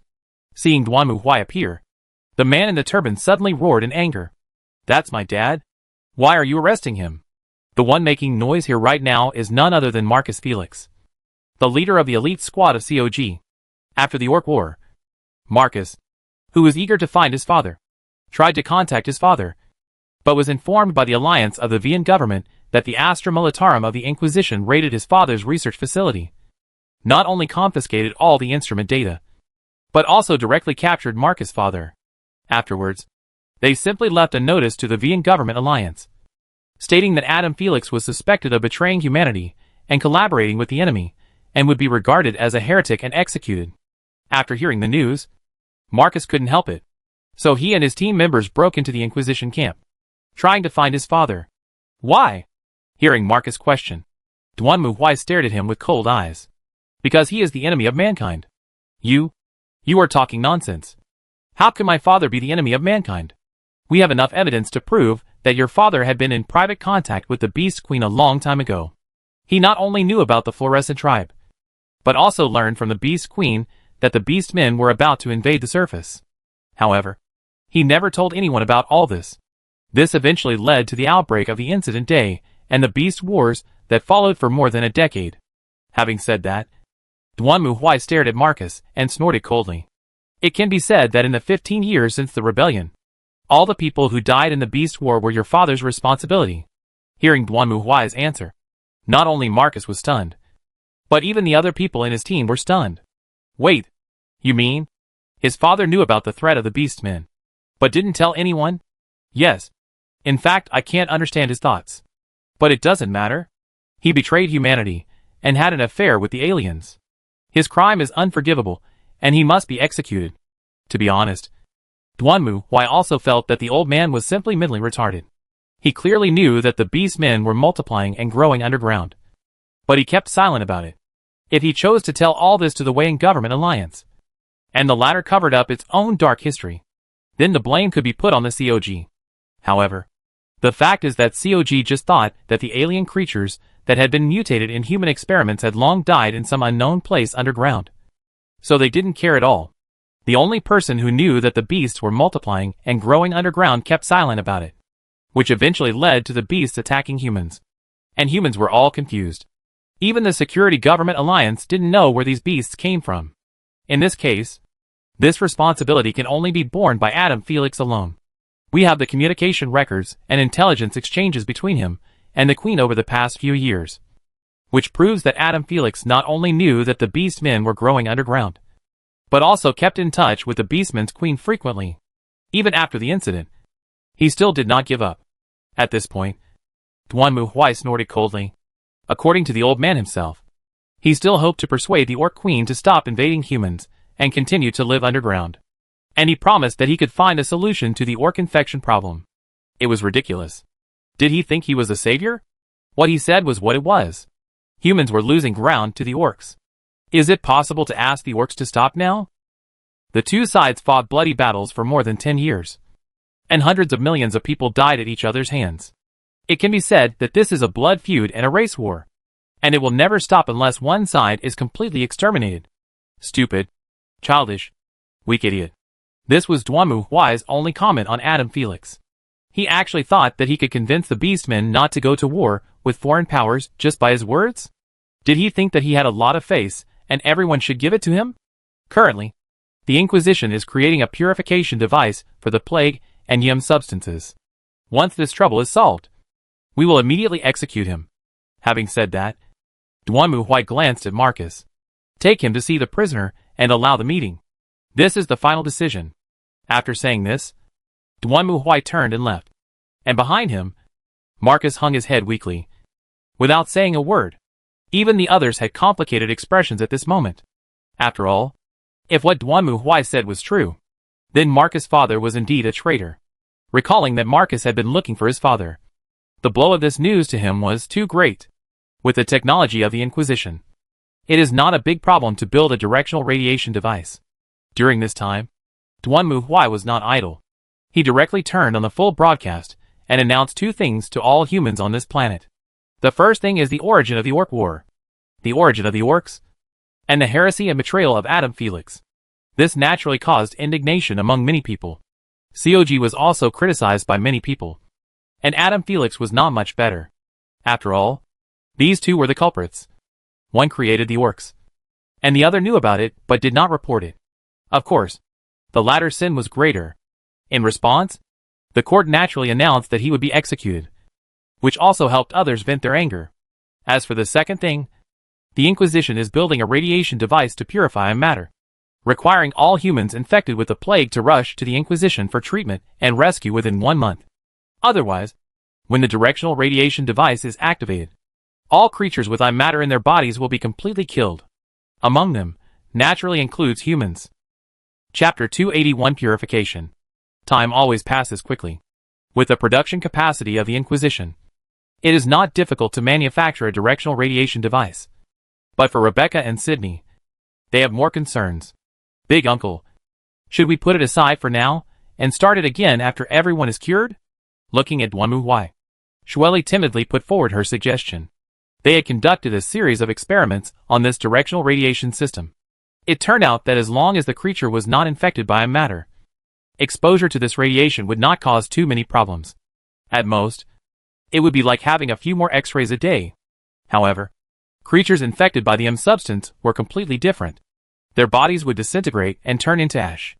The effect of this directed radiation device on the infected was so great that it made both of them feel uneasy. This was not as simple as a vaccine against the virus in Resident Evil. It did not suppress the virus infection and make them return to normal, but killed it completely. No need to wait any longer. Duanmu Huai stared at the screen in front of him and shook his head. Remember, even God cannot save everyone. In fact, everyone is just a false proposition.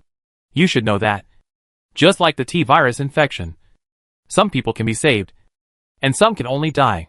You may be able to save some people in a short period of time, or save more people in a long period of time. But you can never save everyone. The so-called perfection is just a false proposition, and perfection itself is a poison.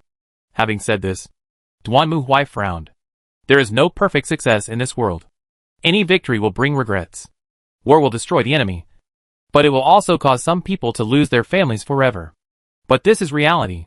Human beings must go through pain to move forward, instead of being immersed in perfect fantasies and dreams, sinking and degenerating. This world is cruel and realistic.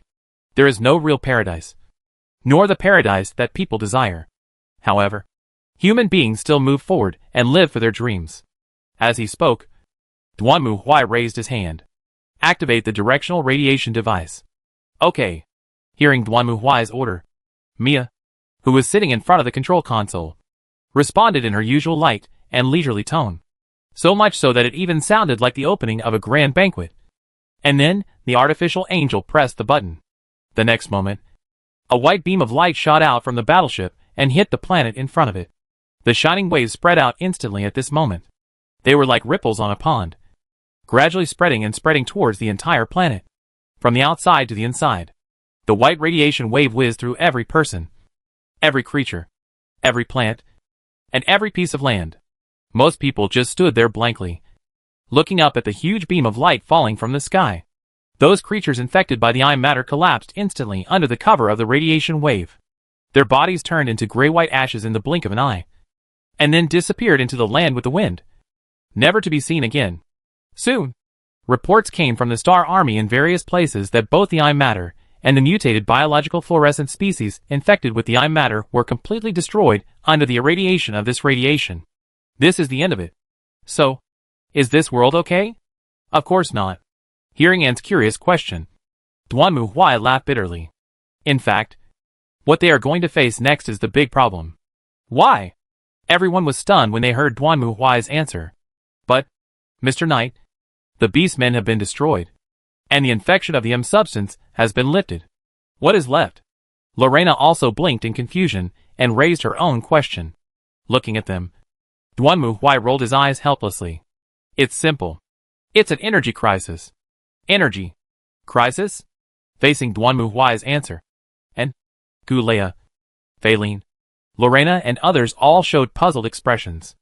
On the contrary, Rebecca, Shweli and Lonnie either suddenly realized or were thinking about something. This is not surprising. For the world where Anne and Lorena live, the concept of energy does not exist at all. For them, lighting is either candles or magic. In winter, people chop wood for heating. And in summer, people chop wood for cooking. Even some props driven by magic cannot be used if they lose their magic power. For the girls, it is just a little inconvenient. But the girls couldn't figure out how this could be elevated to an energy crisis. Even Anne was confused. After all, although she did study STEM engineering, and the commercial area supervised by Her Royal Highness the Princess in Maalia was about to be completed, the so-called energy crisis was still a new concept for Anne. After all, their world has not yet developed to this stage. But Duanmu Huai was right. Indeed, this radiation killed the IUM matter, which meant that IUM energy was also doomed.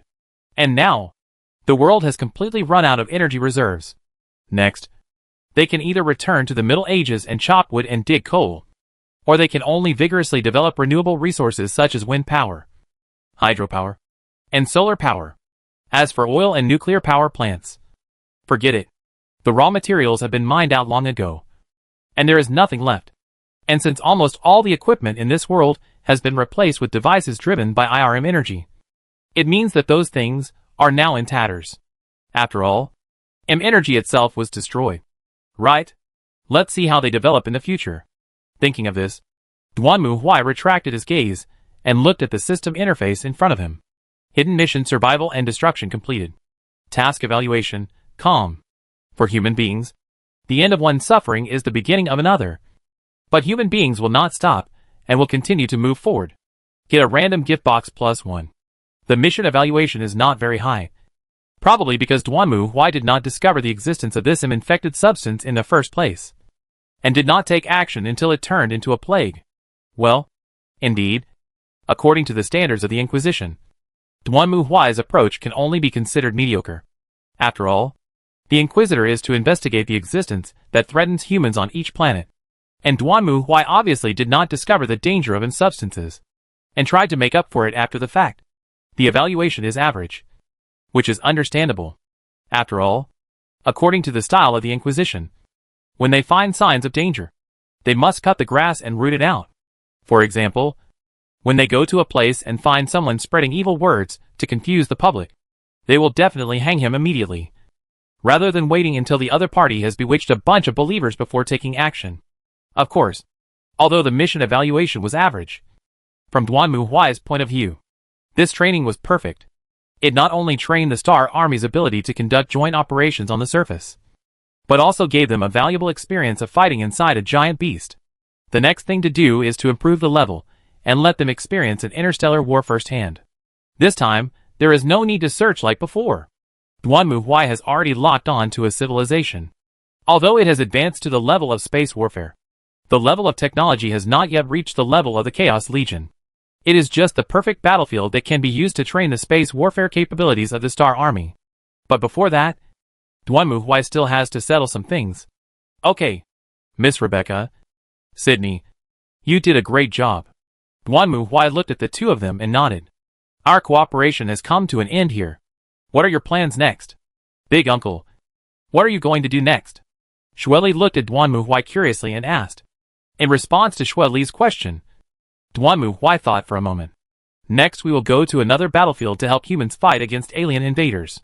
You see, as I said, the purpose of the Inquisition is to protect humans and eliminate all threats to humans. Alien invaders. Upon hearing this, Xueli's eyes suddenly lit up. She grew up watching similar movies, so naturally she was quite concerned about this aspect. Big Uncle, I also want to join the Inquisition. Is that okay? You? After hearing Xueli's request, Duanmu thought for a while and said, well, the tribunal is indeed lacking a biologist at the moment. Although Xueli is not an oil man. Based on her past experience, Duanmu can guarantee Xueli's purity and loyalty. Of course. But this is not an easy task. Do you understand? As a member of the Inquisition, you must obey orders completely, even those that seem unreasonable. This is not an easy task. Many times, we will even eliminate tens of thousands of innocent people in order to destroy the source of evil. Can you accept this? Hearing this, Xueli hesitated. I'm not sure. Very good. Looking at Xueli in front of him, Duanmu smiled slightly. You passed. Why? Hearing this unexpected answer, Xueli opened her eyes wide in surprise. And Duanmu reached out and touched her head.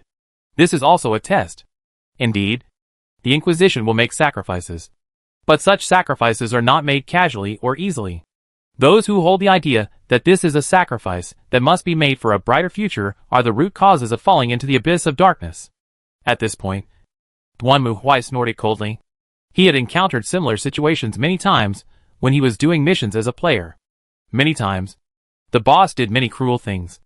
But they all said that sacrifice is necessary. And they have to do it for the great future. Players have discussed this many times. Whether they really have to use any means to achieve their goals, or whether they have to make choices even if they do. Take drug experiments for example. To meet the ethical standards, animals must be used for biological experiments until the compound is proven to be harmless.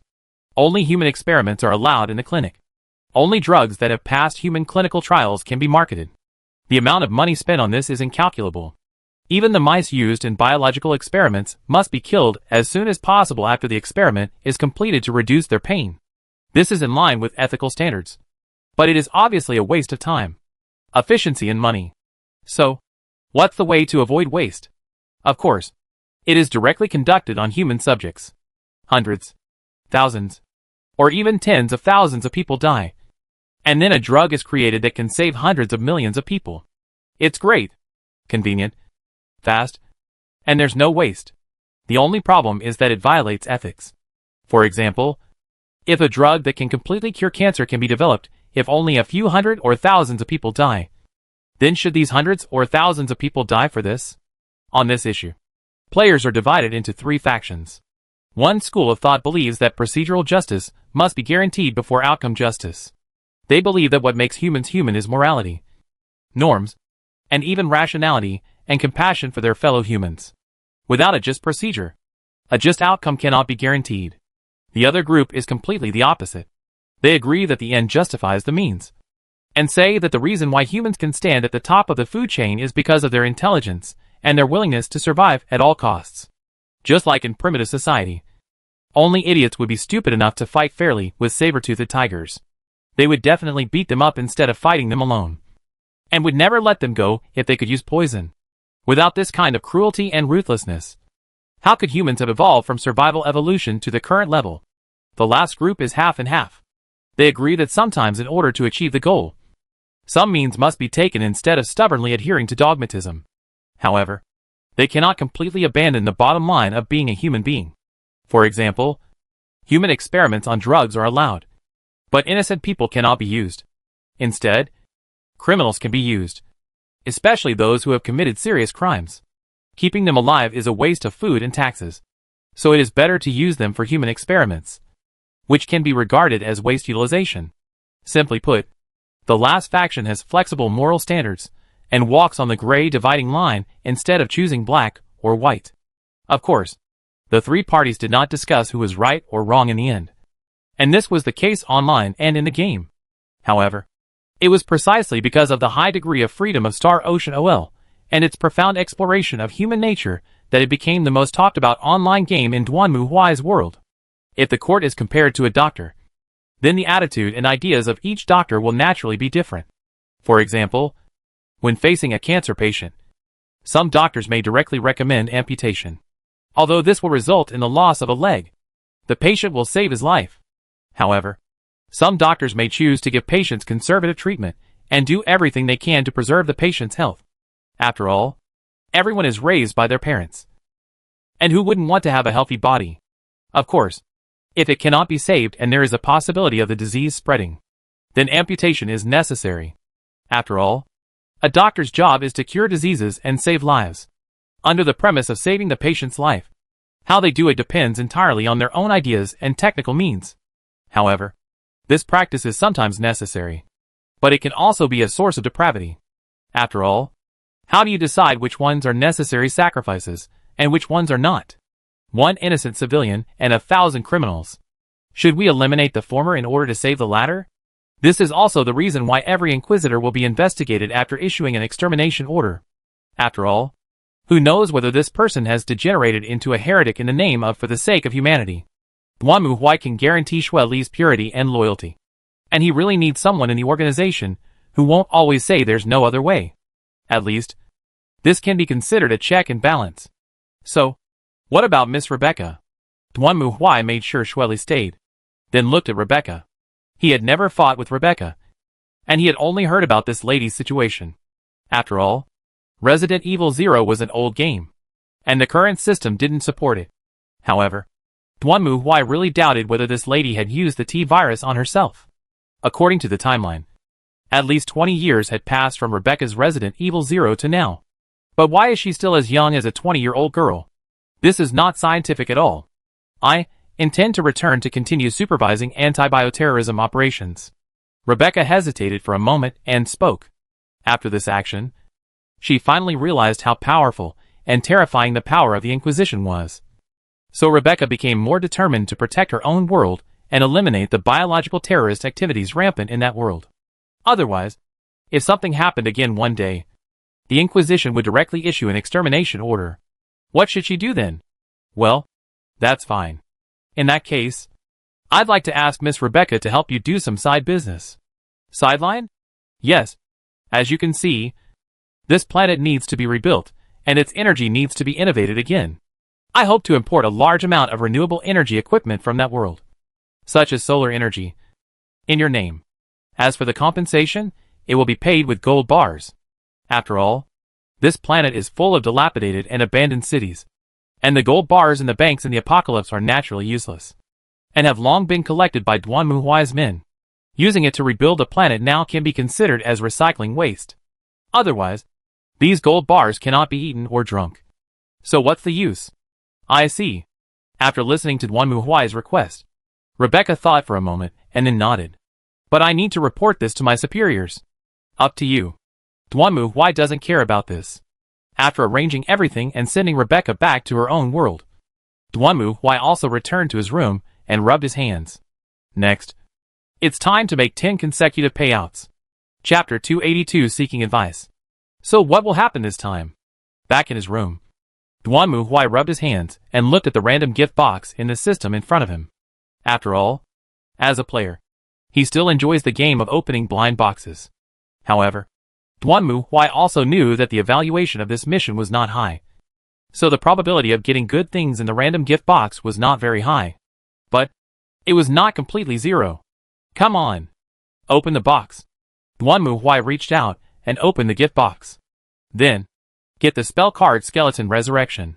Resurrection of the Bones, Bronze. Summon the Dead, 2. Explosive Energy Enhancement, 5. Summoning of the Dead increased to 7. Is that okay? Dwanmu Huai scratched his head as he looked at the bronze spell card in front of him.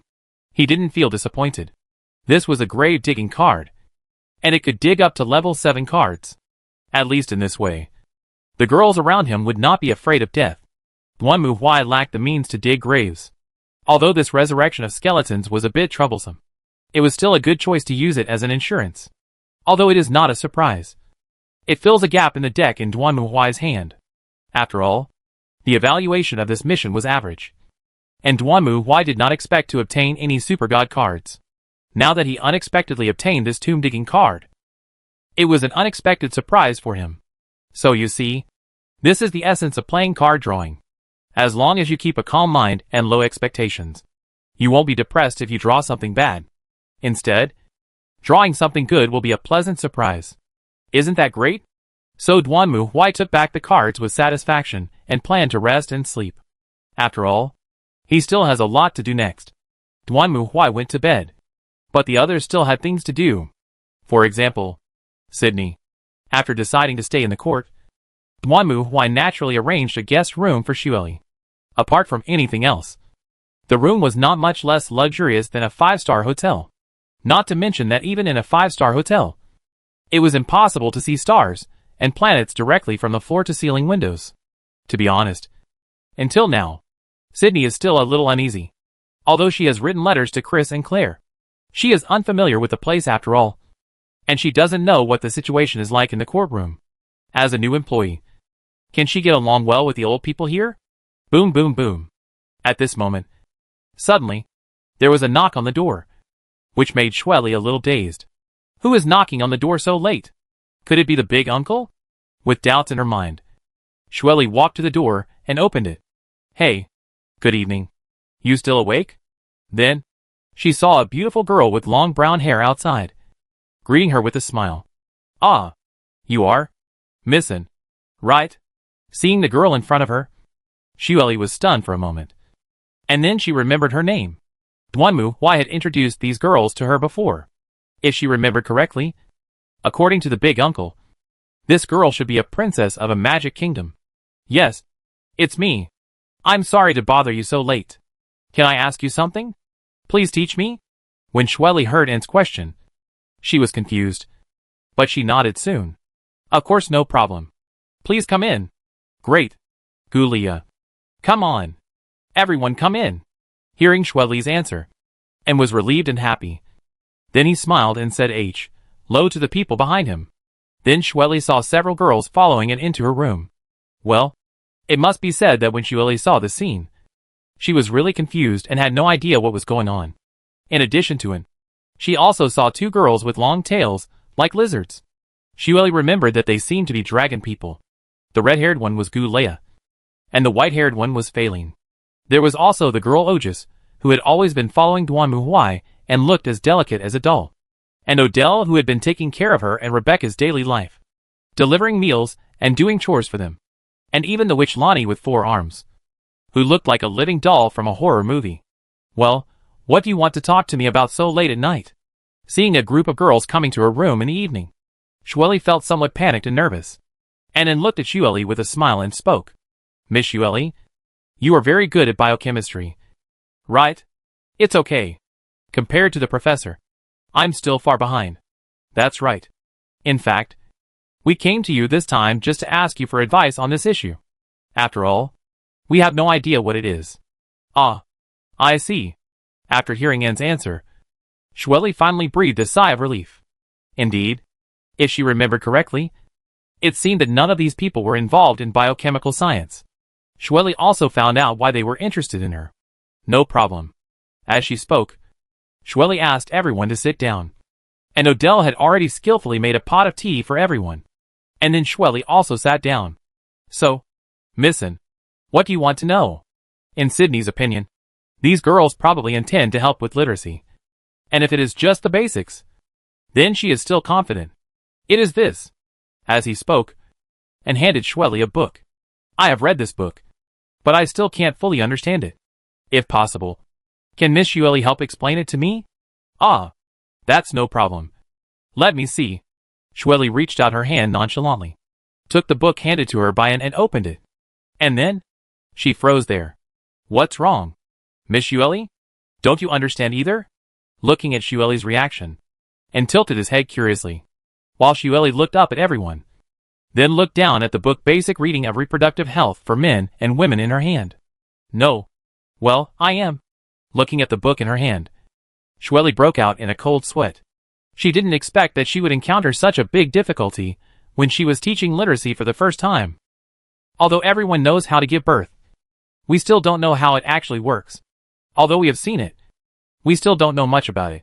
Miss Xueli, since you are an expert in biochemistry, you should be very clear about this.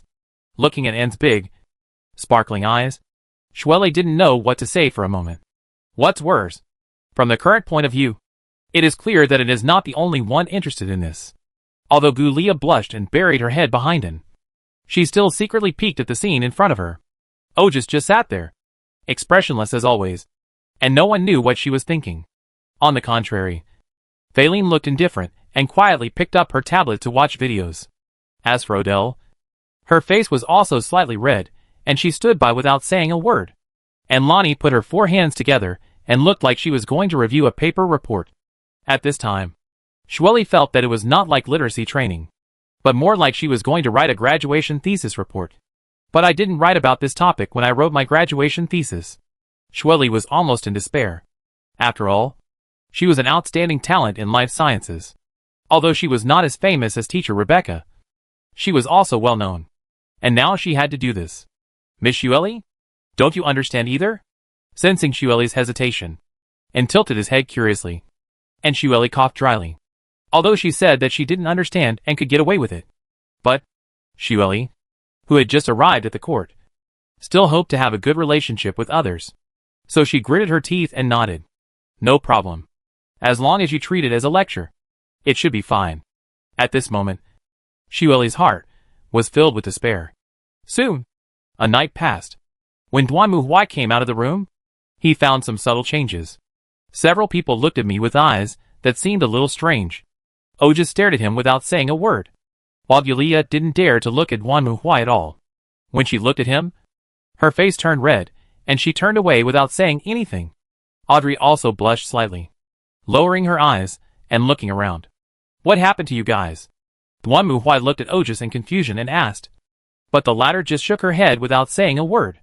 Before Duan Muhui could figure out what was going on, he saw Anne coming to his side. Then the girl stretched out her hand and gestured on Duan Muhui's body, and then on herself. What are you doing? Comparing heights with me? Looking at Anne's actions, Duan Muhui was confused. Although this princess had caused trouble more than once or twice, he still felt that her idea was a bit strange this time. No normal person would compare height with him. So did she think she was a big tree? Hey, it's nothing. I just want to compete. Hearing Duan Muhui's question, Anne laughed, then turned and ran. Duan Muhui was also confused when he saw Anne grabbing Gu Leia, who was not far away, and running away together. Forget it. Although I don't know what those little girls are making a fuss about. I have more important things to do. Coming to the tactical command room, Duan Muhui opened the star map. This planet is temporarily left for them to recuperate, and Duan Muhui only symbolically left a few people to guard and manage it. Anyway, with the internet, it would only take a blink of an eye to come back. The next place Duan Muhui is going to is the cosmic battlefield, which is also the place where most players fight in the universe for the first time. Duan Muhui is naturally very familiar with this place. Mia. Yes, Master. Open the webway and connect to area Z14. Duan Muhui stared at the web and spoke. Destination Reach. Chapter 283, Reach. For most players, the Z14 star field is also their first time to experience large-scale space fleet operations, including fleet battles, boarding battles, ground raids, air assaults, and joint operations. Therefore, the players are naturally very familiar with the stories that happened in this star field. And Duan Muhui is no exception. It's actually not complicated to say. This is a war between the human force UNSC and the alien race Covenant. It doesn't matter how it starts. To put it simply, all the player has to do is help the UNSC clear the Covenant. The main mission is at least very simple. But after investigation, the player learned another story about this star field. There was once a race called the Forerunners in this star field. After the Black Hole Project was completed, the human empire was completely destroyed, and the survivors fell apart. One of the expeditionary fleets provoked an alien creature called the Flood, which was similar to the Tyranids. Adhering to the principle of running away if you can't win, the expeditionary fleet ran to the Forerunners' territory and started a war with them. In the end, the human expedition fleet was defeated without backup. But what happened next made the players furious. The Forerunners conquered and captured the planet controlled by the expedition fleet at the time, and erased all clues and traces of the existence of the human empire civilization. The survivors were forced to degenerate and exiled to another planet, left to fend for themselves. What blasphemy! What heresy! What audacity! You lowly aliens! How dare you keep humans in captivity like animals? Do you hacking think the Inquisition and the Extermination Order are just for show? If the Forerunners in the player's era were not also in ruins, the player might have completely destroyed the entire Forerunner civilization. However, they also have targets for venting their anger. That's the Covenant. The Covenant is also an alliance of alien races. More importantly, they believe in the Forerunners and call themselves the successors of the Forerunners. Oh, you want to inherit the Forerunner, right? Then you should have no objection to the son paying off his father's debts. Go to HL. You alien bastard. Dwanmu-Y's goal is simple. To defeat the Covenant, destroy all Forerunner artifact rings, and then execute the surviving Forerunner missionary who is currently imprisoned in the name of the Inquisition. Let the Forerunners know that humans are not to be trifled with. The reason for choosing Reach is very simple. As mentioned before, Star Ocean Online is a dynamic and real-time game, which is different from ordinary online games. Because of the different time periods, each player's experience is also different. In this case, Dwanmu-Y certainly does not know what stage the Star Alliance and UNSC are at, and he does not have the ability to predict. However, you can use some landmarks as a reference. Ziyuan Star is the symbol chosen by Dwanmu-Y. The war dynamics between the UNSC and the Covenant. Whether Reach has fallen is a huge sign. If Reach has not fallen, then Dwanmu-Y can wait on Reach for the arrival of the Covenant. If Reach falls, then Dwanmu-Y can go directly to the home planet of the UNSC and wait for the Prophet of Truth and the Covenant Legion there. However, when Dwanmu-Y led the fleet to Ziyuan Star, the situation before him still surprised him somewhat. After all, the transmission had just been completed, and this system task popped up directly in his face. Emergency mission activates the Reach campaign. This planet is being invaded by alien races. Eliminate the aliens and protect the human homeland. Mission objective: ensure that Reach will not fall and destroy the Covenant fleet. Wow! This time is quite interesting. Dwanmu-Y was also stunned when he saw this news. The Battle of Reach was considered to be a most important node in the war between the UNSC and the Covenant. The Covenant won the victory and directly burned the glass ball of Reach. Most of the players came after that, and only a small number of players arrived in advance and joined the battle. But they were unable to change the situation. The reason is simple. That is, the Covenant super flagship aircraft carrier CS Long Night is too powerful. According to those players, this warship was extremely large, 28 kilometers long. The first batch of players who entered the starry sky at that time had destroyers or cruisers, and they were simply unable to fight against such a behemoth. Therefore, the players were unable to destroy the warship at that time, and were later killed by NPCs according to the plot. However, despite this, the UNSC and the players still lost the battle and had to evacuate. If later players joined the UNSC camp, they would be told about the fall of Reach, and combined with the stories of those senior players. Most players are very familiar with this incident. If it were before, Dwanmu-Y would probably have a headache. But now he is not afraid. The Long Night is awesome. And my Queen of Glory class isn't just for show. Let you, the Star Alliance, have a taste of the power of my pink bunny. Thinking of this, Dwanmu-Y also decisively gave the order. Activate the Void Shield. Keep other warships dispersed. And the Eye of Truth locks on the enemy's position. Report at any time. Dwanmu-Y was not at all weak against the Covenant warships. Even though the Covenant fought the UNSC like a grandson. It was because the UNSC had just entered the universe not long ago, and their warships didn't even have shields. They were all armor resistant. If they couldn't withstand the attack, they would be dead. The Covenant took advantage of the shields. The UNSC had to break the shields first, and then the armor to fight the Covenant. At that time, they would have been crippled by the Covenant's firepower. But facing the Inquisition, the Covenant does not have this advantage. Their shield technology is also very ordinary, and naturally cannot compare with the Inquisition's Void Shield. Of course, body shape is also an important factor. In fact, it is common for flagships to fight each other in space fleet wars. The reason is very simple. Unless there is some special mechanism, ordinary warships can't break the flagship's defense. As mentioned before, there were also players of the Inquisition fighting against the Long Night in the game. But their destroyers and cruisers were too small. They were not enough in front of the huge 28-kilometer-long ship of the Long Night. They couldn't break the defense. And even if they did, it would be difficult to cause any damage with such firepower. But Duanmu Huai's Pink Bunny is different. His Queen of Glory class ship is also 28 kilometers long, almost as big as the Long Night. Coupled with the BGF of the main gun and the modified light lance plasma turret and macro cannon, Duanmu Huai is confident that if he does not destroy the Long Night in this charge, he will take its life. Of course, this is not without problems. That is, the Queen of Glory is huge in size and slow in speed, so it will be discovered by the enemy from a distance. In other words, if Duanmu Huai just rushed over like this, the enemy would definitely notice it and be on guard. But Duanmu Huai has the internet technology. The Eldar have similar tactics. As the eldest sons of the Old Ones, the Eldar can also use the webway. Their cosmic battles are to use the webway to conceal themselves, get as close to the enemy as possible, then pass through directly, hit the enemy hard from behind, and then escape with one blow. So the Eldar warships are extremely fast. They hit and run away, and they are hard to catch, which is extremely annoying. Duanmu Huai is now planning to learn from the tactics of the Eldar. Of course, with the size and speed of the Queen of Glory, it is impossible to hit and run. But there is no need to run. The reason why the Eldar chose to hit and run is because they gave up the Void Shield and instead put all their strength on stealth. It's like a cheetah, which has excellent stealth and explosive power, but weak defense. Without considering its attributes as a protected animal, any normal person can kill it one-on-one.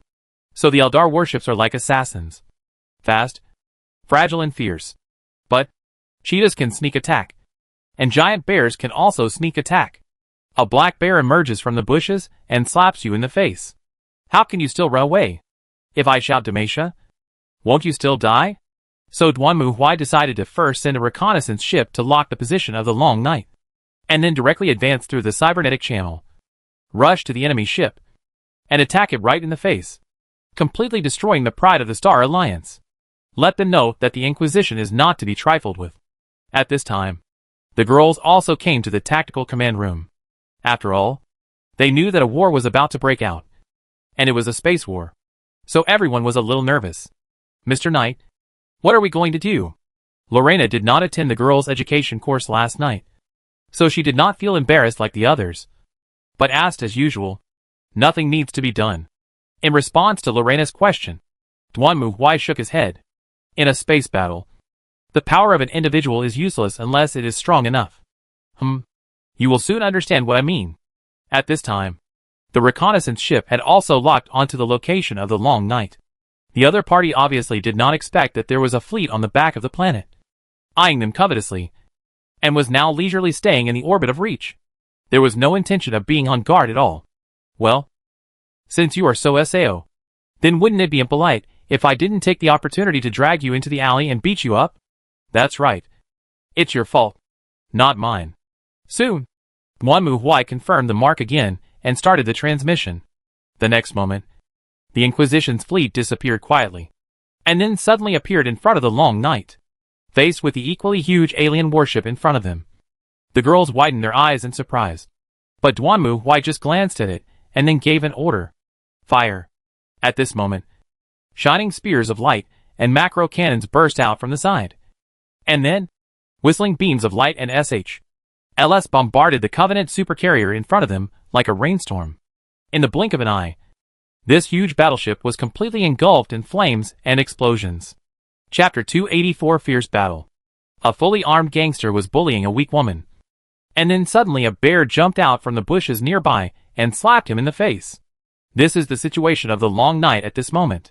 For the Covenant, the sudden appearance of this huge warship was completely unexpected, because the Covenant and the UNSC used superluminal travel. But the Covenant was more accurate and had a larger range than the UNSC in this regard. However, the shock waves caused by superluminal travel could not be offset. Therefore, both the Covenant and the UNSC would generate space fluctuations before reaching the target location, so as to make the other side take precautions. However, the Inquisition uses the webway from the Ancients, which is a more advanced, covert and convenient way of traveling through the warp. Moreover, the Long Night was a command support ship, which meant that it did not have strong firepower. At least, compared with the Queen of Glory class, which was equipped with light spears and macro cannons. The Long Night was more like a slow-moving whale, huge in size, but not threatening at all. This is also true. The light spears fired in unison, and the whistling plasma beams directly broke through the Covenant's barrier. The protective shield that the Covenant was proud of collapsed directly under this round of light spears. However, before the Covenant could come to its senses, countless huge LS whizzed out from the macro cannons, instantly blowing the entire side of the Long Night into pieces. All this happened in the blink of an eye. From afar, one could only see green beams of light shooting out from the Queen of Glory class ship and hitting the hull of the Long Night.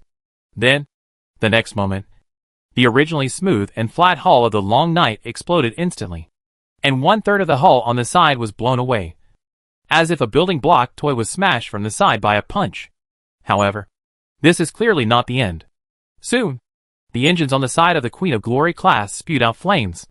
Driven by the huge force, the battleship slowly moved its direction and aimed its front end at the flaming Long Night.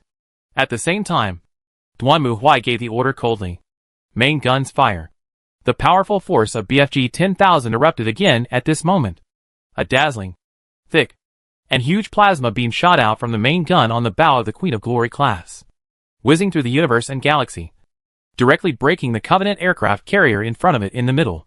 The huge wreckage of the aircraft carrier that was broken into 2 pieces fell towards the planet in front of it under the cover of flames. Oh my god! What did I see? At the same time, not far away, the UNSC soldiers on the fighter planes were stunned. Just now, they had made up their minds to board the super aircraft carrier under the protection of the UNSC warship and defeat it from the inside. However, what they did not expect was that in just a moment, with the appearance of this huge warship, the situation changed instantly. The battleship that seemed invincible to the UNSC has now been completely reduced to wreckage. What's going on? The Noble Squad? At this moment, the voice of Commander Colonel Holland was heard from their communicator. What did you see? What happened? I don't know what to say. Colonel. Hearing the commander's order, one of them swallowed.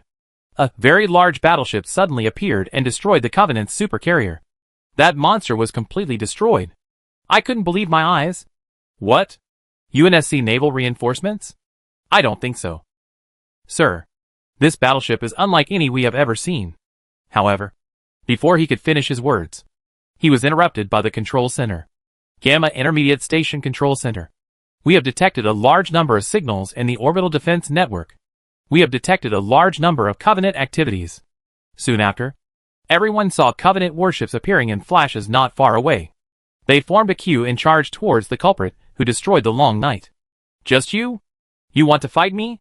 Seeing this scene, Duanmu Huai narrowed his eyes immediately. All warships assemble. Prepare to attack. Following Duanmu Huai's order. The next moment, 6 Moon-class cruisers and missile destroyers also crossed the webway and gathered beside Duanmu Huai's flagship. Target: the Covenant fleet. Destroy them all, leaving no one alive. The Astra Militarum prepares to launch boarding torpedoes. Launch a boarding battle against the enemy's main battleships.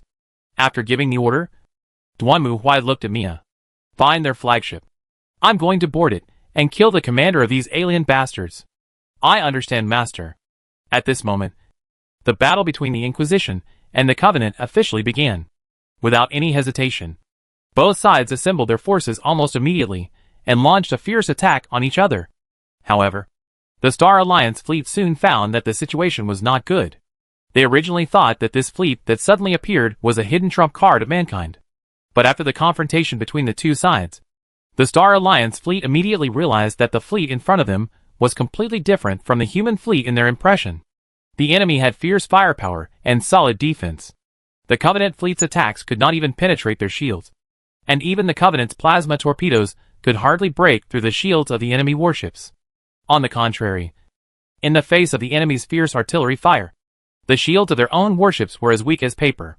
They were almost immediately broken by a salvo of fire, and then directly blown into pieces by the whistling huge LS. In just one encounter, nearly 1/3 of the fleet of 60 Covenant warships were either killed or injured. The immortal life has lost contact. The confession has been destroyed. The respect has been severely damaged and cannot be repaired. The reverence was destroyed. How can this be? Hearing the report, Special Justice Fleet Commander Vadami clenched his fists in anger and hammered hard on the chair. His appearance resembled a walking lizard, which was the symbol of the elite, one of the ruling races in the Star Alliance. The enemy only has 12 warships, and 6 of them are small warships. Can't you defeat them? Sorry, Commander. Our attacks can't penetrate their shields at all. It seems to be completely different from the shields we know. Report: the innocent conceit has been invaded by the enemy. Invasion? Hearing this, Wadami was even more confused. He opened his mouth and let out an angry roar. What's going on? How did humans invade the Covenant warship? I'm not sure, Commander. These ships fired something like torpedoes at us. But they weren't torpedoes. They fired torpedoes after defeating our defenses and penetrated our ships. But the torpedoes didn't explode. On the contrary, they were full of enemies and they weren't humans at all. Not human? After hearing the report from his subordinates, Wadami was stunned. What's going on?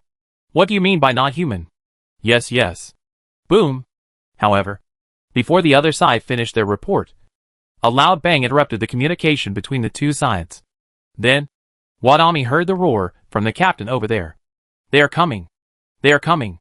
Die. You monsters! Along with the captain's roar, Wadami heard a series of familiar sounds of Covenant weapons firing. It was obvious that the captain was fighting an enemy who had broken into his command room. However, all this lasted less than 2 minutes before it came to an abrupt end. Then, accompanied by a wailing sound, everything returned to silence. Something is wrong. As the commander of this fleet, Wadami also realized the seriousness of the problem at this moment. If this was a secret fleet of the UNSC, it would be fine. But the other party did not seem to be human. Could it be that a new alien race had come to this star field and joined the war? If that is the case, then the situation has completely changed. Just as Wadami was thinking, suddenly, a flash appeared in the corner of his eyes. And the next moment, Wadami saw one of his frigates exploded completely and turned into dust in the universe.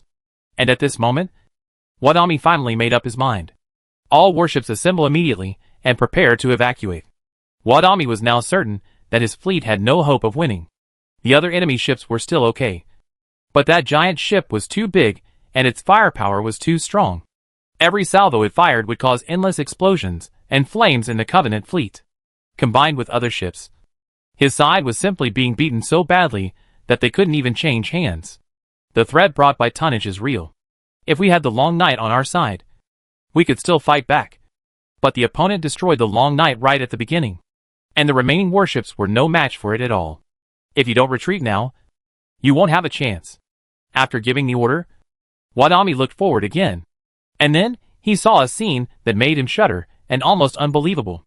On the opposite side, the huge, strangely shaped warship slowly disappeared like a submarine that had sunk into the water, as if the entire warship had disappeared silently into the universe. What's going on? Could it be that the other party has the ability to become invisible? Lock onto the enemy flagship immediately. Find out its location. Unable to lock the location. We didn't detect any signal. This is impossible. Upon hearing his subordinate's report, Wadami roared in anger. A warship that big can't possibly disappear out of thin air. Keep looking for it. Yes. Found it. The enemy flagship has been spotted. Where? Behind us. Boom. The desperate screams of his subordinates had not yet stopped. Suddenly, Wadami felt a huge impact coming from the rear of the battleship. He was caught off guard and flew out, hitting the command platform in front of him heavily. At the same time, a rapid alarm sounded, and a red light representing danger appeared in front of Wadami. Engine damaged. Thruster failure. The sound was hazy in his ears. Wadami opened his eyes and stood up, only to find that blood was flowing from his forehead. Commander, the flagship has been paralyzed. Please leave here immediately. Where are the enemies? Wadami pushed his subordinates aside and looked at the screen in front of him. On the screen, he could see the absurdly large warship circling around him. The guard warships beside it were attacking it frantically, but their gunfire could not even penetrate the opponent's shield. On the contrary, every time a fire broke out on the side of the opponent's warship, a Star Alliance warship was smashed into pieces. It used me as bait. Wadami clenched his fists, feeling extremely humiliated. It was not luck that his flagship was not destroyed. On the contrary, the opponent deliberately made him lose the ability to escape, so that other Covenant warships had to face this terrible behemoth head-on in order to protect the flagship. Immediately give orders to other warships to evacuate immediately. The enemy's firepower is fierce, but the fleet is small in number. At least if we can escape, we can still get away. Wadami also quickly issued an order. Now, less than half of the 60-star Alliance warships of the entire Special Justice Fleet are left. Although the enemy has fierce firepower, the number of warships is limited. As long as they can run now, they can still escape. On the contrary, if you don't run away, you will be caught by the enemy.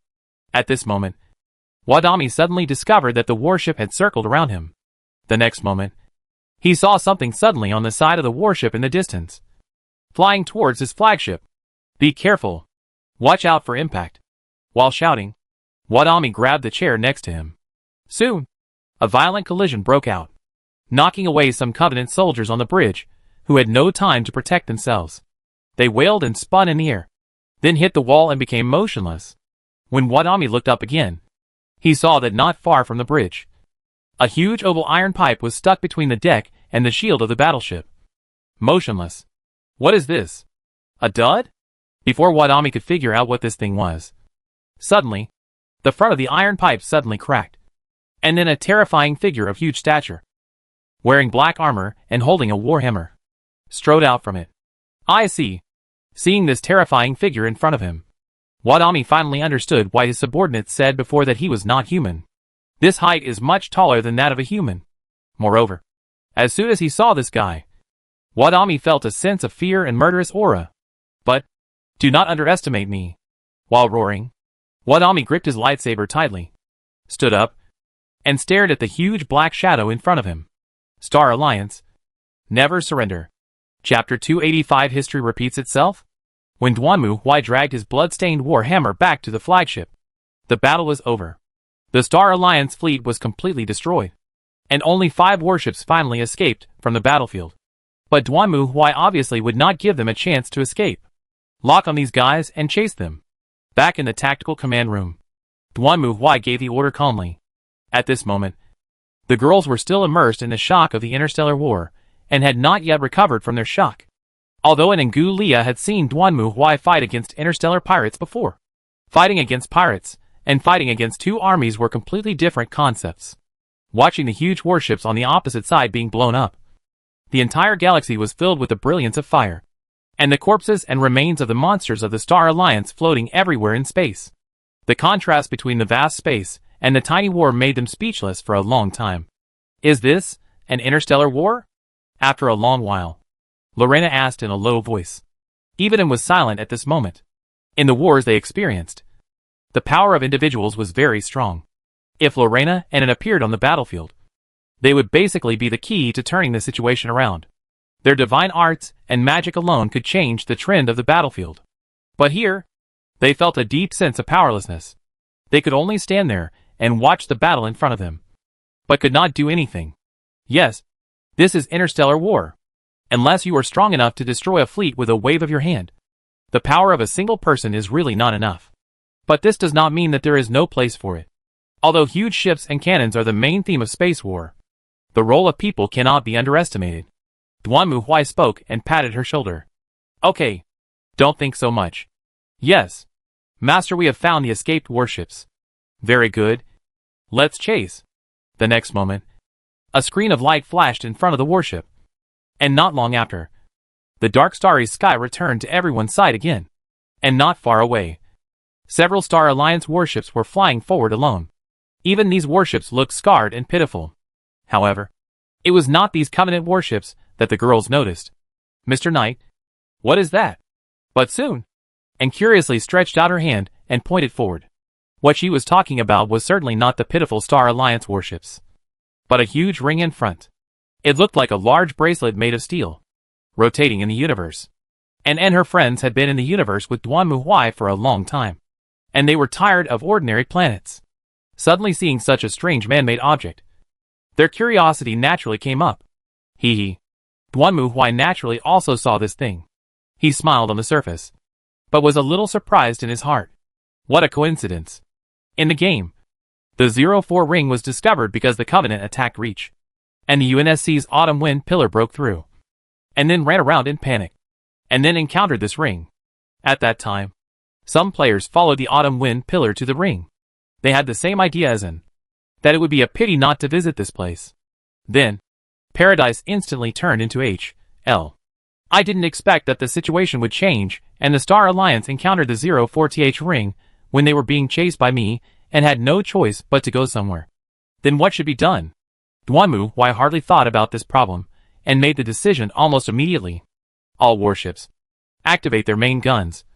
Lock onto the ring-shaped object in front of you and destroy it directly. Hey! Hey hey hey! When the girls heard Dwanmu Huai's order, they were all shocked. Why? Mr. Knight? Big Uncle, shouldn't we go up and investigate? Even Shueli rarely offered her own suggestions at this time. It was rare for her to encounter such a creation of alien civilization, and she wanted to go up and take a look immediately. When you see the flood? Let's see if you are still so positive. Dwanmu Huai rolled his eyes, and then looked at everyone. Guess what this thing is used for? This? When the girls heard Dwanmu Huai suddenly ask them this question, they were stunned for a moment, and then began to think hard.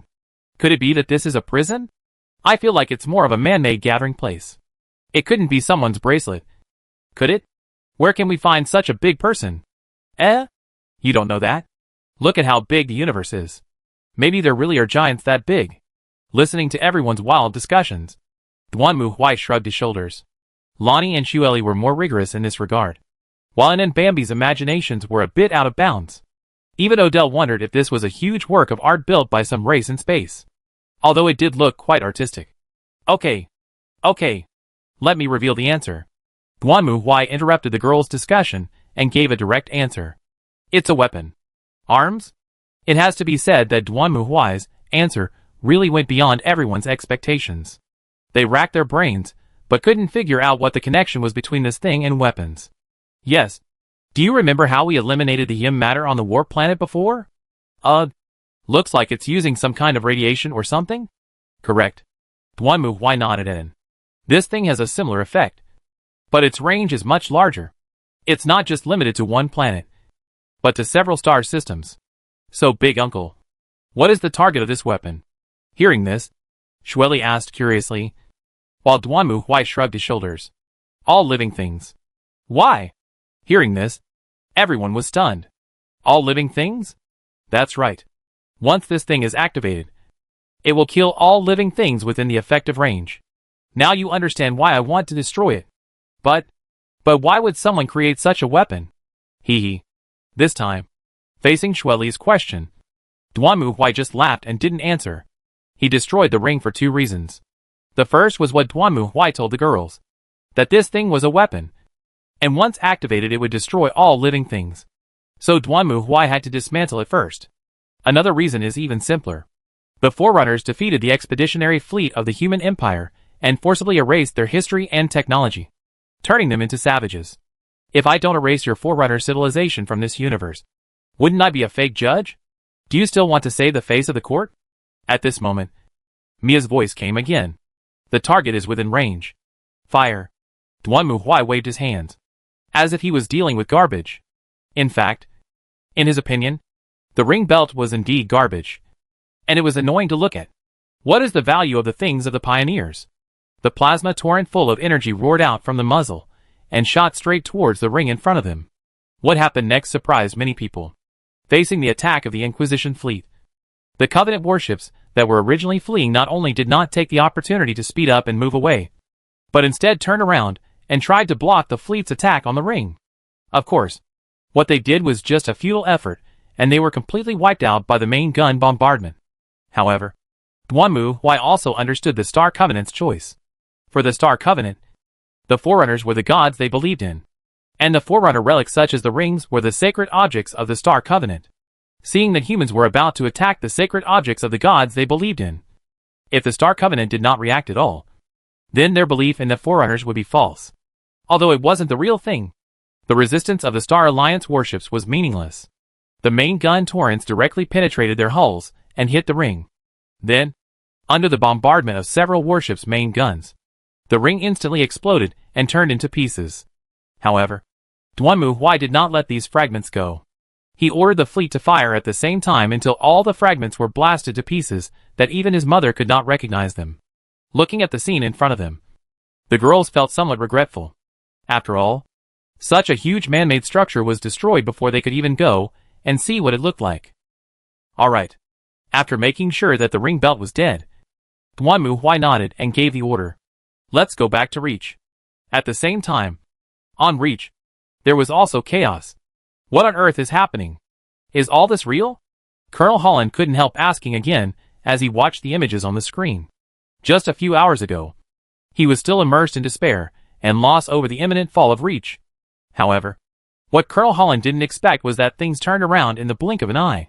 According to the report from the Noble team, just as they were about to launch a plan to deal with a giant aircraft carrier, a huge battleship suddenly appeared and blasted the Covenant's super aircraft carrier into pieces. Not only that, they even destroyed the Special Justice Fleet that came to help. If the wreckage of the Long Night had not been burning on the horizon not far away, Colonel Holland would never have believed that this was real. He would rather believe that he was hallucinating. But where did this fleet come from? After discovering the Covenant invasion of Reach, Colonel Holland immediately issued a winter emergency to the UNSC headquarters, informing them that Reach had been invaded by the Covenant. The answer Colonel Holland received at that time was that the nearest fleet would take at least 48 hours to reach Reach. By then, the daylilies will be cold. Could this be a secret UNSC fleet? But why do these ships look so weird? Looking at the images coming from the Noble team, Colonel Holland frowned. And then he looked at another man beside him. What do you think? Captain Keyes? Next to Colonel Holland was Captain Keyes of the UNSC Kingfisher-class cruiser Pillar of Autumn. This battleship was currently under repair in Reach. Originally, when the Covenant invaded, Pillar of Autumn had planned to take the opportunity to break out. But now that the Covenant fleet was destroyed, they naturally did not need to be so anxious. I'm not sure. This doesn't look like a UNSC battleship. Looking at the Queen of Glory class on the screen, Captain Keyes also shook his head. Anyway, at least they are the enemy of the Star Alliance. I wonder if they are our friends. Drop. At this moment, suddenly, the communication sound rang. Report to Colonel Holland. That fleet is back again. Upon hearing the report, Colonel Holland and Captain Keyes looked at each other. What should we do now? If it's a blessing, it won't be a disaster. If it's a disaster, we can't avoid it.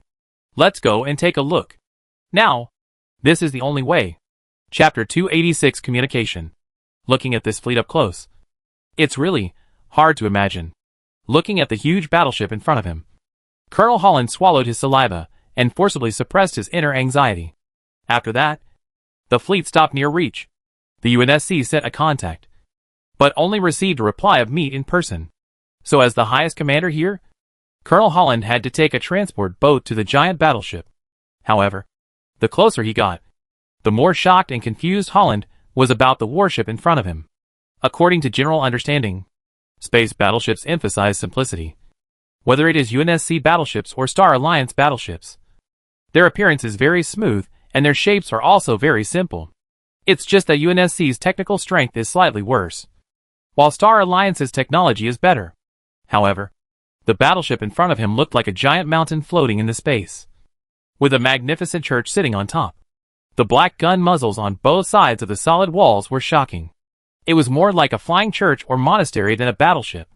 No matter what, at least for now, the other party should belong to a civilization with which we can communicate. That is, looking at the huge skull and hammer logo on the side of the battleship, Colonel Holland felt somewhat uneasy. After all, this sign doesn't look very peaceful.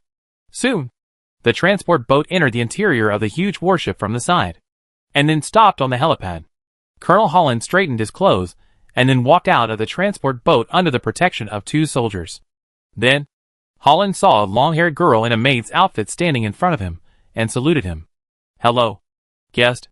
Welcome to the Inquisition's flagship, the Pink Bunny. Oh, what?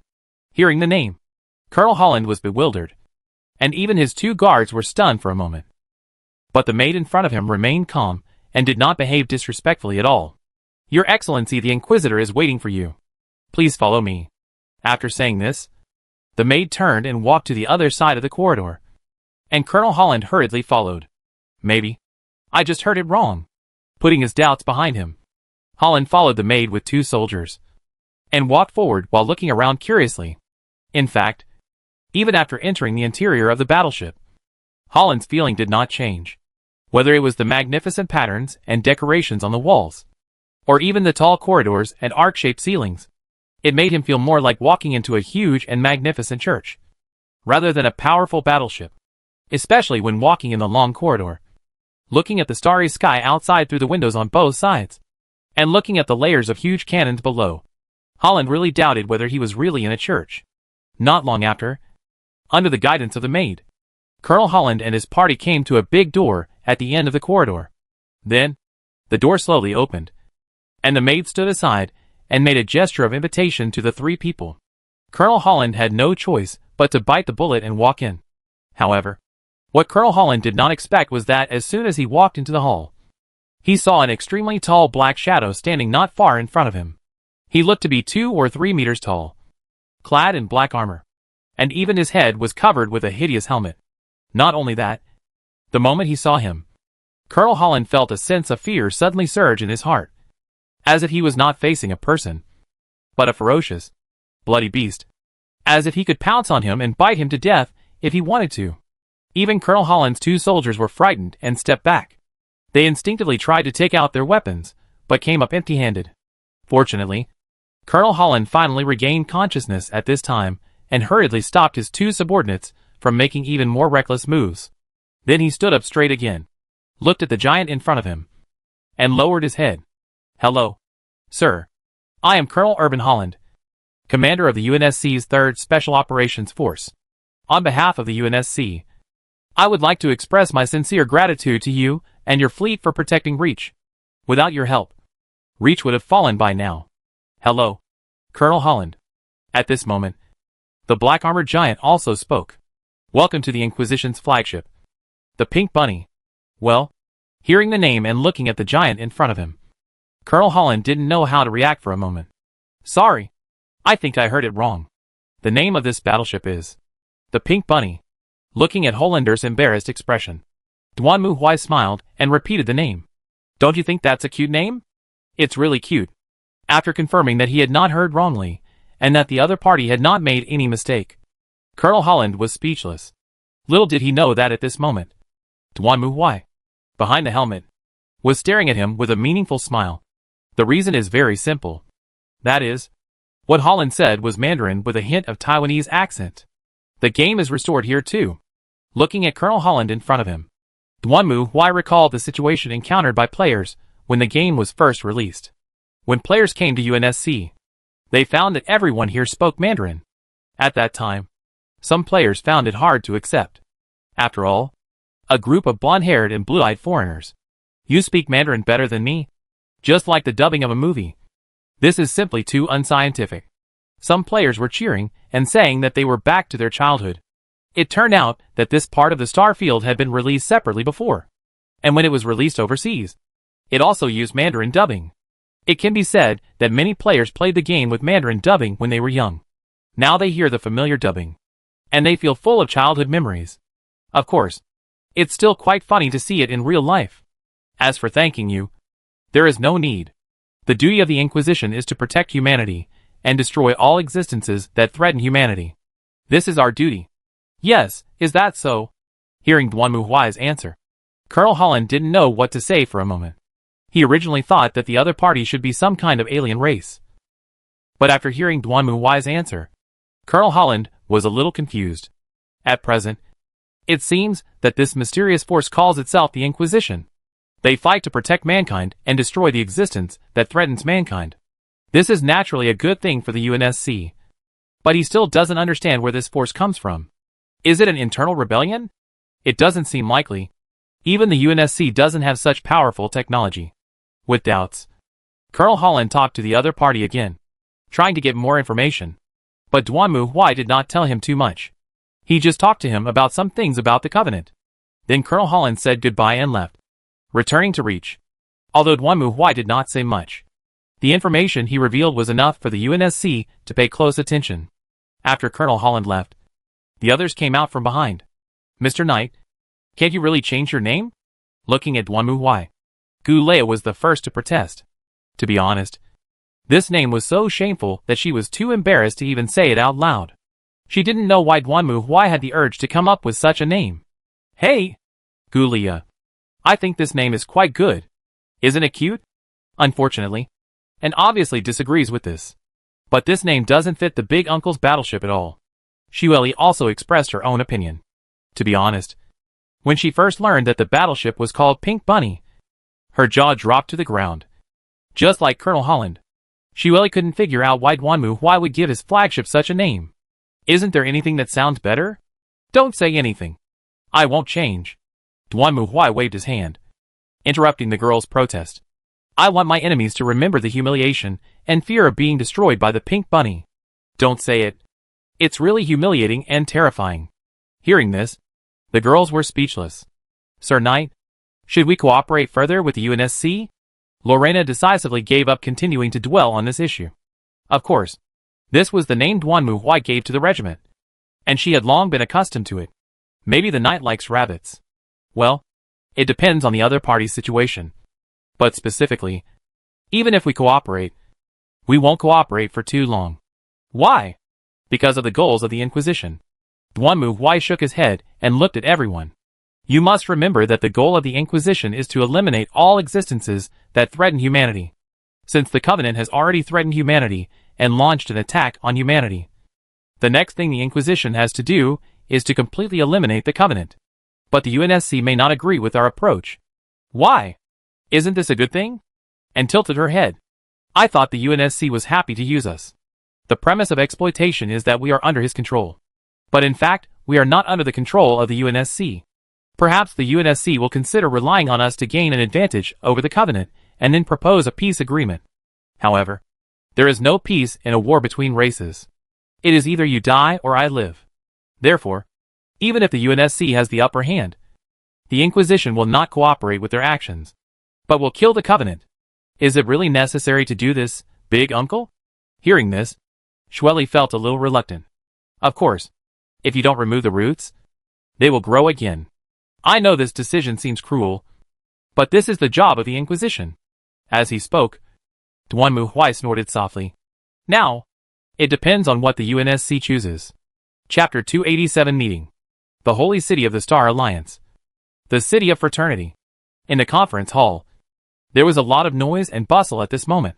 This is simply a shame and blasphemy.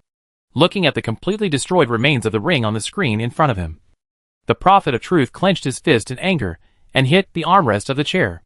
Not only was the Holy Relic's ring destroyed, but even the Special Justice Fleet was annihilated. This is an unprecedented humiliation. We must respond. We cannot allow humans to continue to be so rampant. The sorrowful prophet on the side also spoke up. However, we do not yet know the enemy's strength and intelligence. The Prophet of Mercy on the other side shook his head. If the report is correct, the enemy only has 12 warships. But they annihilated the entire Special Justice Fleet and even destroyed the Holy Relic's ring. Their strength should not be underestimated. We must investigate clearly where this fleet came from and where it belongs. No matter who the other party is, they can't stop our pilgrimage. The Prophet of Truth was silent for a moment, then spoke. The pilgrimage is about to begin, and this failure will only make us more determined. In fact, it also tells us that on the road to the holy path, there are dangers and obstacles everywhere. But this is not a reason for us to stop. Having said this, the Prophet of Truth looked at the others, and the noisy races in the conference hall fell silent at this moment. Then, the voice of the Prophet of Truth sounded again. The great pilgrimage is about to begin. The obstacles that stand in our way will eventually fail. The Covenant will pass through these obstacles and reach the end of our holy journey. Oh. At this moment, cheers resounded throughout the conference hall. Although the Prophet of Truth temporarily stabilized the unstable morale within the Star Alliance through his speech, the situation remained unchanged. So, we're going to turn a blind eye to that fleet? After the meeting, the Prophet of Mercy found the Prophet of Truth with a serious look and asked, "For now, 12 or so warships will not pose much of a threat to the Star Alliance, as I just said." Having said this, the Prophet of Truth looked solemn. The pilgrimage is what we should be concerned about. At the same time, at the UNSC headquarters, the atmosphere was also tense. I never thought that such a fleet would exist. Admiral Terence Hood was also filled with emotion as he looked at the report in front of him. He was an old man who was nearly 60 years old, with white hair and beard, but his face still revealed a rock-like determination. As the Supreme Commander of the UNSC, he was indeed worthy of this title. Are we really going to entertain them here? Sir? Another officer standing in front of Terence Hood spoke with some uneasiness. Of course, no matter where they came from, they defeated the Covenant fleet and helped us protect Reach. At least for now. They are not our enemies. Nor are they the enemies of mankind. But don't you think their goals are a little too unusual? The officer was referring to the report submitted by Colonel Holland, which described what Duanmu Huai told him about the goal of the Inquisition, which was to eliminate all threats to humanity. Frankly speaking, this goal seemed too far-fetched to some senior UNSC officials. Although this fleet was indeed powerful, the Covenant was not just a planet. As the name suggests, it was a powerful cosmic empire formed by the alliance of several interstellar races. These interstellar races lived on hundreds or thousands of planets, and wanting to destroy them all was simply a fantasy in the eyes of most people. Even the UNSC itself has never thought of completely destroying the Covenant. Their goal is to defeat the Covenant's attack and then sign a peace agreement with the other party after they have the initiative in the war. After all, war means death, and it is obviously not a commendable choice for humans to fight with the Covenant. Of course, there are also a group of extremists within the UNSC who have always believed that the UNSC should use this opportunity to completely eliminate the Covenant. However, these extreme radicals did not receive the support of the majority of people. The reason is simple. In order to fight against the Covenant, the UNSC will completely take over the ruling power and implement military rule. When humans face the threat of the Covenant, this is naturally necessary to ensure the survival of mankind itself. However, once the Star Alliance is repelled, it is hard to say whether it is necessary to continue to sacrifice and fight for it. Moreover, if the high-pressure situation is maintained for a long time, it is easy to cause internal shocks. Moreover, strictly speaking, completely destroying the Star Alliance will not benefit the current human race. Because of this, most high-ranking military officers were worried that contact with the Inquisition might make those extreme radicals even more fanatical and drag humanity into a protracted war. So many of them proposed to temporarily adopt a certain degree of long-distance contact measures with the Inquisition. But they did not expect Commander Hood to directly invite the other party to Earth. They are the benefactors of Reach, so we must treat them with courtesy. In addition, no matter what, only by communicating first can we understand their intentions. Commander Hood shook his head, and at this moment, a voice rang out. Report to the commander. The Inquisition representative has arrived. I'll be there right away. Hearing this, Commander Hood stood up, straightened himself up, and then strode out of the room. The gate slowly opened. Duanmu Huai strode out of the gate and stepped onto the passage in front of him. On both sides of the passage, he could see soldiers in UNSC uniforms standing there. At this moment, they looked at the dark, huge figure in front of them and were frightened, and hurriedly stepped back. Following behind Duanmu Huai were Otis, and Odell and Lorena. Duanmu Huai only brought the four of them to meet with the UNSC high-level officials this time. Otis was Duanmu Huai's most familiar partner, so he naturally took her with him everywhere, and was the Princess of Manalia.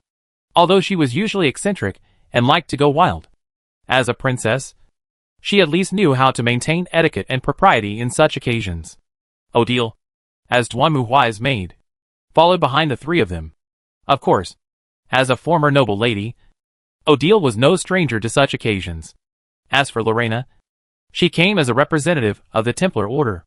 For this meeting, she even changed into her missionary priest dress. It has to be said that these four beautiful girls plus Duanmu Huai really attracted everyone's attention. On the one hand, both Duanmu Huai and the girls were impressive enough in terms of appearance. On the other hand, their clothes and temperaments were different, which also attracted more attention. Duanmu Huai, who was walking in the front, was wearing the armor of the Inquisition.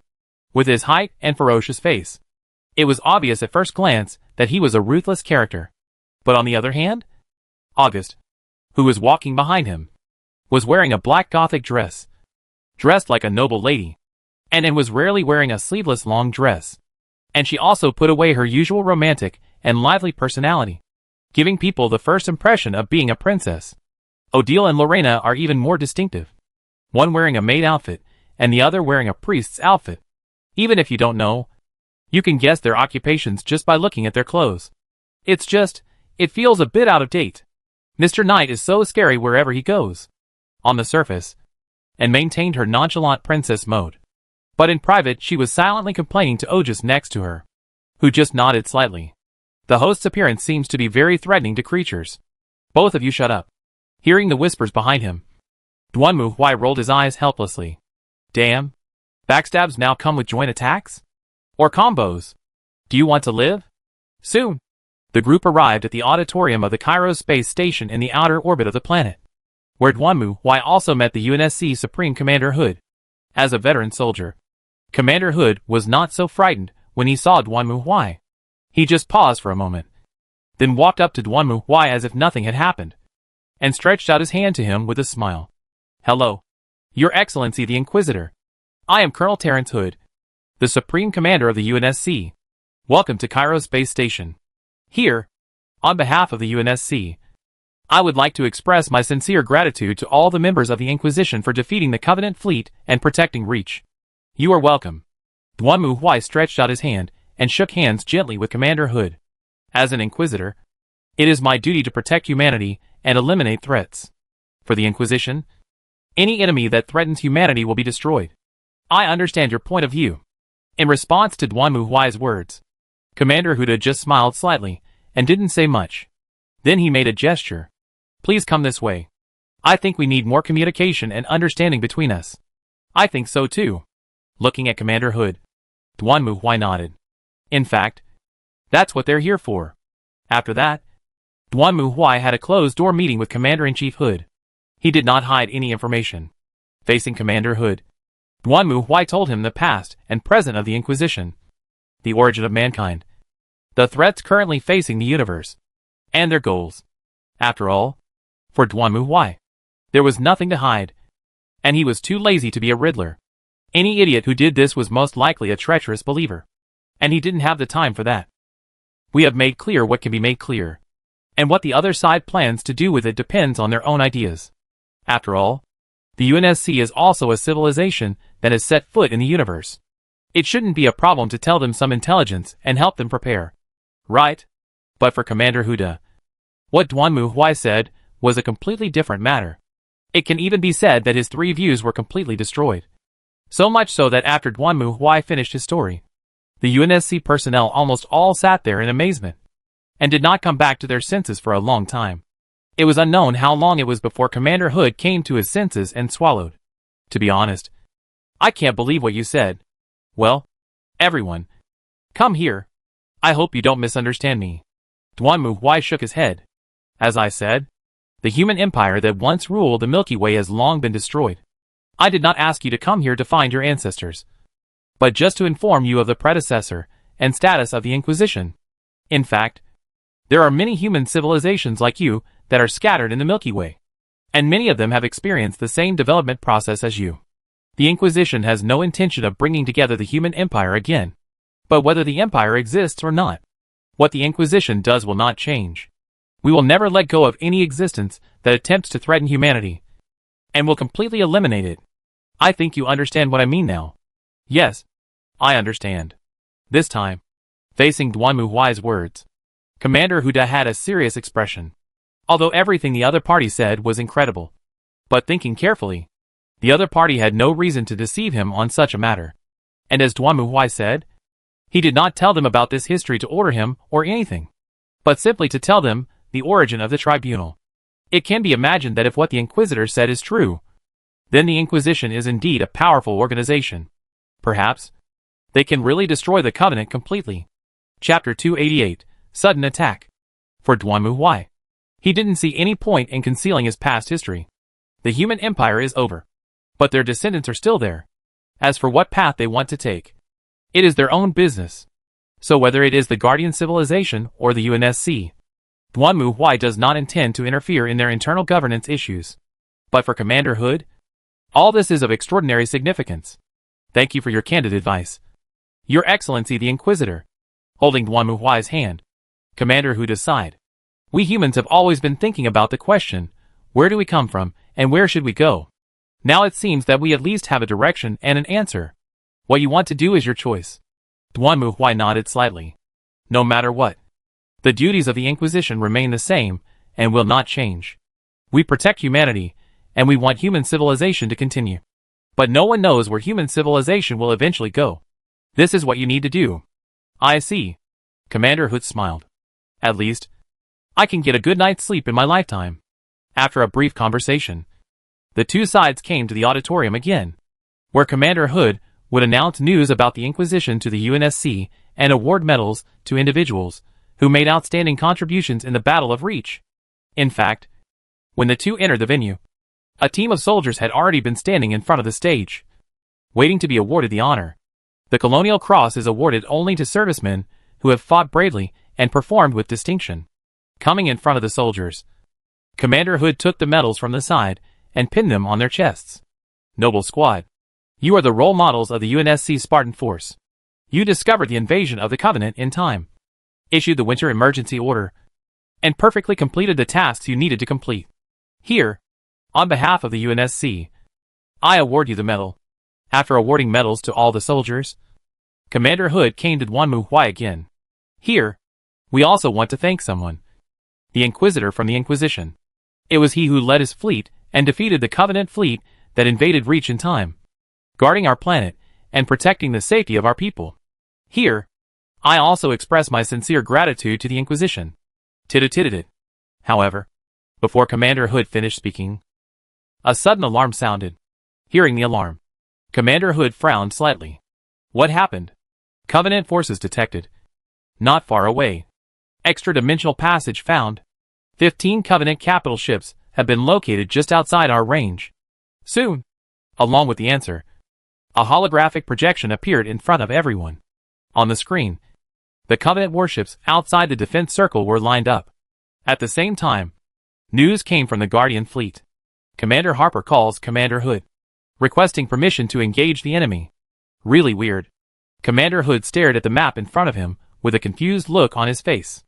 The fleet that attacked Reach last time was 50 times larger than this time. And this time, they only used this small number of warships to attack?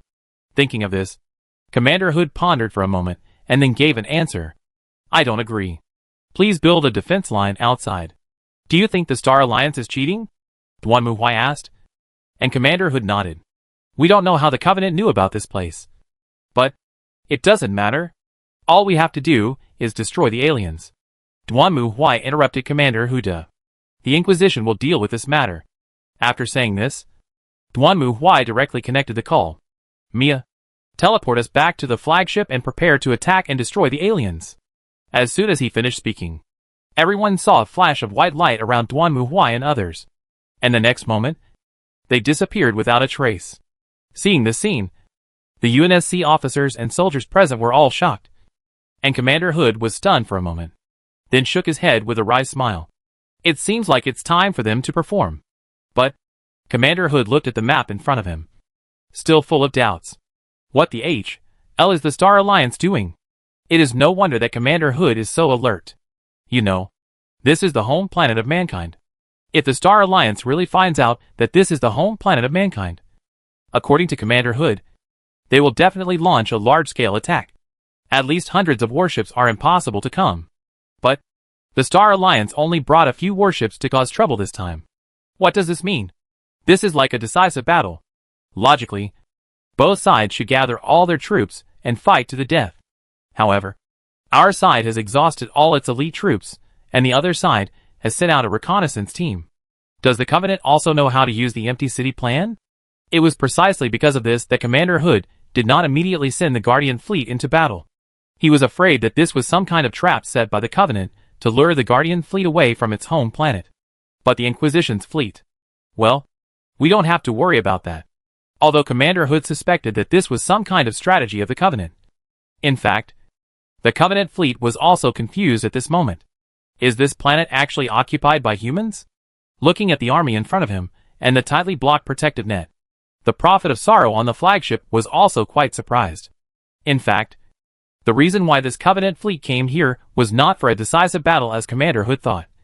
But on the contrary, they just came to look for something. This has to start with the Prophet of Regret. As one of the supreme rulers of the Covenant, the Prophet of Regret had obtained a clue not long ago, which was about the Halo and the Ark where it was created. At the same time, he also got the location of a device. According to the information left by the Forerunners, as long as this device is activated, the portal to the Ark can be opened. As long as the Covenant goes to the Ark, they can activate the Halo and start the pilgrimage. Also, according to this information, the device for opening the portal is located on a planet called Edeltrini. So in order to take credit, the Prophet of Sorrow did not inform the other two, but led his own holy devotion fleet to the planet alone, trying to open the device by himself, activate the portal, and reach the Ark to start the pilgrimage. However, what a coincidence is that the planet Edeltrini is the home planet of the UNSC. Oh my god. We have to fight now even if we don't want to. Attack! Take this planet. We must find the holy relic of the great pioneer. If there was a choice, the Prophet of Sorrow was unwilling to attack a planet occupied by humans and heavily guarded under such circumstances. However, when he thought of the great holy relic leading to the Ark on this planet, greed prevailed in the end. So, the Prophet of Sorrow gritted his teeth and immediately issued an order. However, as soon as it finished speaking, as if in response to the Prophet of Regret's order, flashes of fire suddenly appeared, and in the blink of an eye, the Prophet of Regret saw several Covenant warships nearby explode directly and turned into dust in the universe. What's going on? What happened? This scene also frightened the Prophet of Sorrow. Could it be that he had fallen into an ambush by humans? We were attacked. It was the one from Reach. But, that's it. A torrent of green plasma shot out and hit the flagship where the Prophet of Regret was. The Covenant's shield lasted only a second before it completely collapsed. The high-temperature energy beam melted the armor and penetrated the hull. Then the huge macrocannon SH-LS whizzed in like a lead ball hitting porcelain, easily smashing the Covenant warship in front of it, accompanied by explosions and flames. The next moment, the Prophet of Regret and its warship turned into glittering dust in the starry sky. The Covenant fleet has been annihilated, and there is no abnormal reaction. What on earth is this fleet here for? Looking at the Covenant fleet that had been completely annihilated on the screen, Commander Hood was confused. He originally thought that this was a conspiracy of the Covenant. But the Covenant did not react until the entire fleet was wiped out by the Inquisition. Did they deliberately send a fleet to die? But the power of the Inquisition is truly terrifying. Recalling the scene he had just seen, Commander Hood was also quite emotional.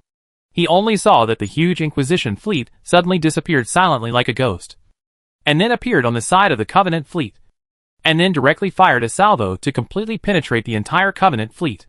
Such firepower was simply unimaginable on the UNSC side. If it were the UNSC fleet, it would be impossible to completely destroy a Covenant fleet in such a short time, even if the number was twice that of the other side. Just as Commander Hood was feeling deeply moved, another report came in soon. Communication request from the Inquisition. Take it. Following Commander Hood's order, Duanmu Huai's face soon appeared on the screen. It's over. Commander Hood. I have seen it. Your Excellency the Chief Judge. The power of the Inquisition is indeed strong. Commander Hood originally wanted to flatter him, but Duanmu Huai interrupted him directly. But this isn't the end. Why? It is impolite not to reciprocate. Since the other party is foolish enough to dare to come here to provoke us, then we must naturally respond. Next, we will go to the territory of the Star Alliance and destroy its galaxy in response. If Commander Hood is interested, would you like to come with us?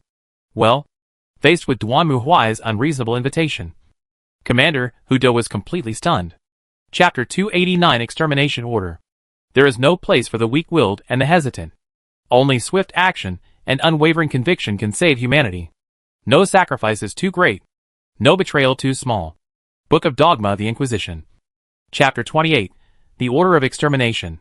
Sitting on a chair, Duanmu Huai fiddled with a small obsidian box in his hand. It looked plain and simple, with a pattern of the tribunal and a motto printed on it. It seemed to be just a small, ubiquitous seal. However, many times, the problem is not the thing itself, but the value it represents.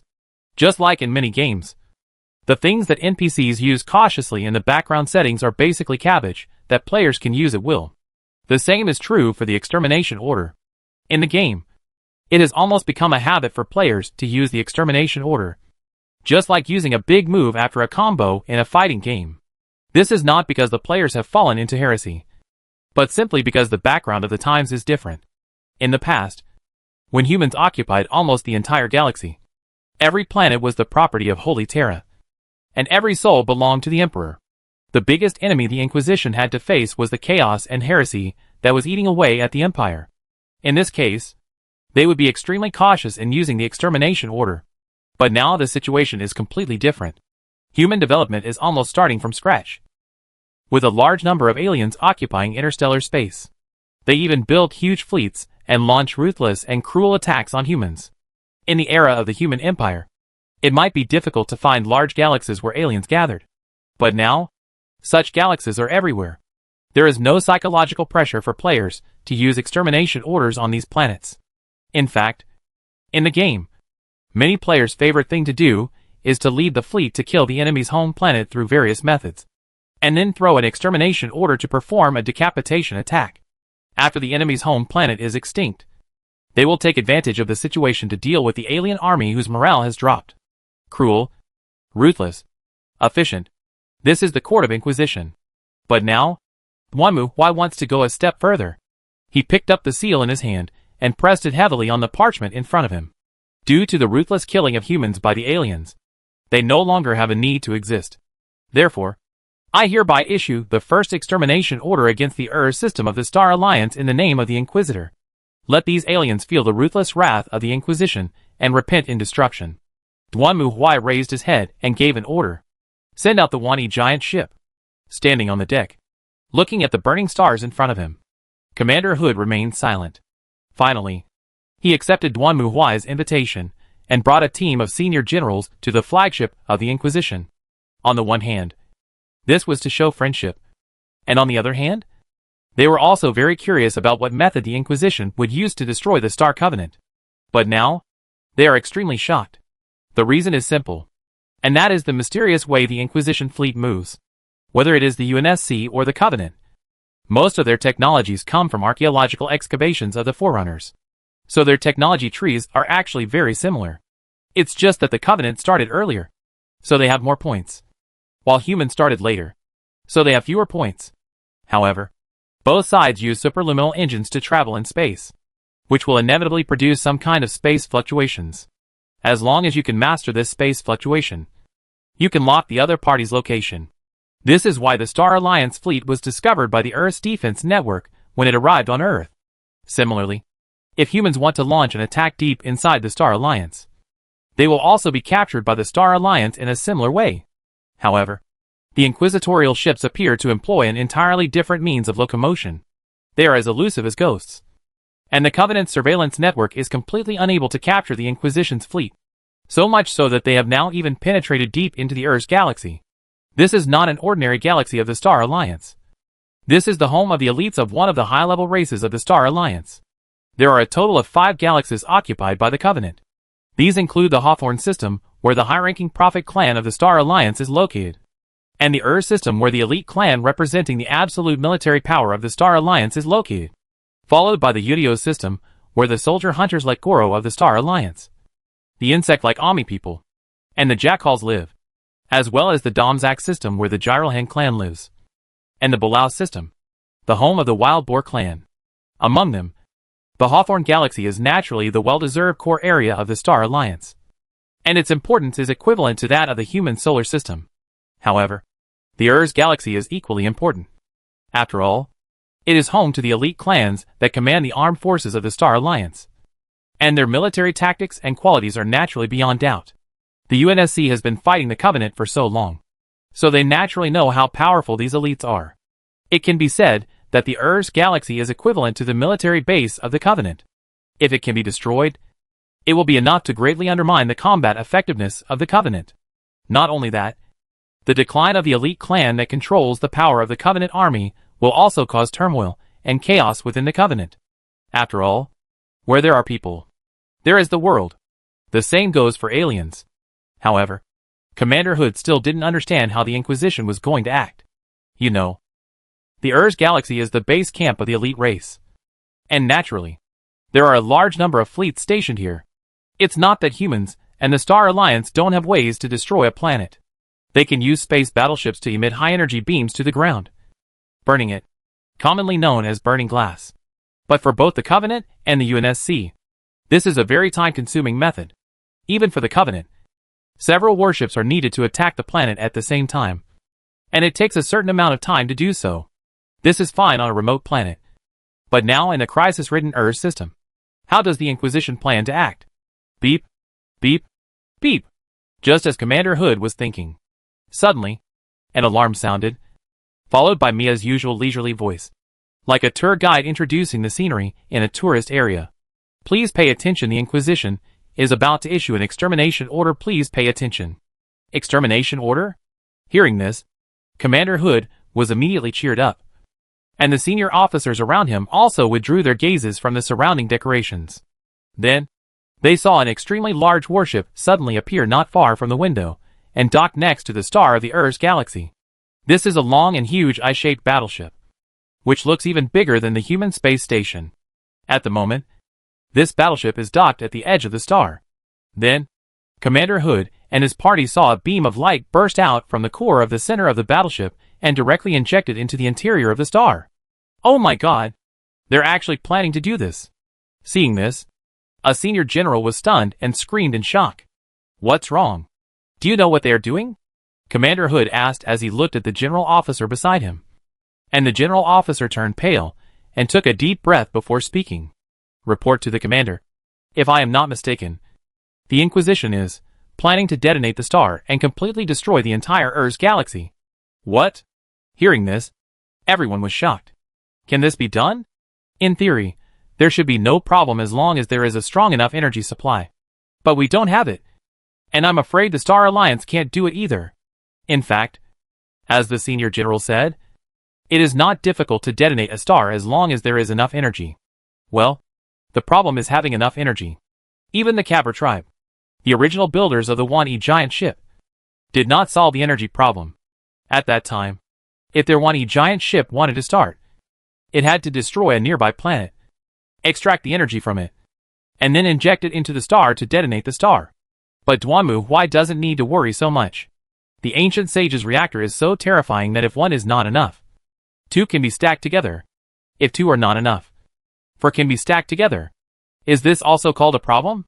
You can also run the motorcycle to the motorcycle engine to run out of the motorcycle. Of course, whether it can hold up is another matter. Just when everyone was stunned, their minds went blank, and they had no idea how to respond. Dwanmu had silently connected to the Star Alliance's missionary network.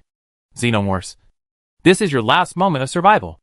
As the price for threatening humanity, you will be completely destroyed in the wrath of the Inquisition. Your souls will never be able to escape the purgatory of the Inquisition until the final day of destruction and annihilation. Repent? This is your end. After saying this, Dwanmu closed the communication and gave the order. Prepare to evacuate. It has been detected that the interior of the star has reached a critical point. Prepare to evacuate.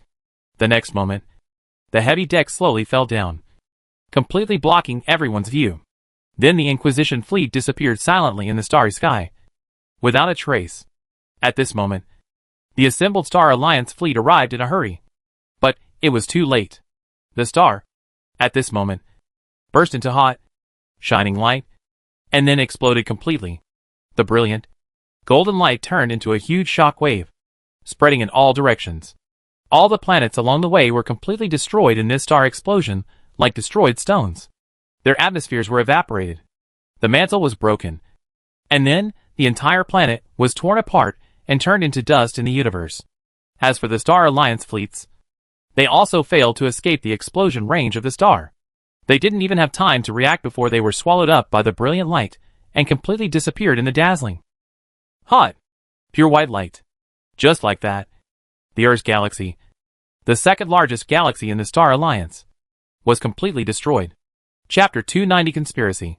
When the Inquisition fleet returned to Earth, they had destroyed the elite's Urs system and the Jiralhani's Domsac system. Of course, the reason for doing this is very simple. After all, for Dwanmu, since he has come here, It makes no difference whether he destroys 1 or 2 galaxies. Right? On the way back, Duanmu Huai also went to the 05 ring belt and blew it into pieces. He knew that there was a corpse brain beast sealed in the 05 ring belt, and he was going to wait until the group of idiots from the Star Alliance sent people to investigate before releasing this guy. But Duanmu Huai was too lazy to follow the plot, and directly destroyed the entire ring belt and the corpse brain beast in the universe. After destroying 2 galaxies, Duanmu Huai naturally did not gain nothing. His annihilation field absorbed a large number of alien souls from the destroyed planets. However, Duanmu Huai obviously did not intend to use these enemies of humanity as his subordinates. He directly threw all of these hundreds of millions of souls into the judgment furnace of his annihilation field, and refined them into experience points again. The level of the God of Destruction was increased by 1 to level 6. This is the real one that will be done with all bones. But as the God of Destruction, Duanmu locusting the galaxy is just a job as his own job. But it does not conflict. I think that after this incident, the Star Alliance will not have the power to invade in large numbers in the short term. Duanmu Huai sent Commander Hood off the warship and spoke to him. Haha. Maybe they won't have similar plans for a long time. Hearing Duanmu Huai's words, Commander Hood laughed. To be honest, until now he felt that everything he had seen before was like a dream. But his scientists did tell him that they had observed supernova explosions from these 2 galaxies. So Commander Hood was sure that it was not a hoax or an illusion. The Inquisition really destroyed 2 Covenant galaxies on its own. It did something that the UNSC could not imagine or do.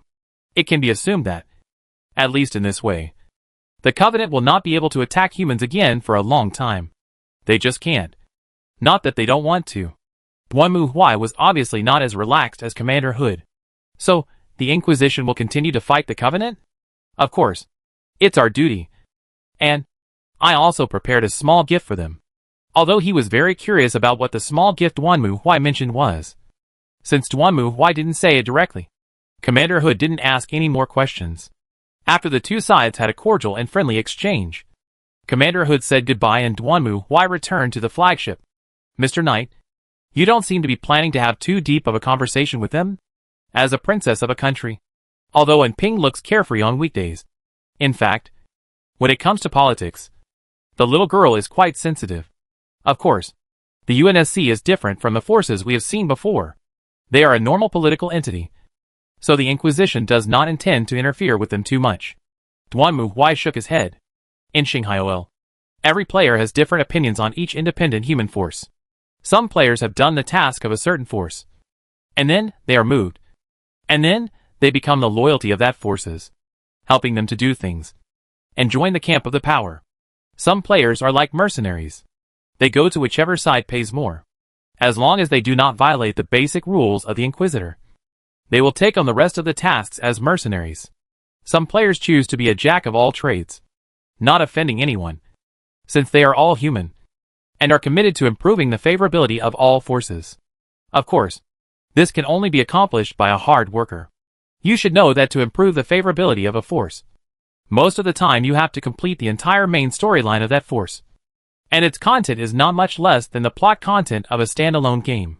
And there are hundreds of independent human forces in the Milky Way. If you can finish this, you are really a liver emperor. Of course, Duanmu Huai can't use any of these routes now. First of all, he is the only player here, but he doesn't have the ability to be a hard worker. Therefore, Duanmu Huai plans to learn the ideas of those mercenary players. In simple terms, both parties will contact each other to show that the tribunal has no hostility and can ask for his help if there is anything in the future. But apart from this, the Inquisition will not take the initiative to intervene in issues between independent forces. For example, if the Guardian civilization and the UNSC encounter alien threats or demonic invasions, the Inquisition will naturally take charge. But if the Guardian civilization and the UNSC fight, or if there is a rebellion within, the Inquisition will not care about either side. And you can fight to the death. The war within the human race is part of the survival of the fittest. Unless it is certain that there are heretics, chaos or aliens causing trouble, the Inquisition will not show up in such an occasion. And strictly speaking, the UNSC is not of much value to Duanmu Huai. And there is nothing in their technology that is worth acquiring. Of course, to say the UNSC still has cheap products. That is, small pistols. That's right. The UNSC pistol was a bestseller in the game. Everyone who used it said it was good. It was powerful, portable, and could break shields with 2 shots and headshot with 1 shot. Most races couldn't resist it. It was much more useful than assault rifles or submachine guns. And the UNSC pistol also had a sniper function, and could even be used as a sniper rifle. At the beginning, there were players who made a lot of money by doing this business. However, Duanmu Huai was too lazy to be an arms dealer.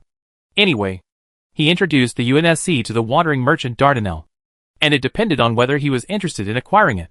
So what do we do next? Go on an adventure to a planet. Adventure? Hearing this, Anne's eyes lit up. To be honest, staying on a battleship and fighting a space war was really boring for Anne. She had nothing to do anyway. Hearing that she was going on an adventure, Anne immediately became excited. Where are you going? Haha. You'll know when you get there. In response to Anne's question, Duanmu Huai just laughed and did not answer immediately. Because next, Duanmu Huai's target is Anhun Star. That's right. It's the prison planet that imprisoned the Forerunners. Duanmu Huai had already passed the coordinates of the planet to the Star Alliance through the Star Alliance network, telling them that he was going to kill the Forerunners next, and even invited them to be audience guests. Duanmu Huai was sure that with the Star Alliance's belief in the Forerunners, they would definitely not turn a blind eye to this news. Otherwise, the Star Alliance's belief would collapse completely. When the Star Alliance arrived at Requiem, Duanmu Huai would kill the missionary imprisoned on Requiem in front of them, and then take away the Forerunners' mantle of the world, as punishment for the Forerunners daring to destroy the Imperial Expeditionary Force. Anyway, the Forerunners believed that they were the race that would inherit the mantle of the Old Saints and rule the entire galaxy. They were lucky if they were not killed by the Eldar, the children of the Old Saints. Now that they had provoked the Inquisition, Duanmu Huai would naturally let them taste what failure felt like. At the same time, the Covenant must also witness with their own eyes how the race they believe in and worship is being slaughtered by humans. This wave of killing and heartbreaking is full of irony. It depends on how the Star Alliance reacts at that time. In fact, just as Duanmu Huai expected, the Star Alliance was already shocked and angry at this moment. When the Covenant High Command learned that 2 star systems had been destroyed, they couldn't even believe the reports they heard. This was even more unbelievable than hearing that the entire Special Justice Fleet had been annihilated. But soon, the message from Duanmu Huai coming from the Star Alliance network made them shocked and angry. In this message, Duanmu Huai stated that the Inquisition would completely destroy the Forerunners, and that he would go to a planet called Requiem, kill the Forerunner who was sleeping there, and use its corpse as a trophy for the Inquisition. This was naturally an intolerable provocation for the Star Alliance, which had always considered itself the successor to the Forerunners. However, Duanmu Huai's words also revealed a more shocking and beneficial news for the Star Alliance. That means there is still a living pioneer. We must welcome the return of the great pioneer. The Prophet of Mercy pounded on the armrest of his chair until he was almost hoarse, while the Prophet of Truth frowned and said nothing. With all due respect, Prophet. At this moment, an elite captain below spoke up. I suspect this is just a trap. A trap set by the Inquisition to catch us all. If we go to Requiem, there is a high chance that we will be wiped out. Do you mean that we should just watch the great pioneer being killed by those dirty, despicable, ugly humans? Hearing this, the Prophet of Mercy glared at the elite captain fiercely, and the latter was speechless for a moment.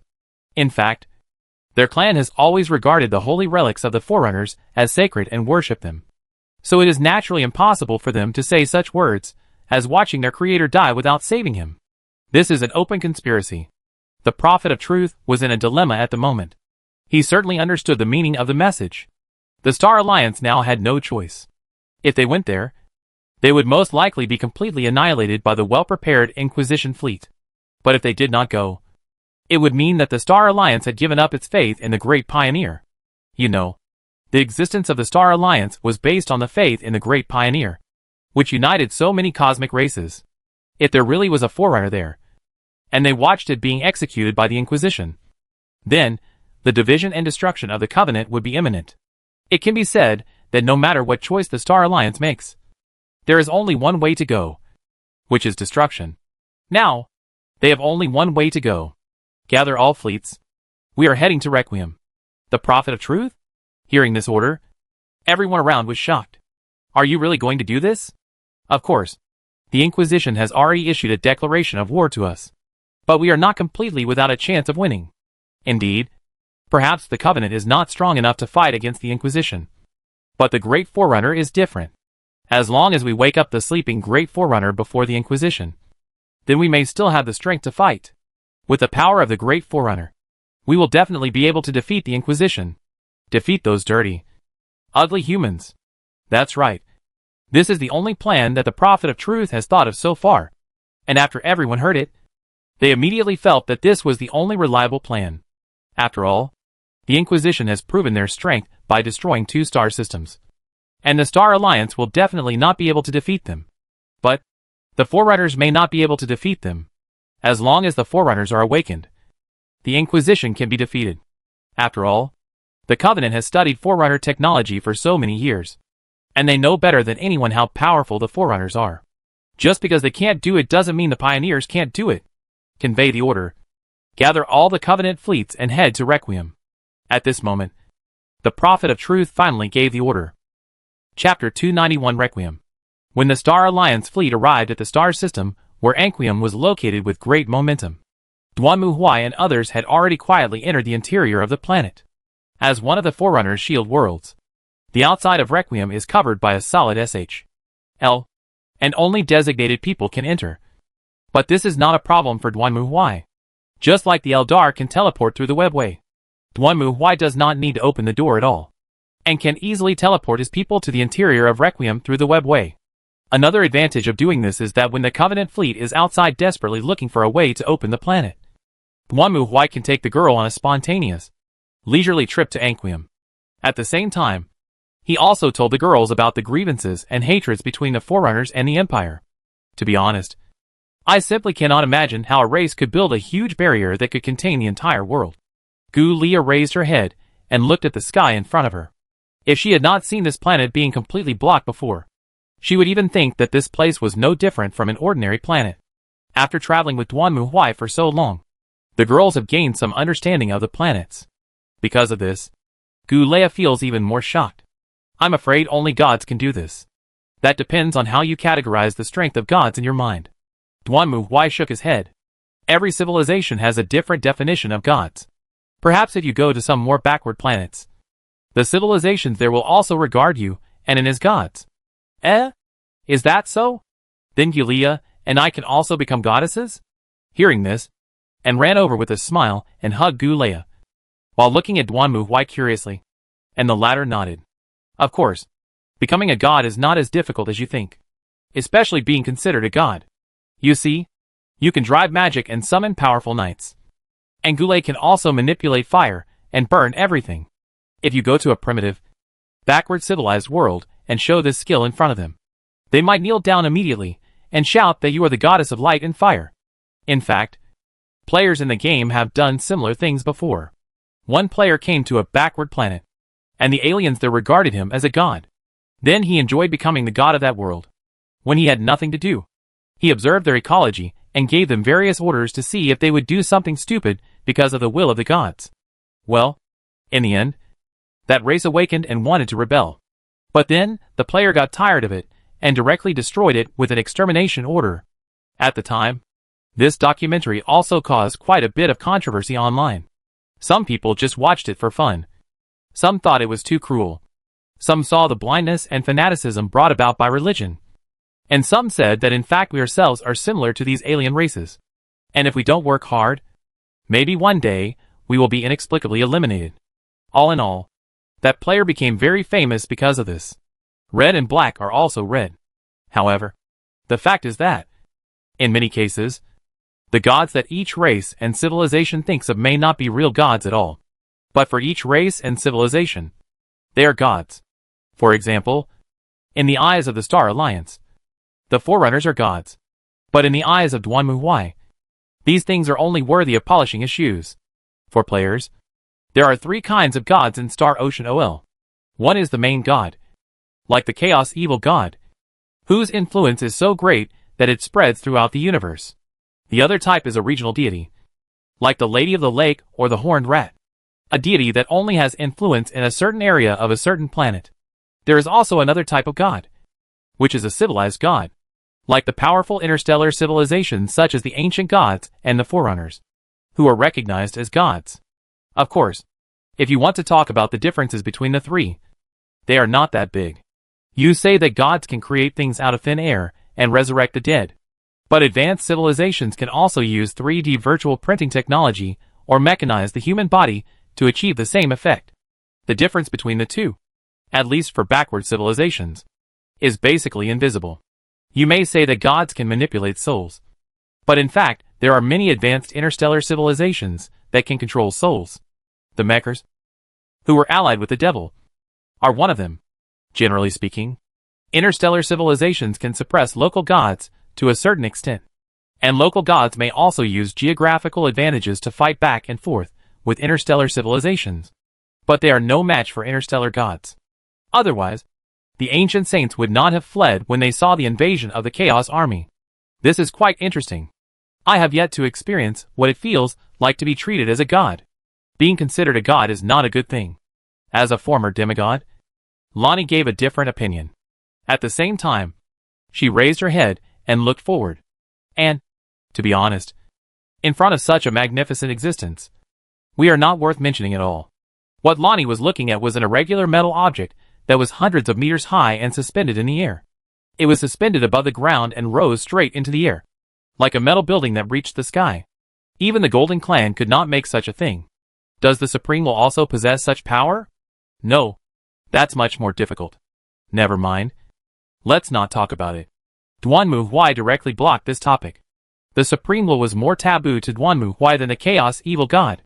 To be honest, he could tell Lonnie about the Chaos Evil God, but he would never tell her the true identity of the Supreme Will. Ahem. I don't want to think about it anymore. Oja sat on Duanmu Huai's shoulders as usual, looking around at the metal city in front of her, while Bambi lay on the other side, looking around curiously. Family, you are here to fight the Forerunner who is imprisoned here, right? Is he very powerful? Are you okay? After all, a whole planet is used to imprison him here. As he spoke, Bambi looked at Duanmu Huai with concern, and Lorena and the others nodded. When they came here, Duanmu Huai told them about the troubles between the human empire and the Forerunners. They also knew that this planet was actually created by the Forerunners to imprison the missionary. This also shocked the girls. After all, in their cognition, only those who have the power to destroy the world will be treated like this. Well, in a magical civilization, it is not surprising to have such an idea. After all, magic civilization itself is based on individual strength to defeat everything. Whether it is an or Gulia, they have the ability to turn the tide of a war alone. So it is reasonable to think that the person imprisoned here is a very powerful being. It is not wrong. Right? The missionary does have some strength, but not too strong. The reason why he is imprisoned here is mainly because of his high status. Even a coward like Greg can become the master of Stonewall City. If we compare strength, when will it be his turn? I see. Hearing this, the girls immediately understood. But I still feel a little bit sad. Such a beautiful planet is about to be destroyed by war. Looking at the scenery and magnificent buildings around her, Lorena couldn't help but sigh, while Duanmu Huai snorted.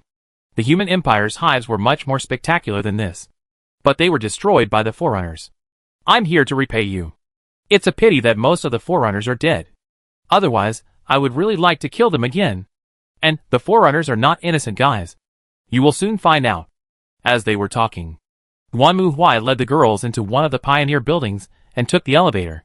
Soon, the elevator slowly descended and brought everyone to a huge hole deep underground. There were strange steel pillars standing everywhere, and only a bridge extended from the gate to the control console in the center of the hole. Bambi doesn't like this place. It's dark and gloomy, and a little weird. Hiding behind Duanmu Huai, Bambi looked around uneasily, and even Lorena nodded. Yes, I also felt an uncomfortable force. The breath of death. The screams of souls. Sir Knight, is this a cemetery? This isn't some peaceful place like a cemetery. As Duanmu Huai spoke, he walked along the bridge to the control console in the middle. Then he reached out and directly turned on the control device. However, at this moment, suddenly, the rectangular pillars around him slowly rose up. And seeing this scene, the girls were also extremely nervous. What happened? What happened? and looked around in surprise. And Gu Lia stood in front of her. I feel the presence of spirits. Something is not right here. Lonnie also turned around at this moment, holding the blade tightly in one hand, and raised the other two hands high, ready to release magic. Then, a scene that surprised them appeared. At the top of these rising rectangular metal pillars, huge humanoid guards suddenly appeared out of thin air, as if their bodies were made of steel. They were emitting a faint blue glow and holding guns and weapons in their hands.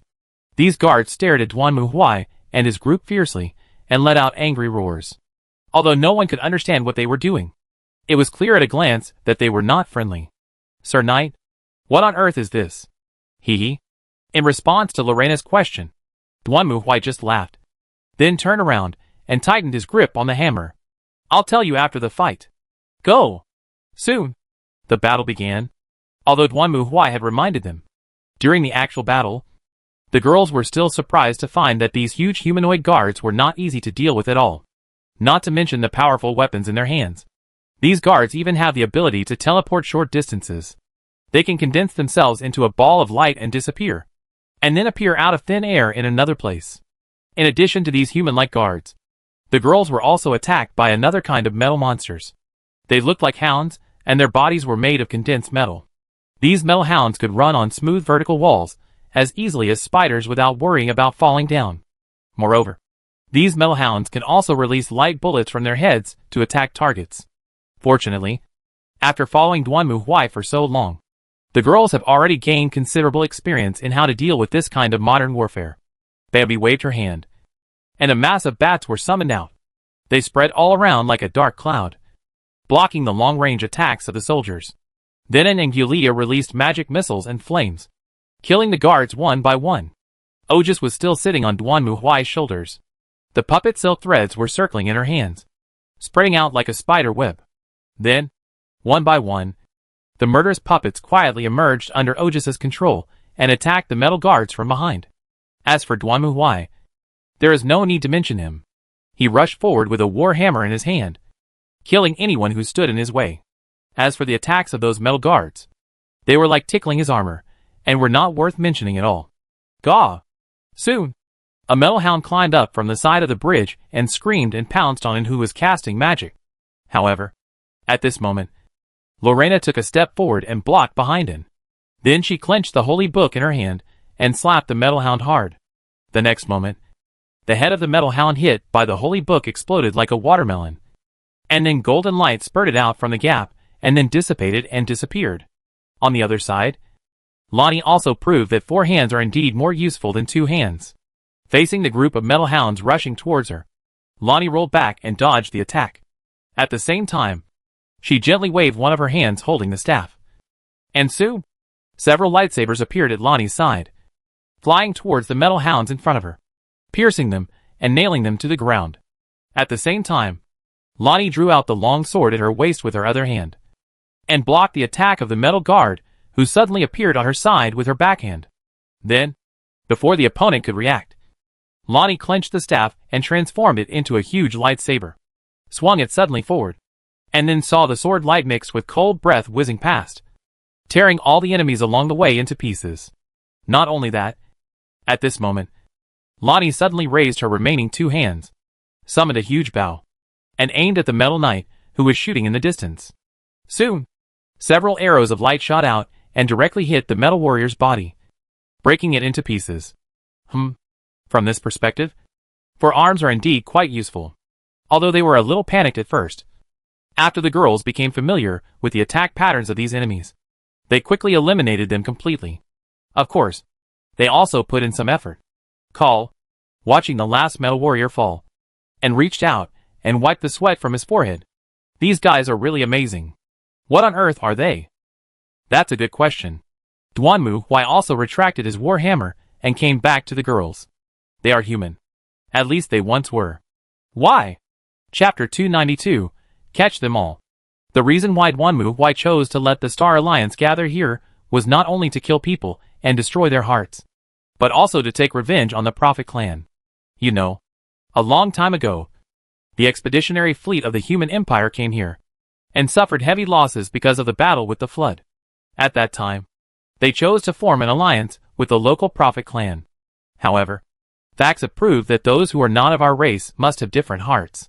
In the Battle of the Forerunners, in order to avoid the fate of extinction, the prophet clan betrayed humanity, which enabled the Forerunners to break through the final line of defense of humanity and defeat humanity. The prophet was let go by the Forerunners as a lackey because of his meritorious service in leading the way. But humans were not so lucky. Most of the humans who resisted to the death were decomposed into souls and bodies by the Forerunners using the Recombiner. This technology was invented by the Forerunners to use on themselves, to reorganize their bodies and sublimate themselves into a higher existence. However, when doing experiments, the Forerunners discovered that the Recombiner had major flaws. The recombined life lost its original consciousness and turned into furious machines that obeyed orders. So the Forerunners gave up the plan and used the Recombiner for war. Well, it can be seen that the Forerunners are much smarter than those idiot space chops. At least they knew to do an experiment first to see the results, instead of sending their entire clan to extinction without thinking. You know, at that time, humans had finally driven the flood out of the Milky Way, and were already seriously injured. But then, they were attacked by the Forerunners and betrayed by their allies. At that time, humans also discussed whether they should lead the flood back to the Milky Way and let them fight the Forerunners. But in the end, humans did not decide to implement this plan. This period of history is very touching to the players. In particular, at the end, the expedition fleet would rather perish than bring back the flood and become another threat to humanity. This alone touched many players. So the Star Alliance suffered a lot after that. Especially the Prophet clan who led the way, who were slaughtered by the players, and all the planets were extinct. After all, people hate betrayers more than they hate enemies. Moreover, this further deepened the players' understanding of the fact that those who are not of the same race must have different hearts. This once again proved that, apart from humans, any alien race is unreliable. This is also the reason why Dwanmu never interacts too deeply with other races. No matter how friendly and gentle they are not human after all. When faced with the pressure of life and death, they will not live and die with humans, but are more likely to sell out or even betray humans for the continuation of their own race. Isn't the Prophet clan the best example? After the Forerunners disappeared, the Prophet clan, who were not imprisoned and exiled like humans, formed the Star Alliance and became the leader of the galaxy, enjoying hundreds and thousands of years of wealth and glory. Not only did they forget their despicable and shameless history of betrayal, but they even shamelessly declared themselves to be the heirs of the Forerunners? Haha. All the loyal soldiers died on the battlefield, while the lackeys and guides who betrayed their companions became high-ranking officials with generous salaries, and enjoyed endless wealth and glory. But this is the end. The metal monsters that Dwanmu and others had encountered before were actually the products of the humans that were decomposed by the Recombiner. I never thought that I could do something like this. After listening to Dwanmu's explanation, the girls fell into silence, and Lonnie also sighed. To decompose the soul and reassemble it. This is indeed something that only gods can do. When civilization reaches a certain level, it is indeed very close to God. Dwanmu shrugged his shoulders. In fact, there are indeed alien races like the Forerunners, who have completely sublimated their race, abandoned their bodies, and only left their spirits. But this is not important. The enemy must be destroyed, and the traitors must also pay the price for their actions. As he spoke, Dwanmu pressed the button on the control panel and opened the originally closed planet. At the same time, the Covenant fleet hovering outside Requiem also noticed the abnormalities on the planet. Report: the blockade of Requiem seems to be being lifted. What? Hearing the report, the Prophet of Truth was startled and looked forward. Then he saw that in front of him, the planet's SHL, which was originally wrapped in metal, slowly moved and then opened a door. However, before the Prophet of Truth could get excited, suddenly, a powerful force pulled his warship and fell directly into the interior of the planet. What happened? It's the gravity well. We are trapped in the gravity well and can't escape. No. In this way, all the Star Alliance fleets hovering near Requiem were pulled into the range of Requiem by the gravity well. The Prophet of Truth only felt a violent collision, and the next moment, he lost consciousness. It was unknown how long it took for the Prophet of Truth to slowly wake up. Soon, a Jiralhani came to the Prophet of Truth. Prophet, are you okay? I'm fine. Where are we? We are now inside Requiem. Good, very good. Upon hearing the answer, the Prophet of Truth immediately raised his head. Immediately send all personnel to search for the great sleeping pioneer. We must find and wake him up before the Inquisition arrives. But this is an order. Yes. Although Requiem was a completely unfamiliar planet to the Covenant, the Covenant's research on Forerunner technology over the years was not in vain. Although it took some effort, the Covenant still found the location where the great Forerunner was sleeping. After learning about this, the Prophet of Truth and the Prophet of Mercy also led the Covenant's elite troops and directly entered the core area. They are now eager to wake up the Forerunner. Only in this way can they stop the threat of the Inquisition. Although he had expected it, when he actually arrived at the core area and saw the huge black ball sleeping in the deepest part of Requiem, the Prophet of Truth couldn't help but feel excited. Ah, great pioneer. It stretched out its hands tremblingly, looking at the black sphere in front of it. As if sensing the arrival of the Star Alliance, the black sphere began to slowly show cracks. And then, under a shock wave, the black sphere suddenly split apart. Then, a small floating platform slowly emerged from the inside of the black sphere. And on this platform, a figure knelt. This was the last remaining remnant of the Forerunners, the missionary. It had limbs and a body similar to humans, but its head looked like a monster without a nose, and its hair stood up like hedgehogs. The figure slowly stood up, and then metal armor automatically emerged from its back, completely enveloping the figure in front of it in the blink of an eye. It's so long. The Didact looked at his body, then turned his head, and noticing his gaze, the Covenant warriors fell to their knees, including the two prophets, and the Didact came in front of them, looking down at them. Dear great pioneer. Feeling the missionary's gaze, the Prophet of Truth trembled, raised his hands, and looked at the missionary. Please guide the path of the Star Alliance and take us on a pilgrimage. Only you can eliminate all obstacles and threats that stand in our way. Only you can guide our future. However, at this moment, a low voice sounded. No, you have no future. Immediately afterwards, a dark shadow fell from the sky and landed heavily in front of them. Boom! The missionary, the Prophet of Truth, and others turned their heads and saw a giant in black armor, holding a hammer shining with thunder, striding out of the dust not far in front of them. When the missionary saw the hammer and skull logo on the armor, a cold light suddenly appeared in his eyes. Who are you? The lowly aliens and despicable betrayers are all here. Duanmu Huai held the thunder hammer in his hand and stared coldly at the missionary, the Prophet of Truth and the Prophet of Mercy. I have been waiting for this moment. Alien bastard. You will pay the price for what you did to humanity after destroying the Imperial fleet. And you? Duanmu Huai said this while looking towards the Prophet of Truth. Dirty and ugly traitors are no exception. Your homes will be burned. Your descendants will die in agony amid the wrath of the Inquisition. Their souls will be completely reduced to ashes in the furnace. And your civilization will come to an end. This is the punishment the Inquisition gives to traitors. The Covenant is finished.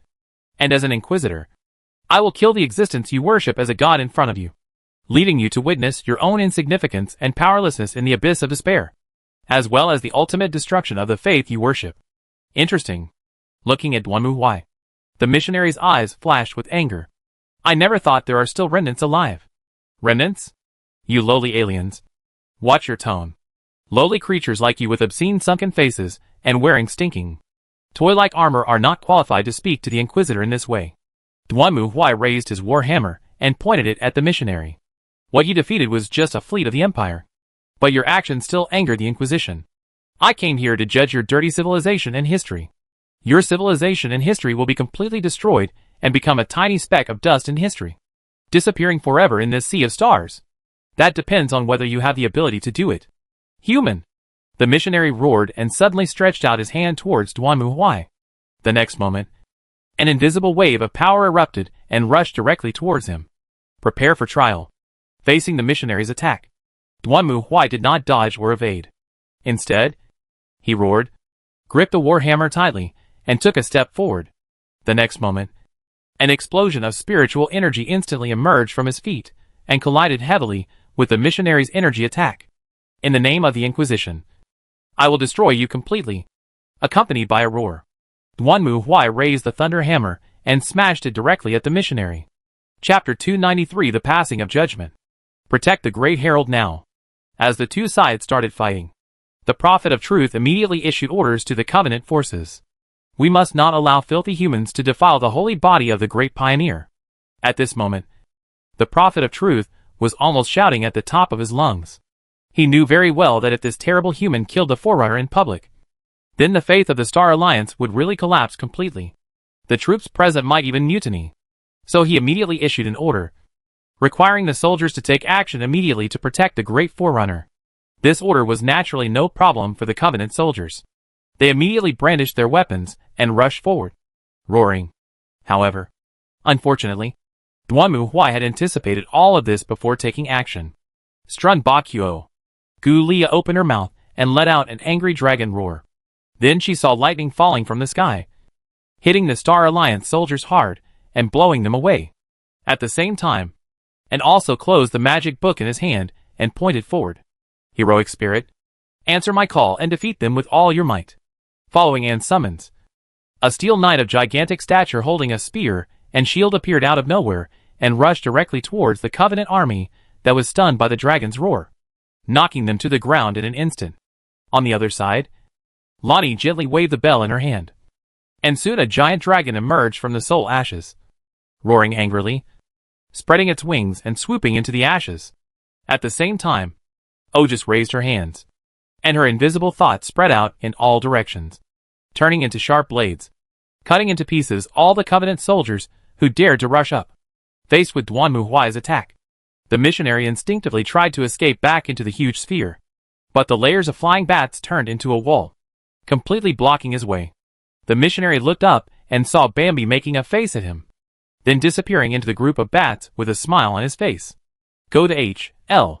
At the same time, Duanmu Huai rushed behind the missionary, swinging his thunder hammer and smashing it hard, and the missionary could only grit his teeth and turn around, blocking his body with both hands. The next moment, the thunder hammer hit his arm hard, hitting the missionary like a baseball and sending him flying. A perfect home run. Boom! The missionary's body flew across the battlefield and fell heavily to the ground. Seeing this scene, the Star Alliance soldiers, who were fighting, all stopped involuntarily. They turned their heads and looked at the scene in surprise and astonishment. You know, in the Star Alliance's belief, the Forerunner is a powerful and omnipotent god. But now, they are like witnessing Jesus being knocked down to earth by a mortal ear, and they can hardly believe their eyes. Bang! Duanmu Huai's body fell in front of the missionary like a huge rock. He held a war hammer and walked slowly towards the missionary. Come on! Stand up, you alien bastard. Fight me like a man. Face to face. Fist to fist. Are you also a group of weak and cowardly people like the Tao, who can only shoot at targets out of range from a distance? Don't you have anything else to do with your hands except to beat up the FGS? Answer me. Bastards. Ah! At this moment, the missionary also stood up angrily, clenched his fist, and punched Duanmu Huai. However, facing the missionary's attack, Duanmu Huai did not dodge. On the contrary, he stretched out his hand and grabbed the missionary's weak fist. Then he twisted it hard and twisted his entire arm off his body like twisting a twist. Oh! At this moment, the missionary in extreme pain began to wail loudly, but Duanmu Huai obviously would not let him go. After twisting the missionary's arm, he turned around and came behind the missionary, then swung the war hammer in his hand down like a pile driver, directly breaking his two tibias, and stepped on his leg, forcing the missionary to kneel down on the ground. Then Duanmu Huai stretched out a hand, grabbed the missionary's head, and stared at it coldly. You are a cowardly, incompetent, despicable alien creature. You have no honor at all. However, this is the end. Your civilization and everything you have will be completely destroyed, along with your ridiculous self-esteem and the last remnants of your race, and will disappear among the stars. Before he finished speaking, Duanmu Huai exerted force with his right hand, and his 5 fingers pierced through the missionary's helmet like iron pliers, penetrated his skull, and pierced directly into his brain. Then Duanmu Huai pulled hard, and the next moment, he pulled the missionary's head off his neck. Puff! Blood gushed out from the broken and scattered neck, and Duanmu Huai held up the missionary's head with eyes wide open and eyes unwilling to close, and squeezed it hard. Boom! Immediately afterwards, the missionary's head was completely crushed in full view of everyone. under the desperate gaze of the Covenant soldiers and prophets. Duan Muhuai threw away the bloody piece of flesh in his hand, raised his war hammer, and stared at the Covenant soldiers in front of him. For humanity? For the Inquisition? Die! Accompanied by a roar, Duan Muhuai jumped up and rushed directly towards the Star Alliance soldiers in front of him. What followed was a massacre. Witnessing the tragic death of the great pioneer of their faith, the morale of the Star Alliance army dropped to zero. The wild boars were the first to shake their hands in fear and desperately ran out on their short legs. The jackals and the elites were also in chaos. Some tried to regroup and fight back, while others chose to flee directly. Some of the Star Alliance races even knelt down to Duan Muhuai on the spot and begged for his forgiveness. Of course, all of this is meaningless. Bambi controlled the army of bats to block all entrances and exits. The Covenant army was quickly defeated under the attack of Duan Muhuai and the girls. Before long, this elite force was completely wiped out. Boom! Seeing the Prophet of Mercy fall to the ground with a distorted death on his face, the Prophet of Truth lay on the ground trembling. He could only see a pair of big iron feet slowly walking towards him. He raised his head tremblingly and looked at the Iron Warrior in front of him. Duan Muhuai just looked at him coldly. Just now, the Hawthorne Galaxy has been completely destroyed. And so has your race. This is the fate of traitors. Your race has been completely destroyed. And your soul will be completely burned in the furnace of the Inquisition. No. Please. Let's just. There is no room for sympathy for betrayers. As Duan Muhuai spoke, he raised his foot and stepped on the Prophet of Truth. The next moment, the Prophet of Truth, who was stepped on by Duan Muhuai, twisted his body like a snake, and then turned directly into a ball of spurting blood plasma. Snort. After taking a look at the remains of the Prophet of Truth, Duan Muhuai snorted coldly and turned away.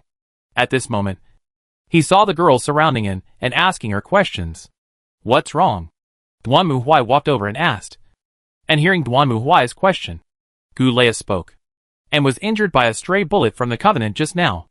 Miss Lorena is treating her. Haha. That's why I said so. Hearing Gulea's answer, Duan Muhuai sighed helplessly and looked at him who was receiving treatment from Lorena. Honestly, next time I go out, I'd better prepare a set of armor for you. At present, it is the weakest in Duan Muhuai's team. Gulea is a dragon, so her defense is of course very strong. Lorena has divine protection, so there is no need to worry. Bambi can also control the bat swarm to wrap himself up, and has his own means of protection. Not to mention Lonnie and Otis. Both of them are puppets. It doesn't matter if they are missing arms and legs. They can even put their heads back on by themselves. Only Princess is real. Crispy. Duan Muhuai had suggested to him before that he should give her a set of armor. But, no. It doesn't look good and it makes me look like a tin can when I wear it. And rejected Duan Muhuai's request again. Compared with the big and strong Duan Muhuai, the petite and slender and looked really out of place in this kind of armor. And it really didn't look good. So what kind of armor do you want? Fluffy, pretty, and preferably gorgeous. My goodness. Are you going to change your job to a magical girl? Where can I find one for you? Faced with Anne's answer, Duan Muhuai rolled his eyes speechlessly. Of course, there is indeed a magical girl activity set in the game.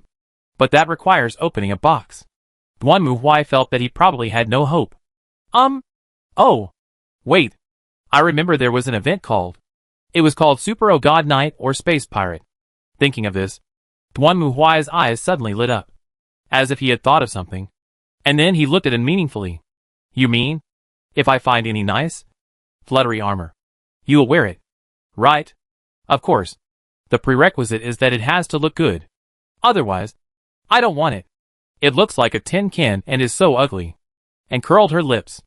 After all, she was the princess of Manalia, so she didn't want to wear armor that looked bulky and ugly.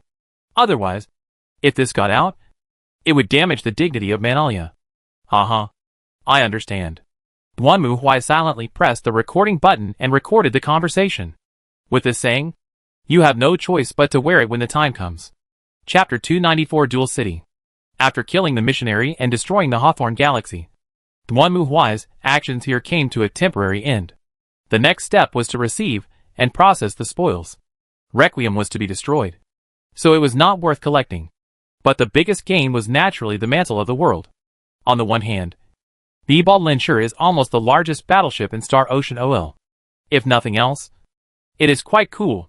It is 142 kilometers long, 138 kilometers wide, and 371 kilometers high. Although there are some giant buildings in the universe that are bigger than it. If we only talk about warships, the Mantle of the Resurrection is indeed the largest warship in the game. Even the Spear of Adon and Titan-class warships that players get through Krypton Gold or story plots in the later stages are nothing compared to the Mantle of the Resurrection. However, the only thing that made Duanmu Huai feel a little regretful was that he couldn't install a reconstruction machine on the Ebal Linsher.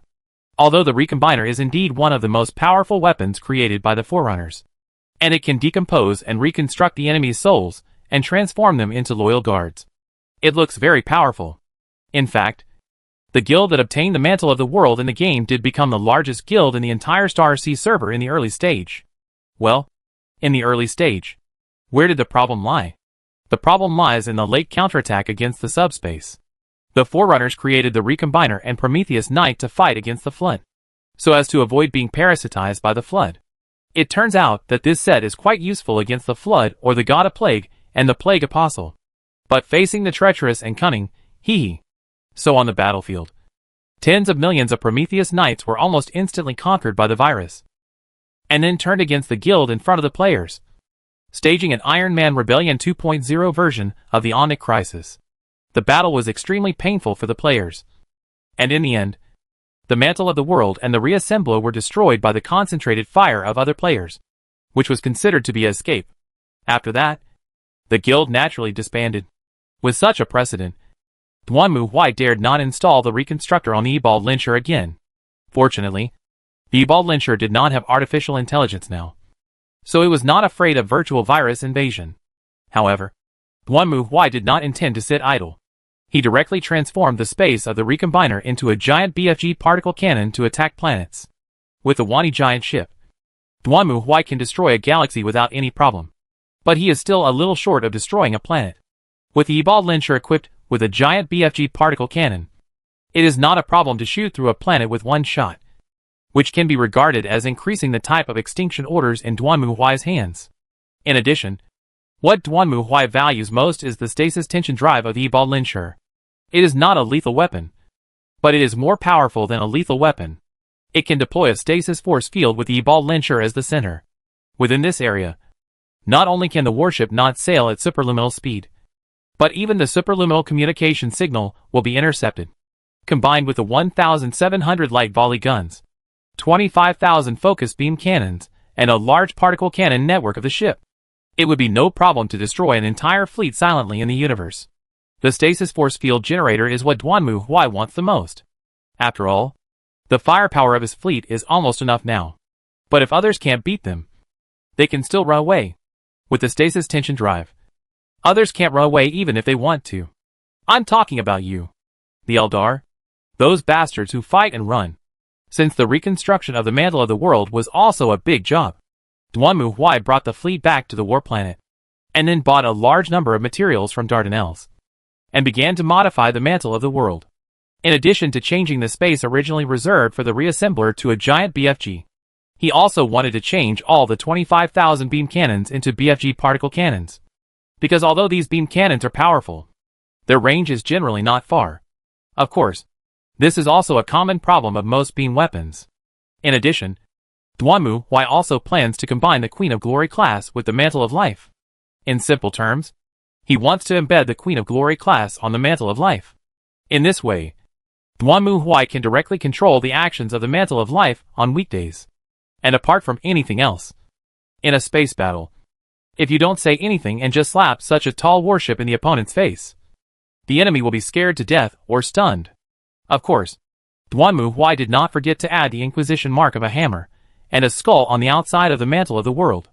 A battleship without a skull is without a soul. Only the skull represents purity and loyalty. After handing over the modification work of the Ebal Linsher to Kukulu and the others, Duanmu Huai opened the fantasy crystal again and began to look for his target. I remember it was. Oh, yes, I found it. It's right here. After clicking on the dream crystal, Duanmu Huai found what he was looking for in no time. Battle Instance Dual City. Sure enough, there are some here too. looking at the battle copy in front of him. Duanmu Huai's mouth curled up slightly, and a smile appeared. The reason why he was looking for this battle dungeon was to fulfill Anne's wish. You know, Duanmu Huai played a female character in the game, so he knew which tasks would give out nice female equipment. So after confirming Anne's request, Duanmu Huai immediately thought of Duel City. The so-called Duel City is actually the player arena in Star Ocean OL, which is mainly used for PK. After all, the Star Ocean OL universe is very large, and players are scattered all over the place. No one can spend several hours to go to a star system to play in the arena.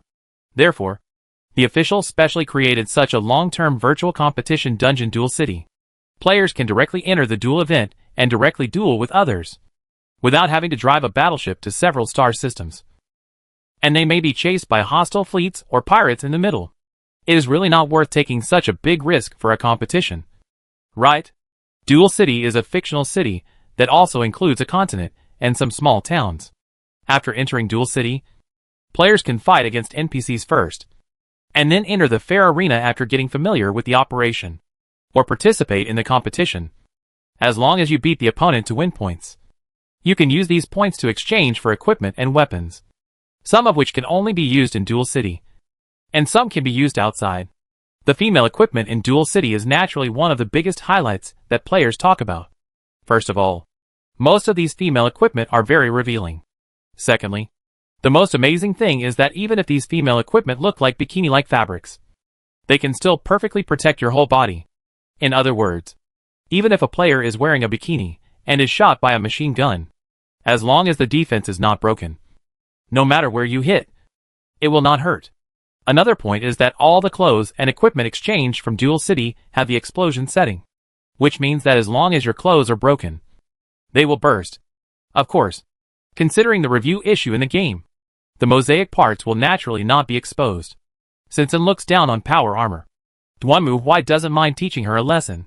What do you mean by ugly tin cans? Are you saying I'm ugly? I can't stand this, I tell you. So let's get started.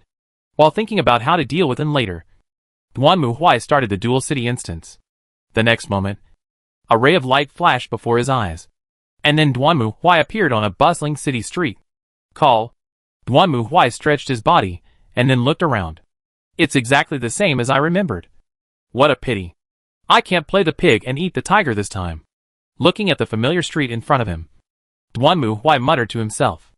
The reason why Duanmu Huai was so emotional was very simple. In Duel City, all the players' values were locked. When the player first entered Duel City, their data came from the player's own body data scan. So to put it simply, when players first enter the Duel City, it is equivalent to them entering the Duel City. Next, they have to go to some gym or other place, find an NPC to learn from, then gain points to enhance their physical stats, and then participate in various competitions. This setting is a bit troublesome, but players are flocking to it. The reason is very simple. That is, this Duel City will often organize some joint duels. That is, linking up with popular characters in other fighting games or anime. If you can defeat her here, you can also get her soul card and use it in reality. In fact, many players come here for this. It is precisely because of this mechanism that, strictly speaking, Duanmu Huai's initial arrival in the Duel City was equivalent to cheating. After all, he sculpted a little Lolita character who was 1.4 meters tall. Even if others suspected that he was a man, they would never imagine that behind this 1.4 meter Lolita, there was a muscular man who was 2.5 meters tall, weighed 400 kilograms, and was covered in muscles. That's true. If you punch this little Loli, she will kneel down and beg you not to die.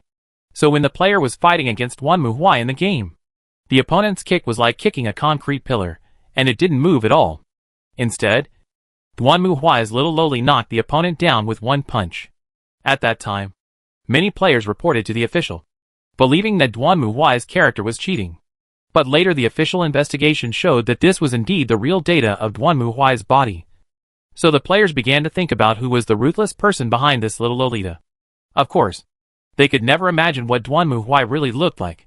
But unfortunately, at the time, Duanmu Huai could still use the little Loli to dress up a pig to eat tigers. It is impossible now. Whenever a normal person sees Duanmu Huai, he will not think he is a weak chicken. If this were a 2D horizontal fighting game, Duanmu Huai's head would probably have broken through the health bar.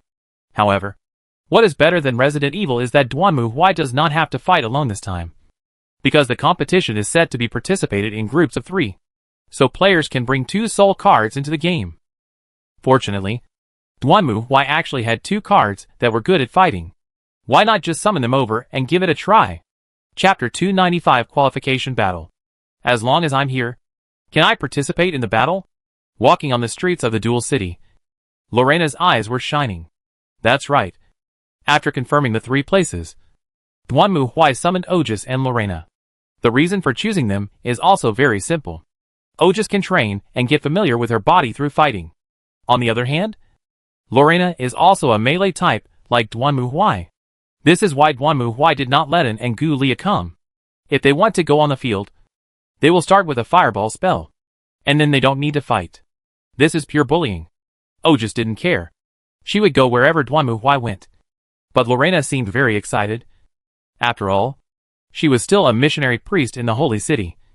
And unless she was slaying demons, she couldn't grab the Holy Scripture and pick fights every day. But Lorena was a priest who liked to exercise. So when she heard Duanmu Huai say there was a place where she could fight with fighting masters from all over the world, she immediately became excited and said she wanted to go and challenge. That's right. But first, we have to get the qualification to challenge. Duanmu Huai naturally knew everything about the situation in Dual City. Qualifications for the challenge? That's right. First we have to register, then participate in the qualifying round. Next we have to challenge 3 players separately, in a best-of-3 format. As long as we defeat them, we will be qualified to form a team and enter the duel competition. Then we can form a team and go on stage. At this point, Duanmu Huai shrugged his shoulders. This setting was specially designed by the game officials to prevent one god from bringing 2 pits. It was mainly to prevent those studio bosses from bringing the money through. If you can't get the qualification to participate, then you are naturally not eligible to participate in the duel competition. And the beautiful gifts there will be away from you. Of course, the Dual City is not just for players to fight. They can also exchange points earned from the duel for gifts, vehicles, or even buy houses here. Then they can get close to those big guys or beauties they have admired for a long time. Give them gifts or participate in practice matches to improve their favorability. This is also a very attractive part of Dual City. After that, Duanmu Huai brought the 2 of them to the registration office to register. And then, the officials said people to take the 3 of them to different places to participate in the qualifying round. It's just following the guide. Duanmu Huai was also very curious. The qualifying rounds in the game were not difficult, but not too easy either. They would mainly arrange contestants who looked similar to the players. When he was a little lowly, the 3 opponents he met were also lowly and girls. Now he was like this. He didn't know what kind of opponents the official would give him. It is impossible to give me a ghost snake as soon as it comes up. Soon, under the guidance of the guide, Duanmu Huai came to a duel venue. At this moment, he was only wearing a long-sleeved vest on his upper body, and jeans and sneakers on his lower body. He looked quite interesting. Then Duanmu Huai saw a man with a bald head, a beard, a big belly, handcuffs and shackles, chains on his body, and a huge iron ball on his back striding towards him. How should I put it? It's not surprising. Oh, the iron ball giant strode forward, grabbed the extremely heavy iron ball on his body, smashed his head hard, and then looked forward with a roar. However, when he saw Duanmu Huai, the iron ball giant was suddenly stunned. You know, he is 2.2 meters tall, which is already considered a giant among the contestants. However, Duanmu Huai in front of him is even taller than him, coupled with this solid muscle. Is this Nima or humans? Seeing this, the iron ball giant also immediately gathered his mind. He held the iron ball and stared at Duanmu Huai vigilantly. The latter raised his hands, clenched his fists, and stared at the iron ball giant. Round 1. Ready, go. As the game began, the iron ball giant roared loudly, grabbed the huge iron ball in his hand, and threw it directly at Duanmu Huai. Drink. Facing the attack from the iron ball giant, Duanmu Huai also shouted loudly, and at the same time took a step forward, clenched his right hand into a fist, and smashed towards the flying iron ball. Bang! The iron ball hit by Duanmu Huai's iron fist bounced back immediately, And at this moment, the Iron Ball giant grabbed the iron ball, rolled to Duanmu Huai's side. Then he reached out and grabbed Duanmu Huai's collar, and then slammed his head against his chest. Boom! If it were an ordinary person, this blow from the Iron Ball giant would probably be enough to knock him unconscious. But Duanmu Huai did not move at all. Instead, he stretched out his hand and grabbed the Iron Ball giant's head, and suddenly pressed it hard to the ground. The Iron Ball giant obviously did not expect Duanmu Huai's strength to be so strong. He was caught off guard and his head was pressed directly to the floor by Duanmu Huai, which directly smashed cracks on the hard Qigong stone floor. However, the Iron Ball giant was also very strong. Although he was hit unexpectedly by Duanmu Huai's attack, he did not fall down. On the contrary, he rolled like a ball and escaped from Duanmu Huai. Then he jumped up, and while Duanmu Huai was unable to get up, he smashed him down with the iron ball. Court death. Facing the giant's iron ball crush, Duanmu Huai roared, stood up, and slammed into the giant's belly. Then he stretched out his hands, grabbed the giant's hands and feet, and lifted him to his shoulders. Then, Duanmu Huai suddenly raised his hands, lifted the iron ball giant high, and then smashed it down hard. With a loud bang, the iron ball giant was knocked to the ground by Duanmu Huai. At the same time, he clenched his right fist again and punched the iron ball giant's head. Boom! The iron ball giant's body trembled suddenly with a dull thud. And then, there was no movement. At the same time, the referee's voice rang out. KO! Call! Duanmu Huai stood up, looked at the unconscious iron ball giant, and slowly let out a breath. Sure enough, the mobile world is the mobile world after all. If it were the real world, Duanmu Huai's punch would have directly exploded his head. But now it only made the iron ball giant lose consciousness. Well, this is good. At least Duanmu Huai doesn't have to worry about Lorena using the holy book to open his head. Soon, the giant man with the iron ball was carried away. And then the second person came on stage. He was a wrestler wearing a red hood, red briefs and leather boots. His body full of muscles and a crossbar. And his chest had V-shaped chest hair like a brown bear. How should I put it? Well, this is also within expectations. Round 2. Ready, go. Oh! The match had just begun when the muscular wrestling man roared loudly, and all the muscles on his body turned red. Then the muscular man rushed directly towards Duanmu Huai, hugged Duanmu Huai's waist, and wanted to lift him up. But Duanmu Huai stood there, motionless. Haha. You are stupid. Watching the desperate wrestling muscular man, Duanmu Huai sneered in his heart.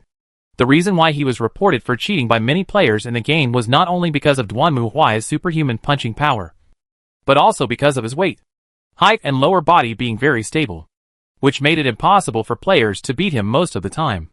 To use gaming terms, the character Duanmu Huai is not vulnerable to throwing skills and cannot be stunned. In addition, his damage is high, making him a typical boss-type character. Drink. Just as the muscular wrestler failed to throw himself, Duanmu Huai also shouted. Then he grabbed the muscular wrestler's shoulders with both hands and smashed down, hitting the muscular wrestler directly on the forehead. Then Duanmu Huai grabbed the opponent's arm with his backhand and slammed it hard to the floor. Boom! The wrestling muscular man's body was knocked away and rolled on the ground for dozens of meters before stopping. Then he slowly got up. But at this moment, the muscular man did not seem as stable as before.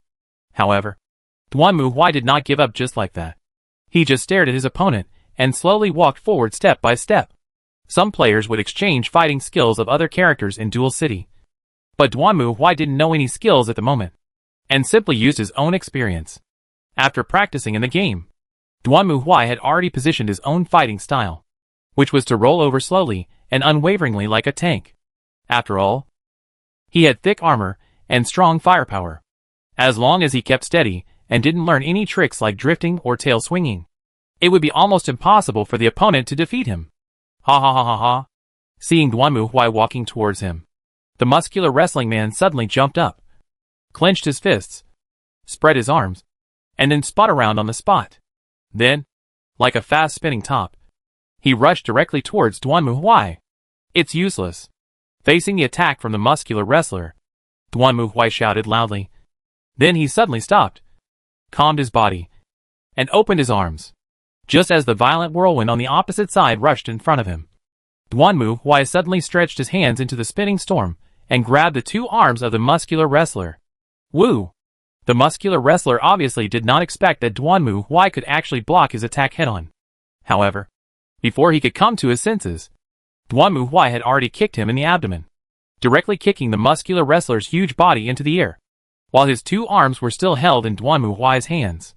The whole person was like a yo-yo that was thrown out. Then, Duanmu Huai used his backhand to knock the muscular wrestler, who was kicked into the air by him, to the ground. Before the wrestler could come to his senses, Duanmu Huai fell towards the muscular wrestler, and his elbow, like a battering ram, hit the muscular wrestler's chest directly. At the same time, the referee's voice sounded again. KO. Good.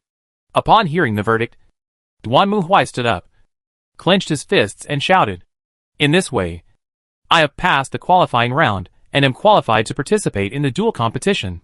Chapter 296 Weakness. After defeating two opponents in a row, Duanmu Huai successfully qualified. Then he returned to the hall again, waiting for news from the other two. Not long after, Duanmu Huai saw Ajiz and Lorena appear in front of him and report their results to him. Because Lorena was not familiar with the rules at the beginning, she had to play 3 games before she won. However, Ajiz's result was beyond Duanmu Huai's expectations. That is, Ajiz actually lost. "Hey! Miss Ojus actually failed? How could this happen? You lost the fight?" Hearing Ojus answer, Duanmu Huai and Lorena were both surprised, totally unable to imagine it, while Ojus just nodded without saying a word. Although her expression did not change, it could be seen from the low pressure surrounding Ojus that Ojus was not in a good mood at all. In fact, not only did Ojus not win a single match, she even failed to beat the first person. She then tried several more times, but failed every time.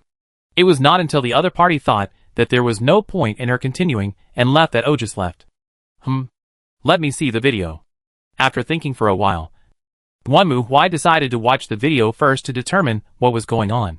Fortunately, every game in Duel City would be recorded. So Duanmu Huai quickly asked for a video of Ojus's battle and started watching it. Ojus's first opponent was a woman with short purple hair, wearing a black tights, and holding 2 short knives. The moment he saw her, Duanmu Huai immediately knew who Ojus's opponent was. Ain, the ninja from the Mist God style. By the way, Ojus can't beat Ain? That shouldn't be the case, right? With doubts in mind, Duanmu Huai began to watch the video in front of him carefully. However, as he watched, Duanmu Huai discovered where the problem lay. At the beginning, Ojus could fight Ain to a draw or even have the upper hand by manipulating the silk threads. However, Ain was also a veteran, and after she figured out Ojus's fighting method, she immediately changed her method. She would always use ninjutsu to suddenly disappear, then suddenly appear next to Ojus and then attack her. But to be honest, Ojus knew nothing about martial arts. So facing Ain, who was using throwing techniques and close combat against her, Ojus was suddenly at a loss for what to do. I see. After watching the battle video, Duanmu Huai finally understood why Ojus was defeated. On the one hand, the tactics chosen by Ain were very restraining to Ojus. It was like a fighter fighting a sharpshooter in close combat. Even if you can shoot a person in the head from 800 miles away, you will have no choice but to fight back if others rush to your side and don't give you a chance to distance themselves. Another point is that the setting of Duel City is not very friendly to Ojus. In Duel City, you can't kill someone by beating him. For example, in the previous fight between Duanmu Huai and others, if it was outside, he could smash the opponent's head with 1 punch and tear a strong man in half with just 1 blow. But in Duel City, Duanmu Huai could only knock someone unconscious, not kill him. The same goes for Ojus. In her daily battles, she can block most of the enemies with the silk threads alone. The rest will lose limbs or be killed if they are touched by the silk threads. If Ain went out into the outside world, let alone getting close to Ojus, she would probably be chopped into pieces by Ojus even if she just tried to defend herself. But in Duel City, Ojus didn't have this ability. Ain's defense could block Ojus's threat attack, so Ojus naturally lost her biggest threat. In addition, she herself was not good at close combat, so it was expected that she was defeated by Ain. After all, even outside, Ojus was sitting on Duanmu Huai's shoulders most of the time when fighting. The close combat was basically handled by Duanmu Huai alone. She was mainly responsible for manipulating the threads and puppets to deal with mid-range and long-range enemies. I really didn't expect this. After watching the video, Duanmu Huai scratched his head. When he summoned Ojas, he just thought that he and the other party would cooperate well. Unexpectedly, he accidentally discovered a weakness of Ojas. Although this weakness is not really special. Strictly speaking. Don't take it too seriously. Oki's. Duanmu Huai reached out and touched Ogi's head. This is not your problem. It's mainly this place's problem. However, in response to Duanmu Huai's comfort, Ajis just shook her head silently. You're not going to give up? Nod. Well, then you need training. Duanmu Huai was happy to see this happen. Obviously, Ojas was unwilling to admit defeat. But on the other hand, how to train her was also a problem. Even Lorena had learned close combat methods such as self-defense in the Holy Church. But Ojas knew nothing about it. Duanmu Huai touched his chin. His combat experience came from fighting and training. After a long game war, Duanmu Huai has now formed his own combat style. However, this combat style is not suitable for Ajis. The reason is very simple. Ajis is not 2.5 meters tall and weighs less than 400 kilograms. Right? Wait. If that's the case. Thinking of this, Duanmu Huai's eyes suddenly lit up. Then he opened the system and quickly searched it. Found it. Seeing the familiar name in front of him, Duanmu Huai slapped his thigh and stood up. Come on. Ojas. I found a teacher for you. Teacher? Hearing Duanmu Huai's words, Ojas tilted her head curiously. And Duanmu Huai nodded. Yes. I think you'll get along well with me. Duanmu Huai looked at the other party's price, and fortunately, he could still afford it. Moreover, for Ajis, this was indeed a very suitable teacher for her. Soon, Duanmu Huai took the two of them away from the registration office. And then, they took a car to leave the dual city and headed to a forest outside the dual city. Walking along the path in the forest, the three of them soon arrived at a small and exquisite Western-style house. Duanmu Huai walked up and knocked on the door. After a moment, a voice sounded. What's up? We hope you can accept this girl as your apprentice. She needs your guidance. Duanmu Huai spoke. And after hearing Duanmu Huai's answer, a moment later, the door of the mansion slowly opened. And then a girl walked out. She had short golden hair, a red headband, a blue dress and a white shawl, and looked like a character from a fairy tale. However, this delicate and beautiful girl had no expression on her face. She just stared at Duanmu Huai and frowned slightly. Who is her? Duanmu Huai brought Ajis to the blonde girl, who stared at Ajis for a moment. Then her eyes changed slightly. Are you a puppet? Yes. Ojas nodded. And after hearing Ojas's answer, the blonde girl thought for a moment and looked at Duanmu Huai again. 3,000 points. Wow. He asked for all my wealth in one breath. He wants me to sleep on the streets in Dual City. Although it was very expensive, Duanmu Huai still gritted his teeth and agreed. After all, in Dual City, the only person who could match Ojas's fighting style was the blonde girl in front of him. So Duanmu Huai opened the system and transferred the points without saying anything. After confirming that the points had been received, the blonde girl withdrew her gaze and looked at Ojas. Come in. After saying this, the blonde girl turned around and walked back into the house, leaving only one sentence behind. Come and pick her up in 10 days. New. Duanmu Huai nodded and looked at Ojas. Well, keep up the good work, and we'll see you in 10 days. Owner? Don't worry. Although this lady looks young, she is an excellent puppeteer. I think she should be able to teach you some fighting skills and methods. Yes. After hearing Duanmu Huai's answer, Ojas was silent for a moment, then nodded vigorously. Next time, I won't lose again. See you in 10 days. Then, Duanmu Huai waved to Ojas, who turned around and walked into the mansion, then closed the door. Okay, that's the end of it for now. Seeing Ojas enter the mansion, Duanmu Huai was somewhat relieved. How much he could learn next would depend on Ojas's luck. However, in Duanmu Huai's opinion, Ojas should not be the kind of person who fishes for 3 days and dries the net for 2 days. So there should be no problem. But they won't be idle either. What shall we do next? Sir Knight? Go and mess things up. Why? Lorena was shocked to hear Duanmu Huai's answer. Ruin the place? That's right. Just find someone to challenge, and then improve your reputation. Although passing the qualifying round meant that Duanmu Huai and Lorena had obtained the qualification to register for the duel competition, this was only the registration qualification. If you wanted the organizer of the competition to send you an invitation letter, you needed to improve your reputation. Simply put, you had to find fights everywhere in the duel city. As long as you won enough times and had a high enough reputation, you would get an invitation letter from the organizer of the competition. Of course, this kind of single challenge not only increases reputation, but also wins duel points. Just now, Duanmu Huai used up all his duel points by paying tuition for Ajis. If he doesn't find a few people to fight, he will really have to sleep on the streets tonight. Chapter 297 Strong Enemy. Whoa! The boxer screamed and fell off the stage, then foamed at the mouth and fell to the ground without moving. Seeing this, the referee raised his hands high. KO! Huh? Done. Duanmu Huai clenched his fists and stared at the boxer below. After returning to the duel city, Duanmu Huai separated from Lorena and went around challenging other players to earn duel points. It was not difficult to find an opponent. There were more dojos, martial arts gyms and boxing gyms in the duel city than convenience stores.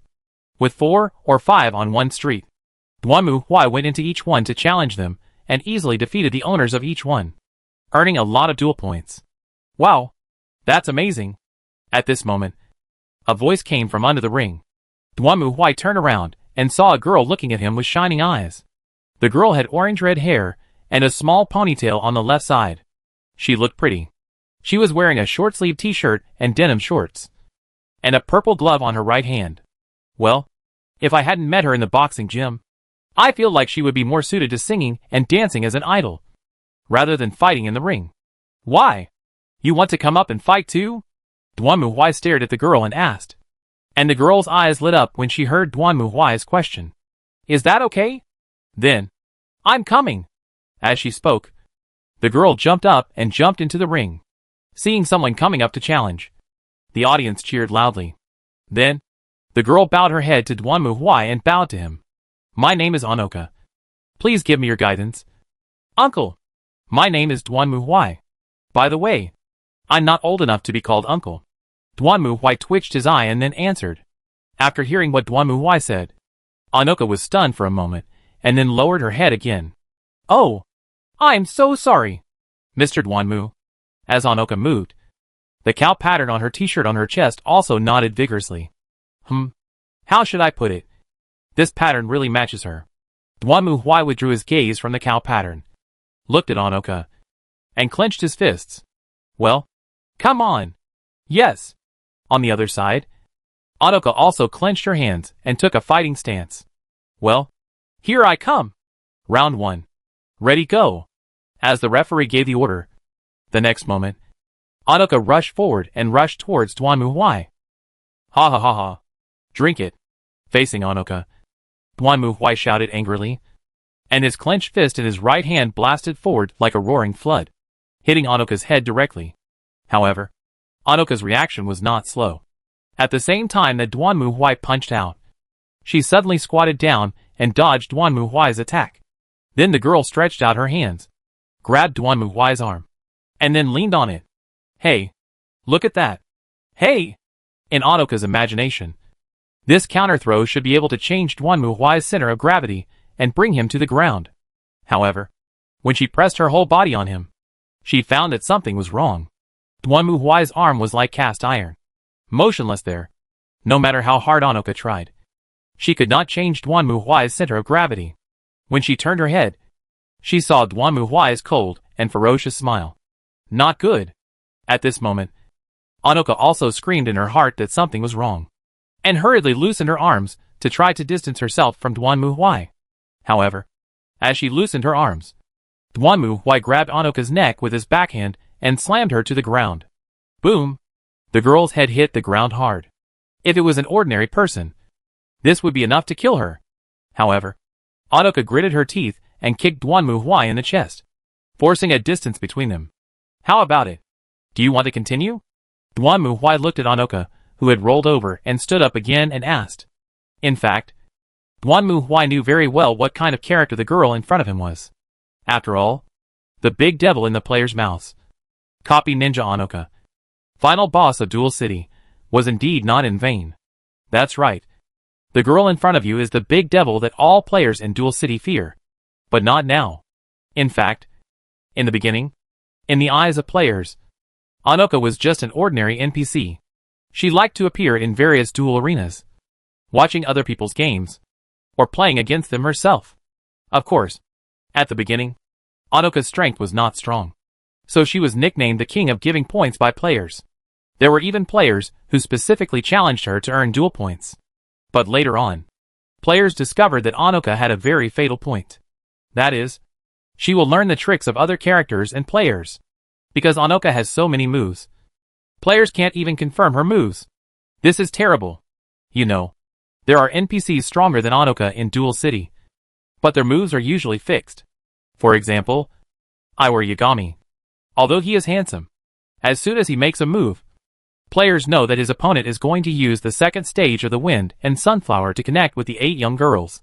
And Ken, he starts with the Wave plus Rising Dragon, Whirlwind and Super Special move. And his moves are the same over and over again. If you react quickly and can memorize the moves, it is not impossible to fight them. There are even big players who have recorded themselves fighting against Yasha with their eyes closed, relying entirely on listening to his shouts to determine what moves he was using and then avoiding them without getting hurt. On the one hand, it's because NPCs are relatively rigid, and on the other hand, the fixed moves of each person is also a reason. But Anoka is different. You have no idea what she's going to do before she hits you.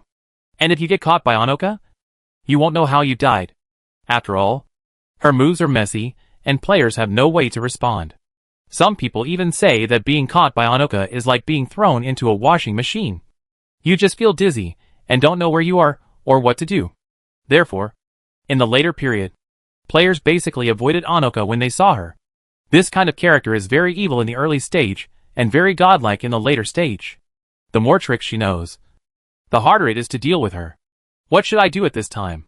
It's very simple. Force can defeat skill. You just have 180 changes. But you say and hit me. I can hit you with a punch. Who is it good? Just like Dwanmu Hwai. You can't hit her or catch her. So Anoka's changing moves are basically ineffective. Oh, again! At this time, Anoka was still in the early stages, and her moves were not very rich. But her indomitable spirit had not changed. Facing Dwanmu Hwai's question, Anoka shook her head, then clenched her fists again and rushed towards Dwanmu Hwai.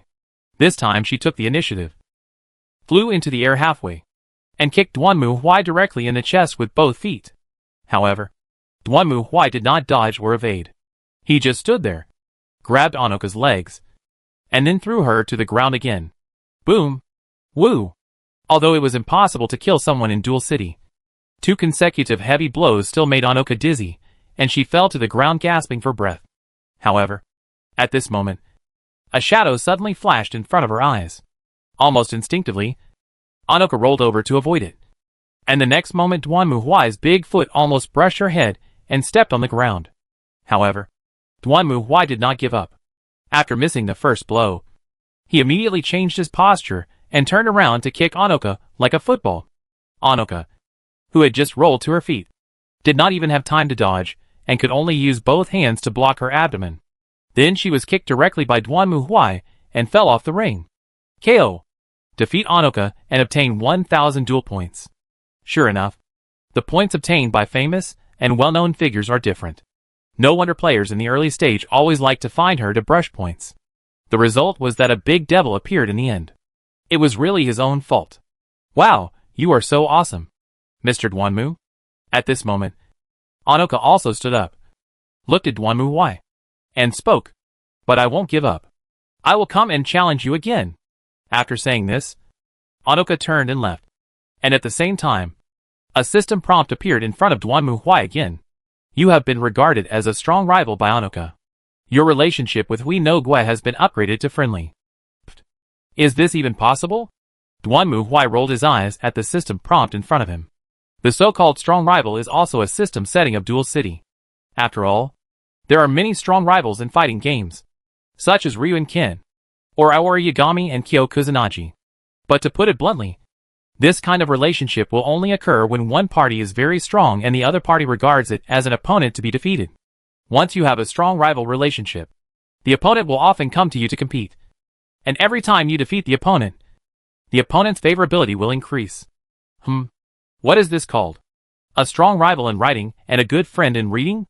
Well, but in this way, Duanmu Huai doesn't have to worry. Because it means that Onoko will come to him on her own initiative in the future. And all he has to do is to ravage her severely and completely subdue her. And then Onoko will take the initiative to give him dual points and favorability. What kind of masochistic setting is this? If it weren't in the copy, Duanmu Huai would have suspected that this was some conspiracy of the god of desire. Forget it. We'll talk about it when the time comes. Thinking of this, Duanmu Huai shook his head and then withdrew his thoughts. Anyway, today's dual points have been credited. So let's take a good rest next. Chapter 298 Skill Acquisition. Call. Duanmu Huai clenched his fists, stared at the sandbag in front of him, and then punched hard. Drink it. The fist as big as a casserole hit the sandbag heavily, making a dull sound, while Duanmu Huai clenched his fists and slammed towards the sandbag like a storm, hitting the sandbag straight back. And then with Duanmu Huai's last punch, finally, the sandbag could no longer hold on, and it suddenly exploded with a bang, and then flew out. Call. Until this time, Duanmu Huai relieved, put down his hands, and looked at Lavanna next to him. What do you think? Lorena? Is this the ultimate move that the knight mentioned? It feels like the knight is just punching hard. It's still a little off. Hearing Lorena's answer, Duanmu Huai shook his head and spread his hands, just as he said to Lorena. What Duanmu Huai was studying was his ultimate move. After all, for fighting, ultimate moves are indispensable. Not only that, even in reality, the role of ultimate moves is also very important. Although Shanghai OL is an interstellar game, as mentioned before, due to the weird nature of the subspace, all long-range attacks will not have a good effect on it. So when Duanmu Huai faces a chaos champion or a great demon, the best way is still to rush over and fight in close combat. The importance of the ultimate move is reflected here. If Duanmu Huai had obtained the Dream Crystal and opened the arena before dealing with the ever-chosen Archeon, he wouldn't have to sacrifice his mount at all. He could have just rushed over and launched a series of attacks on Archeon, and finally used his ultimate to empty his health bar, and everything would have been fine. Generally speaking, players exchange dual points for skill books, and then learn skills to obtain ultimate moves. However, Duanmu Huai wanted to try to see if he could create one directly. Well, it seems that it is not possible at present. Although he can directly perform a combo, it does not have the refreshing feeling of using an ultimate move, and the damage is not enough. Therefore, there is still a difference between the ultimate and the normal attack. Thinking of this, Duanmu Huai took a look at his system. After 2 days of challenges, he had obtained 3,560 dual points. Lorena was also not idle during this period, but she was not as purposeful as Duanmu Huai. Instead, she wandered around like a novice player, and then challenged interesting opponents when she saw them. Duanmu Huai has not stopped this. After all, the fun of novice players can only be appreciated when novices. Okay, let's go. Where are you going today, Sir Knight? First, let's go to the bookstore. Why? Duanmu Huai went to the bookstore. Of course, not to kill time. On the contrary, he went to buy skill books. That's right. In Duel City, there are a lot of skills that can be bought and sold, including basic fighting skills, throwing skills, dodging skills, and even big moves, which are all placed in bookstores in different categories. Players can consume points to obtain the corresponding skill book and then use it. After using it, this skill will appear in the mind. And then when the player thinks of this move, the body will naturally move. Of course, these skills are also divided into different proficiency levels. If you are not proficient at the beginning, you will feel disconnected or even stop halfway. Later, when the player has a high level of proficiency, he will be able to use these tricks easily, and can even improve them with his own understanding.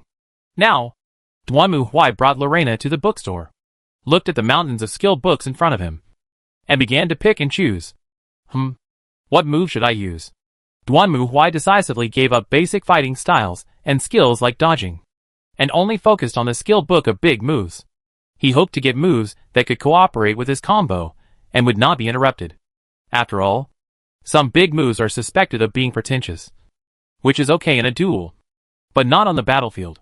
If you stun the opponent and don't make a last hit, and just pose there, someone will rush up and kill you the next second. So it would be best if it was a storm that wouldn't stop. And it would be best if it was powerful enough. North Star 100 Fission Fist. No. I don't know how to use acupuncture. Supercharge. I definitely don't want this thing. Upside down whirlwind kick.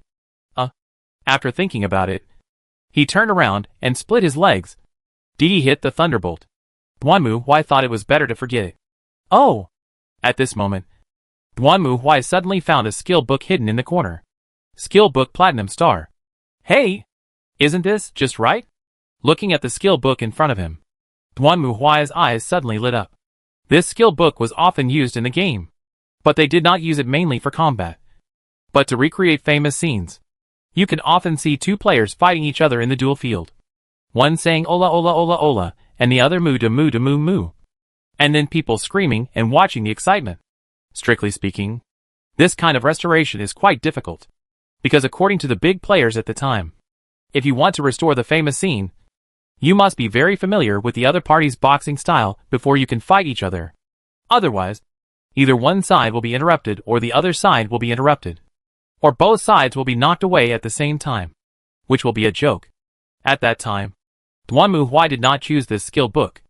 Not because he didn't like it, but because Duanmu Huai's character at that time was a 1.4 meter tall little Lolita. It wouldn't be right if you were saying "Ola Ola Ola" there. And it didn't feel right. Right? But now, isn't this just right? Of course, this skill book does not allow you to have a substitute, but only allows you to learn skills. When you have reached the highest level of proficiency, you can also obtain the special effect of 5-second time stop. This is simply the best for Duanmu Huai. After all, he is no longer the 1.4 meter tall little Lolita in the game, but the real person, with his own height, weight and punching power plus this skill. Wouldn't it be more convenient to fight? Thinking of this, Duanmu Huai also reached out his hand in a hurry, spent 2,300 points, and took the skill book. Then, he took the skill book and clenched it tightly. The next moment, the skill book disappeared from Duanmu Huai's hand. Then, in his mind, a mysterious and familiar scene appeared, and at the same time, a prompt appeared in the system in front of Duanmu Huai. User has learned the skill Platinum Star, proficiency, 0. Very good. He clenched his fists and waved them slightly. Duanmu Huai was already eager to go back to training immediately. Lorena, how is your search going? After solving his own problem, Duanmu Huai looked at Lorena.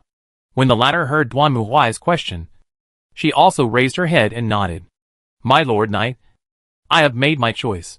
Oh, let me see. Hearing what Lorena said, Duanmu Huai curiously leaned over to look at Lorena's choice. And then, yeah, it suits you very well. In the end, he just said this silently. By the way, the skills chosen by Lorena are much more expensive than Duanmu Huai's. Just when Duanmu Huai and Lorena finished selecting skill books, and were about to go back to the training ground to experience them carefully, suddenly, a figure appeared in front of them, and blocked Duanmu Huai's way. Hello, Mr. Duanmu. I'm here to see you again. Anoka smiled, and waved at Duanmu Huai. You still want to fight me? Looking at the girl in front of him, Duanmu Huai was stunned for a moment, and Anoka also nodded. That's right. And my friend is here too? As she spoke, Anoka waved to the side. And then Duanmu Huai saw a petite girl walking out from the other side. She had long blonde hair in twin ponytails, looking small and cute. She was wearing a black gothic dress, and her pair of deep blue eyes looked at Duanmu Huai curiously. Then, the moment she saw Duanmu Huai's face, the blonde girl with twin ponytails was startled, and then she pulled Anoka back away. Wait, Anoka, you want to fight this monster? Hey, little girl, who do you say is a monster? Hearing this, Duanmu Huai immediately became unhappy and glared at the blonde girl fiercely. The latter looked at Duanmu Huai's expression and stepped back again, making a face at him. Of course it's you. I've never seen anyone as scary as you.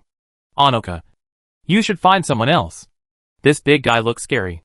If he loses, I don't know what he will do to you. I can't just pretend I didn't hear you.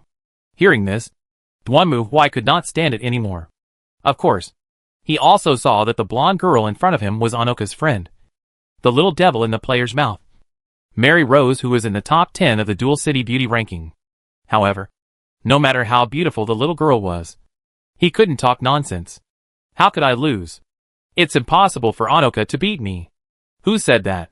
Upon hearing Duanmu Huai's answer, Mary Rose jumped up like a kitten whose tail was stepped on. You big guy is just a scare tactic. If we really fight, you are no match for Anoka. You'll know if you're a match after you fight. Duanmu Huai waved his hand. Go away, little girl. Go away. You have nothing to do here. You? Hearing Duanmu Huai's answer, Mary Rose stomped her feet in anger. Then she stopped Anoka and walked forward. Well, let me see what you, a big guy, can do. Oh, you want to fight me? Looking at Mary Rose in front of him, Duanmu Huai narrowed his eyes. Look at your thin arms and legs. Be careful, or I'll kick you away. You'll know if it works after you try it. As she spoke, Mary Rose assumed a fighting stance. It is obvious that things have come to this point, and there is no way around it without a fight. Very good. Duanmu Huai also clenched his fist and raised his hand. I just happened to learn some new moves, and was planning to find someone to practice with. Since you took the initiative to offer yourself to me, don't blame me for being rude. Chapter 299 Explode. Duanmu Huai didn't take Mary Rose seriously. Just like what Duanmu Huai said to Mary Rose, he could kick a little girl away, even if Mary Rose was a little knowledgeable. With her height and weight, Duanmu Huai could probably knock her 10 meters away even if they bumped into each other, let alone a real fight. But the facts were somewhat different from what Duanmu Huai had expected. Don't run. Hey, big guy. Come and catch me if you can. It's so annoying. Duanmu Huai was furious when he saw Mary Rose making faces and mocking him. He didn't expect that she would dodge instead of fight him. Duanmu Huai's speed was not fast. If she attacked him, he would be confident that he could beat her. But Mary Rose kept rolling and dodging in all directions, and refused to make contact with him, which made Duanmu Huai very uncomfortable. At the same time, she would make faces and taunt people from time to time. And after angering Duanmu Huai, she would circle around him to prevent him from getting a chance to catch her. How should I put it? It's like you try to catch a kitten, but the kitten keeps running around under your feet to prevent you from catching it, and it keeps coming up to paw you. The damage is not great, but the insult is strong. It can make people angry to death, but it is really hard to catch them. Hey, little girl, I don't believe that I can't cure you. After failing to capture Mary Rose several times in a row, Duanmu Huai was furious and began to act rashly. After all, he was a battle-hardened and experienced player, so he naturally knew how to deal with this type of character. I can't hit you. Then I'll use AoE to see if you can dodge it. This kind of flexible character is basically weak to AoE. I'll hit everyone with one move. Let's see how you can dodge it. Watch out. As he spoke, Duanmu Huai stretched out his hand again to grab Mary Rose. But the girl giggled, turned around, leaped up, and avoided Duanmu Huai's attack. However, this was exactly Duanmu Huai's purpose. It's now. Drink. Just as Mary Rose was about to land, Duanmu Huai roared and stomped his foot on the ground. The entire ground shook instantly, and the asphalt road broke apart, spraying dust and debris that flew forward. Mary Rose was caught off guard, and she had never expected that the opponent would be so powerful. At the moment of landing, she was completely unable to maintain her balance due to the vibration of the ground, and she swayed from side to side. However, just as Mary Rose was desperately waving her arms to try to maintain her balance, the debris and dust that came towards her also caught her off guard, and immediately obscured Mary Rose's vision. Oops. Mary Rose also realized something was wrong. She waved her hands, trying to fan away the dust in front of her. But, unfortunately, it was too late. Drink out. Duanmu Huai's fist suddenly burst out from the dust and hit Mary Rose directly. The girl was also startled at this moment. She quickly stretched out her hands to block her chest and launched a defense to try to block Duanmu Huai's attack. Duanmu Huai's fist hit Mary Rose's arm heavily, and the petite girl was immediately knocked flying. However, this was not the end. Just as Mary Rose was knocked flying and falling downwards, Duanmu Huai stepped forward again and punched out, hitting Mary Rose's petite body again and knocking her flying upwards again. Woo, woo! At this moment, Mary Rose could only grit her teeth and hold on. Her arms had become numb under Duanmu Huai's bombardment. The violent impact penetrated Mary Rose's petite body, making her feel as if her internal organs were about to burst. Well, this happened in Duel City. Outside, Duanmu Huai's punch destroyed her entire upper body. Boom! By the third attack, Mary Rose's hands could no longer support her, and suddenly opened. She lost her balance, and at the same time, seeing this scene, Duanmu Huai's eyes flashed with a cold light. And then he clenched his fists. That's it! Along with Duanmu Huai's roar. The next moment, his fist suddenly flashed with light, and then turned into a violent storm, directly blasting towards Mary Rose. Ola ola ola ola ola.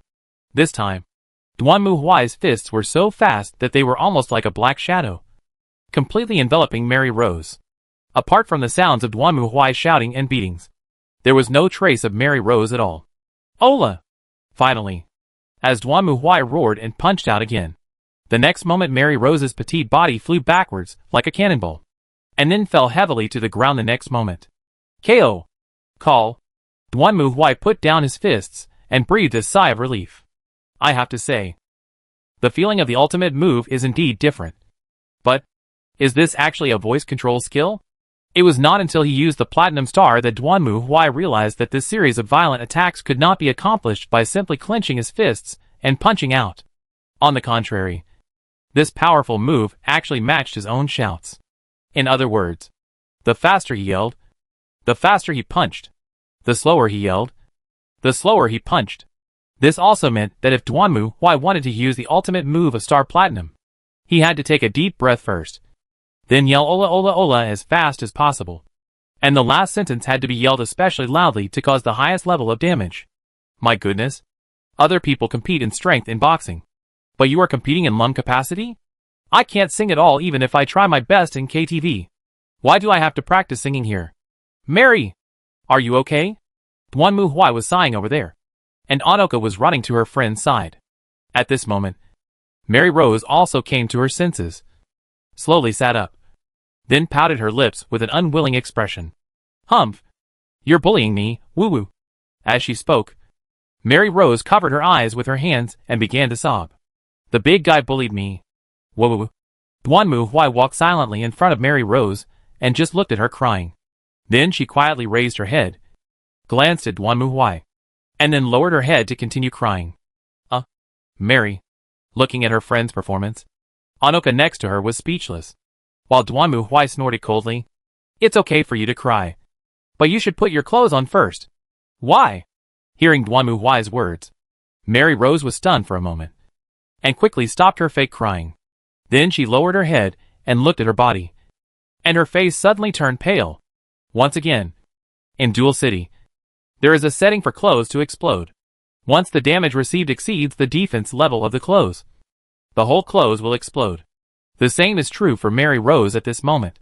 The black gothic dress she was originally wearing was already tattered, and the front was directly torn and exploded, revealing the girl's flat and smooth lower abdomen and belly button, and the slightly raised curves were faintly visible above. At this moment, Mary Rose seemed to react. She blushed and screamed, then jumped up and hid behind Anoka. I'm sorry, Mr. Duanmu. Seeing her friend become like this, it was obviously impossible for Anoka to duel with Duanmu Huai again. So she apologized to Duanmu Huai embarrassedly, then turned around and left with Mary Rose. Woo-woo. Big guy. Remember this? I'm not done with you. After saying something that every stray dog would say, Mary Rose quickly ran away under the cover of Anoka. As for whether she will humiliate herself next time, that's her own problem.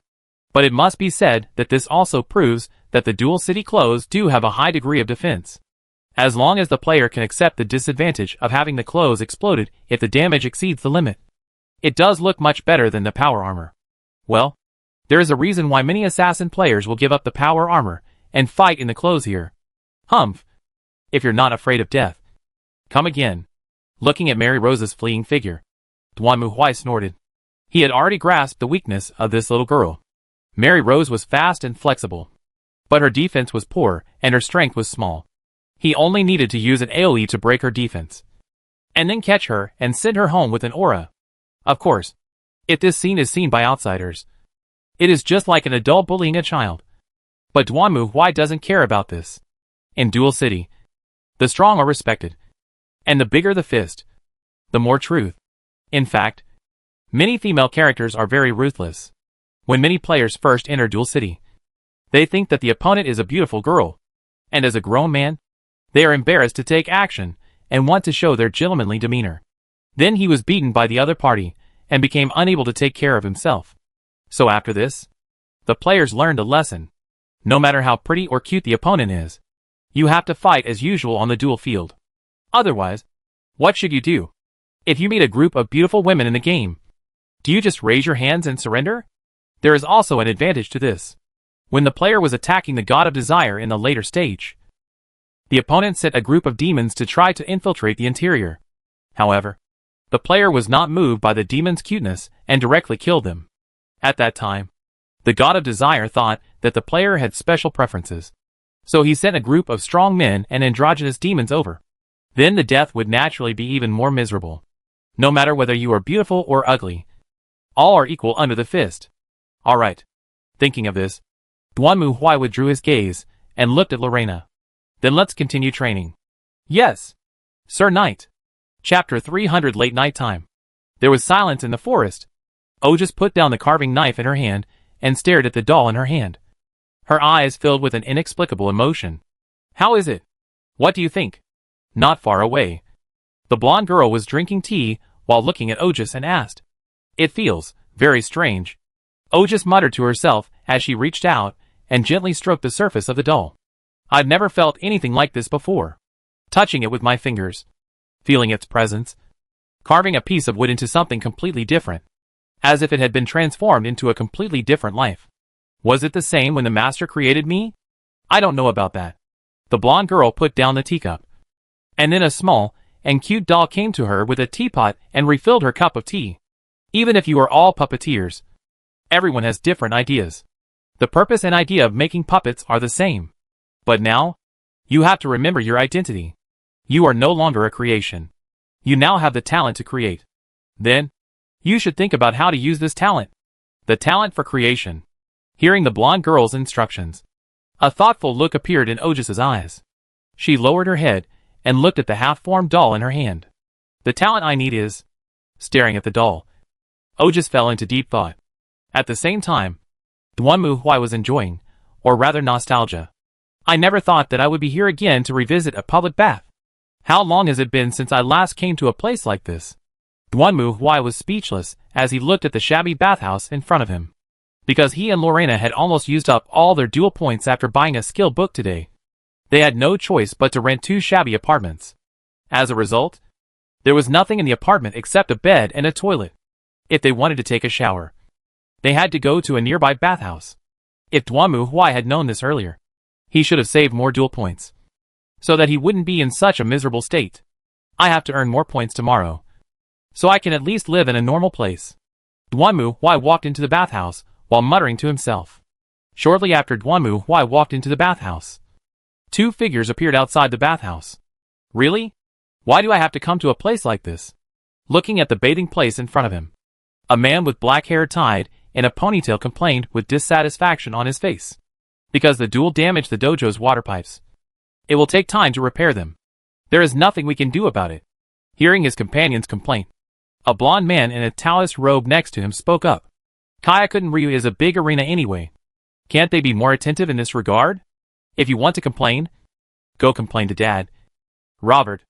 Oh, never mind then. The people who appeared at the entrance of the bathhouse were Ryo Sakazaki and Robert Garcia from the Gokuyoshi. They were masters of Gokuyoshi and guests of this duel tournament. The reason they came here today was because they accidentally broke the water pipes during the duel in the dojo. As a result, they were not only scolded by their sister Yuri Sakazaki, but also kicked out. In desperation, the 2 had to go to the bathhouse near the dojo to take a bath. However, when the 2 took off their clothes and walked into the bathhouse, they were surprised to find several people standing outside the bathing pool. They were naked and looking inside hesitantly, as if they didn't know whether they should go in. What's going on here?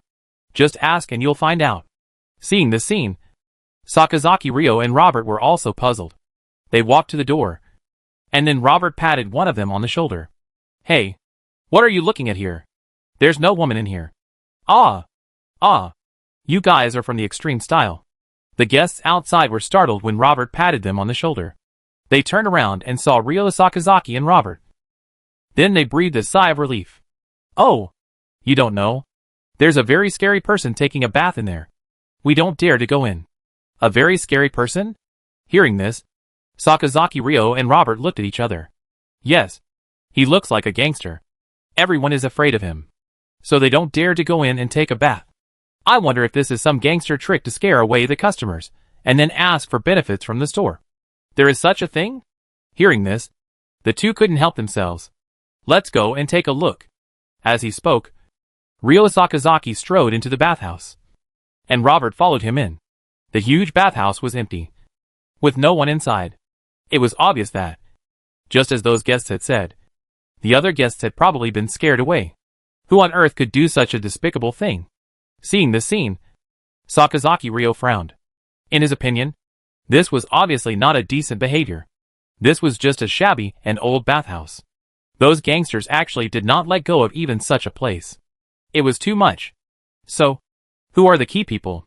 Hey, Leon, look over there.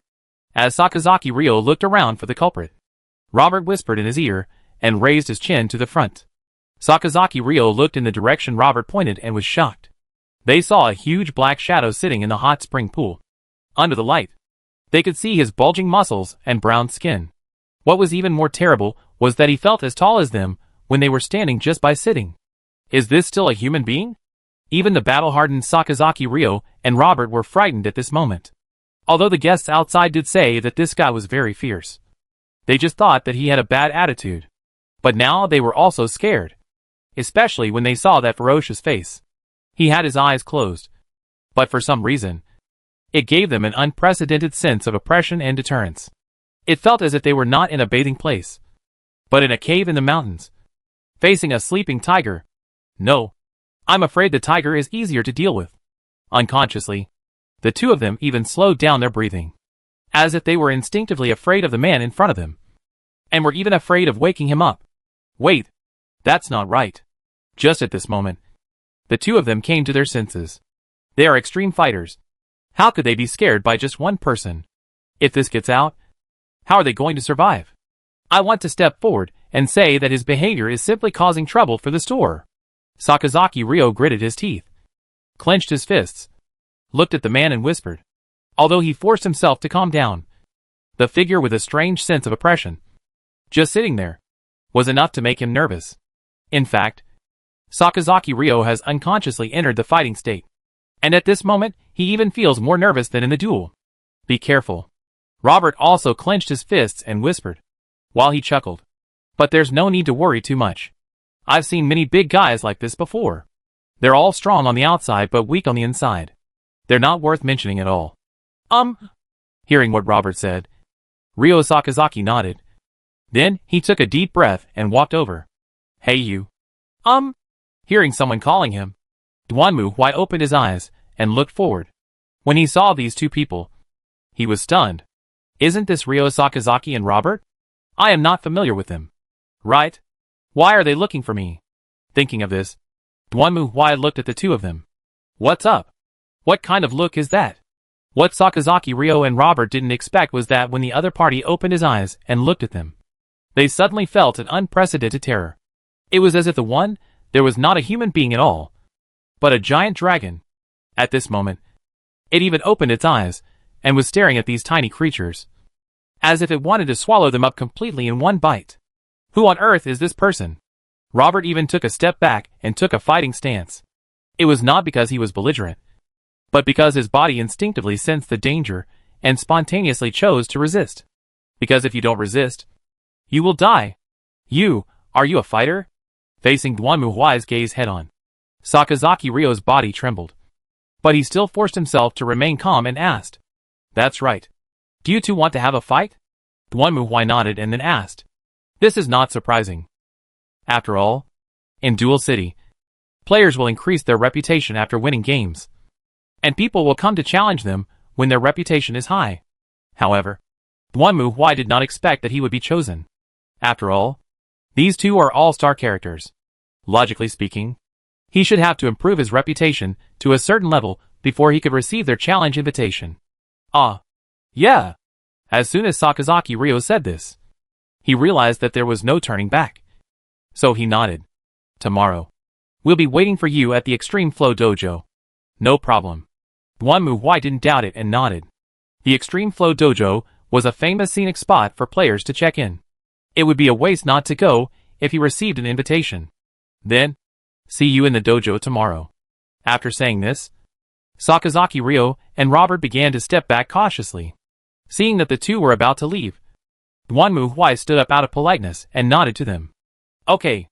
I got it. I'll bother you at the dojo tomorrow. Ouch. As they were talking, the bath towel around Dwanmu Huai's waist suddenly fell off, and Dwanmu Huai subconsciously bent down to pick it up. When he picked up the towel and looked up, he saw that Sakazaki Ryo and Robert had disappeared. Leaving now? But this is definitely not the place to have a conversation.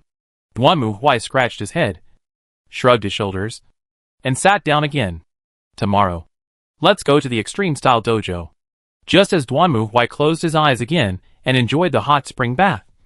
At this moment in the bathroom outside, Sakazaki Ryo and Robert were leaning against the wall, their faces pale and gasping for breath.